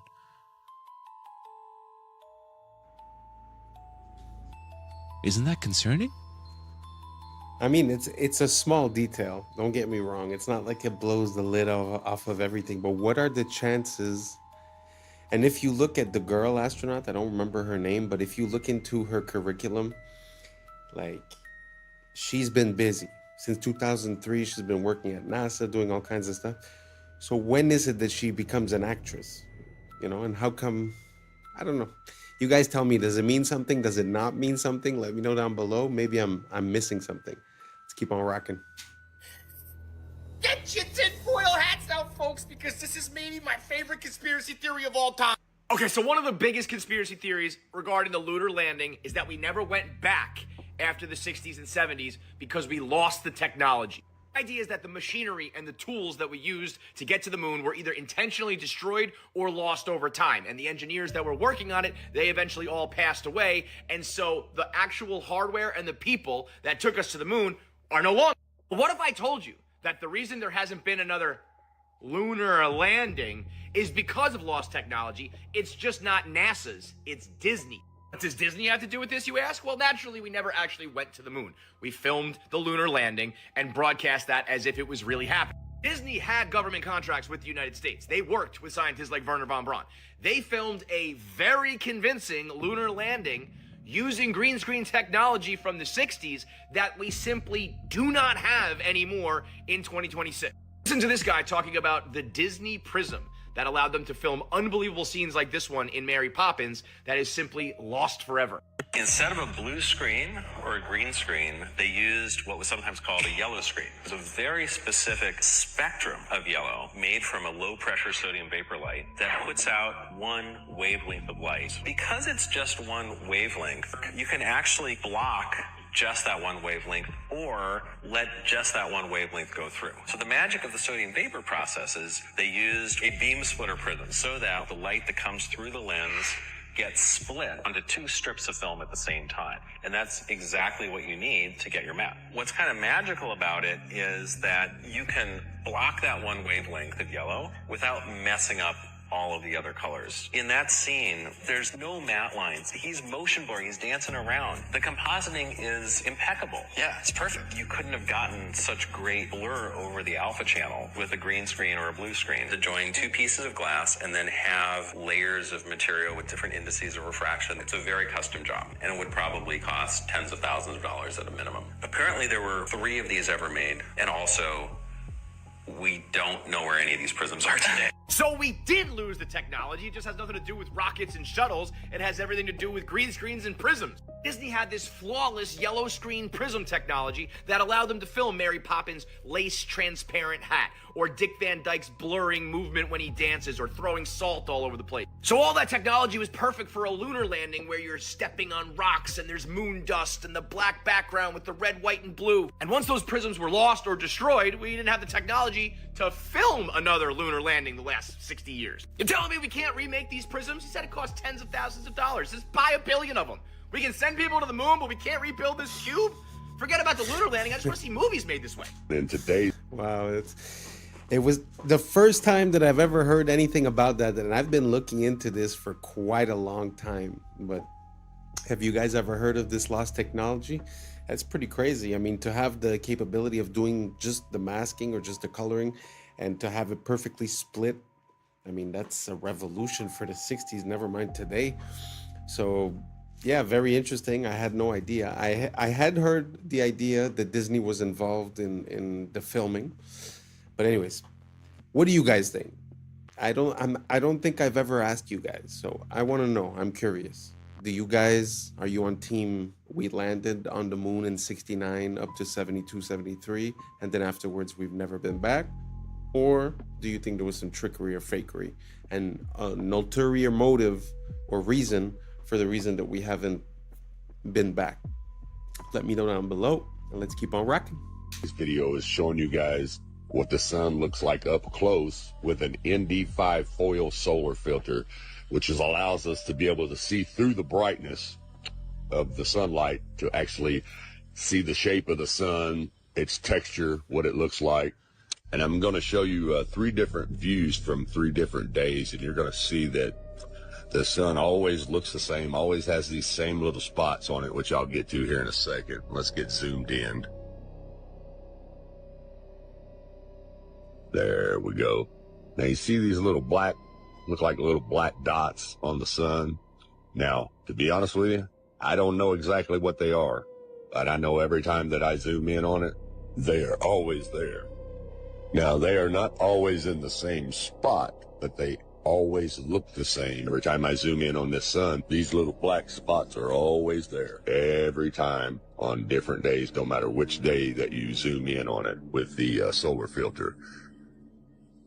And the cool thing about the solar filter is most of the time you could use your P1000 or your P900 and you'll never be able to see what I just showed you without the solar filter because the sun is too bright. And this filter, it just filters out that brightness so you can actually, like I told you earlier, see the texture of the sun itself.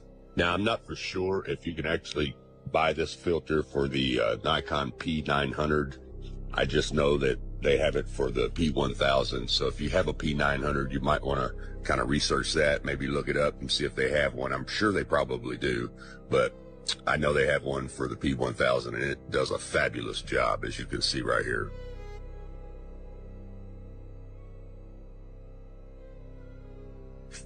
Now you're getting ready to see those little black holes, those little black dots again, just as I showed you on the first day. They're always there, always there. Which tells me that this is not a big ball of fire like they tell us that it is. That's a bunch of bull crap. You don't see a big ball of fire anywhere on this. It just looks like a big light bulb with some bugs stuck to it. Not to mention the fact that I shouldn't be able to zoom in on this at all with a camera. It's supposedly 93 million miles away. Think about that. 93 million miles away. Trust me, there is no camera in the world that can see 93 million miles away. But anyway, it's a little shaky there. Sorry about that, guys.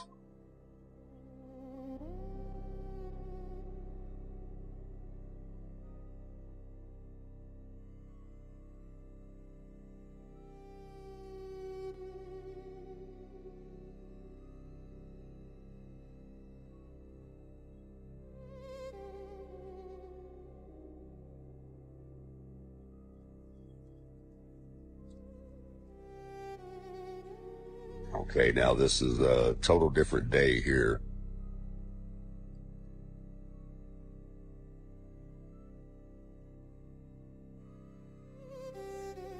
There was some humidity on this day, so I didn't actually get the orange look or the yellow look. It actually had a white look to it, but you can see those black dots or little black holes are there on day 3 also. Well, you see the atmospheric reaction kind of blurring there over them, but they're definitely there. I don't know what that is, but it's something.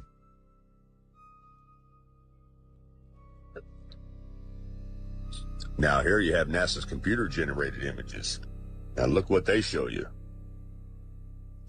They show you this big old ball of fire with looks like lava and fire shooting out of it, which is all cartoon images, CGI. People, looks nothing like what I just showed you in real time with a real camera with a real solar filter. Looks nothing like this NASA cartoon bullcrap.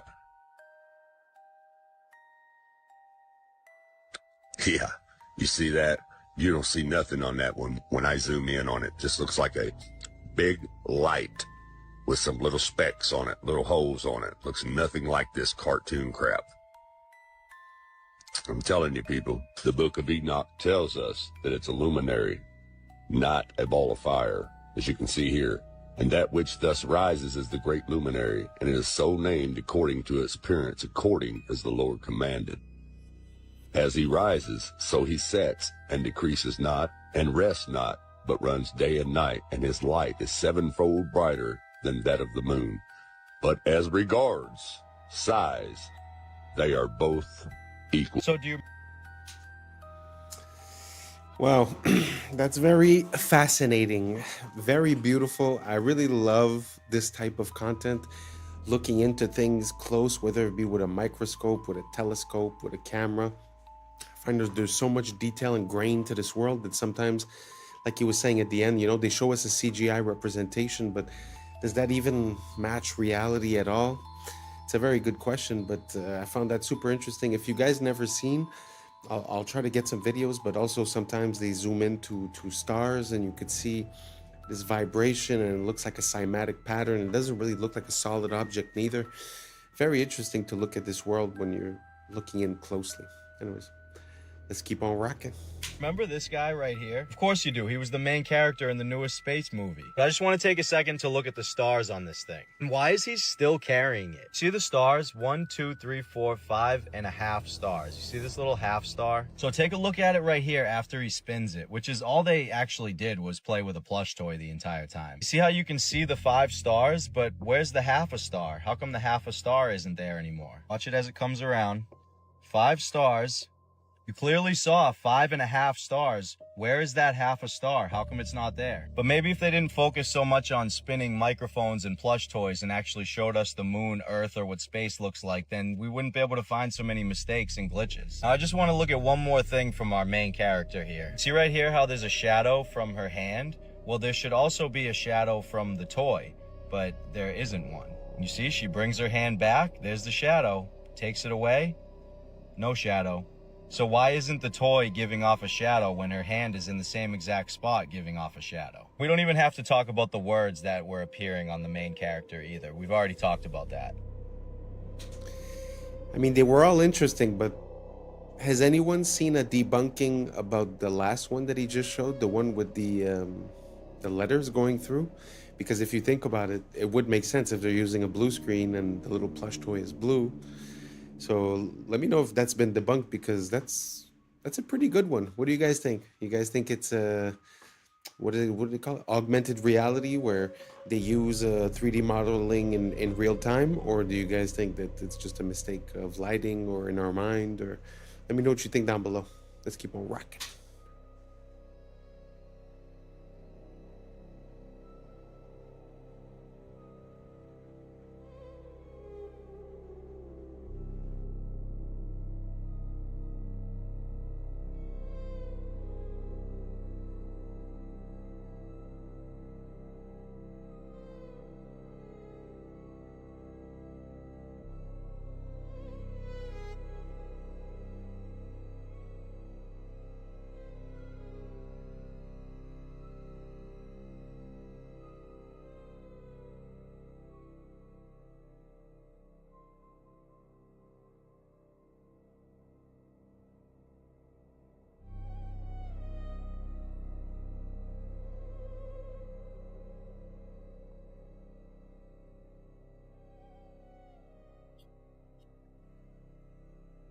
stuff, where these are basically pods that you would drop out of the aircraft and they would parachute.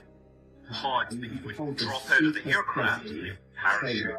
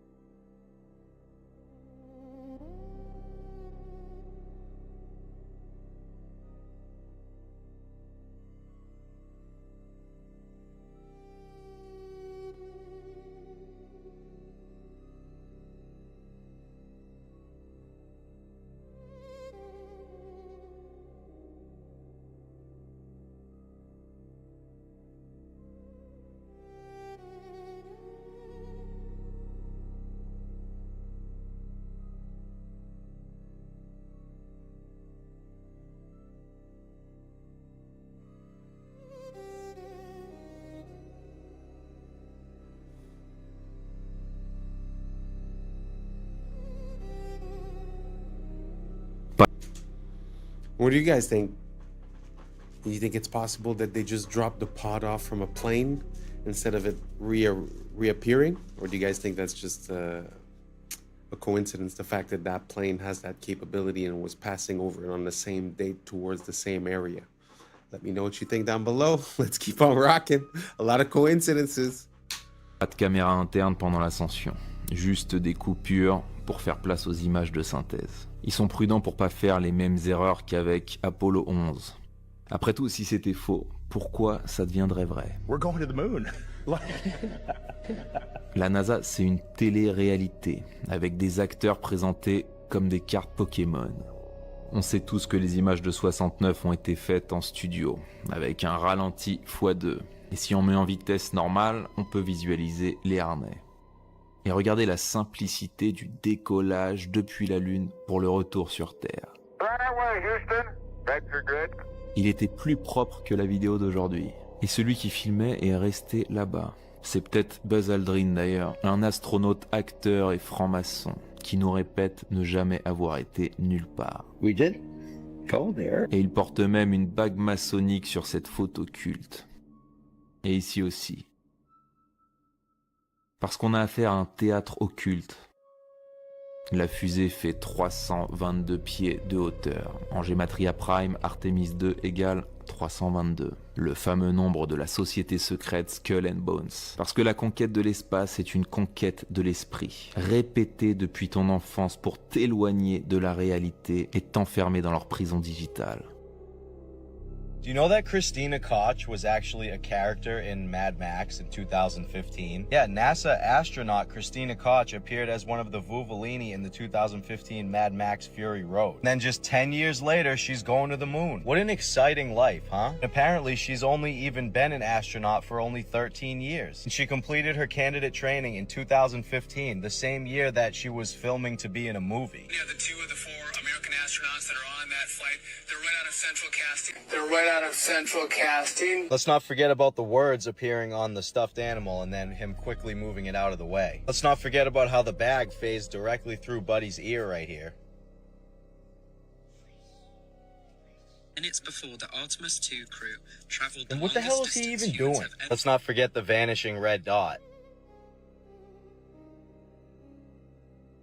Terrible quality video, even though you couldn't take a bad quality video nowadays, even if you tried. 1995 digital camera. Video from inside the ship from the entire 10-day trip, except for when they're free falling at 25,000 miles per hour. No close-up shots either. They're making sure they're keeping their distance for some reason. None of this is melting, even though this fucking ship would be hotter than lava. A crew going up and touching the ship and their hands are somehow not burning off. Here's a little bonus clip from a separate team of dumbasses. Why did the ball fall straight to the floor if they're in space? So, you know, it's really not a question of you should believe this or that. I'm really wondering. To be honest, I'm not even decided on any way, shape, or form.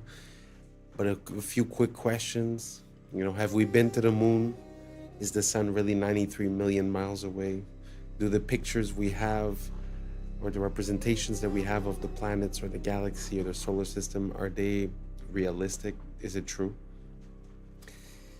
Let me know what you think down below, and thanks for rocking. And that's a wrap for today, familia. Whether you're tuning in with the sunrise or you're posted up after midnight, I appreciate your time, your energy, your curiosity. And don't forget, this isn't about truth or fiction. This is about perspective. If this sparked a thought, a laugh, a deeper question, then we did our job. So drop your thoughts in the comments, keep the convo alive, like, subscribe, and don't forget to hit that bell if you're riding a wave, because we're just getting started. So until next time, stay grounded, stay weird, stay critical. I'm Adam Strain, and this has been Adam Strain Reacts. Peace! I don't know what y'all think, but now it's time for us to link up. Really think we on the brink up, making a change from living this strange. Living this strange.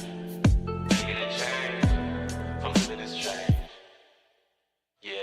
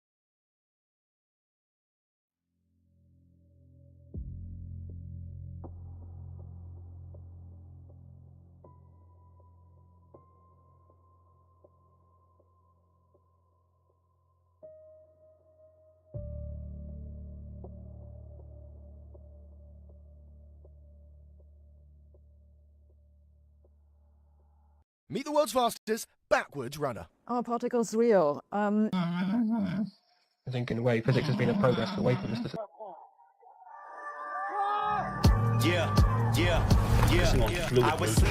This is the best I've seen.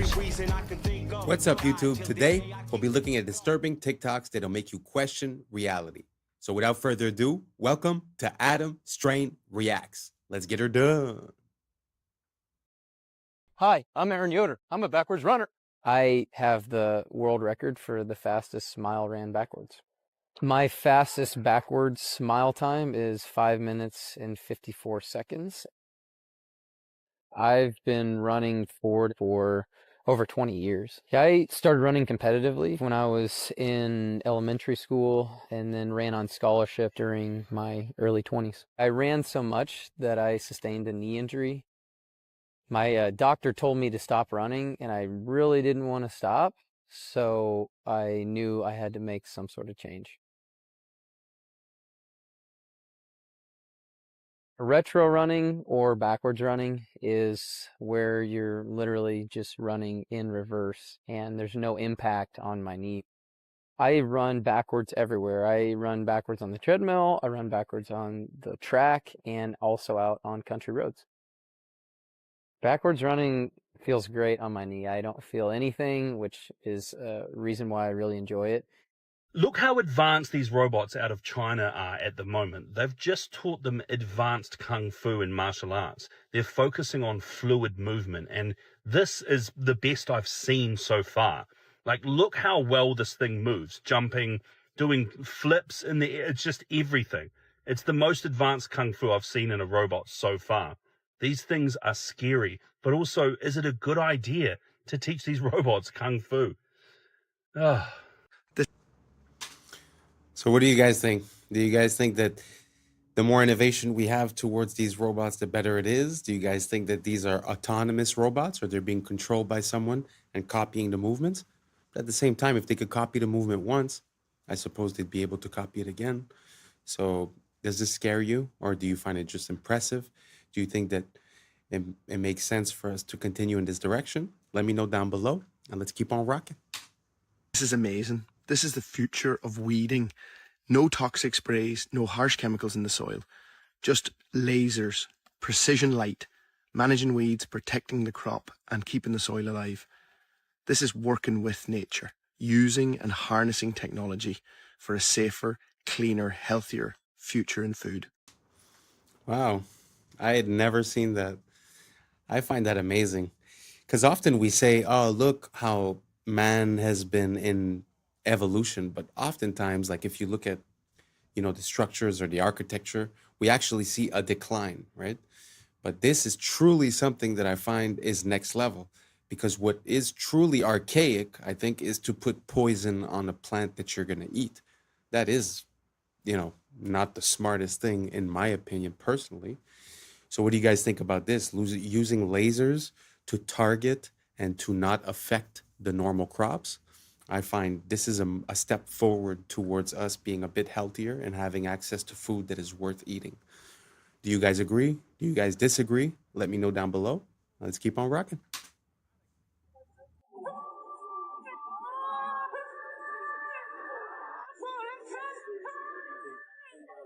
Oh, God.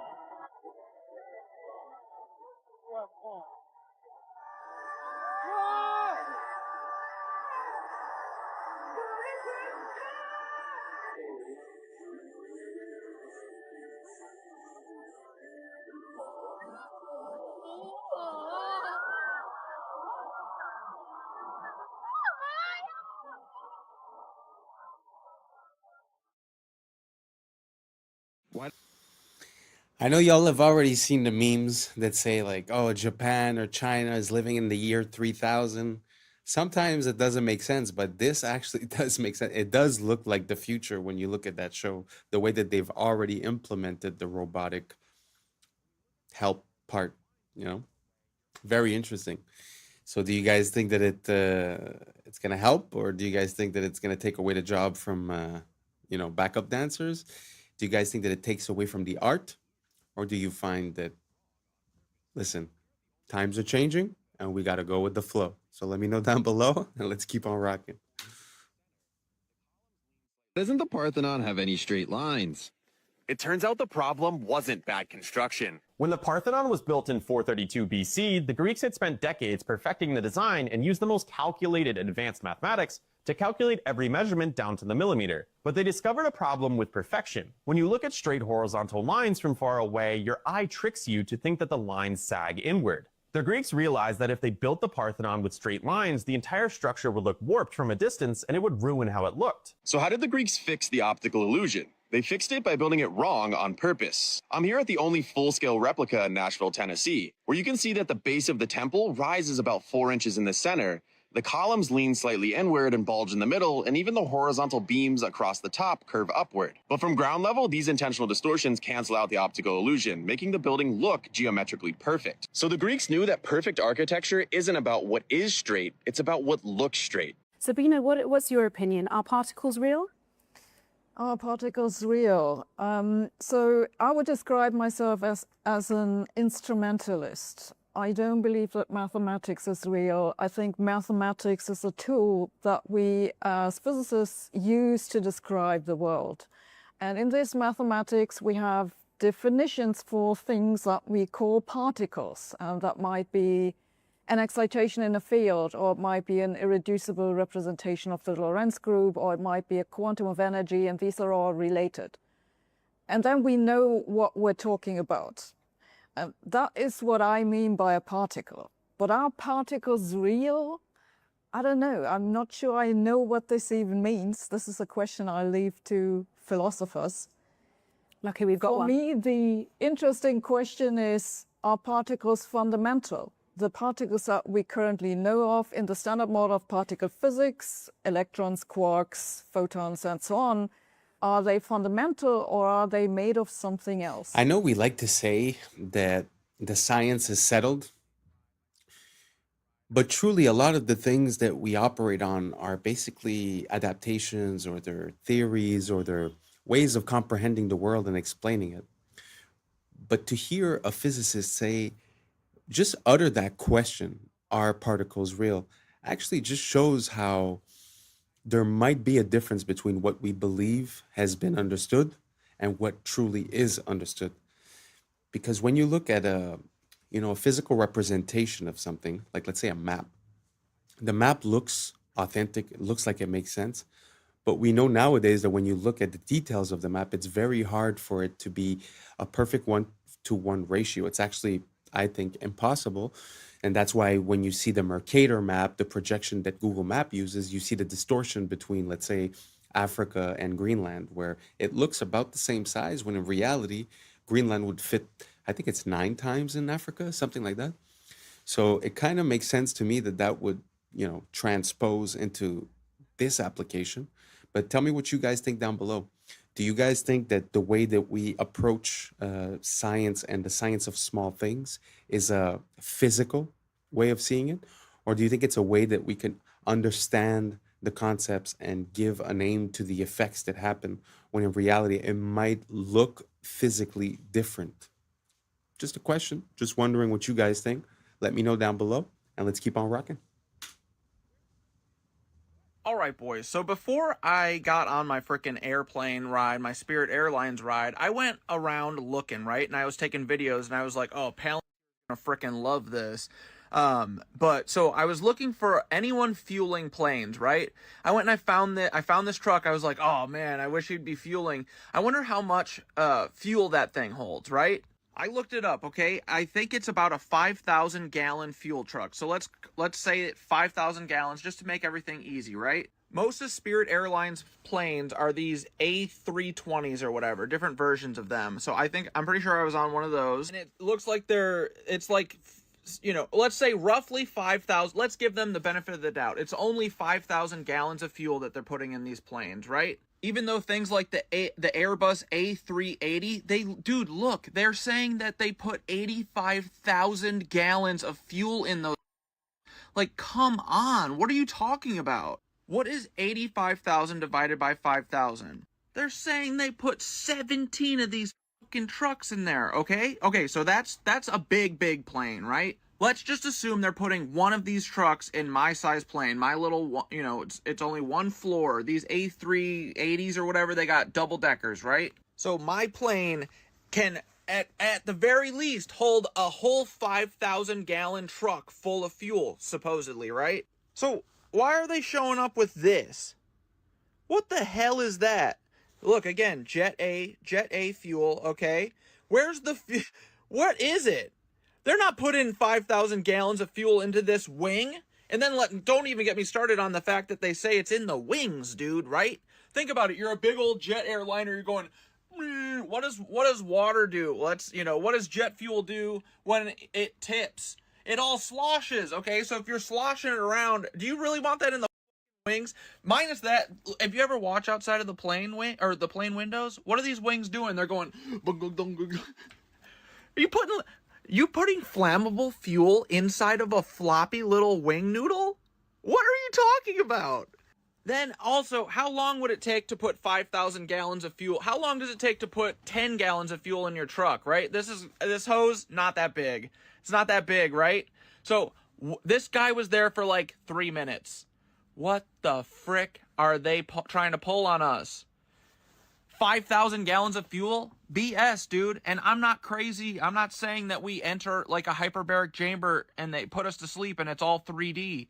I'm saying this is flying on sky electricity, and that's what they're hiding from us. These things get started on the ground. I don't even think the plane starts them. I think they have a machine that starts these turbines, and then they just run from electricity. Fuel. Love you. Bye. The planes are very interesting because, it's sort of like the day that they decided to put a price, like a global price on the barrel of oil. they had to make the case that it was biological and that it was a part of a, let's say, of a dinosaur that got compressed and this and that. So there was biological material, basically, meaning that there would be a limited supply. And since those days now, we see that, we've never missed any, and it seems to be the most abundant liquid on this planet other than water. So what if it was the same thing for the planes, where they're using the fact that you're using that much gas to give the price, right? But what if they weren't? Because like he said, the amount of tankers and trucks that they would need per day, and the speed at which they refuel. And, he's talking about the electricity, which is true in a way. We have measured that at the ground, which is like electrically talking, the ground is ground, right? And then as you go up, basically there's a voltage that amplifies as you go up. So it's not crazy, the idea that there might be electricity involved. But just to give a second theory, let's say, you could also consider the fact that compressed air. So you're going at a speed that's very fast, and you have these turbines that are compressing the air because the entry is big like this and the exit is big like this. So what you're seeing is a compression of air. And then where is that air going? It's going on the wing, because the motors are actually in front of the wing. So the air would be going here and sort of like pushing it up. So that's just an idea. I've also seen videos of a turbine that was disassembled. And when you see the interior of the turbine, it has these little metal plates that are sticking out.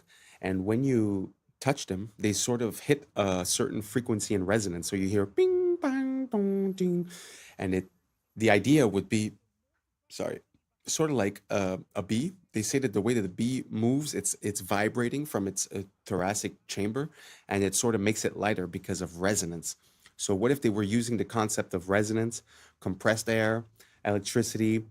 So these are all just ideas that I'm giving you, but it's very interesting to think about the logistics. So the city where I was born, they tell you that there's, let's say, 100 planes per day. And when you do the calculation of how many gallons and how many tankers, it would be literally like a tanker every minute or a tanker every 30 seconds. And again, just the time of refueling. So I find it's just a very interesting question. For me, there's nothing that's really off the table. So let me know what you guys think. Is this crazy? Is this ridiculous? Are we sure? Let me know what you guys think down below, because if you guys see a possibility in this, I might do a deeper dive and show you guys some other content regarding this, because I find it's pretty important, because the freedom and the capability and accessibility of travel and of energy has a very big impulse, a very big effect, let's say, on our capability of, creating new technologies, of being self-sufficient. So just putting a barrier to entry to having, the gas or the electricity or this or that would change your life significantly. So that's why for me, it's not something that I shy away from or that I'm scared of talking about. So let me know if you guys think down below if it's a possibility that there would be some other technology, and that would be the reason that they took the Zeppelins away, the balloons that used to fly, because it was too accessible, too easy, right? So let me know what you guys think down below. And like I said, if you ask me, I'm going to do a deeper dive on this. So let's keep on rocking. X-Men is about Martin Luther King and Malcolm X. Yes. Magneto is Malcolm X, and Martin Luther King is Xavier, is Dr. Xavier. Their philosophies were that's where he got it from. Yeah. It's all a lot of stuff is from black stories, and they just kind of Superman is the Egyptian about Osiris, like power from the sun, same thing. Oh wow! Oh yeah, I read all. I love that. I'm just now hearing that for the first time. I never knew that. I love that. And when I was with Stan Lee, I love bragging about it, because I don't care if you didn't meet Stan Lee, you can't with me. Yeah. Stan Lee, I was in his office for 3 hours. He was 89 years old. My friend went on a break, said, yo, hang out with Stan. I'm sitting with Stan Lee. I said, like, what the fuck? He goes, Godfrey, I want to show you something here. You see this picture of Wesley Snipes? big ass picture of Snipes with the blade. He goes, he's the reason why Marvel got out of bankruptcy. It was him. Wow. It was because we had Blade. Blade is the reason he saved Wesley. And I go, and we ain't seen another Blade in 25 goddamn years. But they got 18 Spider-Mans, 90 this, and Wesley Snipes saved. But this is how fucked up his business is. Yep. Look at that. Eddie Murphy saved SNL. Bill Cosby saved NBC. In Living Color changed the halftime for Fox. Michael Jackson saved the halftime of Super Bowl in 1993. Still the most watched Super Bowl of all time. Black people sell. Super Bowl halftime. So. We sell. It's just that they just can't get it out of their heads. They think we just can't give them too much because they'll do something. We're not going to act like you. We're not like that. No, we like to see everybody win. We ain't like you. And it's pathetic. It's like black people sell. They didn't think black people sold overseas. They was like, you guys don't sell. But then Black Panther gets $1 billion. And then I was in Saudi Arabia. And they were like, this is the only movie we've let in. Because they ban all American in Saudi. They go, no, Black Panther, yalla, yalla. The entire. Wow, I had never heard that actually. It's very interesting. It actually makes me think of, you know, the story of the Matrix and the Terminator were connected, and they were written as well by a black lady. And I find there's no credit that's given. And the part that really stuck with me is the fact, like when he said, you know, Blade saved Marvel, and there hasn't been a movie in 25 years, yet there's been 18 of the Superman, of the Spider-Mans and this and that.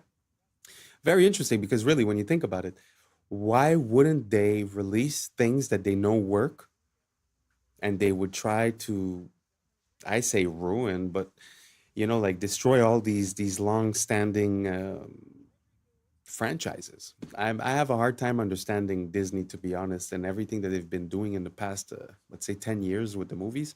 Like personally, I grew up and it was a very big thing, Star Wars. Like it was the, you know, the original movies, and it was a super big thing. And now I can't even bring myself to watch the new ones. It's like, I can't even follow it. It just seems so distorted and so, and to make a quick parallel, if you guys haven't seen, there's a movie or a trailer about when Anakin sort of becomes Darth Vader, and it's all done by one person using AI. And I think that's going to be the downfall of these companies, because for once we're going to be able to create the things that we want to watch, and we won't have to wait for them to provide it to us. So I think we've hit like a limit where the things we want to see, whether it be another Blade or whether it be, you know, he was saying the black comic books or whatever it is, I think now we're going to have the capability of doing it. And when they see the response, I feel like now we're going to be able to have a bit more negotiating power. So I'm very interested to see where, you know, Hollywood and the movie business is about to go, because I feel like the fact that we're able to influence it and actually render movies is going to put us in competition with the bigger companies. Do you guys see what I'm saying? Do you guys see the fact that maybe they've had control for too long and they've been taking decisions that haven't been based on the reception and have been based maybe on things that they'd like to put into our subconscious, our mental? Let me know what you guys think down below, because we all know that Hollywood comes from the wood of the holly tree, which is how they used to make magic wands, right? So there is something metaphysical and something magical about the way Hollywood has been handled, let's say, in the past 100 years. So let me know what you guys think down below, and let's keep on rocking. Our banking system just got exposed, and they're using crypto to multiply your money behind the scenes because nobody understands it. You're going to understand it now. The Genius Act was signed into law in July that allowed banks to create stablecoins legally. If a customer wants a stablecoin, the bank can issue it, but the customer needs to give the bank real cash, and they get to use that cash for investments. I don't know if you guys knew that. So you get 100,000, for example, in the form of a stable coin to use in crypto, and the bank gets to use your 100,000 for other investments. The vast majority of those investments are usually treasury bills. So the bank takes your money, they put it into treasury bills. Now, a treasury bill is basically debt from the United States. will pay back that 100 grand and interest to the original investor. And the original investor in this case is the bank. So the treasury bills may be sold as purchase securities for repurchase agreements. The fine print exposes everything. They can use the treasury bills for repurchase agreements. So here's the stable coin. Here's the real $100,000 cash. It gets put into.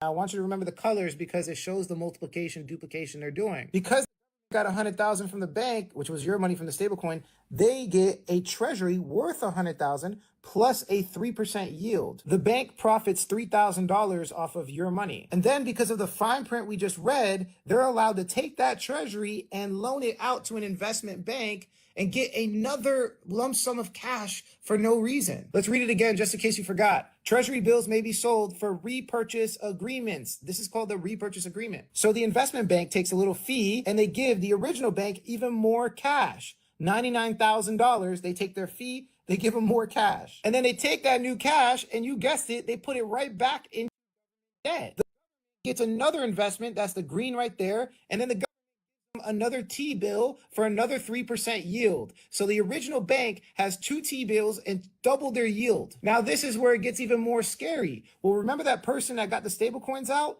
Imagine if they were colluding with the bank and they decided to take that stable coin and put it right back into debt in the form of tokenized treasuries. Right now in crypto, you can buy tokenized debt. Yeah, there's a token version of everything I explained up there, and you can get the 3% yield. So now it has 3 lump sums from that original $100,000, and you thought it was over. Well, if you invest in tokenized debt, they give you a token worth your dollar amount. Right now, it's called USYC for one of the funds. Binance offers loans against USYC right now. So on that original 100,000, you could take a 70% loan, and then you guessed it, put it right back into debt. The original $100,000 now has 4 forms of yield. Everybody's waiting for the inject liquidity into the market, but they're already doing it through stablecoin multiplication. And we are going to have the greatest bull run we have ever seen in human history. It's going to be similar to the 2008 bubble. Wow, that was a lot of information. Gee whiz. So this makes me think like money came from the idea of value. And now we've gotten so far away from value that it's seeming like a video game. It's seeming like, you know, when you go on a game and you look for money duplication glitch, you could find some of those. Seems like that's what's going on. So you're buying it and then they're reinvesting it, but they're also buying treasury, which is debt, which we end up paying at the end of the day. And again, they could re-lend it, re-put the assets and start the circle again. So yeah, it feels like banks have been given basically a blank check. And that's without speaking that in the days of the COVID a couple of years ago, they went, you know, fractional reserve spending means I have $100. Normally it was I have to keep $10 and I could lend out $90. Now it's zero. So meaning they could have $0 and lend out $1 billion and no one's none the wiser. So I don't see how this changes anything in the way that there's really no value behind bank money. But at the same time, I'm seeing what he's saying where it's involved with the treasuries. So it's like a cycle that's over and over again. It makes me think like the way like when you get a mortgage, the bank is like doubly insured. It's insured with your assets. It's also insured with an insurance company and your insurance company. So they're actually triple protected. It seems the same way. It's like they're 10 times protected and us, we have to pay for everything. So I don't know. I don't know where we're going with this because it just seems like the more they win, the more they devalue, but the more they devalue, the more the crash is about to come, right? Unless they are artificially inflate. And so I guess that's what he meant at the end with the bull run. So everyone's going to feel like they're winning when actually the disparity between the people winning and the people at the bottom are going to be so much bigger. So I don't know if I caught all of this. Maybe I'm probably missing some parts. So if you have any information to give and share, don't hesitate, write it down below. I'm still learning about all of these subjects. This is why I'm here. This is why I made the channel. So we could collaborate and we could collaborate on ideas and build better ideas together. So let me know what you guys think down below. Do you have a wallet? Do you keep it on a cold storage? Do you keep it on the exchanges? I'm going to put some more crypto stuff in the next videos. So please don't hesitate, right down below, and let's keep on rocking. How were we allowed to be fooled for so long?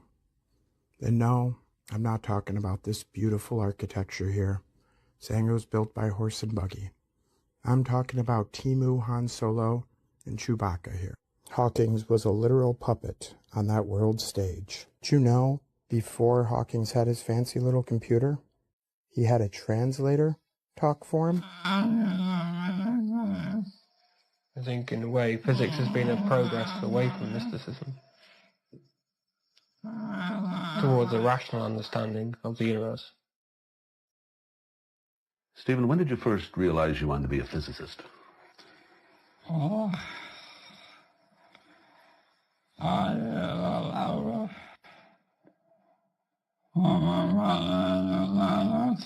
think I knew from about the age of 9 or 10 that I wanted to be a scientist. Most of my activities, like playing with model fireworks, or model railways, or playing complicated games, was aimed in some way at finding out how the world worked around me.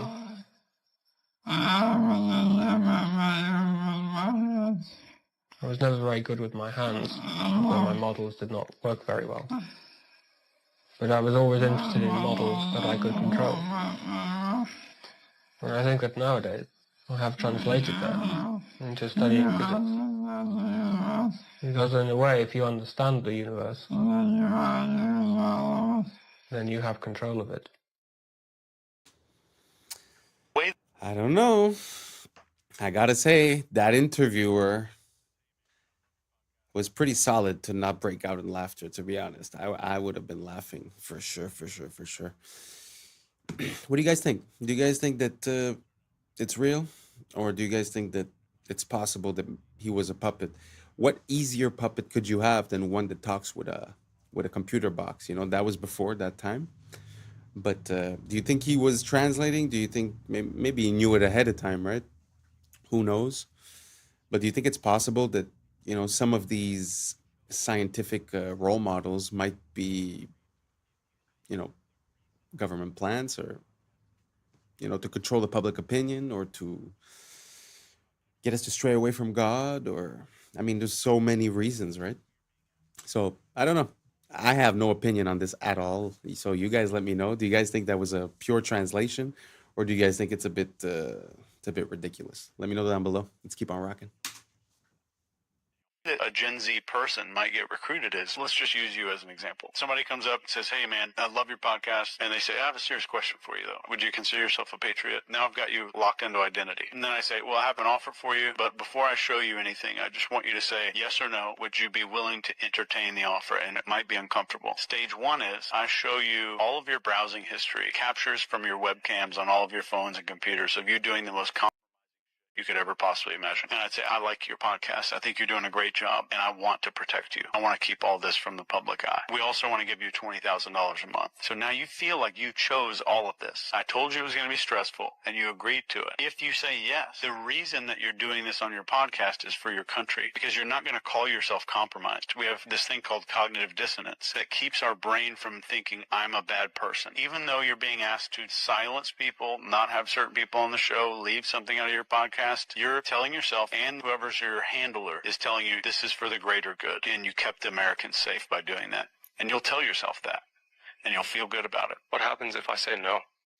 Well, damn. So that's how the CIA recruits.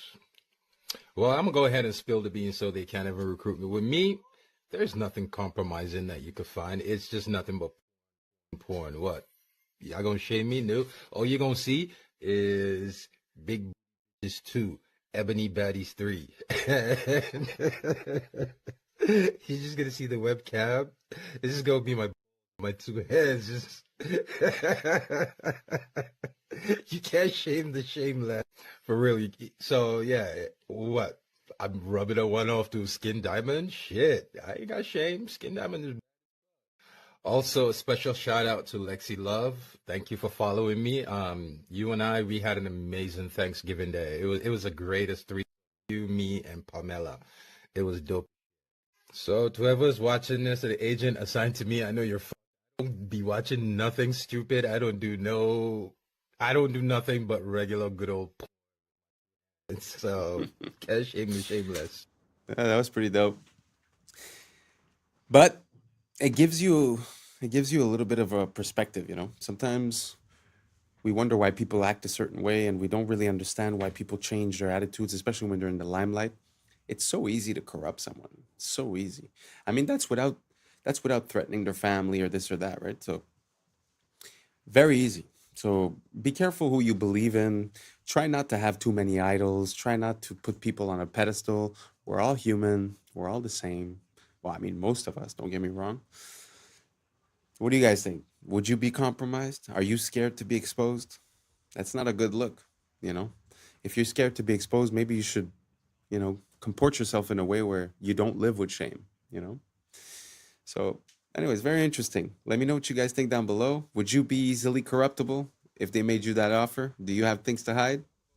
Let us know down below. I know you won't, but you can. And that's a wrap for today, familia. Whether you're tuning in with the sunrise or you're posted up after midnight, I appreciate your time, your energy, your curiosity. And don't forget, this isn't about truth or fiction. This is about perspective. If this sparked a laugh, a thought, a deeper question, then we did our job. So drop your thoughts in the comments, keep the convo alive, like, subscribe, and hit that bell if you're riding a wave, because we're just getting started. Until next time, stay grounded, stay weird, stay critical. I'm Adam Strain, and this has been Adam Strain Reacts. Peace. Now's the time for us to link up. Really think we on the brink up. Making a change from living this strange. Living this strange. Making a change from living this strange. Yeah. Things rendered in real life. This is it. You can walk as far as you want. You can go anywhere you want. This is Google. Yeah, and these things don't exist. This is just AI artificially creating a 3D world, but it gets better, boys. Yeah. I was sleeping, had to wake up. Why? Every reason I can think. What's up, YouTube? Today, we'll be looking at disturbing TikToks that'll make you question reality. So without further ado, welcome to Adam Strain Reacts. Let's get her done. This is how perfumes can actually kill you. It disrupts the gut microbiome, it disrupts the lungs, affecting your immune system. When you're spraying perfume on a leaf, it dies. I can't even walk into a store anymore. You walk to the perfume aisle and they're spraying in front of you. It's almost like an obstacle course. All of this is so toxic and poisonous for you. They're all endocrine disruptors. Men, your testosterone's getting lower. Find some natural things. Use herbs, spices. What if we're already at double simulation? This week, Google Gemini 3 shows us Inception. Nothing beats a Jet2 holiday. And right now, you can save £50 per person. That's £200 off for a family of 4. So this person was just watching somebody else watching a Jet2 holiday. But it gets better, boys. It gets better. And so this is a rendering. And this is all just by a text prompt. But they're just out there walking in real life now. And this is all rendered live. You know, the simulation theory, how everything's rendered in real life. This is it. You can walk as far as you want. You can go anywhere you want. This is Google. Yeah, and these things don't exist. This is just AI artificially creating a 3D world, but it gets better, boys. Genie 3 has real-time interactivity, meaning that the environment reacts to your movements and actions. You're not walking through a pre-built simulation. Everything you see here is being generated live as you explore it. And Genie 3 enables promptable events, so you can add new events into your world on the fly. Something like another person, or transportation. Live. Oh, you just type it in and it shows up. Or even something totally unexpected. You can generate worlds with distinct geographies, historical settings, fictional environments, and even other characters. Worlds can help with embodied research, training robotic agents before working in the real world. We're excited to see how Genie 3's world simulation. Wow. I mean, in my mind, that's a game changer intensely. Because imagine if what you render, you could interact with it and that it auto-generates. That means you could sort of live in, you know, like your GTA type of map, right? So you live within that map, because I always had a hard time to understand how they would get everyone into the metaverse. Basically, you know, because the whole shift, like if you look at the investments towards Facebook and all that, was put towards the metaverse quite a while ago, and I had a hard time to imagine how they could get us all to go live in this simulated reality because we're already sharing a space in this world, right? But this little advancement makes me see the whole potential of it because while you could live in a Lord of the Rings type of universe, GTA map, you know, or someone lives actually in the GTA map, or someone else lives in Thailand or whatever, it could be anywhere. And at the end of the day, they could just make a place where people have a common ground to meet, and that would be the metaverse. And then it seems kind of plausible. You know, when people are having a bad deal or having a hard time making ends meet, so why not live in the digital world? I don't know if you guys seen the movie Ready Player One. I think that's sort of like a prototype of the idea that's going to be rendered. And we all see that, you know, in the past couple of years, it's like our money's worth less. If it just feels like, you know, all the faith in the systems has eroded. The media no longer medias. The food no longer foods. The math ain't mathin'. I don't know if you guys get it, but I mean, it just seems like everything not only doesn't serve its purpose, but actually serves its opposite purpose. So, anyways, all that to say that this invention is pretty breathtaking. The fact that you create an environment that auto generates afterwards means you could spend the whole day inside of one prompt and then just adding in elements and stuff. Crazy potential. If you guys see any other ideas, any potential like that, or any other groundbreaking advancements in the AI space, let me know down below. I'm always down to check it out. Let's keep on rocking.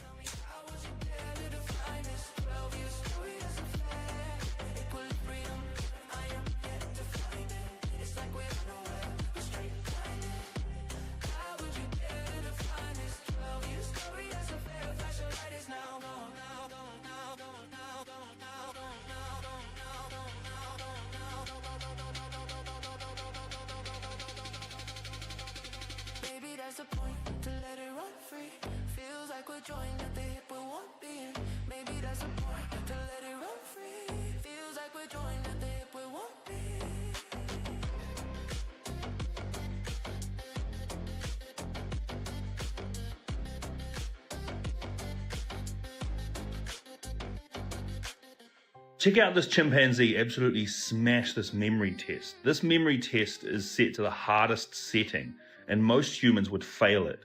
95% of humans fail this test, but this chimpanzee seems to smash through each set of 9. What it does is it shows up 9 numbers, 1 through to 9 most of the time, or sometimes doubles up numbers, and you're supposed to go through an order of lowest to highest, and this chimpanzee is absolutely smashing it. Wow. I wouldn't have gotten that. Would you have gotten those? I was looking at the screen, I was like, nah, way too quick.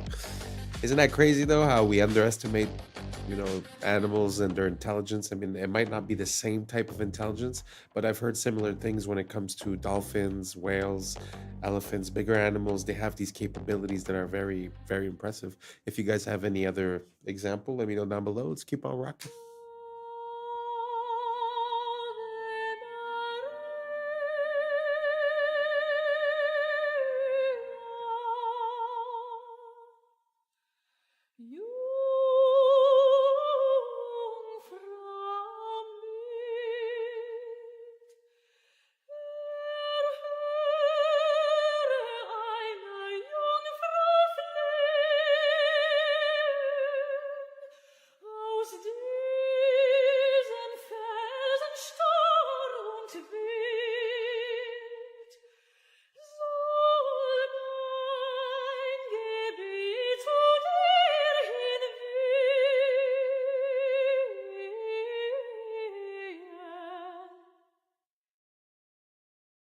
This is the deepest hole humans ever drilled, and no, it didn't stop because of creepy screams from hell stories.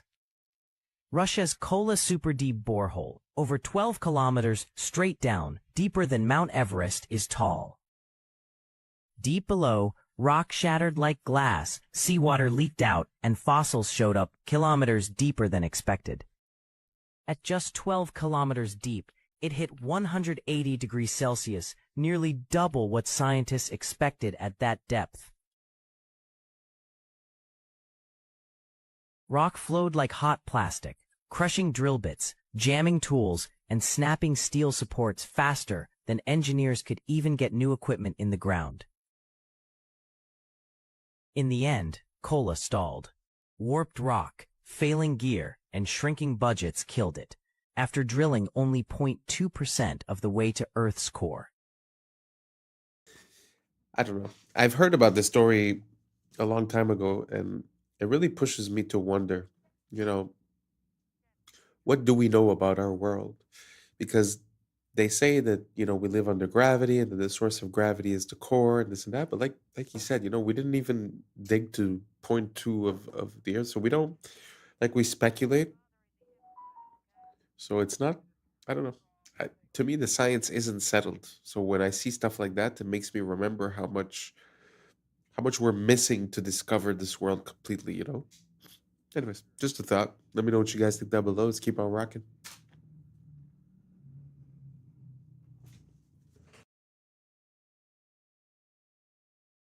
Chat, picture up, Templar.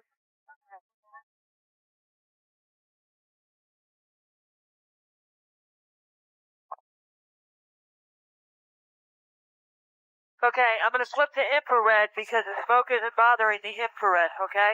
We want to just back off, take a look at the impact area, see what areas are hot on either side.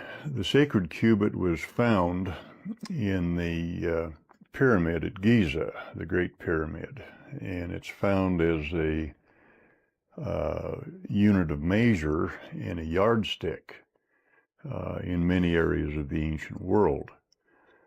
But this particular measurement was carved in stone just above the entrance to the king's chamber. The rings made in this cubit length have a natural resonant frequency of 144 megahertz, which is a harmonic of light speed. It's a harmonic of 6 times gravity. It's a harmonic of the mass at the center of a light field. And in recent years, we've discovered that it is also a measurement of a wavelength in the standing gravity wave of the planet. The reason why we call traders turncoats is because mercenaries used to wear military coats with reversible linings that matched the color of the enemy's coat. So if they were losing, they could just turn it inside out and switch sides. And we call awards trophies because Greek soldiers used to raise the enemy's armor up on a wooden pole called a tropaion when they won a battle. And modern trophies still follow a very similar silhouette and design. The Emmy was originally called the Emmy Award after the imaging tube inside of old school TV cameras. But since the award had a very feminine design to it, people started calling it Emmy instead. The word groovy comes from the way that record players are designed so that the music plays smoothly if the needle runs along the grooves of the disc. So if the music was good, it was groovy. And lefties are called southpaws because baseball fields are designed so that the batters are facing towards the east to keep the sun out of their eyes during the afternoon, and the pitchers are facing west with their left arm pointing south. So a lefty would be a southpaw. We call them motels because they're hotels that are designed around car travel. They'll have rooms that directly face the parking lot and a roadside location. So it's a combination of the words motor and hotel. And a word that's formed by combining two words like motel is called a portmanteau, and we call it that because a portmanteau is a piece of luggage that splits open into 2 equal compartments. Okay, so this is either Pakistan or India, one of you guys will know, a river of trash. Some of these rivers, by the way, are biologically dead, like not even an organism is alive in it because of all the chemicals, not just obviously the plastic. This guy, who I'll tag and mention, goes and cleans it up. Like, we're talking, he goes to their country, cleans up their rivers. This is while we ban plastic straws, by the way. This is the guy, Alexei Sabrinsky. I'll tell you all about it. But here's the shocking part. We talk all about philanthropy. You have the Rockefeller Foundation partnering with Mr. Beast. You have the owner of Microsoft. Philanthropists. Woo! Here's some philanthropy for you. Bring back hemp plastic. And side note, dismantle Monsanto and the corporations that are trying to control the world food supply and release the free energy patents. Otherwise, everything else is fake. I don't care what philanthropy they think they're doing until they release the free energy patents and the technologies they're hiding from us and start actually using hemp plastic. It literally is a few policies away. If I was in control, man, slickety split, we'd have policies out the yin yang, clean water, clean food, clean healthy, no microplastics, no toxins. But seemingly, there's an intentional plan to do the opposite of that. I'm not smarter than Rockefeller. I mean, of course, they know these things. It's part of the plan. Let me know your thoughts in the comments below and follow for more. Shout out to this freaking legend cleaning up freaking dirty river water. Wow. Props to him for doing something for nature and for the earth, and something that he's passionate about. But it does make me think when he talks about the hemp. It makes me think of the first cars that were created. From what I understand, the first cars that were created, they were made out of hemp as well, and they were basically, hemp has always been a part of our society. From what I gather, even ancient seafaring civilizations, the reason why they were able to do that is because they have the rope to hold the sails and all that stuff. And supposedly those ropes were made out of hemp. So from what I understand, also hemp is per time, it's the fastest growing, one of the fastest growing things that you can make. The seeds are good for food. Like he said, you can make plastic, you can make oils, you can make all kinds of stuff based on something more natural. So yeah, very interesting that he was talking about that. I haven't heard anyone talk about hemp in quite a while. Used to be a big thing back in the days, but now don't really hear much about it. You guys know about hemp? You guys know about the potential of hemp? Did you know that the first car was made out of hemp? Could also run on other things than gasoline? Let me know down below, and let's keep on rocking.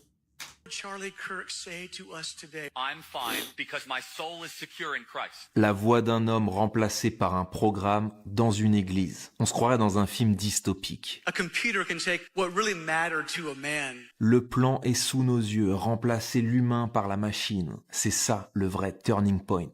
Kirk est exfiltré et on le remplace par une IA. It's a promotion. Même discours chez Melania. It is our duty to treat AI as we would our own children. Et Trump s'est réuni avec les 33 acteurs clés de la Silicon Valley AI is going to change everything. pour avancer l'agenda transhumaniste. Build out data centers and infrastructure to... Le 33, c'est la signature des rituels de transformation. C'est pour ça qu'il revient tout le temps. Et l'épisode 330 de South Park fait référence à Kirk, avant le tir. What is a woman? What is a woman? L'émotion divise et on pousse des lois contre la haine. With hate speech, we will target you. Woke contre MAGA, clivage Est-Ouest. L'issue, c'est toujours plus de surveillance. Il polarise la masse dans tous les contextes. Russie-Ukraine, Gaza-Hamas, Epstein, Clinton, Covid. Tout ce qui est mainstream est encodé. Ils avancent ensemble, comme Candace Owens l'affirme. I'm one of the Masons of Turning Point USA. Donc posez-vous cette question. Si les gouvernements étaient vraiment en conflit, pourquoi ils convergeraient tous vers le même futur?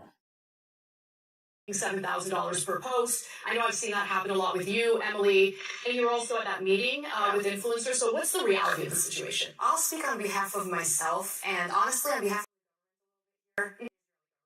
They target influencers who agree with the cause and then recruit us for meetings like what you saw with Vivi for messaging.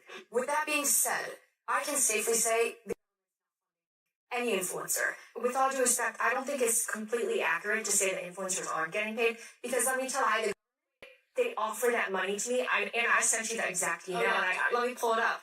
The Consulate General, okay, wrote me an email offering to pay me to go. They would pay all my expenses and also pay me, and then they offered to give me a spot for my guest. I shot that down. I declined because it didn't sit right with me. This is about a year ago, okay? If tomorrow I got bankrolled, I'm already... Why can't I get paid for that? If they want to as a... paying me for service, I want you should be registering. That's fine. I don't know what saddens me more. The fact that you don't see any beautiful passenger trains like this, especially in America, or the fact that such amazing and beautiful pieces of old world machinery, like these trains, were allowed to sit out in the middle of a field and rot away. But just look at the railways of the old world in their prime and how beautiful they looked. Now compare a few of these to what we get on Amtrak today. I can certainly see why the federal government continues to pump millions of dollars into them. But they had everything from rocket trains to Zeppelin trains, like you saw in my previous video. And they even had Zeppelin trains on elevated rail. A truly beautiful golden age of travel. And sad how, in America especially, we've invested so little into proper passenger train service. The controllers would rather tear down all of our beautiful architecture to put up highways and freeways and ugly parking structures in downtowns, making sure we all are slaves to our oil-dependent vehicles. Amazing the innovation that came from that time. Question everything, friends. Until next time.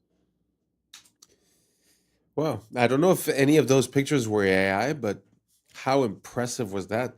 It's hard to believe that there was that many iterations of the train when, I mean, the train didn't last that long, no? Because it was not too long before the cars, and once the cars came in, it sort of took over.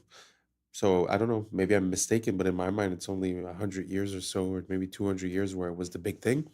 So it's kind of surprising that there was that many different versions and types, and I had never heard of a rocket train, a Zeppelin train. Super interesting. I'm going to look for more information on that. Let me know what you guys think down below, and let's keep on rocking. Okay, remember how it's illegal to keep crows as pets? Well, this Russian man, maybe in Russia they do things different. Check out what this guy has going with this freaking crow.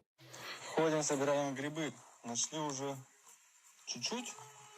Mushrooms. Вот Гоша сейчас опять в поиске. Видите, головой вертит туда-сюда и смотрит. Где же грибочки? Ага, попить. They got good vision, man. Holy cripers. Beautiful creature, man. And you know, it looks black, but they actually are blue feathered. If you get the right lighting on them, they're actually blue. Serious. Как бы начал имитацию стороны в сторону. Может быть, что-то и заметил. Сейчас ближе подойдем. Может взять гриб. Но я его пока не вижу. Может быть, он заметил. Oh. Так. А, вон. Where's the mushroom? How'd he spot that? Дашь? Дай. Дай грибок. О, ты дал! Молодец! Good boy, man. Я думал, ты сам съешь. Ну ладно. На, ножку забрать. Oh, he's eating it. Умничка. Все, иди прячь. Wow. So the trick is, if you have a bill, you can put money in your hand and have seeds in your hand. And you teach a bunch of crows to bite the money first, and then you open your hand and give them seeds. You're training them to bring you money. You can do this, but you're not supposed to keep them as pets. But it's not like dolphins, where you're literally not even allowed to interact with them outside of an approved, like SeaWorld. At least crows, you can, befriend them, but you cannot keep them as pets. Which is shocking, because you could literally keep a bunch of weird stuff as a pet, but not a crow. Why? I love crows, man. Plus, crows can remember your face and can tell their friends, their peers, their children, their little hatchlings, they can tell them what you look like. They can transfer knowledge and information. I don't know, through their brainwaves, or I'm sure it's not from cawing, like caw-caw. Like that doesn't really tell you anything. It's got to be psychic. So I'll be the first to say it. Crows are psychic. They're high vibrational beings. They're very smart. Do not mess with a crow. Be nice to them. They'll remember you forever. And they might bring you a friggin' diamond ring they find on the ground or something. I mean, there's stories you wouldn't even believe. So, love animals, love creatures, and absolutely incredible video out of, what is this? Vladivostok, Russia. Come on. Comment for more animal information and follow for part 2, or comment or follow vice versa. Come on. Town of Sparta, just outside Athens, you'll find Dimitrios Gatsi. He specializes in reviving ancient armor from Greek history. Η σημασία της πανοπλίας στην αρχαία Ελλάδα ήταν πολυδιάστατη. Από τη μία έπρεπε να κατασκευαστεί με τέτοιο τρόπο ώστε να προστάτευε τον οπλίτη από θανάσιμα χτυπήματα, αλλά ταυτόχρονα και να τρόμαζε και τον αντίπαλο. Έτσι ώστε να απέφευγε, αν ήταν δυνατόν, ακόμα και την σύγκρουση. Είχαμε έναν νικητή χωρίς να δοθεί καν μάχη. Είχα την ευκαιρία να επισκεφθώ πολλά μουσεία της Δυτικής Ευρώπης και να δω με τα ίδια μου τα μάτια πόσο έχουν αφοσιωθεί και πόσο έχουν προβάλει τις πανοπλίες της Δυτικής Ευρώπης. Μέσα μου γεννήθηκε το ερώτημα γιατί εγώ στην Ελλάδα σε κανένα μουσείο δεν έχω δει μία μεσαιωνική ελληνική πανοπλία. Αυτό το ερώτημα έγινε αιμονή και όλη μου η ζωή αφοσιώθηκε στην απάντηση αυτού του ερωτήματος. Η αρματοποιία είναι μια τέχνη πάρα πολύ ενδιαφέρουσα. Καταρχάς, γιατί δεν υπάρχει δάσκαλος, δεν υπάρχει προηγούμενο.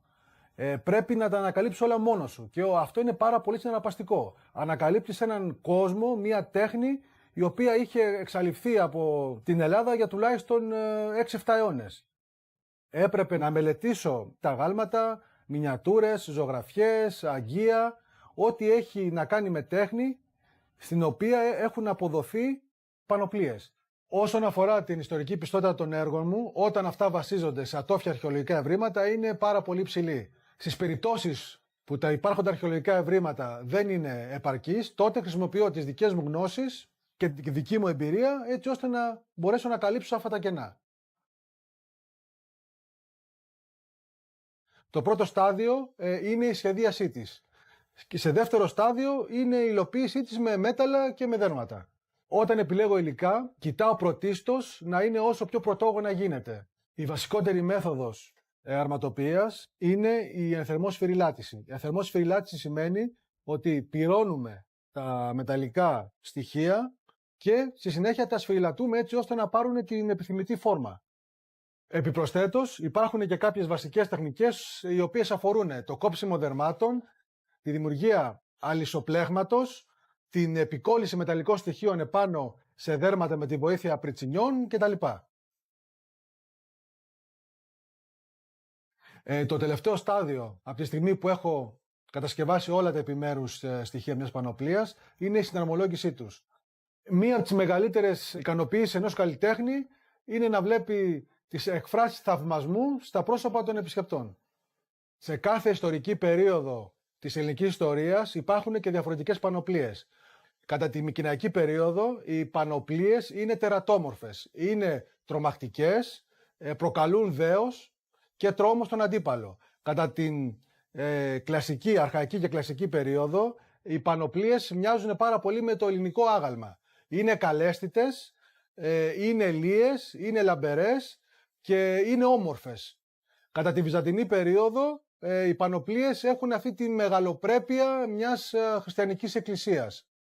Πολύ συχνά η εικόνα που έχουμε για τους αρχαίους Έλληνες οπλίτες είναι τελείως λάθος, είναι εσφαλμένη.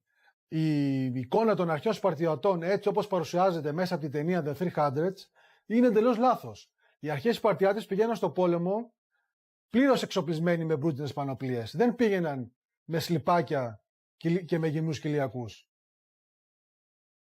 Βρίσκω την ιστορία ενδιαφέρουσα γιατί μας διδάσκει το μέλλον.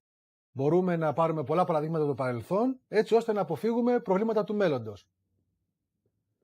Πηγαίναν στο πόλεμο It's not the usual content, but I really like to see people that have these unconventional passions and that are really dedicated to it and listening to his whole process. I find it so amazing, and also his conclusion to everything is very nice. Anyways, we made it to the end. Thanks for rocking with me. And that's a wrap for today, familia. Whether you're tuning in with the sunrise or you're posted up after midnight, I appreciate your time, your energy, your curiosity. And don't forget, this isn't about truth or fiction. This is about perspective. If this sparks a thought, a laugh, a deeper question, then we did our job. So drop your thoughts in the comments, keep the convo alive, like, subscribe, and hit that bell if you're riding a wave, because we're just getting started. Until next time, stay grounded, stay weird, stay critical. I'm Adam Strain, and this has been Adam Strain Reacts. Peace! Now it's time for us to link up. Really think we on the brink up. Making a change, who living this change? Living this change. Making a change. I'm living this change. Yeah.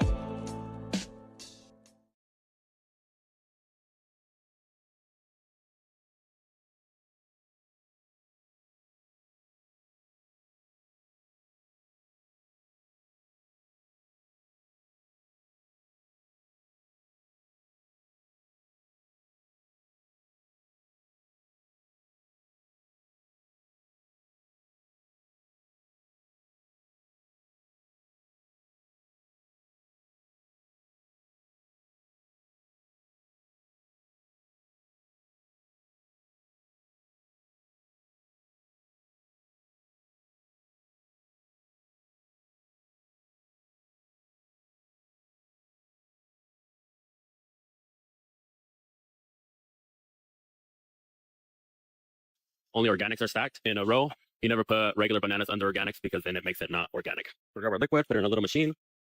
2 bottles for this one. Pour it up. Close the room. Change the temperature to 60 degrees. Both sides. This is all set. We turn our little sign here.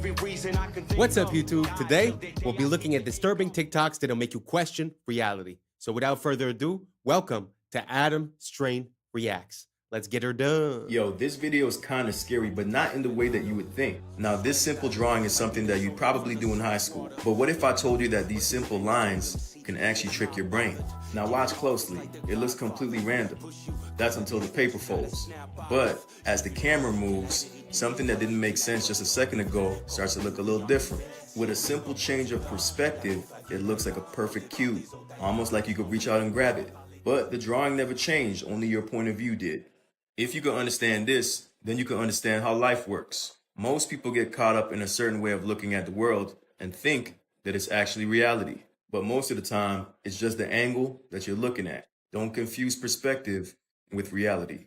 So this has got to be one of the most shocking stories I've ever heard. But it turns out the most powerful elites from our main foreign adversary, China, are basically ordering American babies like they're spring rolls from Panda Express. The Wall Street Journal recently reported that Chinese billionaires are using California's relaxed surrogacy laws to have dozens, even hundreds, of American children without ever stepping foot in the United States. One of the Chinese billionaires they profiled, Zhu Bo, openly admitted to having over 100 children through American surrogates. He just sent over his genetic material, and within a year, he got back a baby with the full rights and privileges of American citizenship. Another prominent Chinese executive hired U.S. models as egg donors to produce at least 10 baby girls with the stated intention of eventually marrying them off to other powerful businessmen. And some of these babies are sent back to China immediately, others stay here to be raised by nannies, and there's now an entire American industry built around this. So obviously a bit disturbing, also ripe for human trafficking, child exploitation, and abuse, but it's also probably a national security issue, right? I mean, even putting aside the prospect of literally creating a Manchurian candidate, it doesn't take a whole lot of imagination to see how this system can be exploited by some horrible people and America's worst enemies.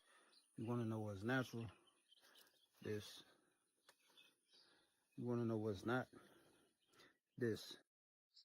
We use our ethylene liquid, which turns into a gas. We're going to be doing room 3 today. These are the bananas for today. So in here we do gas, organics, and regular bananas. But the only difference is that nothing is stacked. Only organics are stacked in a row. You never put regular bananas under organics because then it makes it not organic. We grab our liquid, put it in a little machine. 2 bottles for this one. Pour it up. Close the room. Change the temperature to 60 degrees. Both sides. This is all set. We turn our little sign here saying that it's gas. I'm going to show you guys after the bananas get gas what they look like. We're going to pull a banana out. This is one of them. This is maybe a 3A's. After it's been gassed, it starts to turn yellow. We have this little pulp thing that checks the temperature and the pulp on these. That gives us a reading. And this is what the other side looks like. Starting to break in a little bit of yellow. Both of them compare left and right side. Wow. Listen, let me try to link all of these things together. See, the first video was talking to you about perspective, which is pretty much the goal of the channel, is to just allow for new information to maybe help you carve a new, what I call a prism of perception, because basically light passes through the prism in our eyes. So I use that metaphor to sort of explain.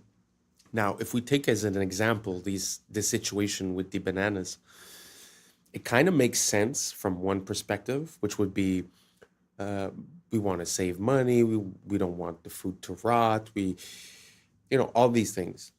But at the same time, when you really think about it from a macro perspective, once you take a step back, how would it make sense that we're putting all these chemicals in the stuff that we're going to consume? So we know that the effect on the fruit is that it's going to mature and it's going to change color, meaning that they cut it before it was ready and they sent it, maybe they layered some other chemicals on it to keep it from maturing during the voyage. And then when it gets here, they start gassing it. So the only point I'm making is that I could understand how these companies have a perception that this would be good, but I just wonder as a people and as humanity, how we got to this point. How our prism of perception has been carved and manipulated for us to not even blink twice about all these chemicals, and just the fact of basically trusting in the government, right? Or in these companies to make the right decision. So anyways, food for thought. What do you guys think about these these bananas and the way that we process them? Does it make you want to eat them more or less? Do you realize that maybe importing stuff from another place maybe is not as cut and dry or easy as we thought? Because if importing something from somewhere else means that we must treat and chemically process these things, wouldn't that mean that maybe we shouldn't be doing that? I don't know, just an idea I'm having. Let me know what you guys think down below. Do you think, does it make you want to eat those bananas more or less? Let me know down below and let's keep on rocking. Creating art only using natural materials. Oh, I already know this is going to be extremely cool and detailed. Look at them eyes.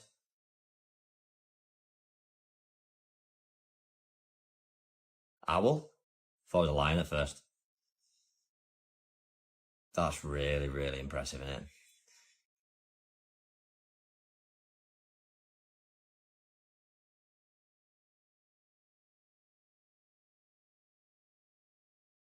Cool. Peacock. I know.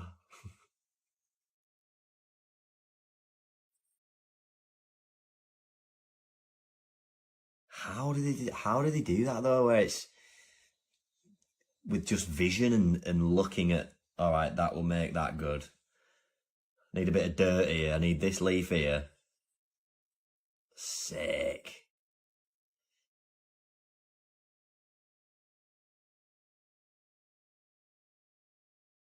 What are they for its claws? Wow. Wow. Impressive. What we're looking at is the Yukon Pacific Expedition, which was finished in 1909. This is in the Seattle area, and what is left of this expedition has become the University of Washington, which is north of downtown. The dates are going to be important here because this expedition supposedly was finished in 1909, but the first settlers to come to Seattle only made it in 1851. So that means after arriving in a covered wagon on Alki Beach, 58 years later, these Seattleites built this city. And as World's Fairs are supposed to be temporary, notice how permanent these buildings seem since we're still using them as the University of Washington. And this university has something called the Red Square, which you see surrounded by the nice trees. And look at these libraries where people study in. So you're going to tell me people arrived on the West Coast and 58 years later built this. We must have lived in a world of witches and warlocks and magic to have put together a city like this in only 58 years. You be the judge. It's a brain wrecker, to be honest. Like, how in 50 years would you build that? Nowadays, to build one building, it takes us like 2 years, 3 years. Look at the size of that city, or even just the campus of the university. It's very interesting. And also the fact that, I don't know how real this is, I'll have to look into it a bit more. But if they were really conceived to be a part of a World's Fair, which normally, like she said, they're all, temporary structures, how is it that 150 years later we're still using them? I don't know. What do you guys think about the World's Fairs? Do you guys think it was all stucco and plaster? Or do you guys think these were real structures? Were they built by us? Were they built before? Maybe we just had a technology that they're not admitting to. I don't know. Let me know what you guys think down below. And let's keep on rocking. Do European royals always look like men? Maybe there was something wrong with them. The testosterone could have been too high, or maybe we all know the real reason why. Oh, ma'am, that's a gent. Ma'am, oh, that's a gent. It's not all but like 90%. Take a look through history, it really ain't no mystery. 'Cause ma'am, that's a gent. Let's take a look at Sweden first. They'll have you on your knees. There's Charlotte, Ingrid, Sylvia, and don't forget Louise. And then there's good old England, quite a selection there. And now we have Camilla sitting in that chair. Oh, ma'am, that's a gent. Ma'am, oh, that's a gent. It's not all but like 90%. Take a look through history, it really ain't no mystery. 'Cause ma'am, that's a gent.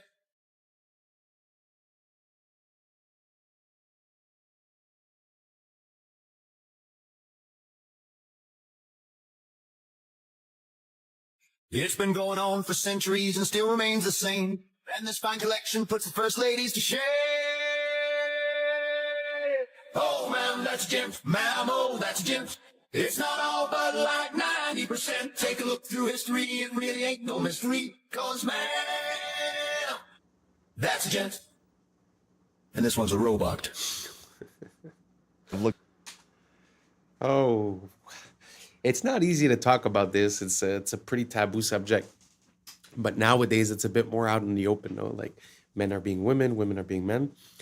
But it does happen that I stumble across some older photos, and especially people that are very high in the echelons of power, where, well, like in this example, that the wives seem a little bit special. Do you guys think this is a possibility? Do you guys think that there's something behind it, that they were basically paving the way, or that there's a different perspective that we're not seeing? Maybe I'm missing something, but do you guys think it's a possibility that maybe, I mean, nowadays it might be actresses, it might be models. I don't know. Do you guys think it's a possibility that they've been doing this for a very long time, and that now we've gotten to the point where it's like openly admitted, but that basically it was like that across history? I don't know. It's something I'm looking into. Let me know what you guys think down below, and let's keep on rocking. Up every that has been identified by science to be a virus.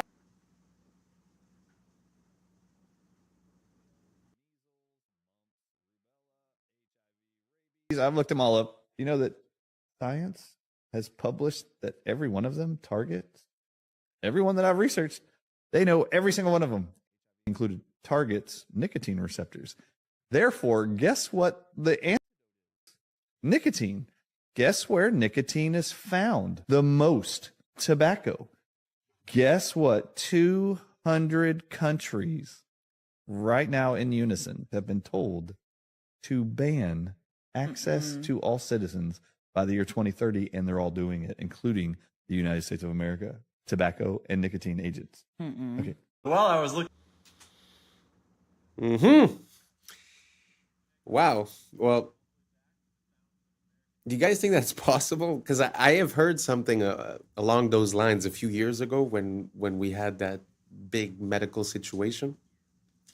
And there was a theory saying that, well, they were stating something different, but basically what they were saying is that the nicotine receptors were important to the process of being infected, and that basically consuming it would lower your possibility. Now, that was back then. That was a conspiracy, that was taboo. But today, if you just Google it, you write the CO, you know the rest, and nicotine, openly stated, they will say that it has an effect on reducing the risk of having the longer version.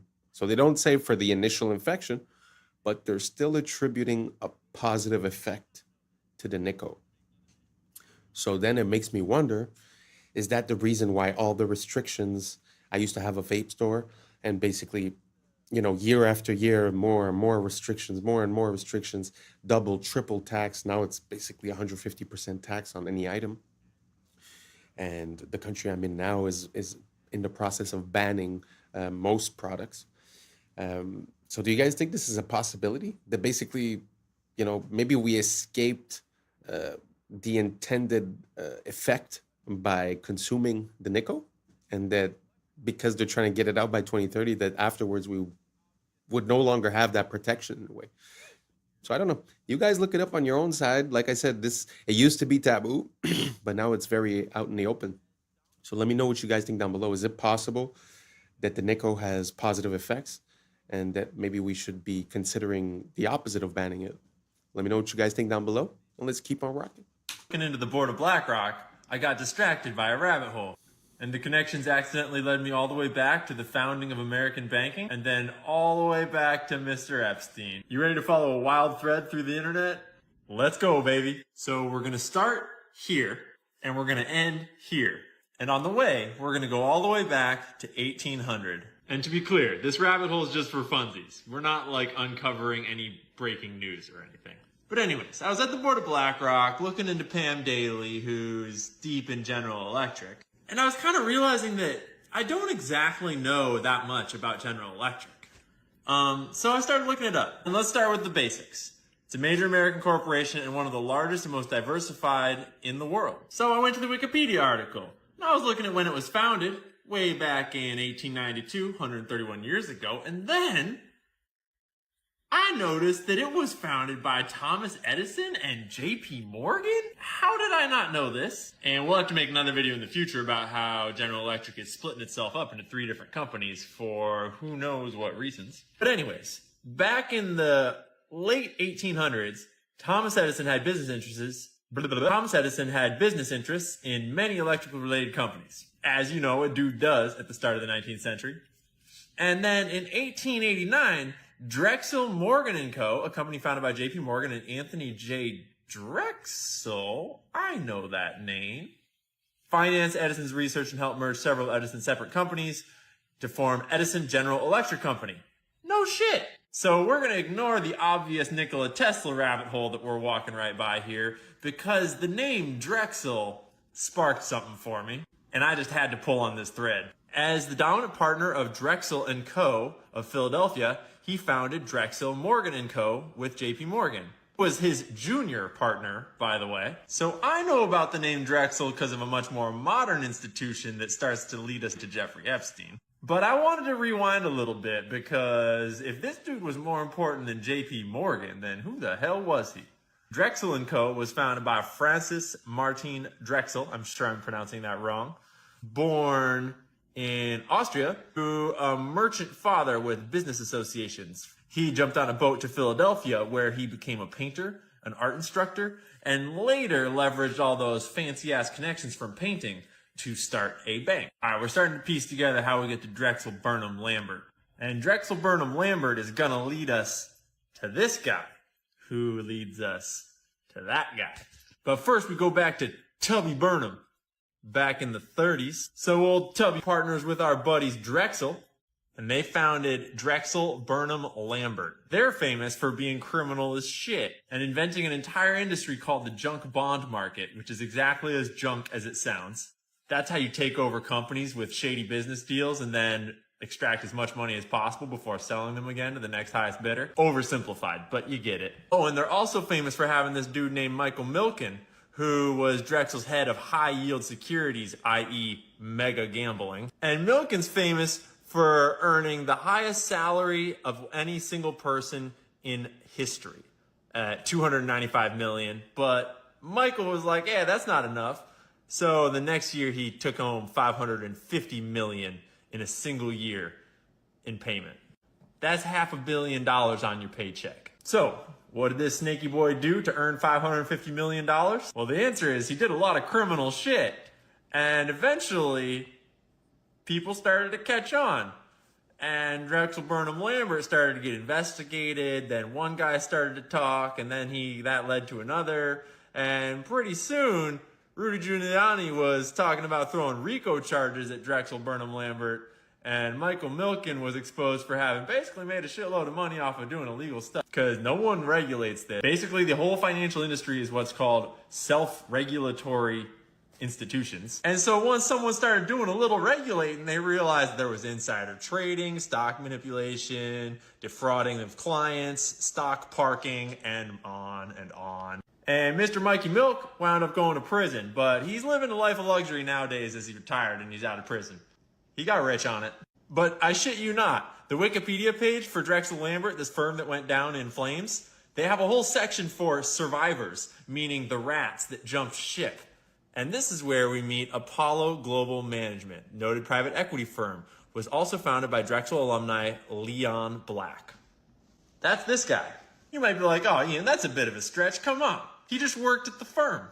Yeah, from 1977 to 1990, so, a couple years, Black was regarded as the junk bond king Michael Milken's right-hand man at Drexel.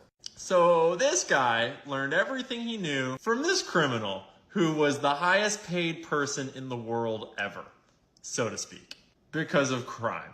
Well, Black went on to found Apollo Global Management, one of the biggest private equity firms in the world, and guess who he decided to bring on board? Oh, in 1997, he made Epstein one of the original trustees of what was his and his wife's foundation, and he had him direct all sorts of charitable donations and philanthropy money and a whole bunch of other secret money just going to weird places. And someone finally caught on and started looking through these numbers. They found that he had paid Epstein $158 million in just 5 years from 2012 to 2017 for his financial services. I'm not even going to get into all this nasty bullshit.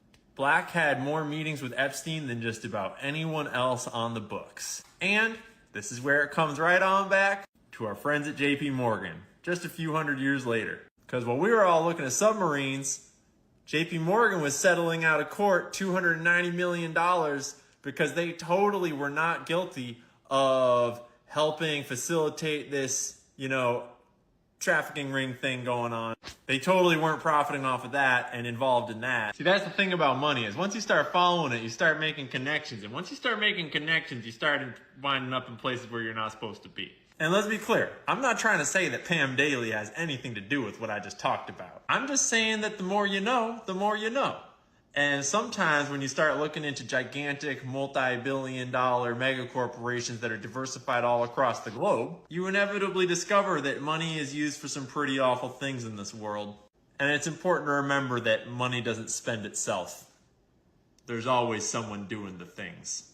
So stay curious. Don't forget to do your own research. Wow, that was a big one. It's very interesting to see historically how these things happen, and this rabbit hole really doesn't have an end to it, especially with that dude that everyone's talking about with the files. That dude seems to be implicated in absolutely everything, like whether it be science, duplication of people, whether it be the financial institutions. He was one of the biggest partners with the JP Morgs in NYC. He was bringing in clients like Mr. Gates, all these billionaires. And I mean, even in the interview, Gates is like, oh, well, he used to help me with my taxes. Like, what does that have to do? So anyways, the connection that we see, it seems like a hidden control system. And, what goes on the stock market, like you said, it was a self-regulatory system, meaning no one's involved, right? I think we've been asking for it for a long time. I think that our laws are open to this manipulation. And I think that the only way for people not to operate this way is to make it impossible for them to operate this way. So I don't know, food for thought. You guys let me know. Did you know that the file guy was involved so deeply embedded into the financial system of the United States, talking about these huge numbers? You guys let me know, and let's keep on rocking. This is a clip from historical film number 1119, produced in 1923 by the U.S. Army Signal Corps. The caption says, quote, "A smoke curtain, an important new chemical warfare development. Hanging a curtain half a mile long in 18 seconds," unquote. This 1923 film shows an aircraft spraying a trail where some of the chemicals rapidly descend to sea level to form an opaque vertical curtain. Observers have seen an increasing frequency of chemical warfare and other experiments in our skies. Spraying Agent Orange during the Vietnam War demonstrates the military has been developing more sophisticated chemical warfare operations using aircraft since 1923. As aircraft performance, altitude, and fleet numbers have increased over the years, observers are seeing a skyrocketing number of chemical experiments in our skies. The advent of the internet and digital cameras has created a spontaneous network of observers around the world who share their many observations of bizarre contrail emissions on YouTube. An online source for this and other historical films can be found online at criticalpast.com.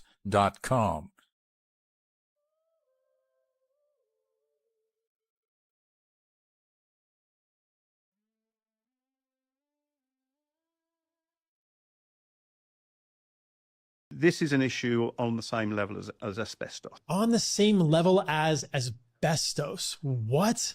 This is a part, and it's big. The LED has got a big blue spike in it, although we tend not to see that. And that is even true of warm LEDs, and there is no red. The light found in LEDs, we can watch the mitochondria gently go downhill. They're far less responsive. The breathing very well. You can watch that in real time under LED lighting at the same energy levels in a domestic or commercial environment. This blew my mind. Dr. Glenn Jeffrey on Huberman's podcast, in his experiments and many other experiments exposing the powerhouse of the cell to this short wavelength light consistently leads to a decline in mitochondria. Not only do they flicker, which can be overly stimulating for our fight or flight nervous system, they are too rich in blue light without the counterbalanced long wavelengths of red and infrared. In contrast, we also know very clearly that more sunlight exposure is consistently associated with longevity. We are just beginning to realize how harmful these lights are for humans. Avoid them as much as you can, make changes in your home, replace the lights in your house with incandescents, and your health will improve. I need to say that I've always had a bad feeling about those LEDs. And every time that they present something to us saying that it's not for the better lighting, it's for saving the planet, it's for reducing this, I don't buy it. I don't buy it at all. Because if they wanted to reduce all those things, those huge multi-billion-dollar international companies would be the ones implementing the change first. So it makes me feel that there was something behind it. And now, recently, I've changed my lighting from a blue, LED type of lighting to an incandescent type of lighting. And the difference is palpable. I mean, the difference is huge. I feel like I'm in the 90s. I feel like I went back in time and I don't know, the life is better. So I can't tell you scientifically what it's doing, but I can say this: give it a try and let me know how you like it. If you see a difference between that bluish lighting and the incandescent lighting, does it make you feel different? Let me know down below. Thank you for rocking with us. I appreciate you. And that's a wrap for today, familia. Whether you're tuning in with the sunrise or you're posted up after midnight, I appreciate your time, your energy, your curiosity. And don't forget, this isn't about truth or fiction. This is about perspective. If this sparked a thought, a laugh, a deeper question, then we did our job. So drop your thoughts in the comments, keep the convo alive, like, subscribe, and don't forget to hit that bell if you're riding a wave, because we're just getting started. So until next time, stay grounded, stay weird, stay critical. I'm Adam Strain, and this has been Adam Strain Reacts. Peace. But now's the time for us to link up. Really think we on the brink up, making a change from living this strange. Living this strange. Making a change from living this strange.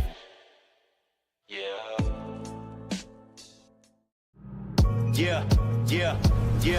I was sleeping, had to wake up. Why? Every reason I could think of. God, till the day I keep the ink up. What's up, YouTube? Today, we'll be looking at disturbing TikToks that'll make you question reality. But before we jump into it, I want to say thank you to each and every one of you that's listening right now. We just hit the 4K subscriber mark, and I am so proud that we could do this together.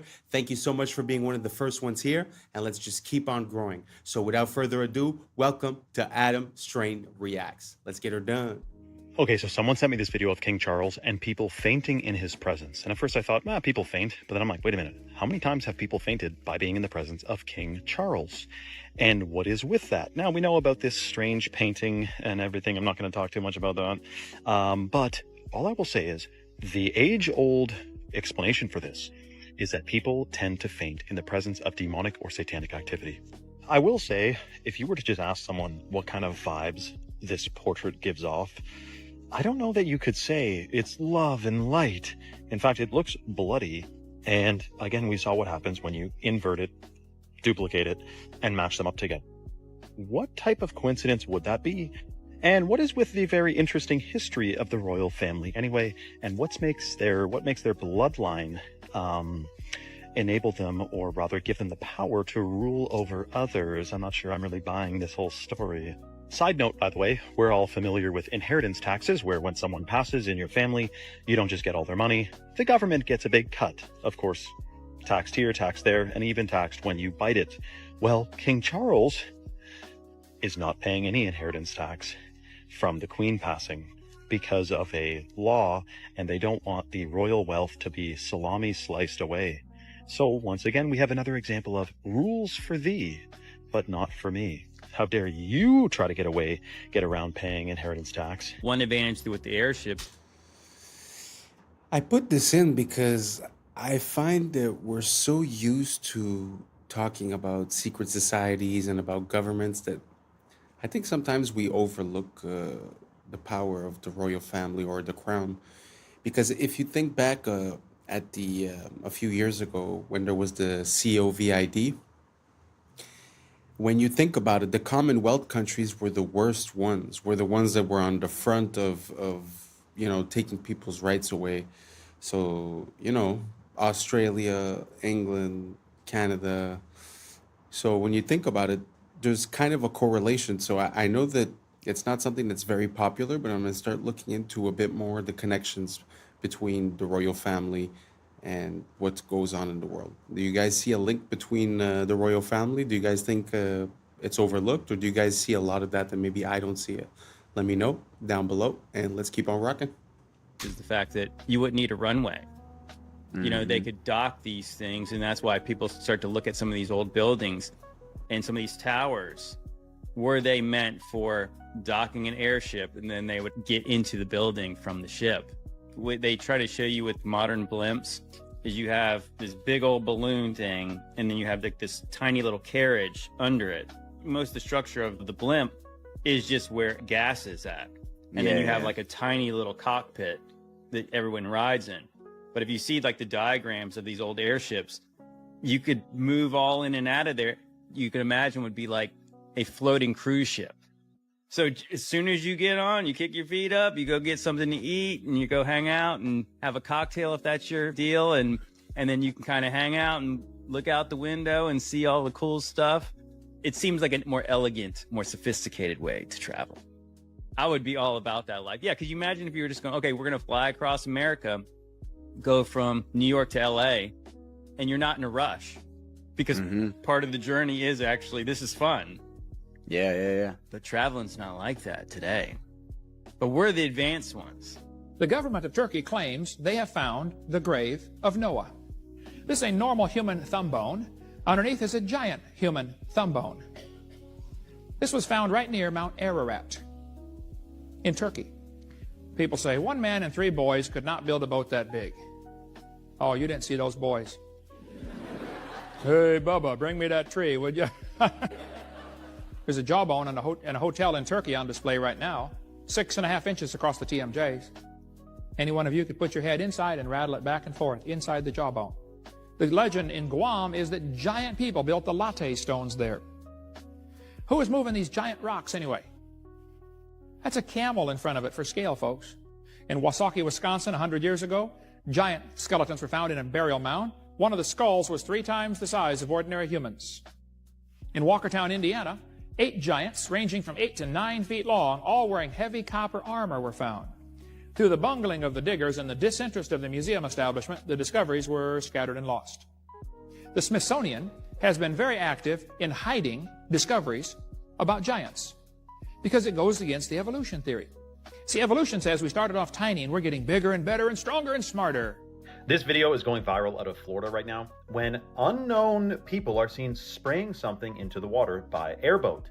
And there's other clips of it in the Everglades as well, and people are wondering what the sand dam's going on. Until a man captured a truck that was going to the department or the depot where they fill up these containers on these boats. A truck was carrying some goods, the Florida Fish and Wildlife Conservation.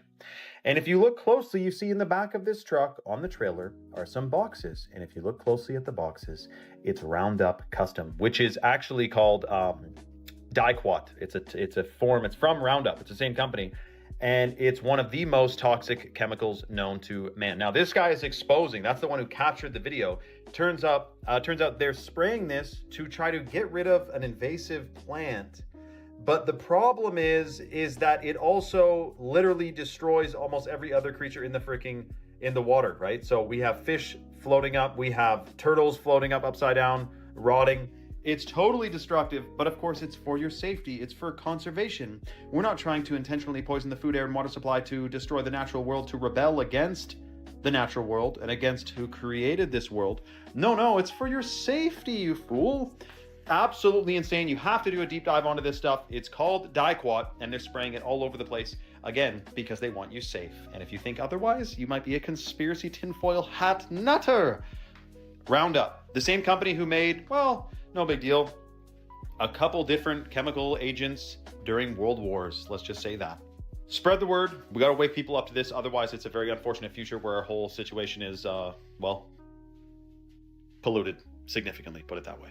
Recently, there's also been many sinkholes that have appeared everywhere. So I don't know if you saw in China, there was a sinkhole, and going back to the hollow earth theory, how in China they found in the sinkhole a forest with trees and species that we would have seen in like 200 years. Oh, so it opened it up. Exactly. So look, and there's more. So there's one in Detroit. A guy got his car stuck in a fat sinkhole, like one filled with water. He didn't even know it was there. Lower Nazareth, there was one in a farm field, right? New York, and even places like Turkey and wait, how is this not on the news? I don't know. It's not on the news. It's literally on, like, you have to search for it. Damn. So there was a ski resort in Russia that had a big one too. Yeah. And so I have a theory that since there's all these sinkholes, that means there's evidence of cities and tunnels underground, and that they've expanded so much that the land that we're on right now is sinking into those. Oh, and you know why it connects to the aliens? Because those tunnels are for the upcoming alien attack. Like, people have been planning this to exit out. But it's been exposing itself. Like, the world has been exposing itself because they're expanding it way So too like big. the hollow earth theory, how the advanced civilization is under us? Yeah. Have you ever thought about why structures in Europe, Asia, and even America share the same distinctive features? Not forgetting that they also seem to be constructed with methods far too advanced for their supposed time periods. It raises the question, is our historical timeline accurate, or has it been completely fabricated to hide something, or were they all built by the same architect? This is where it gets crazy. There was a colossal empire named Tartaria that was a highly advanced civilization with technology and knowledge far beyond even our current time. They have even been credited with the construction of the Great Wall of China. But it gets even more unsettling. What if the dates on these buildings are wrong? Imagine if that number 1 wasn't a 1 at all. Our history could be off by 1,000 years. The current timeline is a lie. In the late 1800s and early 1900s, they held events called World's Fairs to use as cover-ups to demolish our advanced past. Many recount that these structures were wiped out days after the events. This was evidence of a global civilization, a civilization whose roots could be traced all the way back to ancient Egypt. And this was really cool. So check this. This is a I'm not too sure about calling it Tartaria, and I'm not pronouncing myself on what was, especially when I don't know what is right now. But what do you guys think about the fact that in different places around the world, we really do find similar structures, whether it be the megalithic structures, or whether it be like what we would call Greco-Roman, which we find some in Japan, we find some all over the place. Do you guys think that it would be possible that at one point there was like a harmony, or that there was a moment where everything was shared, or that the capabilities were more than what we believed, or that, I don't know, like a lost moment in time? Do you guys think that's possible? How do we explain all of these structures, or the world's fairs, or all of these elements are easy to explain one at a time, but when we take the magnitude of how many of these events and how many of these, for an example, world's fairs, fires, constructions, the cities being built, the canals being built, the undergrounds, the metros, I mean, there's so many, right? So is it possible that at one moment, either we lost our memory, we lost contact, or that there was a moment where everyone was together and that we were building the same type of way everywhere? Let me know down below. I'm just curious. To be honest, I don't really have an opinion. I just find that the timeline that's pronounced to us seems to have some flaws. Apart from that, I'm really not set on anything. So if you guys have any rabbit holes to give me, I'll gladly go down them and include some of the videos in here. So let me know down below, and let's keep on rocking. Mazda bulb. The old Mazda bulbs would last 120 years. So what GE and the companies did who run the light bulb companies is they took this original bulb, they had engineers reverse engineer it so that they can make the light bulb break down faster so they could sell more light bulbs. Because the original Mazda bulbs would last 120 years. The original incandescents, the Centennial incandescent, you can look this up, it's in California. The Centennial incandescent is also still burning for over 120 years. So your light bulb, when they tell you like, oh, LEDs are going to save the earth and whatever else, we already had the technology. The light bulbs that could last 100 years have already been here. LEDs, most people don't know, were made by IBM and also by Monsanto. So when you're bringing an LED into your home and putting it above your head and doing all that stuff, what you're doing is you're bringing in a bulb that was designed by a computer company and a toxic pesticide company. So you can imagine what that's going to do to your body. It's going to give you brain fog, it's going to give you fatigue, it's going to cause blindness, cataracts, mess with your hair. Kind of makes all sense. All confirmed UFO types explained from most common to... I suppose we could say that that's the limitation of what we call capitalism. Because if the goal is to make money, it does make sense that selling you more of the same item because it doesn't last as long would give me more benefits at the end of the day. But it's just sad how we lost the pride of making something that works and that's functional and that's unbreakable. And I find it so sad. Can you imagine the fact that we had 120-year light bulbs and that we decided to change it so that they last 1 year, so that you would buy maybe 1,000 light bulbs in your lifetime instead of buying 10 or 20, let's say. It's a pretty crazy thought. Do you guys think there's any other things that are like that got sort of manipulated so that they last less? If so, let me know down below. Now let's keep on rocking.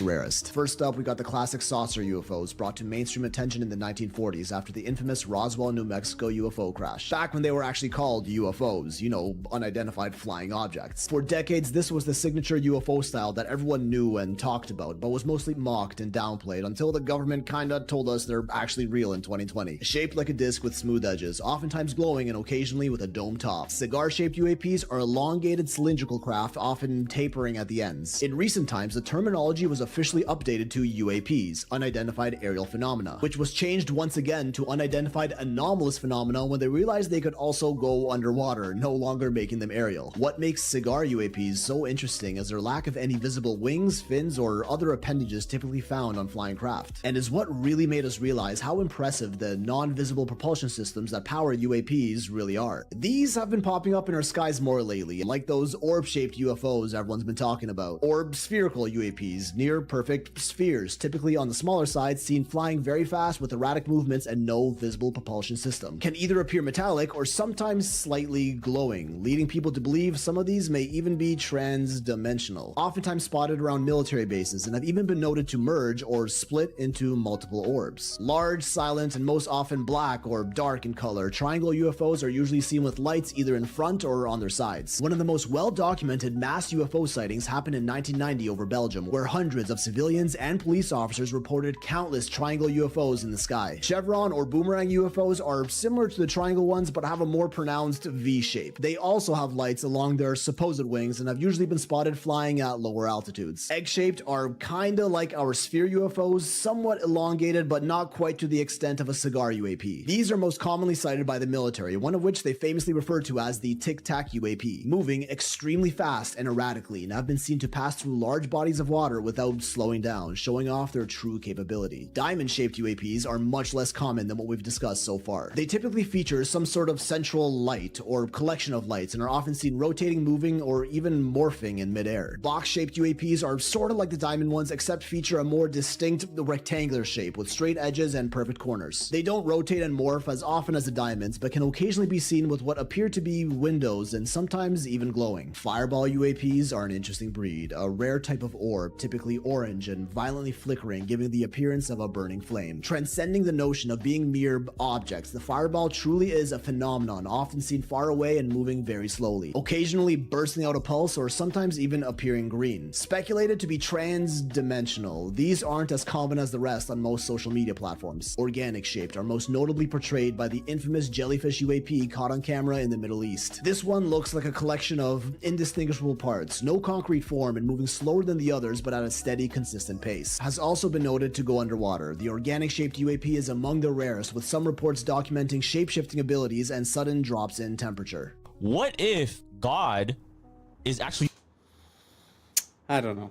I must say that even if I was like Mulder from the X-Files and I would say I want to believe, I have a hard time taking any of that seriously, because how would it be that these beings from another dimension or whatever would be so close to us all the time, but we would just never see them and never come to contact with them? I'm not convinced. I'm really not convinced. So if anyone has any smoking gun proof, please send it to me. Please tag me. Let me know. I'd be very curious to see. But to be honest, until now, everything that's UAP, UFO, I'm having a hard time to go with it. I believe way more in the project with the beams that are blue, that would be used to exert control, you know. But I don't know. You guys let me know down below if you've seen some footage that's convinced you guys, or if you've seen something personally. And yeah, maybe I'll take a look into it and see if I could get convinced. Let's keep on rocking. Water. What do you mean? So, you know how we say God is everything, right? Mm-hmm. Now, if you, in a sense, like everything around us is what?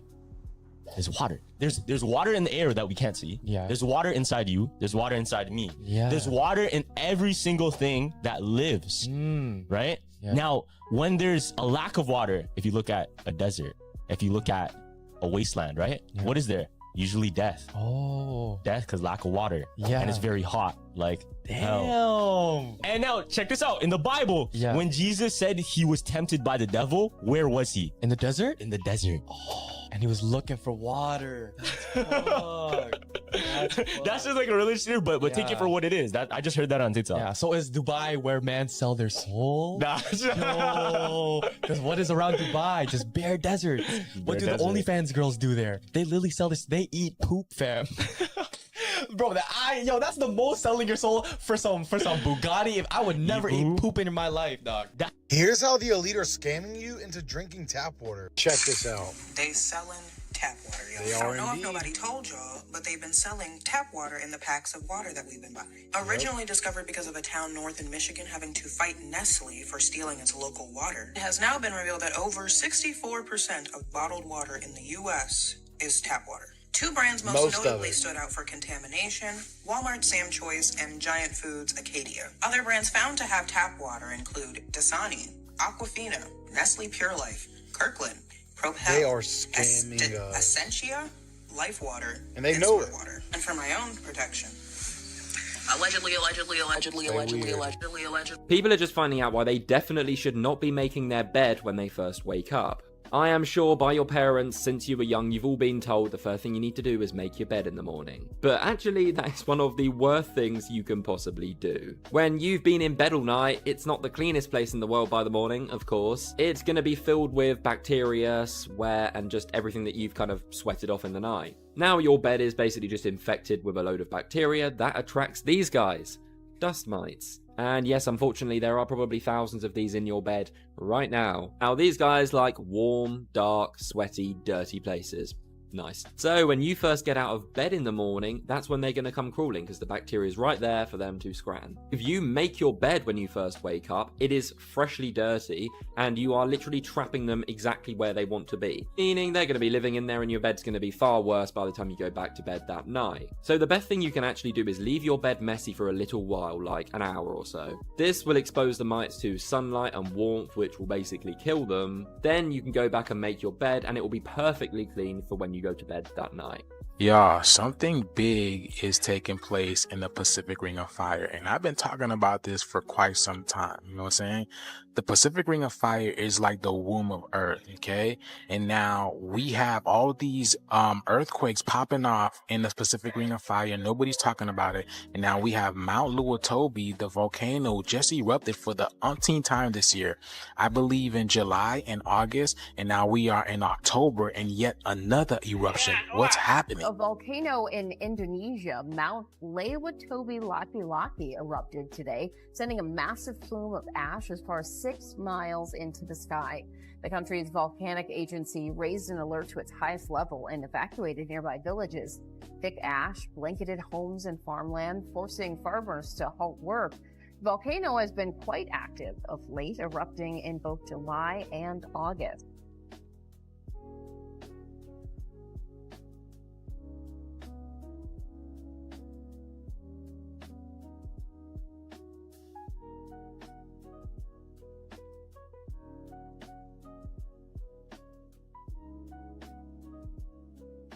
Okay, this video is going viral right now on Twitter because people can't believe the words coming out of this guy's freaking mouth. This is the godfather of AI, getting a Nobel Peace Prize, but issuing a shocking warning about AI. Some of this doesn't even make sense. Listen to this. Your Majesties, Your Royal Highnesses, Excellencies, dear laureates, ladies and gentlemen. This year, the Nobel Committees in Physics and Chemistry have recognized the dramatic progress being made in a new form of artificial intelligence that uses artificial neural networks to learn how to solve difficult computational problems. This new form of AI excels at modeling human intuition rather than human reasoning, and it will enable us to create highly intelligent and knowledgeable assistants who will increase productivity in almost all industries. If the benefits of the increased productivity can be shared equally, it will be a wonderful advance for all humanity. Unfortunately, the rapid progress in AI comes with many short-term risks. It has already created divisive echo chambers by offering people content that makes them indignant. It is already being used by authoritarian governments for massive surveillance and by cybercriminals for phishing attacks. In the near future, AI may be used to create terrible new viruses and horrendous lethal weapons that decide by themselves who to kill or maim. All of these short-term risks require urgent and forceful attention from governments and international organizations. Okay, so we have the same situation with Elon Musk. He talks about how AI is the greatest threat to humanity, and he continues to pioneer AI technology, human implantable brain microchips, and all this. So we got this guy talking to a bunch of seniors about AI, like they really maybe know what's going on. I doubt it. And he's saying, be careful, this will create new viruses and basically destroy humanity. So we're at the part of the movie where it's like, should we shut it down then? Dude, This AI thing is 100% part of the plan to eventually enslave humanity through digital control. The bars of this prison are invisible. They're intended to be invisible because then there's less pushback. You think you're free, we think we're free, but we're in a prison without bars, and it's a very shocking situation, and they're about to ramp up the security with AI, digital ID, and this currencies, digital currencies. But I can tell you this, I have full faith we will win. This is a plot against humanity. Humanity will absolutely prevail. I have 100% faith. I'm not even being positive, like, ooh, I hope we win. It's already done. It is already done. We have already won 100%. Comment for more for part 2. Follow for more. And let me know your thoughts in the comments below, man. What the Sam Dan is with this. Mr. Jones and Mr. Krempler were neighbors. They each had $3,000. With his money, Mr. Jones bought himself a $3,000 car. With his money, Mr. Krempler bought himself a new refrigerator, a new range, a new washer, a new dryer, a record player, 2 new television sets, and a brand new Volkswagen.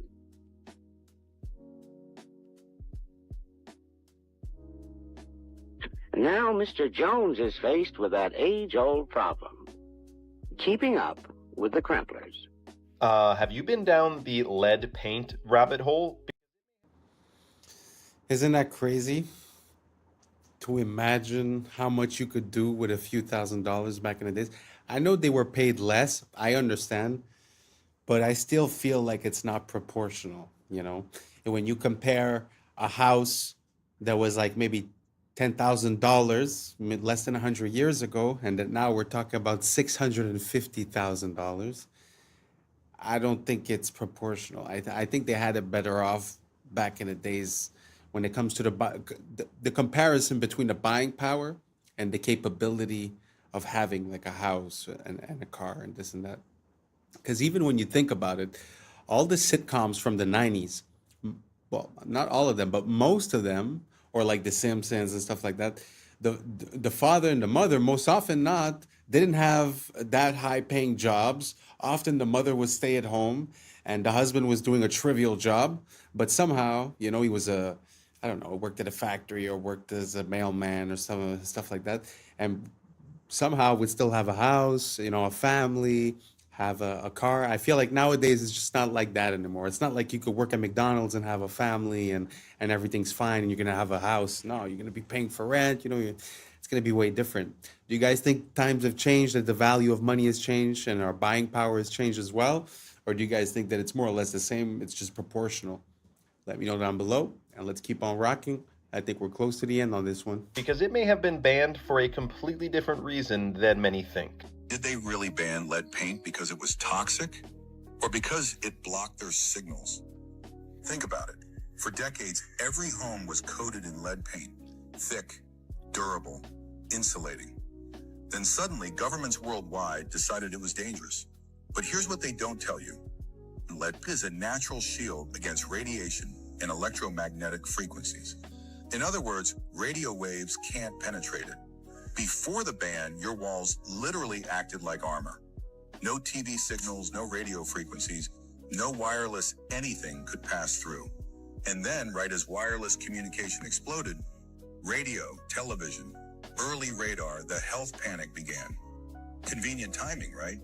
They told us it was about safety, but the studies linking lead paint to poisoning?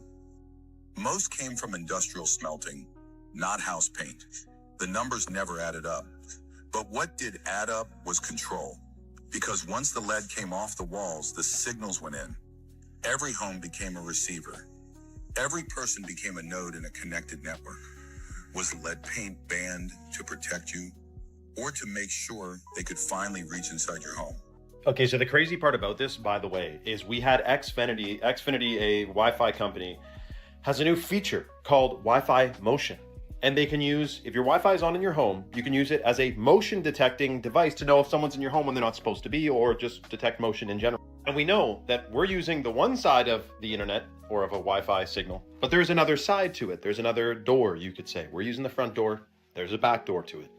And I'm talking the same way with frequencies from cell towers as well. We're talking about a sophisticated surveillance system that is wireless, that can see everything that's going on. Now, what would happen, do you think, if they were spraying on us in the sky nano sensors that interacted with the frequencies? Picture a hologram, a desk, you got a big desk, and it's a hologram of a real-time battle. Think of Star Wars when they're watching the battlefield on a hologram, seeing it in real time. Let's just say that was based on something that you can do if you have a bajillion sensors and frequencies blanketing the area. It's surveillance, dude. You know what? It kind of makes sense, you know, with all the signals that we're sending from the Wi-Fi to the sonar, the AM, the FM, all the military frequencies, the CB, the radios. I think we're oversaturated. So, you know what? Like sometimes I think to myself, like, man, I wish it wasn't wireless. I wish everything I had did have a wire in one way, you know? And I wish I did paint my house with something like lead paint so that I would protect myself. Because at one point, if everyone's signal is passing through you, especially if you live like in a condo or an apartment complex, I mean, you open up your Wi-Fi and you see that your phone is being hit by 40, 50 different signals at the same time. And that's just what you know about. So I don't know. Makes me think of like a microwave or something. Do you guys think the same thing? Do you guys think that maybe we should go back towards wired instead of wireless and try to cut out the frequencies as much as we can? Let me know down below if that's been something that's been part of your awakening. And this is the end of it. Thank you so much for being here. And that's a wrap for today, familia. Whether you're tuning in with the sunrise or you're posted up after midnight, I appreciate your time, your energy, your curiosity. And don't forget, this isn't about truth or fiction. This is about perspective. If this sparked a thought, a laugh, a deeper question, then we did our job. Drop your thoughts in the comments. Keep the convo alive. Like, subscribe, and don't forget to hit that bell if you're riding a wave, because we're just getting started. Until next time, stay grounded, stay weird, stay critical. I'm Adam Strain, and this has been Adam Strain Reacts. Peace.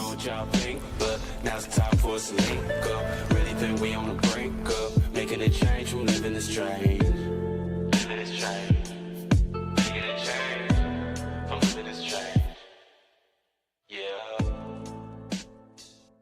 First photo of its kind in history, high detail.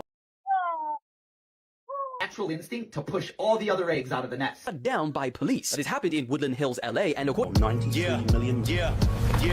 I was sleeping, had to wake up. Every reason I could think. What's up, YouTube? Today, we'll be looking at disturbing TikToks that'll make you question reality. So without further ado, welcome to Adam Strain Reacts. Let's get her done. General Electric, of all things. In 1947, they wanted to be number one in any category or number two, and they were falling behind in some of the categories because they were a conglomerate that did so many different things. They said there's only one way to become number one or number two. We have to recruit the CEOs of our competitors. And the only way we're going to be able to recruit them, because a lot of them are in their 40s and 50s, is to offer them something that they currently don't have, which was a pension. So they said, if you work for us and you can get us to number one and number two, and you can work for us for at least 7 years, we'll give you a pension for the rest of your life. The moment the person said yes, they bought life insurance on that person. And what would happen is they would use the cash value to supplement the pension, depending on how long they lived. But when that person died, the death benefit would come tax-free back to the company, replenishing all their spending plus a positive return. What a brilliant strategy. And that's what led me to find out this is what the Rockefellers had been doing for 6 generations. These guys. Wow. Sometimes I feel like we're out of the loop, you know, when you look at these systems and the way that they're implemented. It's very interesting to see how that also makes me think of a technique that I heard about recently. I've heard about things about using a trust to sort of take the individual out of the accounting, let's say. Well, there is an idea like this where you take out a life insurance towards yourself, and instead of asking for a loan for the bank with a percentage of interest, you could borrow against your life insurance, sorry. You could borrow against your life insurance, and that becomes non-deductible, and there's no interest rate being applied. So these types of systems and ways of gaming the system is something that's very well known for people on the higher echelons. And I find that we're lacking a bit of this economic literacy, because if you're going and take a loan to the bank, while someone else takes a loan towards their life insurance. I mean, the difference is pretty big when you put that loan on 5, 10, 15 years. The amount that you pay in interest on a house, let's say, you almost pay double for the house. So the fact of not having interest on that is actually life changing and allows you to not be late on your payments, because when you when you have interest, you're sort of late. It's time. You have to take more time, make more money just to pay back what you owe, and so that you could be up to date, Anyways, long story short, very interesting system. Do you guys have any other economic systems like that you could game the system with? I'm all about it. If you send me a few videos, a few links, I'm going to do a deep dive and I'll put into the next video. So without further ado, let's keep on rocking. Don't just look like snakes, they act like them too. This is the snake mimicking caterpillar. When threatened, they inflate the front part of their body, widening it into a fake hood, kind of like a tiny cobra. They also thrash, lunge, and sway to help sell the illusion. And the eyes, they may be the most convincing part. They're not just blobs, they're domed, glossy, and reflective. They're shaded with 3D depth, and in the right light, they cast a shadow like a real eyeball. These guys are one of the most accurate snake mimics on the entire planet. The more you know. Curioso experimento, porque alguien te puede explicar que las burbujas puedan ser cuadradas, pues esta persona va a hacer una burbuja cuadrada. Fíjate lo que hace. Es cuadrada la burbuja. ¿Cómo te queda? Burbujas cuadradas como cubos. Literal, fíjate. The reason that there is such a void of male role models for young men is because we literally do not have adult males in our population anymore. What do I mean by that? There's no adult males. Like, there's grown men everywhere, but they're not actually physiologically adult human males. They're not. I'm going to teach you guys some fun shit. So in biology, there's this thing called neoteny. It's essentially an organism will retain juvenile traits as it ages if it doesn't get stressed out enough. Okay? If you live in an environment that's too, easy, you don't actually develop adult characteristics. I noticed this when I was in high school. I grew up in a very affluent area. And when we went to our grad night, it was at Disneyland. And we went with a bunch of inner city schools. And everyone I was with realized that all of these kids looked like adults. They looked so much older than us. And so, yeah, because they were in a more stressful environment, which caused their adrenal glands to upregulate, which caused higher testosterone levels, which made them literally adults. Made them adults in a way that we were still juvenile. Every organism has multiple phenotypes it can have, all right? Your phenotype's dictated by your genes, but what dictates which genes get expressed is your environment. The best example of this is pigs.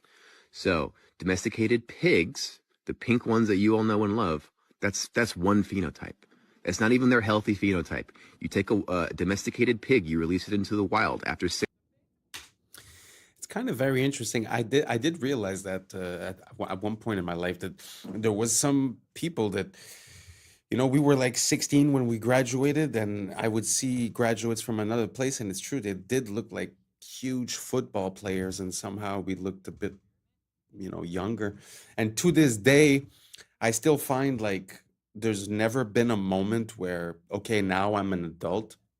Like, yeah, I handle, taxes and all that stuff, but I mean, I still don't feel any different. It kind of makes sense in my mind what he's saying, that if you're not stressed enough, you might retain characteristics of something that's considered like not mature, not developed. Kind of makes sense. Do you guys agree with this? Do you guys identify with it? Or are you a manly man or a womanly woman? How do you feel about it? Let me know down below, and let's keep on rocking. The phantom leaf experiment completely enraged scientists when they found out what they actually were doing. The leaf experiment was to show when they cut a leaf in half, the energy actually still remains. And this was used to explain why 80% of people have phantom pains due to their amputations. But then scientists tried to reenact this same experiment and they had no success. And they realized the only time they had success was when there was moisture left on the scanning plate. And they realized that they completely deceived us, and this whole thing is completely fake.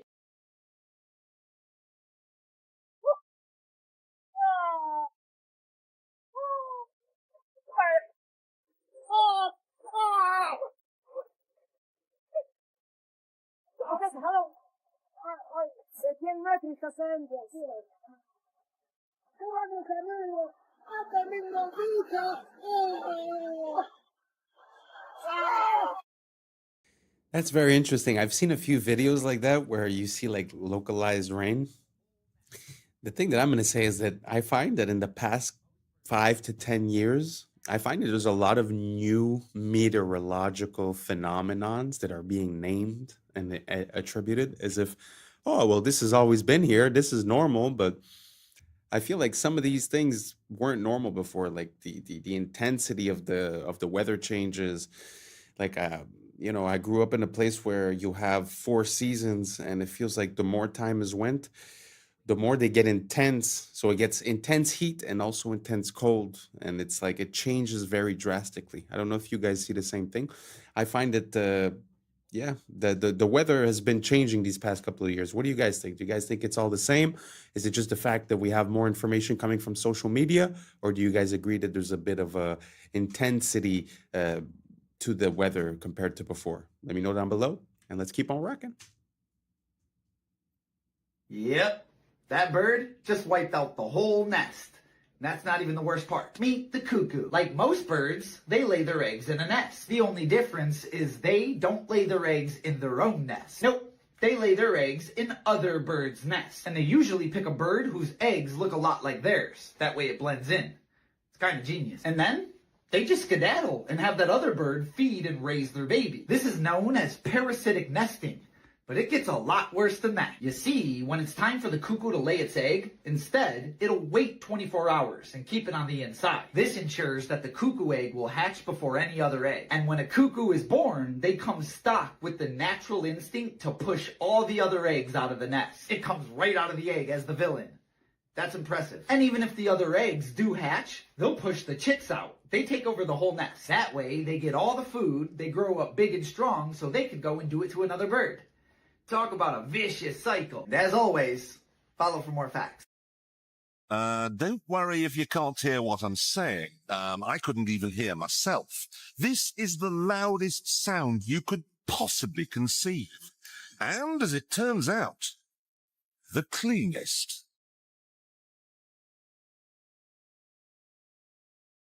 Now, the most amazing thing is that cloud up there, which was generated by the engine, is just a mixture of hydrogen and oxygen. It's water vapor.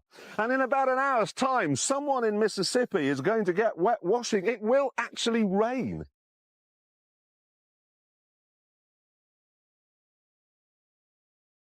I told you. It's raining. That's unbelievable. Oh. NASA's playing God. It's making its own weather. For years. Stuff like that. I find it just shows how this place is ridiculous, because on one hand, they're going to tell you, oh, weather modification is absolutely not a thing. And then on the other hand, they're going to tell you, oh, well, look at this. We made it rain. I mean, you have services that are selling you the service of making it rain in Dubai or whatever. So obviously it's a technology, but like you said, NASA's playing God. And I find that there's a lot of things like that we're just not aware of. We're out of the loop for national security, for this, for that. But I do not agree and do not consent with playing with nature or playing with the weather, because I think that there's repercussions that we might not be aware of in the immediate present. And I would rather we not do that. And if we're stating consent, I would also, not consent for anything that has to do with cloning, anything that has to do, all that type of stuff. So what do you guys think about that? Do you guys think it's fine that we might be controlling the weather? Like, this theoretically is by mistake because it's like the byproduct of the engine. But do you think that intentionally the government might be doing that? Let me know down below, and let's keep on rocking. I believe sound was just a physical phenomenon. Vibrations through a medium, measurable, predictable. But then I came across something that changed everything. The Tartarian Bell Towers, a lost civilization, an architecture of impossible precision.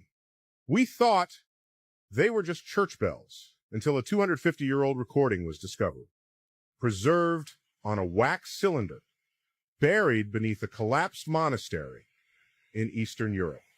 A recording that was never meant to be heard again. And when we analyzed it, the data made no sense.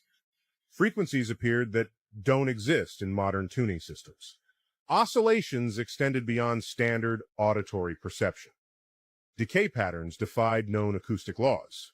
The harmonic overtones weren't random. They matched geometric structures found in sacred architecture, resonating at frequencies that align with bioelectric fields in the human body. This wasn't just a sound. This was a transmission. Modern science tells us that sound can affect the brain. It can synchronize neural activity, stimulate the vagus nerve, even alter gene expression. But this was something else. The Tartarians built these towers with frequencies engineered to interact with human biology. Their bells weren't just ringing. They were broadcasting structured resonance, potentially influencing consciousness itself. And then all of them were removed. The towers dismantled. The bells taken down. The recordings locked away. Why? What were they trying to erase? And if this is just one recording, how many more are out there? I put that video in because I like the visuals and I like the storytelling. I like the association that they're making with the frequencies and with the effect that it might have on the human when it comes from the bells. It could also be the organs, it could also be the churches, it could also be all that kind of stuff. But one thing I want to say is that personally, I don't put any credibility to Neil deGrasse Tyson. And this was AI, so it was not Neil deGrasse Tyson. So if you believe what you just heard because of Neil deGrasse Tyson, just move along. But the reason why I put that in is because I find that it shows a parallel between the like either the Germans or either, you know, religion, Christianity. There's this emphasis on bells and on vibration that's very important, and I'm almost sure that there is something hidden there, that there is something that we're not being told. And yeah, let me know what you guys think down below, and let's keep on rocking. This is a great example of why filmmaking will be completely overtaken by AI. This is someone showcasing what Photoshop can do in adding people to a scene using photos only and creating a movie scene using Photoshop. Look, they're going to write a prompt in here, taking these photos and just adding them into the scene. This is the beginnings of it. Very easy prompt to write in. Now they're in the scene. You can't distinguish that from reality. Now they're going to add another person in and create the actual scene, the movement, the action. And you can create audio, visual, and it's indistinguishable from real life. They're not going to need to go out and film on location. And look at this. They've just created a scene. The camera's panning around the room. It's perfect. What looks like chaos. Wow. I don't know how real that video was, but gee whiz. Photoshop is not even a video editing software. I suppose it was Premiere. But even at that, where, you know, why would you have Hollywood studios anymore? So yeah, I think times are changing, and I think we're gonna see this control system change. It's not going to disappear. It's just going to change aspect. But very interesting. So now anyone could make a movie. So that means, I guess, all their programming with the things that they're trying to push in all these movies recently, I think that's all going to die out because people are going to be able to make their own movies, make their own versions of things, you know? Very interesting. What do you guys think down below? Do you guys think that this is very bad for us, the fact that we're not going to have the creative aspect of it and that it's all going to be generated? Or do you guys think this is an advancement? It's going to make it more accessible, easier for people to be able to get their ideas on the screen? Let me know down below, and let's keep on rocking. It's actually one of nature's most efficient systems. Ants work together using chemical signals called pheromones, scent trails that guide others to food or danger. When they find something too big to carry alone, hundreds join in, moving in sync through touch and smell cues. There's no leader. Their coordination comes from simple rules repeated by thousands, forming what scientists call swarm intelligence. That's how colonies dig underground cities, move food piece by piece, and thrive almost everywhere, straight from the fish tank. I cannot be the only one that saw this and didn't think it was straight out of a movie. But it's not. It's actually bees in military training. Like, I'm not even joking. They began to realize that bees have a very good sense of smell. I mean, they have to smell pollen. So they began to vacuum up bees and they put them in this container. They dropped the container into the fridge to calm them down because they were kind of angry. This is kind of when it gets weird, but they have this little thing that pushes them into this little tube, and these tubes drop them in these pots. Still feels like this is a movie, but anyways, they began to feed them sugar water. But before this, they would actually release a gas into the area, because the gas they release is the smell of bombs. So they kept redoing the cycle of releasing gas and then feeding them sugar water, and releasing this gas and then feeding them sugar water. And one of the times they released the gas and its tongue began to go, because it was anticipating the sugar water that it was going to get. And at this point, these bees are ready for war. So all they gotta do is release it in an area that they think there's like landmines or something, and the bees will go flying around, and when they find a bomb, they'll go and start moving their tongue. One of the only creatures known to do this was dogs, but bees, they do it better than them. Other than that, thanks for watching, and follow for more. This is probably the strange. So interesting. It amazes me how you're able to control another being and rewire its behaviors, habits, and actions. Let that sink in. Because we think we're so special as human beings, but what you just saw for the bee is very applicable to human beings, and they have been using that against us. So I know it seems like two different topics, but really think about it. If they're able to associate a smell with a taste or with a craving, how easy is that to be done with us? And because we're exposing ourselves to external signals all the time, so social media, TV, and all that, we're not even in control of the signals that we receive. So how easy would it be to put now it's sugar, but it could be like a certain flash rate, it could be a certain song, a certain color, a certain frequency. So every time you see some item like a potato, let's say, they put you these positive signals. Why wouldn't that leave you at the end of the movie craving a potato, right? So anyways, super interesting. I never thought that the military would be enlisting bees as their soldiers, but very interesting story. What do you guys think about this? Do you guys think that it's unethical? Do you guys think that it makes sense? Is it better to use bees than humans? Or do you guys think that we're taking away their free will? Are you afraid that that type of system might be applied to humans one day? Let me know down below, and let's keep on rocking. Strangest yoga class in the animal kingdom. But these aren't monks, they're lemurs. Every morning they gather like this, sitting upright, arms wide open, almost as if they're absorbing some ancient energy. This ritual has been passed down for thousands of years, making these lemurs the real yoga masters. Are successful in their example of being able to provide, as a poor country, the best medical care in the third world to the whole population, because it's an inclusionary system. It's not like we have here, where you have this huge bulk of the population, marginalized. But there, if everybody can have adequate medical care, if the schooling is adequate for all, and remember, Cuba has more doctors and more teachers per capita than any country in the world, and they have succeeded in these areas, and it's all state supported, which means people don't have to put money out for the medical care or for... they of course pay the cost indirectly as a whole society, but they don't have to pay the bill in the hospital and so forth. And so that cannot be allowed to stand. It's a very bad example for the United States. So there's a very large mass of people out there who can look at Cuba and say, well, if they can do it, and on a per capita income of $2,000, $2,500 a year, where ours is $22,500 a year, what's wrong with our system?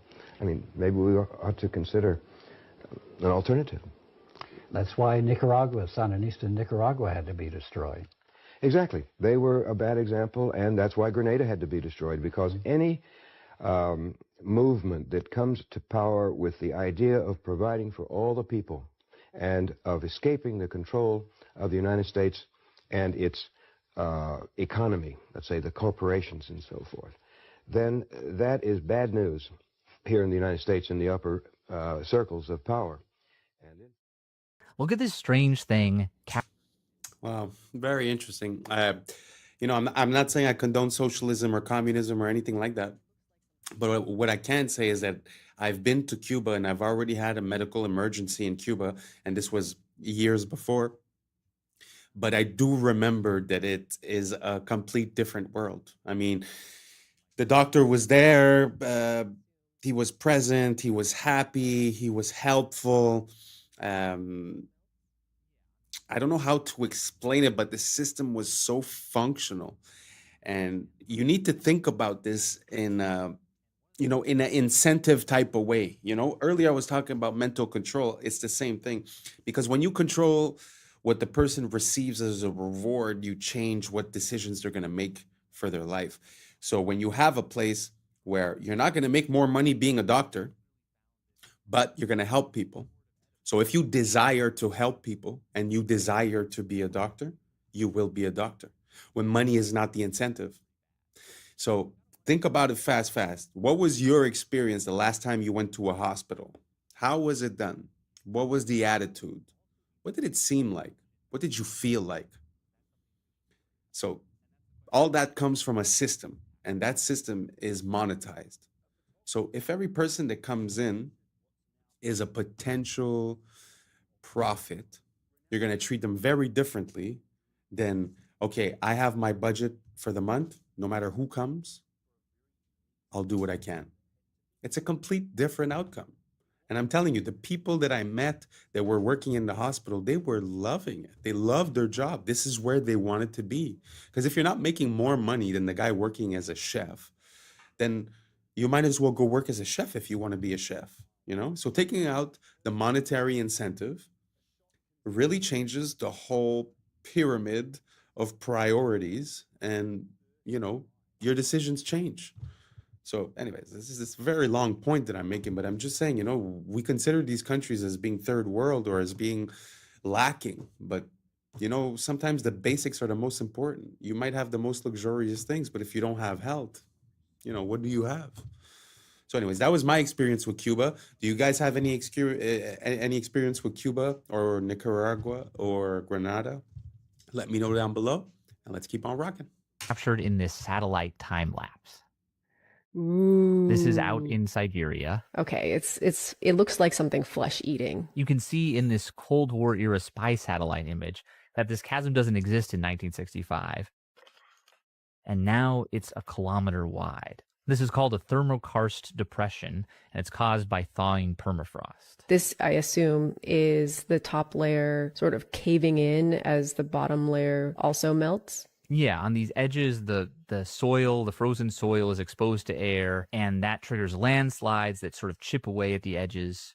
And one of those landslides revealed this incredibly old baby mammoth they called Yana, one of the best preserved ever found. There's also Luba and Chroma, who looks a bit sadder because she was discovered when a hunter saw a fox gnawing on her trunk.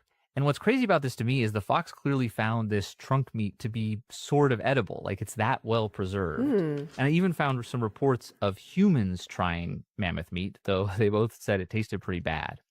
And you got to wonder if the permafrost can preserve a mammoth calf for tens of thousands of years. Could it also be preserving ancient bacteria and viruses? Is that something we should worry about? And that's the question that our latest full episode tackles. You can check it out on YouTube. A photographer in Arizona. Yeah, that's very interesting. I would really like to see, like, the way you saw that crevice sort of become bigger through the years was, it's something that you would never realize, just walking there, because you wouldn't see the difference. Maybe you'd see the difference 10 years later. But I would really like to have like a time lapse of the Earth. I'd be very curious to see how things have moved. I know they have the theories of Pangea and this and that, the Bering Strait. I get it.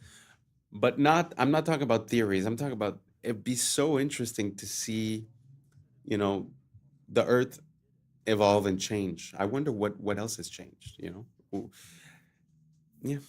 What do you guys think? Let me know down below. And let's keep on rocking.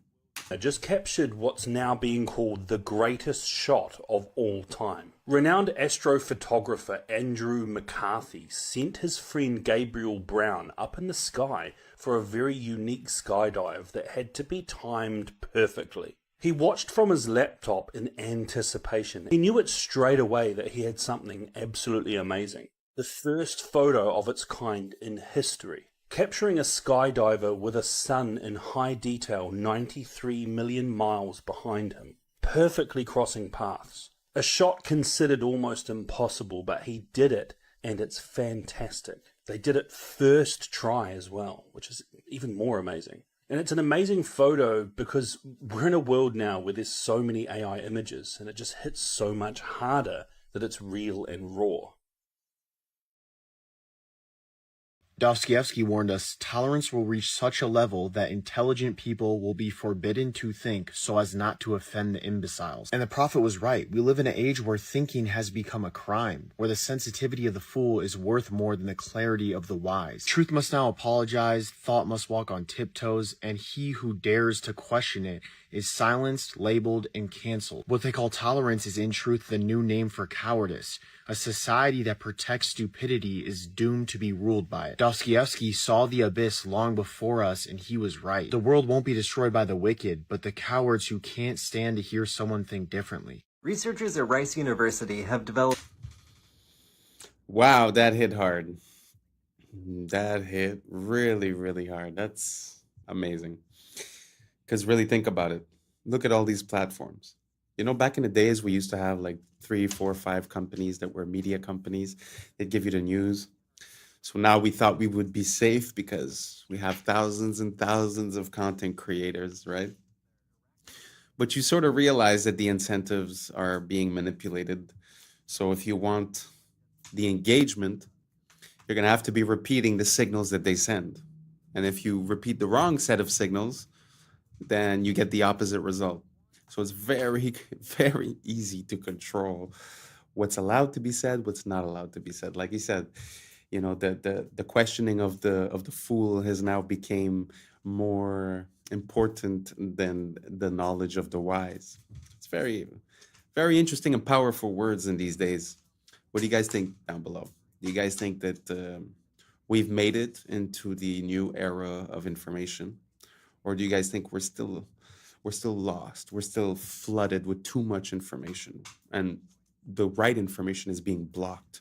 What do you guys think down below? Let me know and let's keep on rocking. A necrobiotic spider gripper, or a dead spider machine that can pick up tiny odd-shaped things.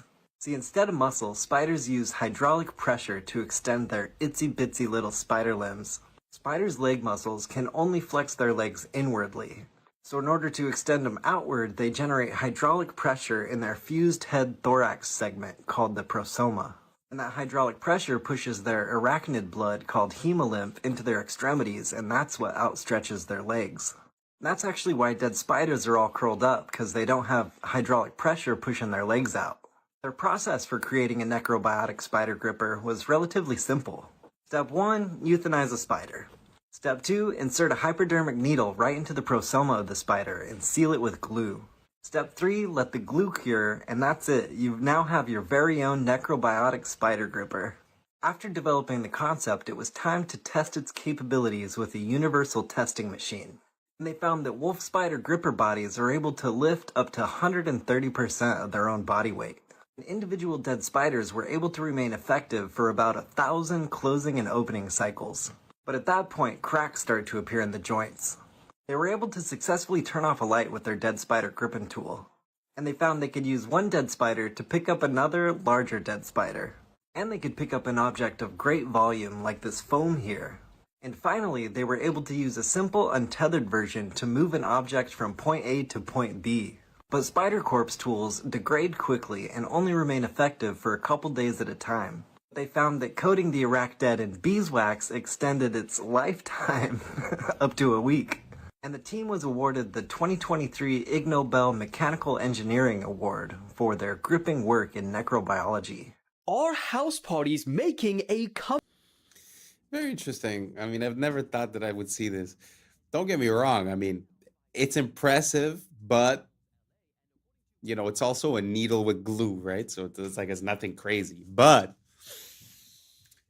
are y'all ready for them to use this technology on humans? Yo, that's scary. Imagine they're using dead bodies to start doing, I don't know.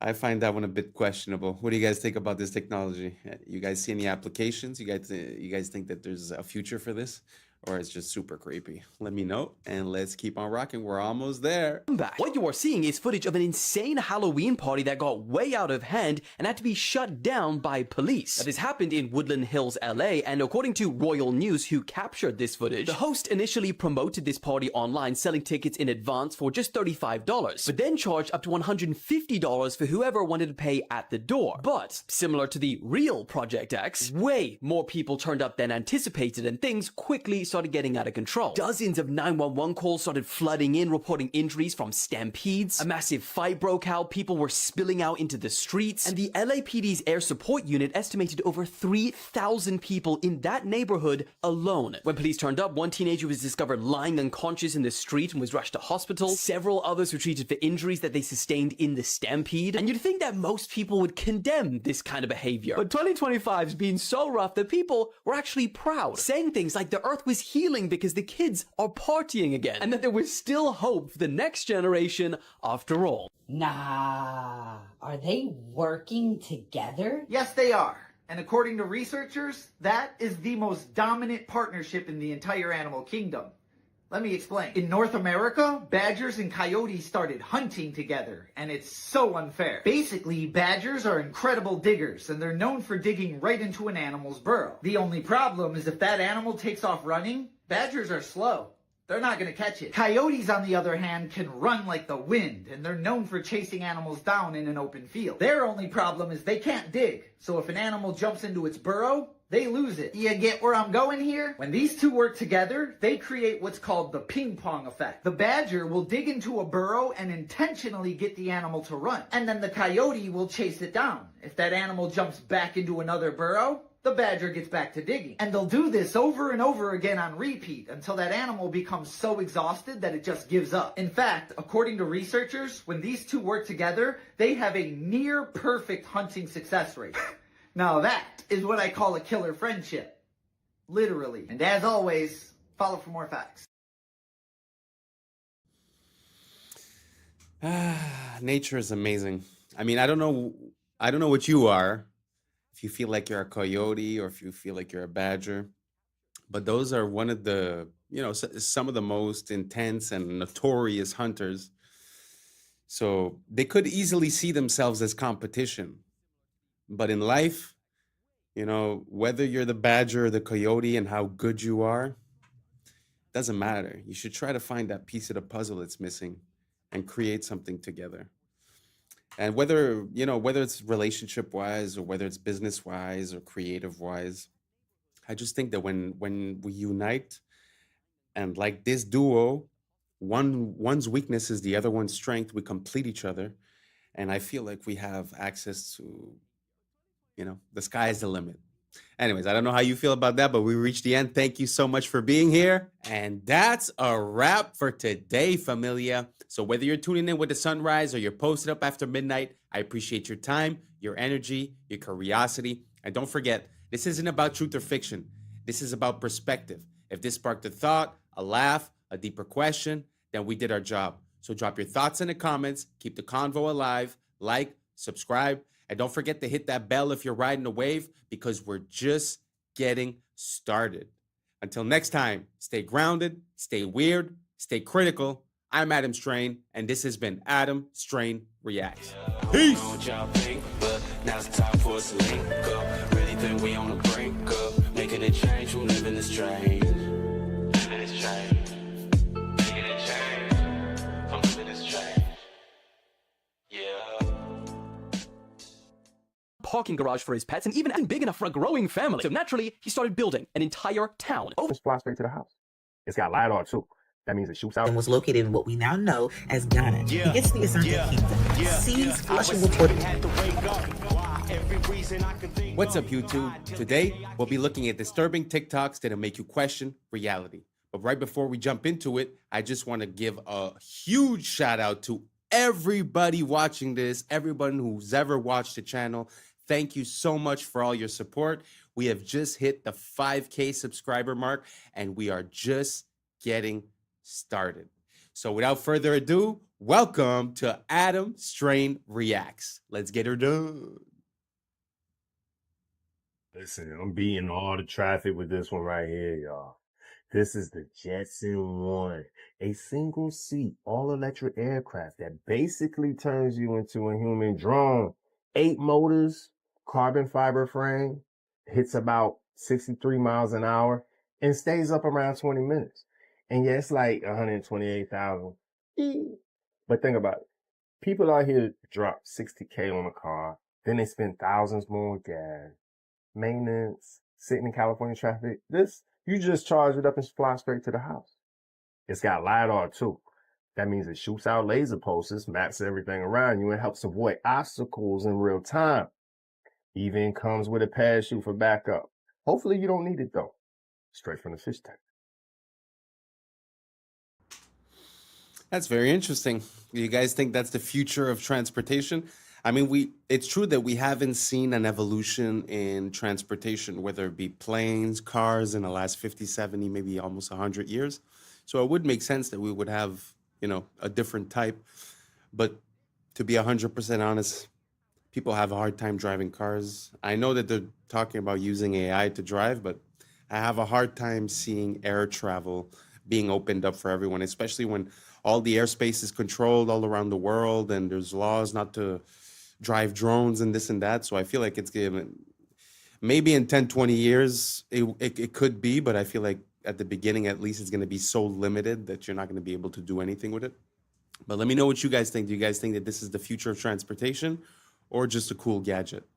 Let me know down below, and let's keep on rocking. Not only are they real, they actually turn into superheroes during the winter. Let me explain. Meet the reindeer. You can only find these guys in the North Arctic region surrounding the North Pole, which I shouldn't have to tell you that. And during the summertime, when it's not as cold in those areas, they look like this. Just a regular deer. However, as soon as winter hits, their body transforms. Like a Super Saiyan. First off, their blood produces a chemical that acts like a natural antifreeze, keeping them warm. Their fur turns white, which helps them blend into the snow, not get spotted by predators. Their hooves go from rounded to rigid for better traction. But the craziest part is their eyes change from brown to a super deep purple. And in that stage, they are 1,000 times more sensitive to light, basically giving them supervision, which is cool and all, but 1,000 times? That's not even necessary. What are you trying to see?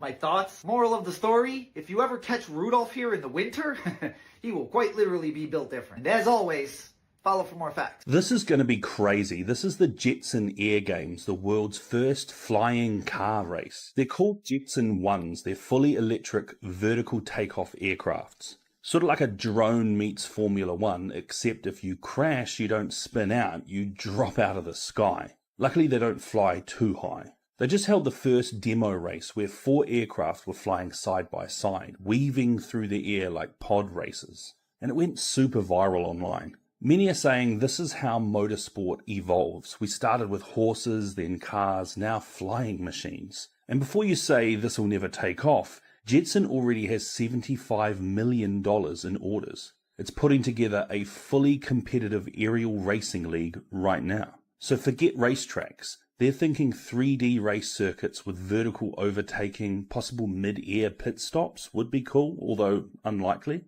But with highlights reels that look like Star Wars, it's almost guaranteed to go viral over and over again and become a huge sport. The only question is, who's insane enough to be the first pro athlete in a sport where a minor crash means you might see Jesus? You'd have to have the confidence of a crackhead to even consider it. Would you do it?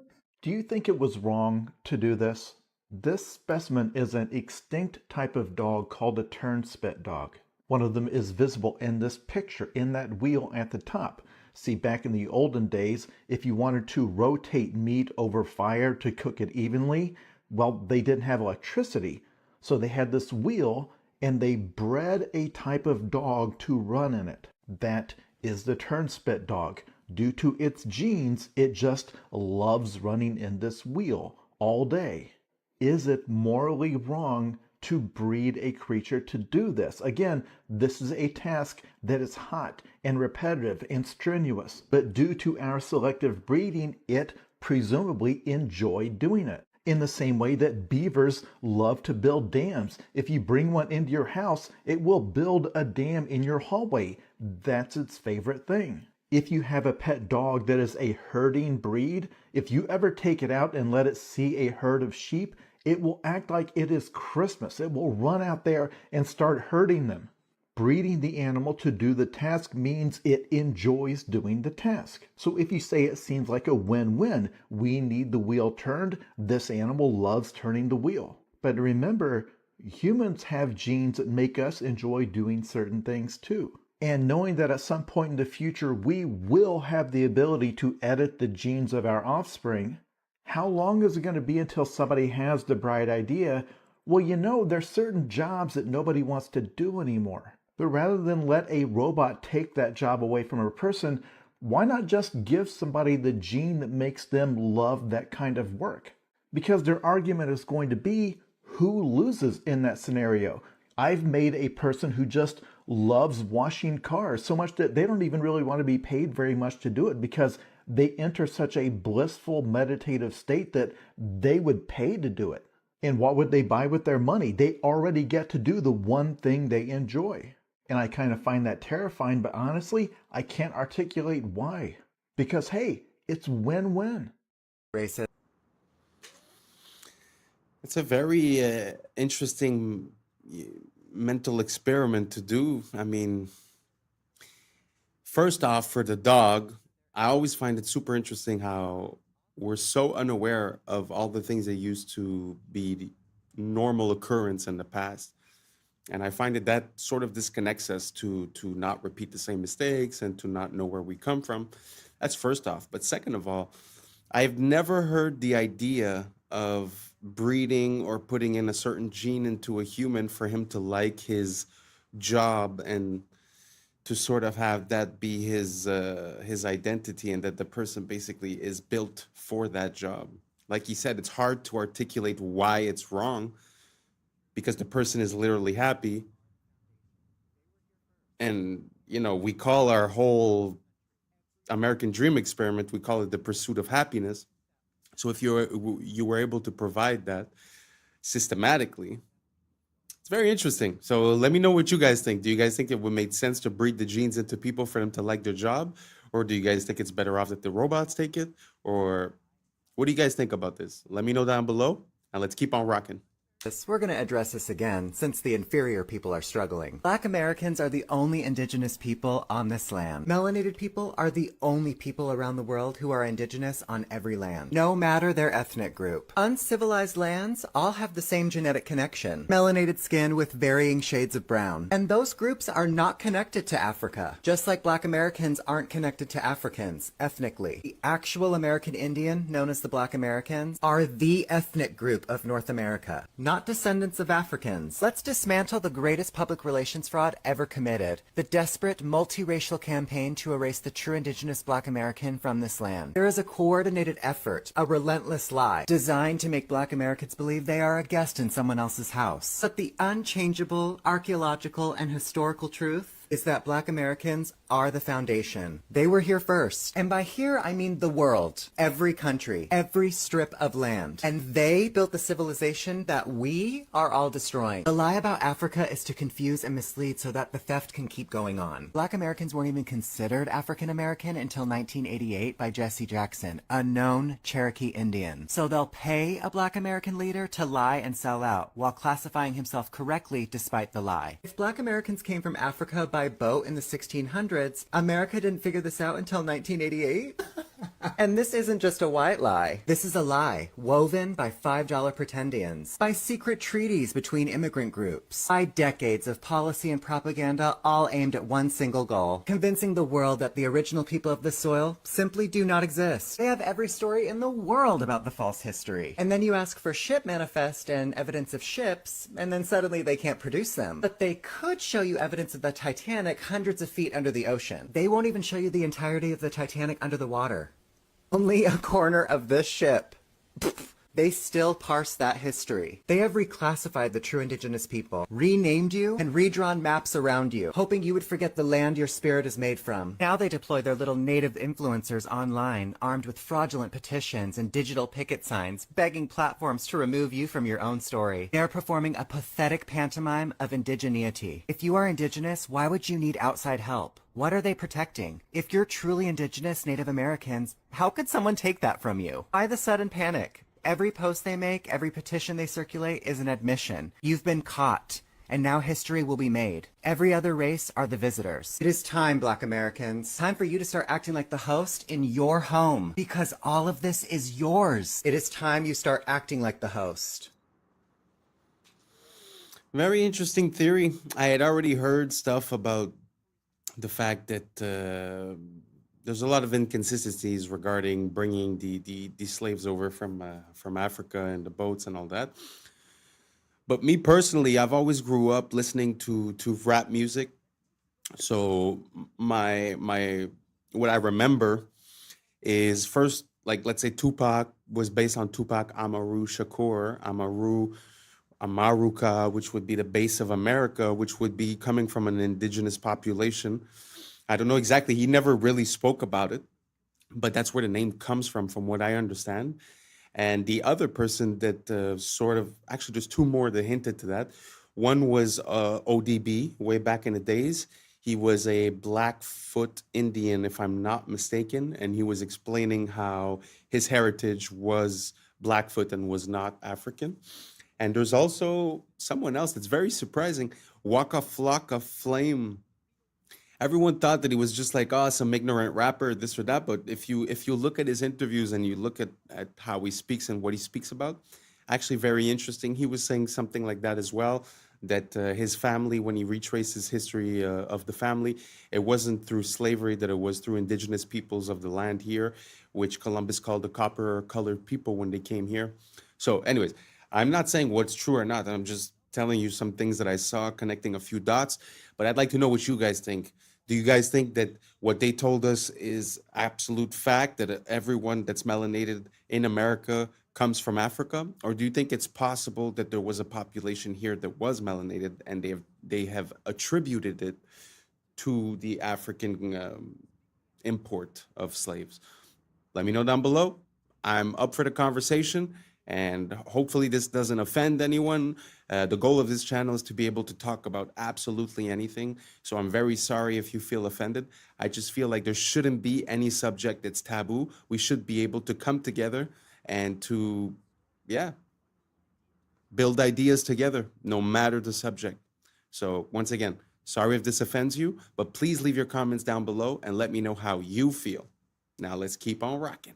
This man has spent the last 2 years building an entire town for his pets, and it will blow your mind. It all started with an apartment for his Shiba Inu and cats, but when people saw the excruciating level of detail that Jing put into it, it went viral. I mean, it is so realistic that it makes it look like the cat is the thing that's fake. Bro, he even created an underground den for his hamster, and then inside that, another even smaller room for his spider. What the hell? And so naturally, people wanted more. So, Jing started building more, like an elevator, a mini robo-vacuum, a gaming room complete with a sneaker collection, figurines, and model cars. And yes, this apartment even has running water. He then spent the next 2 months building an underground parking garage for his pets and even added cameras and put Shiba-san as the head of security. But you know what his pets really needed after that? A seaside retreat to get away from the city. So bro built them an entire private island. Not that kind of island. It took him over a month to build, and it comes with real flowing water, a painted horizon, and is themed on how to train your dragon. And thinking a private island was probably a good place to stop, he then finds out that Ting Hao was pregnant with 7 kittens. And so he suddenly realized this apartment wasn't big enough for a growing family. So naturally, he started building an entire town. Over the months, he built his pets a spa, a supermarket, yes, with real meat, a bank, a cinema, which took him another 2 months to build because he had to 3D print over 1,000 separate parts. He built them a billiards club, a Meow Donald's, and even copped his hamster a cyber quad and his cats a cyber truck. But by far the biggest addition to Cat Town was the working subway station. This took Xing over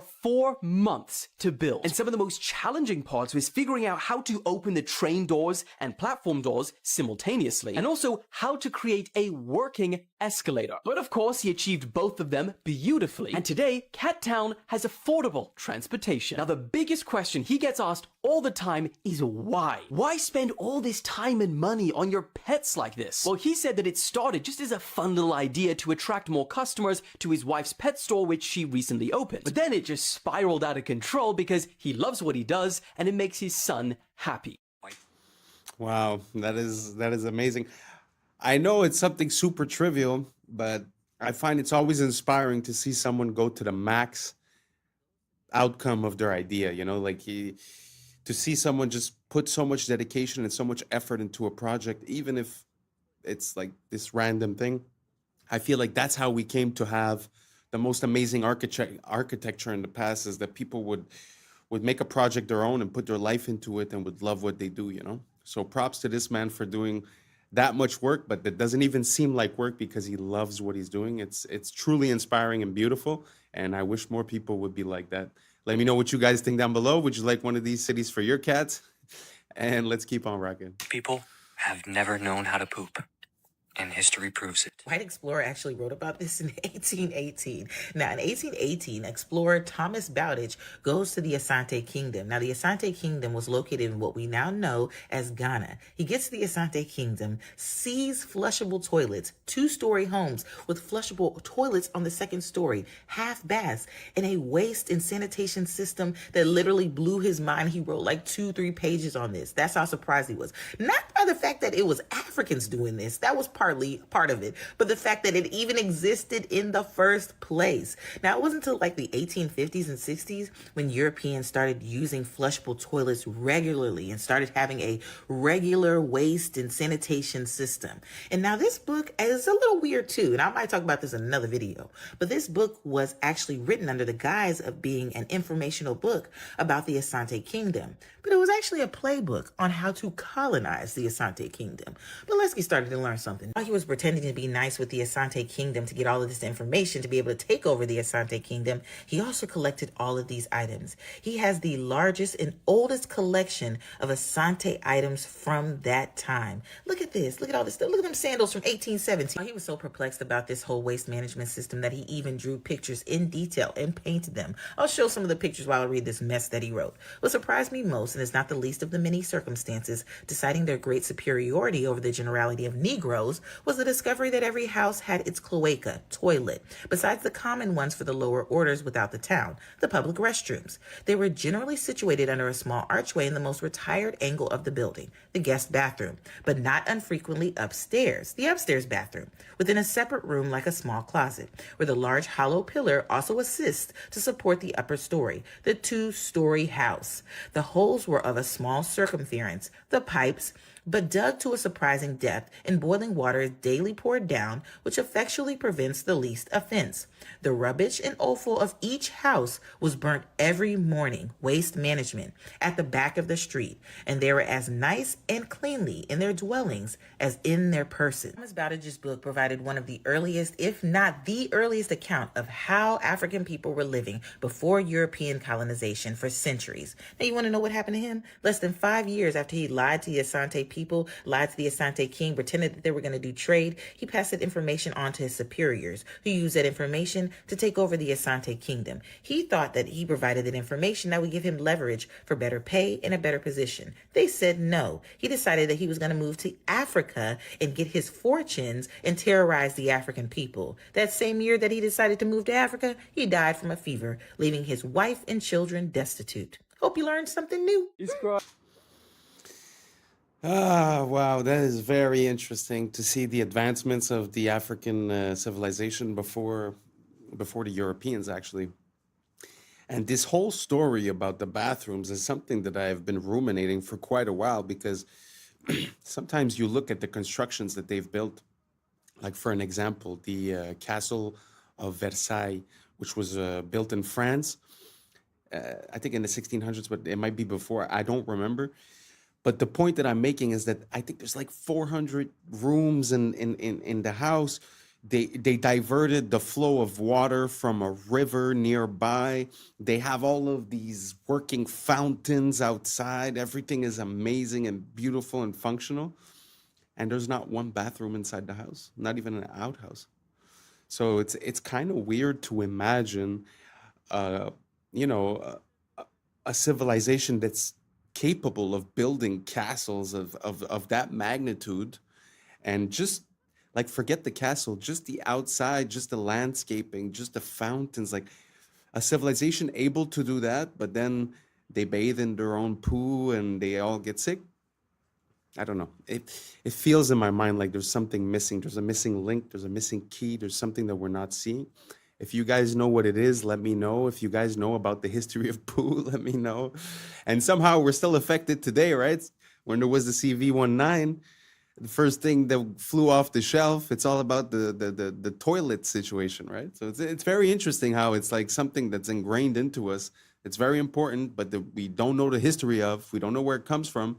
And like I said, if anyone can explain me the Chateau of Versailles or other types of constructions like that that are huge, almost megalithic in their size, but somehow don't account for any waste at all.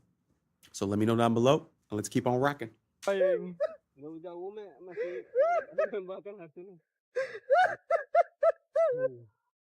Oh.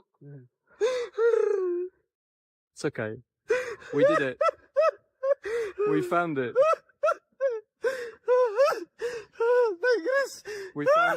We found it, my friend. Iwan, makasih Pak Iwan. Allahu Akbar, Allahu We made it. Akbar, ya Allah. We made it.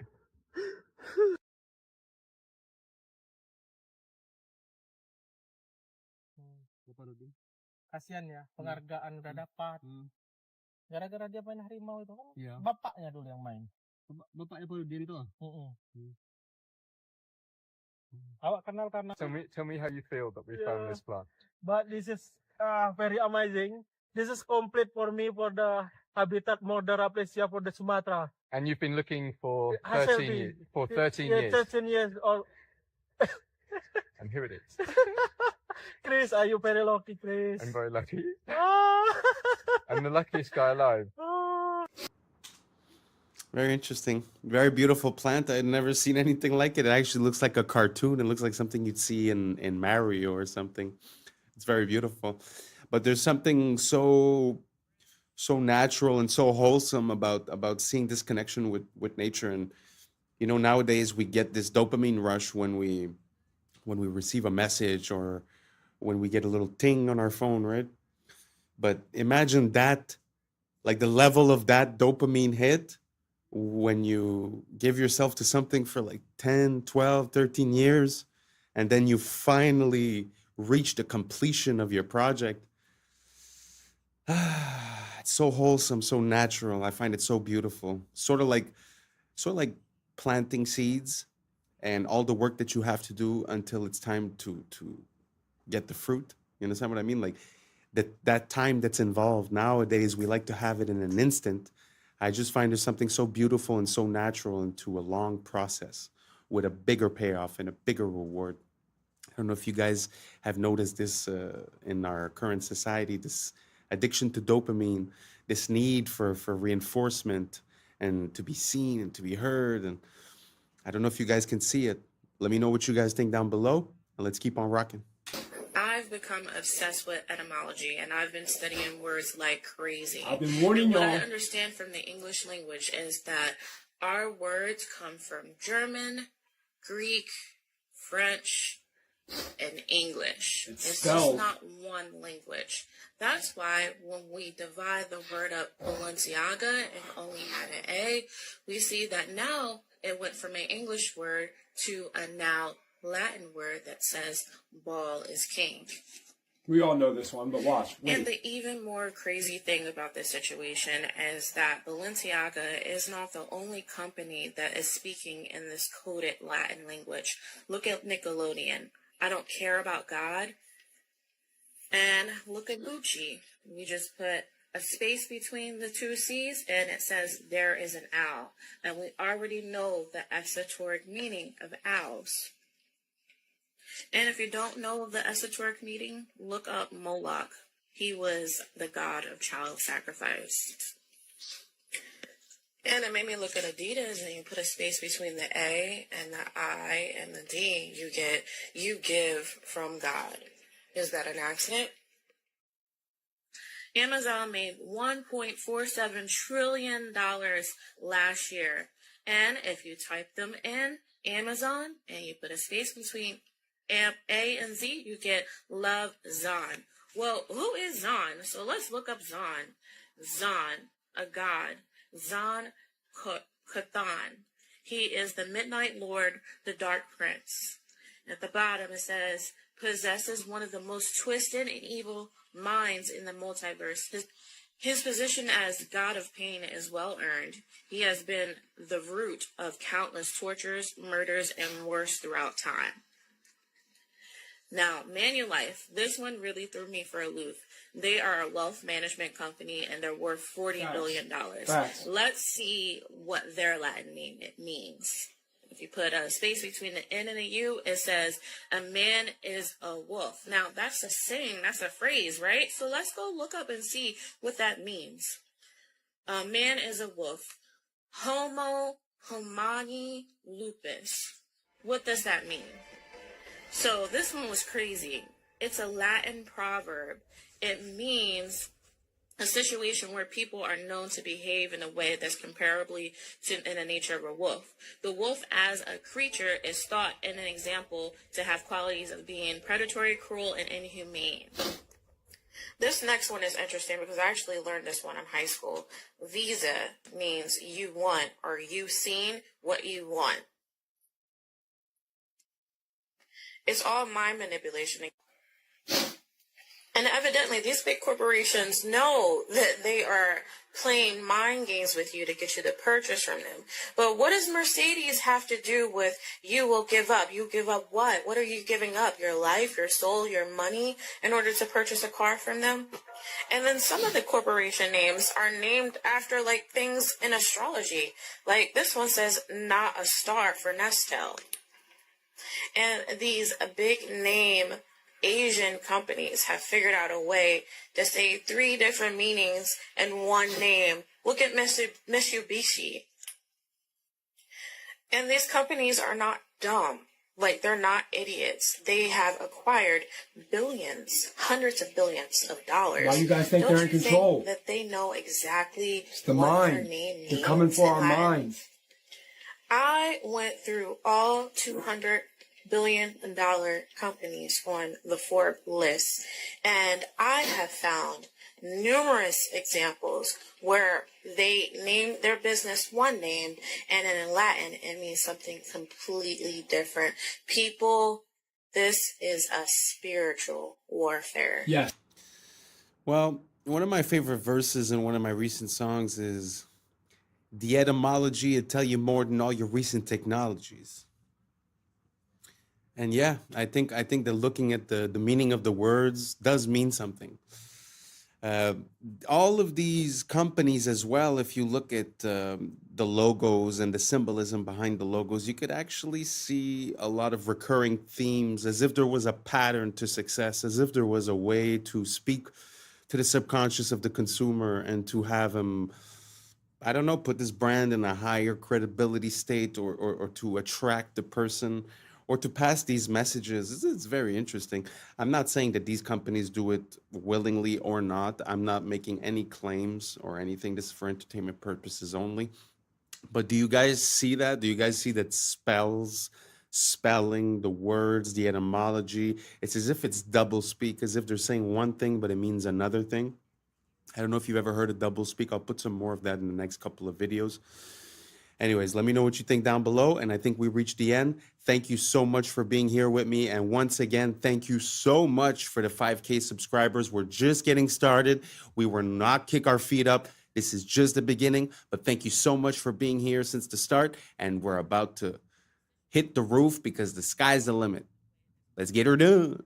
And that's a wrap for today, familia. Whether you're tuning in with the sunrise or you're posted up after midnight, I appreciate your time, your energy, your curiosity. And don't forget, this isn't about truth or fiction. This is about perspective. If this sparked a thought, a laugh, a deeper question, then we did our job. So drop your thoughts in the comments. Keep the convo alive. Like, subscribe. Don't forget to hit that bell if you're riding a wave, because we're just getting started. Until next time, stay grounded, stay weird, stay critical. I'm Adam Strain, and this has been Adam Strain Reacts. Peace. I don't know what y'all think, but now's the time for us to link up. Really think we on the brink up, making a change from living this strange. Living this strange. Making a change from living this strange. Yeah. For several years now, he's been posting clips that depict a future completely devoid of people. The footage shows empty streets and total silence, full of video games made for the PlayStation 7. Even more unsettling, every single game on display is designed for that console. A system that is disturbing is the moment when he enters the Louvre and films the Mona Lisa from up close. The room is completely empty. No guards, no tourists. What's up, YouTube? Today, we'll be looking at disturbing videos that'll make you question reality. So without further ado, welcome to Adam Strain Reacts. Let's get her done. History makes no sense. In 1969, we put a man on the moon. In 1970, we finally put wheels on a suitcase. In the 1850s, we deployed our first undersea communication cables. That's before the American Civil War and germ theory. Not only that, during the American Civil War, Abraham Lincoln could have sent a fax to a Japanese samurai requesting aid during the war, which would have been a crazy alt history. Sir Arthur Conan Doyle, when he created Sherlock Holmes, could have logically had a story where he goes to Japan and sees Nintendo brand playing cards. And the Holy Roman Empire falls after 1,000 years in 1806. 30 years later, the Republic of Texas is formed. That means that there's a 30-year difference between Charlemagne's empire and the Republic run by Sam Houston. That's us in the 90s. I know one day I'm going to be somebody. And you'll know when I'll definitely find Please look at my face. You're somebody now. Do you understand? Yeah. That's the game. I was somebody long before people knew who I was, and I believed that. You're somebody now, Letitia. Thank you. You're welcome. You know, it's so easy to get caught up in this game for clout and for attention with the way that the social media platforms and basically every platform for information has been, you know, organized. I find that to be a very beautiful message, you know. Because at the end of the day, we're looking for all this attention, but, you know, does that attention translate into being a better person, into valuing the things that you already have? I don't think so. I found that to be super beautiful, especially coming from a successful person to an unsuccessful person, that you have to find a way, even if you were to use these platforms, to transfer something that is a strength of yours or that is yours.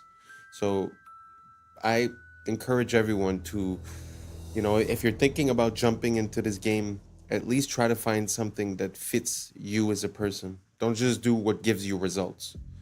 Try to find something that is yours, that you could apply in a way to get the results. I don't even know if I'm making sense. Let me know what you guys think down below. Let's just keep on rocking.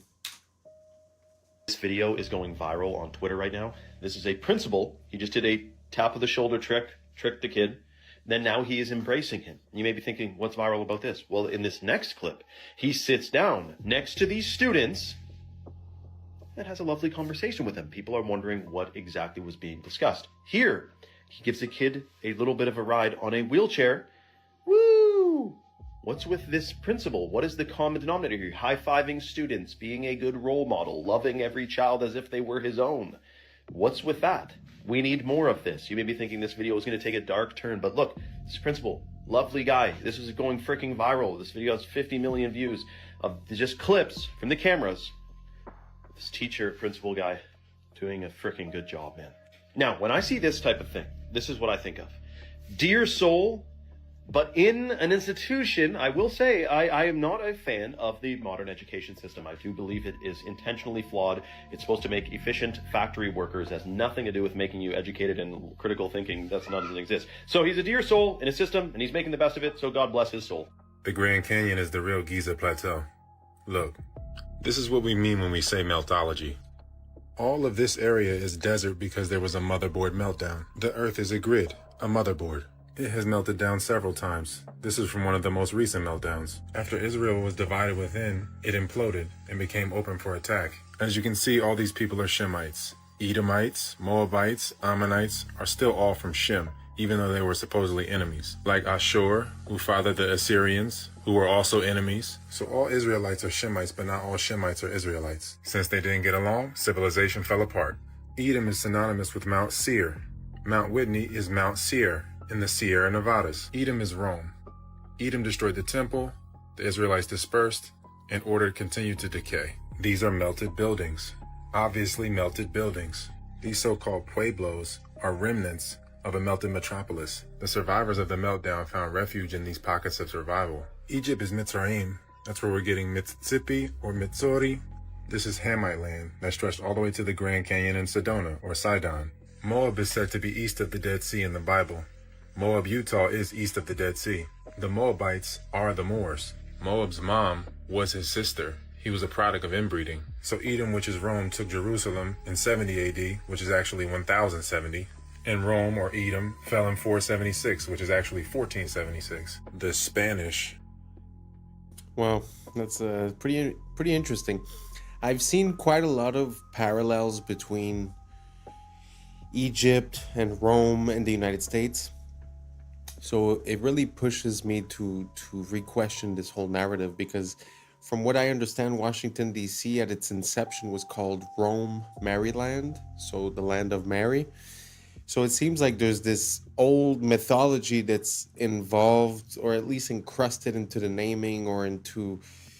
Because, I mean, even a dollar bill has the Egyptian pyramid, right? So I never could make any sense out of that. Let me know what you guys think down below. You think it's possible that the old world is the new world and the new world is the old world?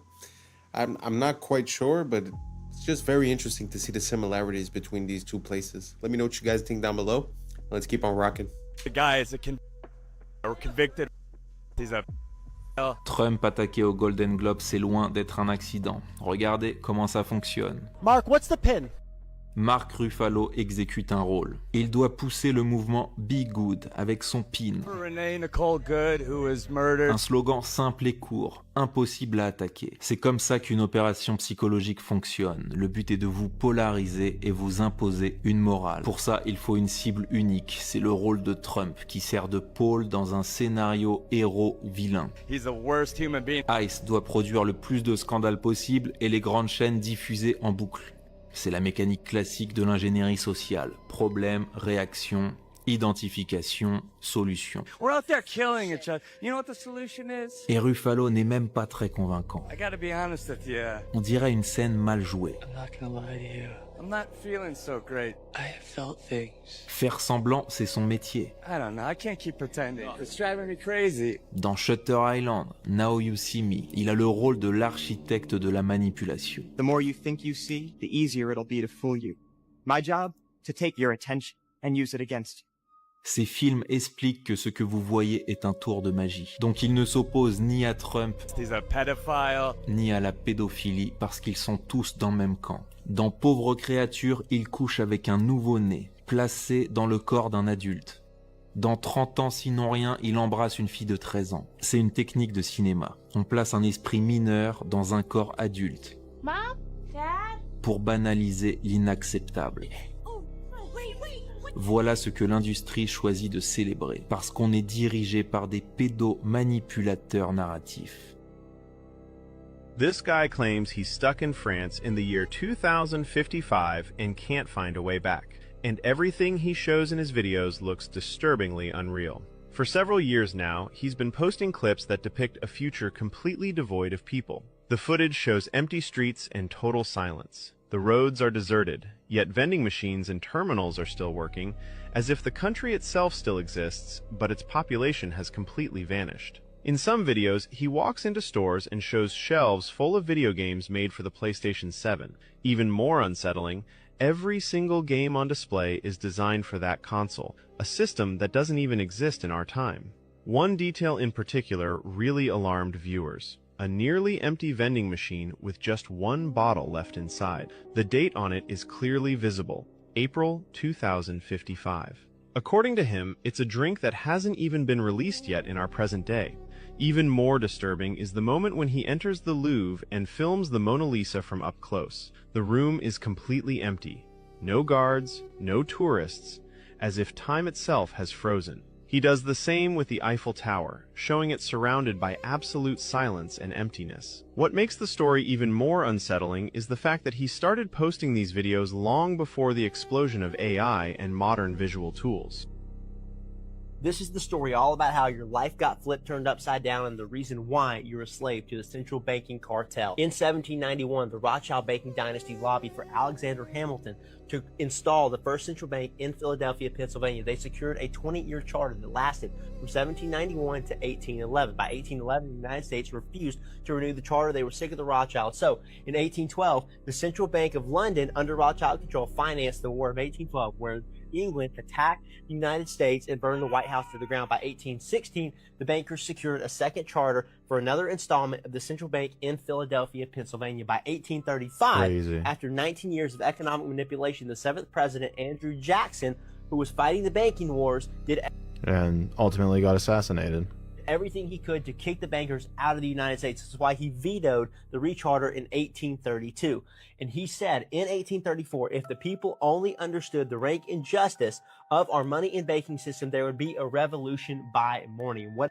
And I try to inform you guys. You listen to my podcast, you would know this already. What did they do? They attempted an assassination. This is going to become a common theme that we're going to revisit. But for now, Jackson issues a specie circular, which means no more deposits to the central banks, only deposits into national banks. He cuts them out of the picture, and he pushes for only gold and silver. What do they do? Send us into a depression. By 1837, more economic manipulation. But the good news is we go to a credit-based system, but one without the central banks. By 1850, the middle of the century, Jackson had killed off the second bank, and there was no more central banks in the United States. I won't stop him forever. At that time. By 1861, the United States didn't need the central bankers anymore, but they saw an opportunity. War is the perfect way to divide a nation and get us back into an international debt system. Well, clearly he has a lot of information, but he didn't even get to the juicy part about the Federal Reserve, but he does a pretty good job of explaining what happened before that. Because yes, it did all start with the Napoleonic Wars, and they have fought very hard to make it into America with the Federal Reserve, and they didn't stop there because they are now attempting to take over the world with the IMF, and they're unfortunately doing a pretty good job of it. That's pretty interesting. I know way more about from the Federal Reserve and beyond, which I think was 1933 or something like that, 2933. And it's actually interesting to look at before. And like you said, it makes me wonder if they got kicked out, and then eventually they say, oh, something like war could help us gain back control. Makes me ask a lot of questions about the first and second, because at the end of the day, it happened more or less between those two, the instauration of the Federal Reserve, then afterwards the income tax. So the systems under which we are feels like they were implemented around that time. So it's kind of interesting to look at what happened before. I had no idea that they already had the central banks, got kicked out, and then reasserted their power. It's pretty interesting. That's all connected with the Titanic, with Jekyll Island. I'll do a deep dive soon enough. Let me know what you guys think down below. Did you guys know about this? Let me know if there's any parts that you feel I missed. I'm always curious to learn more about the methods by which we are enslaved. Let me know down below. Let's keep on rocking. Rare images that'll make you say, damn, that's rare. This was the unbelievable moment Devin Stratton, a skier from Utah, survived a 150-foot fall from Mount Timpanogos. In China, police officers aren't issued firearms, so this is how they subdue dangerous criminals wielding knives with the power of teamwork. Score 1 for Disney. It's almost impossible to believe that the scale of damage done to these engine blades was caused by a flock of birds. This horse is so well trained that it is able to protect its owner from a hostile mother cow while he routinely tends to her newborn calf. This is a theatrical demonstration of how the Victorians relieved themselves in the 1800s using a fancy porcelain pot mounted underneath furniture known as close stools. Hold on a second. They didn't wipe? In early 2024, doctors at Massachusetts General Hospital treated 3 people with recurrent glioblastoma brain tumors using a brand new drug. A single dose of the new cancer drug made the brain tumor almost disappear in just 5 days. Ever pictured a real Jurassic Westworld crossover? This amusement park uses a robot dog in a Triceratops costume to play with the kids. Thank you, Michael Crichton. This was the moment a fan assisted his favorite wrestler, Negro, using his wheelchair to prop him off the ground, stopping what would have been a direct disqualification criteria in this match. This is a photo of a LAN party from 2003. I know it smells crazy in there. Now here's something you don't see every day. This electric SUV can run Contra with its rear lights through advanced programmable rear light system. I've never actually seen anyone play Contra without the cheats. This was the moment an explosion hit the Oceana water park in Gothenburg, a water park that was under construction. But seriously, man, how do you even get a fire at a water park? So this is weird. In July 1518, hundreds of citizens took to the streets of France, breaking off into a form of hysterical dance that lasted several days and led to numerous fatigue deaths. The exact cause of this bizarre dancing plague remains unknown to this day. Watch how easy it is to cut a shard of glass underwater compared to air. This is due to a scientific principle known as the rebinder effect, where water molecules interact with the surface to accelerate crack formation and control shattering. This is aerial footage of a scenic river canyon in Iceland. The ecosystem is so delicate here that stepping on the moss is prohibited by law in an attempt to preserve its lush landscape. When a specific nerve cord is severed, a mosquito has no sense of being full. It will continue to consume blood until it quadruples its body weight, whereupon it explodes. This is a rare sighting of a melanated fox, popularly known as the silver fox, a unique variation of the standard red fox species, existing as less than 10% of their entire population. Man, it's really heartbreaking when you realize that Chadwick Boseman filmed all these incredible stunts for Marvel's Black Panther while battling stage 3 colon cancer, a real-life superhero. Rest on, legend. This isn't a behind-the-scenes from Sharknado. This is the famous Headington Shark, a fiberglass structure erected in England on the 41st anniversary of the Nagasaki bombing as a bold anti-war symbol. Took me a moment to realize this wasn't the aftermath of a lethal shark attack. These are pelagic tuna crabs, a vital marine species known for their bright red hue and their affinity for moving in massive swarms. I am now 20. I mean, there's so much to go over in that little clip, but the only thing I could say is this world never ceases to amaze me, and there's always more to discover and to find out, and honestly turns me into a child every time that I get to learn about this world, because it's like you could never know it all, and it's so beautiful and well made, you know, so amazing. Let me know down below if you guys have any other videos like that. Send them to me, tag me. You guys have been sending me videos and I truly appreciate it. I'm gonna make a basically viewers sent in video soon enough. So keep on sending them in and let's keep on rocking. In massive swarms. I am now 20 nanometers tall. So, an individual transistor from a brand new 2026 M5 MacBook Pro is about the size of a garage for me. Now, I'll note that this most likely isn't 100% accurate because Apple's not going to share their exact chip architecture with me, but still, the smallest parts of it are still smaller than me, and at this scale, you can see individual atoms, which are the size of marbles. Now, obviously, or maybe not obviously, but 3 nanometer transistors this size aren't just built like other objects the way you might be expecting. There's a pretty refined manufacturing process called photolithography. Basically, it's like developing a photo with light projected through a microscope, but onto atoms instead of film. And that is how you end up with billions of these inside a computer that you can sit on your lap. Now, to be honest, I don't really know how much longer Moore's law can apply to semiconductors as they get down to the literal atomic level, but I sure do want to appreciate it while it's happening. Speaking of appreciating it, hey, this is Epic Spaceman. One of my favorite creators, and of course a massive help with this video. He's been down to this scale before in another video, and it's a pretty crazy view, right? Hi Marcus. Yeah, it really is. Even when you can stand on them, I still struggle to get my head around how many transistors there are here, considering this is just a tiny cutout section. The full chip is 32,000 times bigger than this. So yeah, the best way for my brain to really appreciate all of this has been to visualize this scale. From the tiniest 3 nanometer transistors we have in computers today, at the scale of DNA and individual atoms, all the way to the micrometer scale with the computers of the 2000s and 90s and 80s. Humanity has been so motivated for so many years to get this stuff down to such a ridiculously small scale that it makes a grain of rice look like a massive object. And yet it keeps going and going all the way back to the earliest transistors the size of a deck of cards. You know, something else I've realized though, even though we've seen now all of this scale and how tiny things can get, sometimes it can still be hard to keep all the nanometers and picometers sorted and really comprehend it all. And sometimes it's actually easier to make things bigger rather than smaller. So let's try this. The world's first electronic computer is often credited as the ENIAC. They finished it in 1946, and they had light bulb-sized vacuum tubes called triodes. And of course, that computer was the size of a whole room. But if we still made computers like this, with transistors that big, how big do you think the iPhone would need to be to fit the 19 billion transistors that it has today? Think about it. Maybe the size of a city block? Or what about the size of the entirety of Central Park? Keep in mind, you need to fit all of these billions of transistors.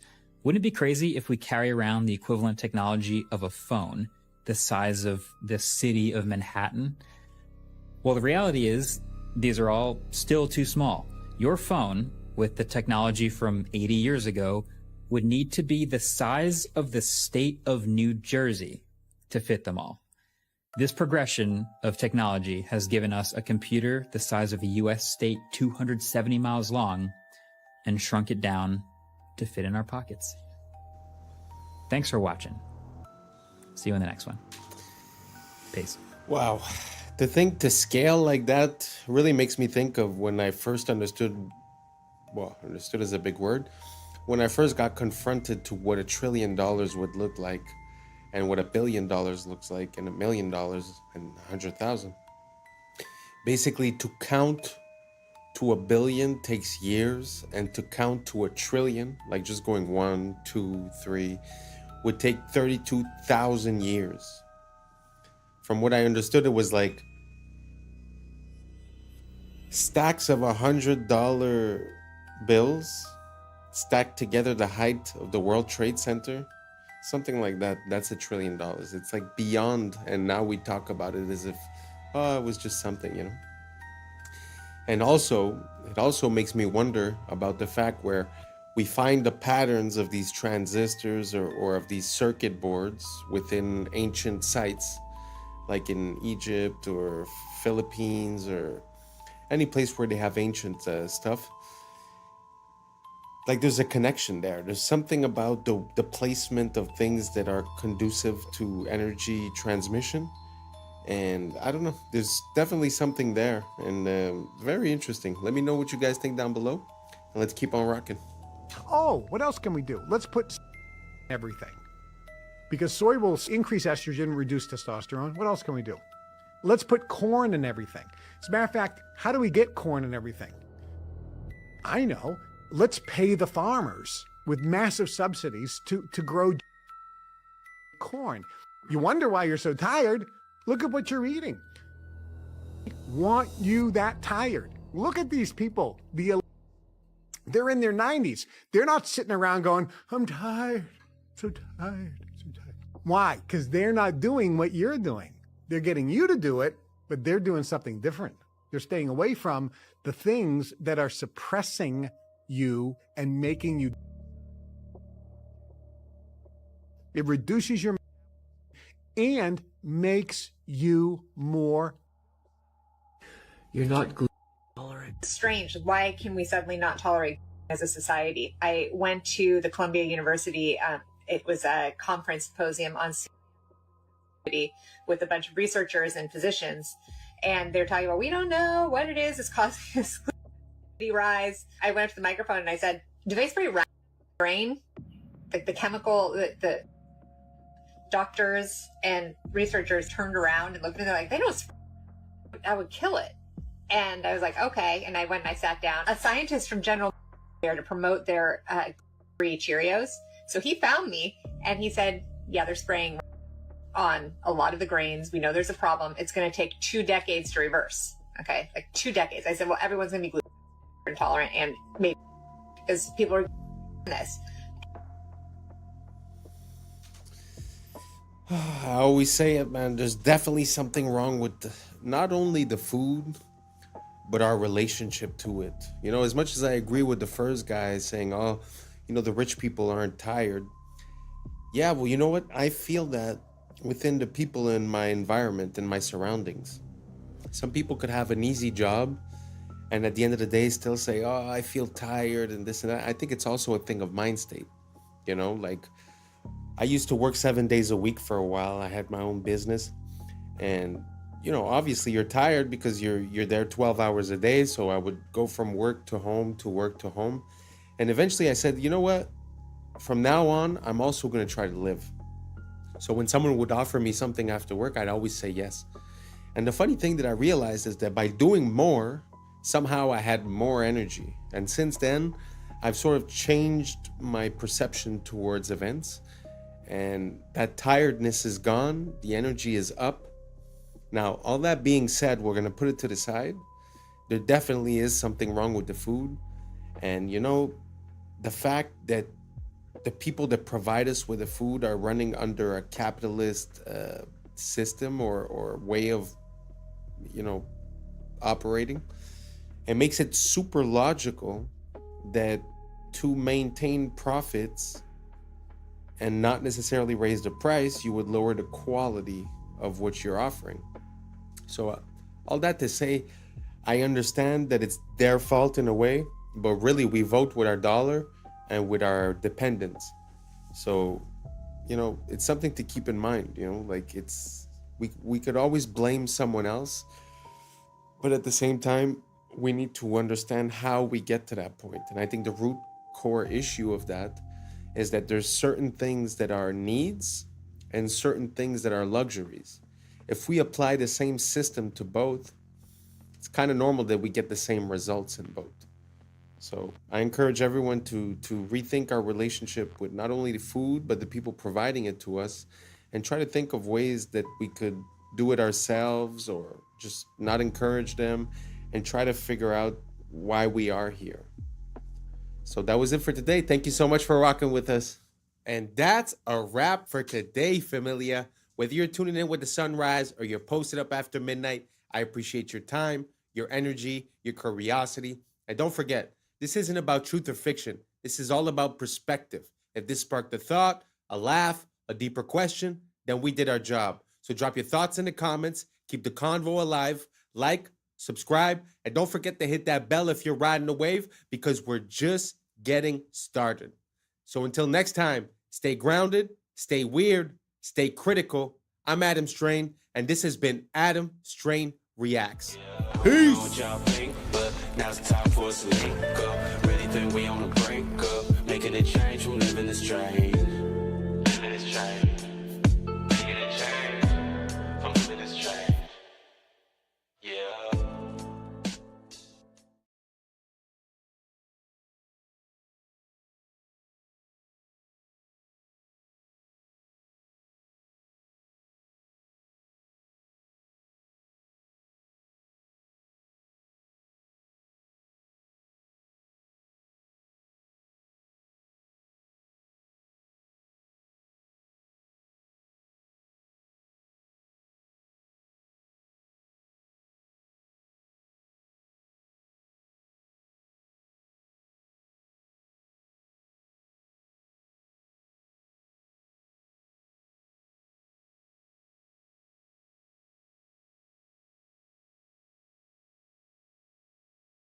Like what, for example? I had no idea how many people were like actively getting into like rich that I happen to know personally. In Hollywood? Oh, yeah. The mice lost intellectual behaviors, and scientists still extrapolate this model to humans on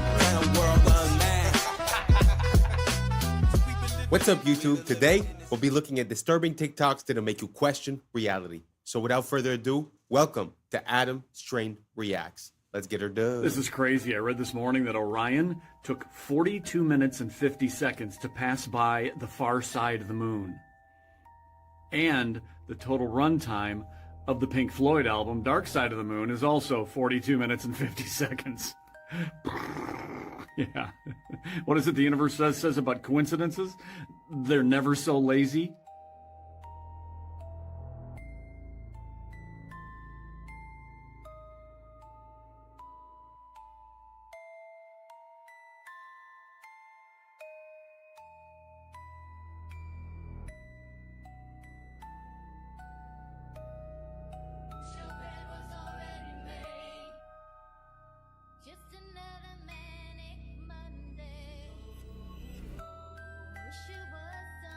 Era assim a vida dos entregadores e você achando que é fácil. Não, olha isso aqui, ó. Tem que ter habilidade, meu amigo. O cara vai lá de moto e ele tem que ter habilidade para lançar na mão da pessoa e muitas das vezes por debaixo do portão ou por cima. Olha isso aqui. Isso aqui é técnica. E isso aqui era uma profissão lá nos anos 70, 80. Olha só como estamos hoje, né? Hi everyone, so I'll give you a look in here. So I've built a lot of things in my life, but I think this is the best thing I've built by a mile. So this is a bee therapy hut. So I'll give you a quick look in here and show you what's going on.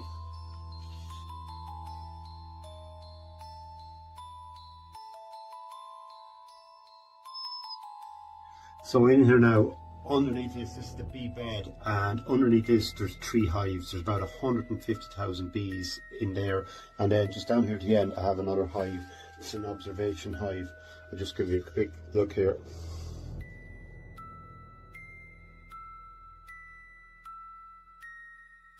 So you can see all the bees, they're working away there today. Now they're actually out flying today. It's a nice mild day, but they're feeding away. I didn't take any honey at all now from this hive. It's all left to them. So we have a symbiotic relationship here. I'm providing them with a good home, and they're giving me a beautiful vibration in here and a beautiful aroma. So the concept is then you lie on the bed here, and it's sort of white noise. There's a vibration underneath me, and then behind me here I have all the bees, which are causing a beautiful aroma in here because there's 2 little holes on top of that hive. So there's a beautiful smell of propolis and beeswax, and it's just amazing. So the concept is, this is called apitherapy. So they reckon 5 minutes here is equal to a night's sleep.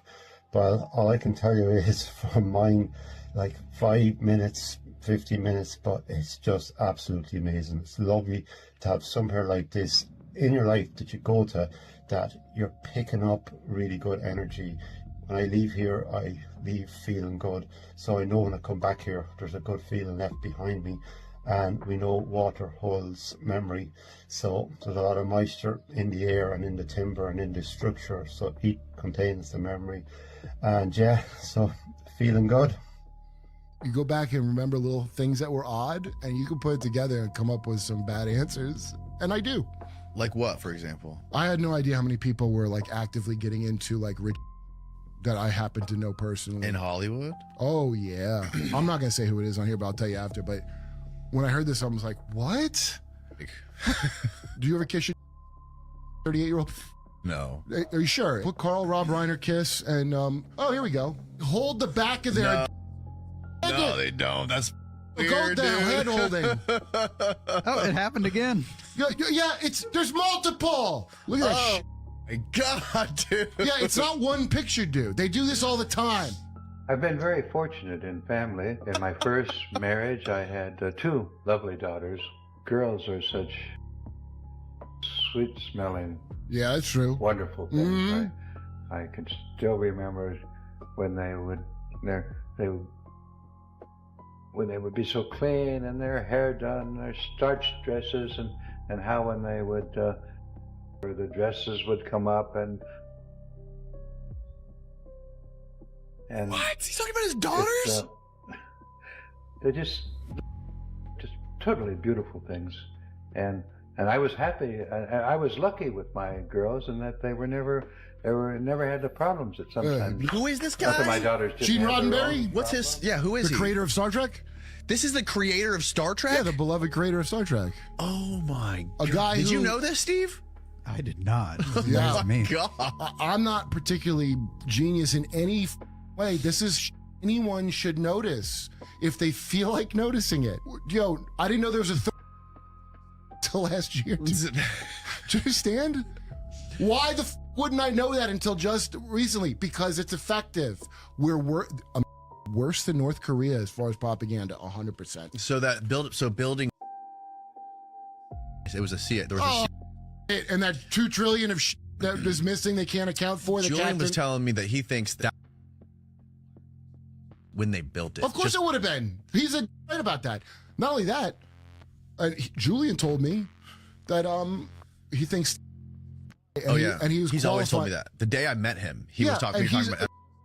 telling me, dude, he's worse. Ben is worse than that. But Julian's on, and Julian's not a guy that will jump over to where I'm at automatically. So that's a thing that he personally noticed. Yeah, that stuck with him.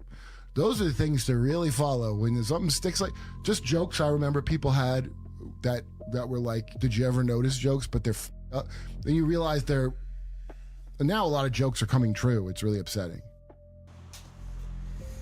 I don't know if you guys know about Gene Roddenberry, but basically Star Trek is, a lot of people say it was like a plan towards where technology was going. You see the first AIs, you see the first tablets, you see the first transparent screens, you know, all kinds of stuff. But it's kind of weird when you start looking at what these people believe. Like we saw the interview of that guy. You know, it's the same thing with like space travel and rocket engineering. There was Jack Parsons. It always seems like the forefront of technology is in some way, shape, or form associated with these weird beliefs or attitudes. I don't know if you guys get the drift that I'm saying. If you have other examples, please let me know. But let's keep on rocking.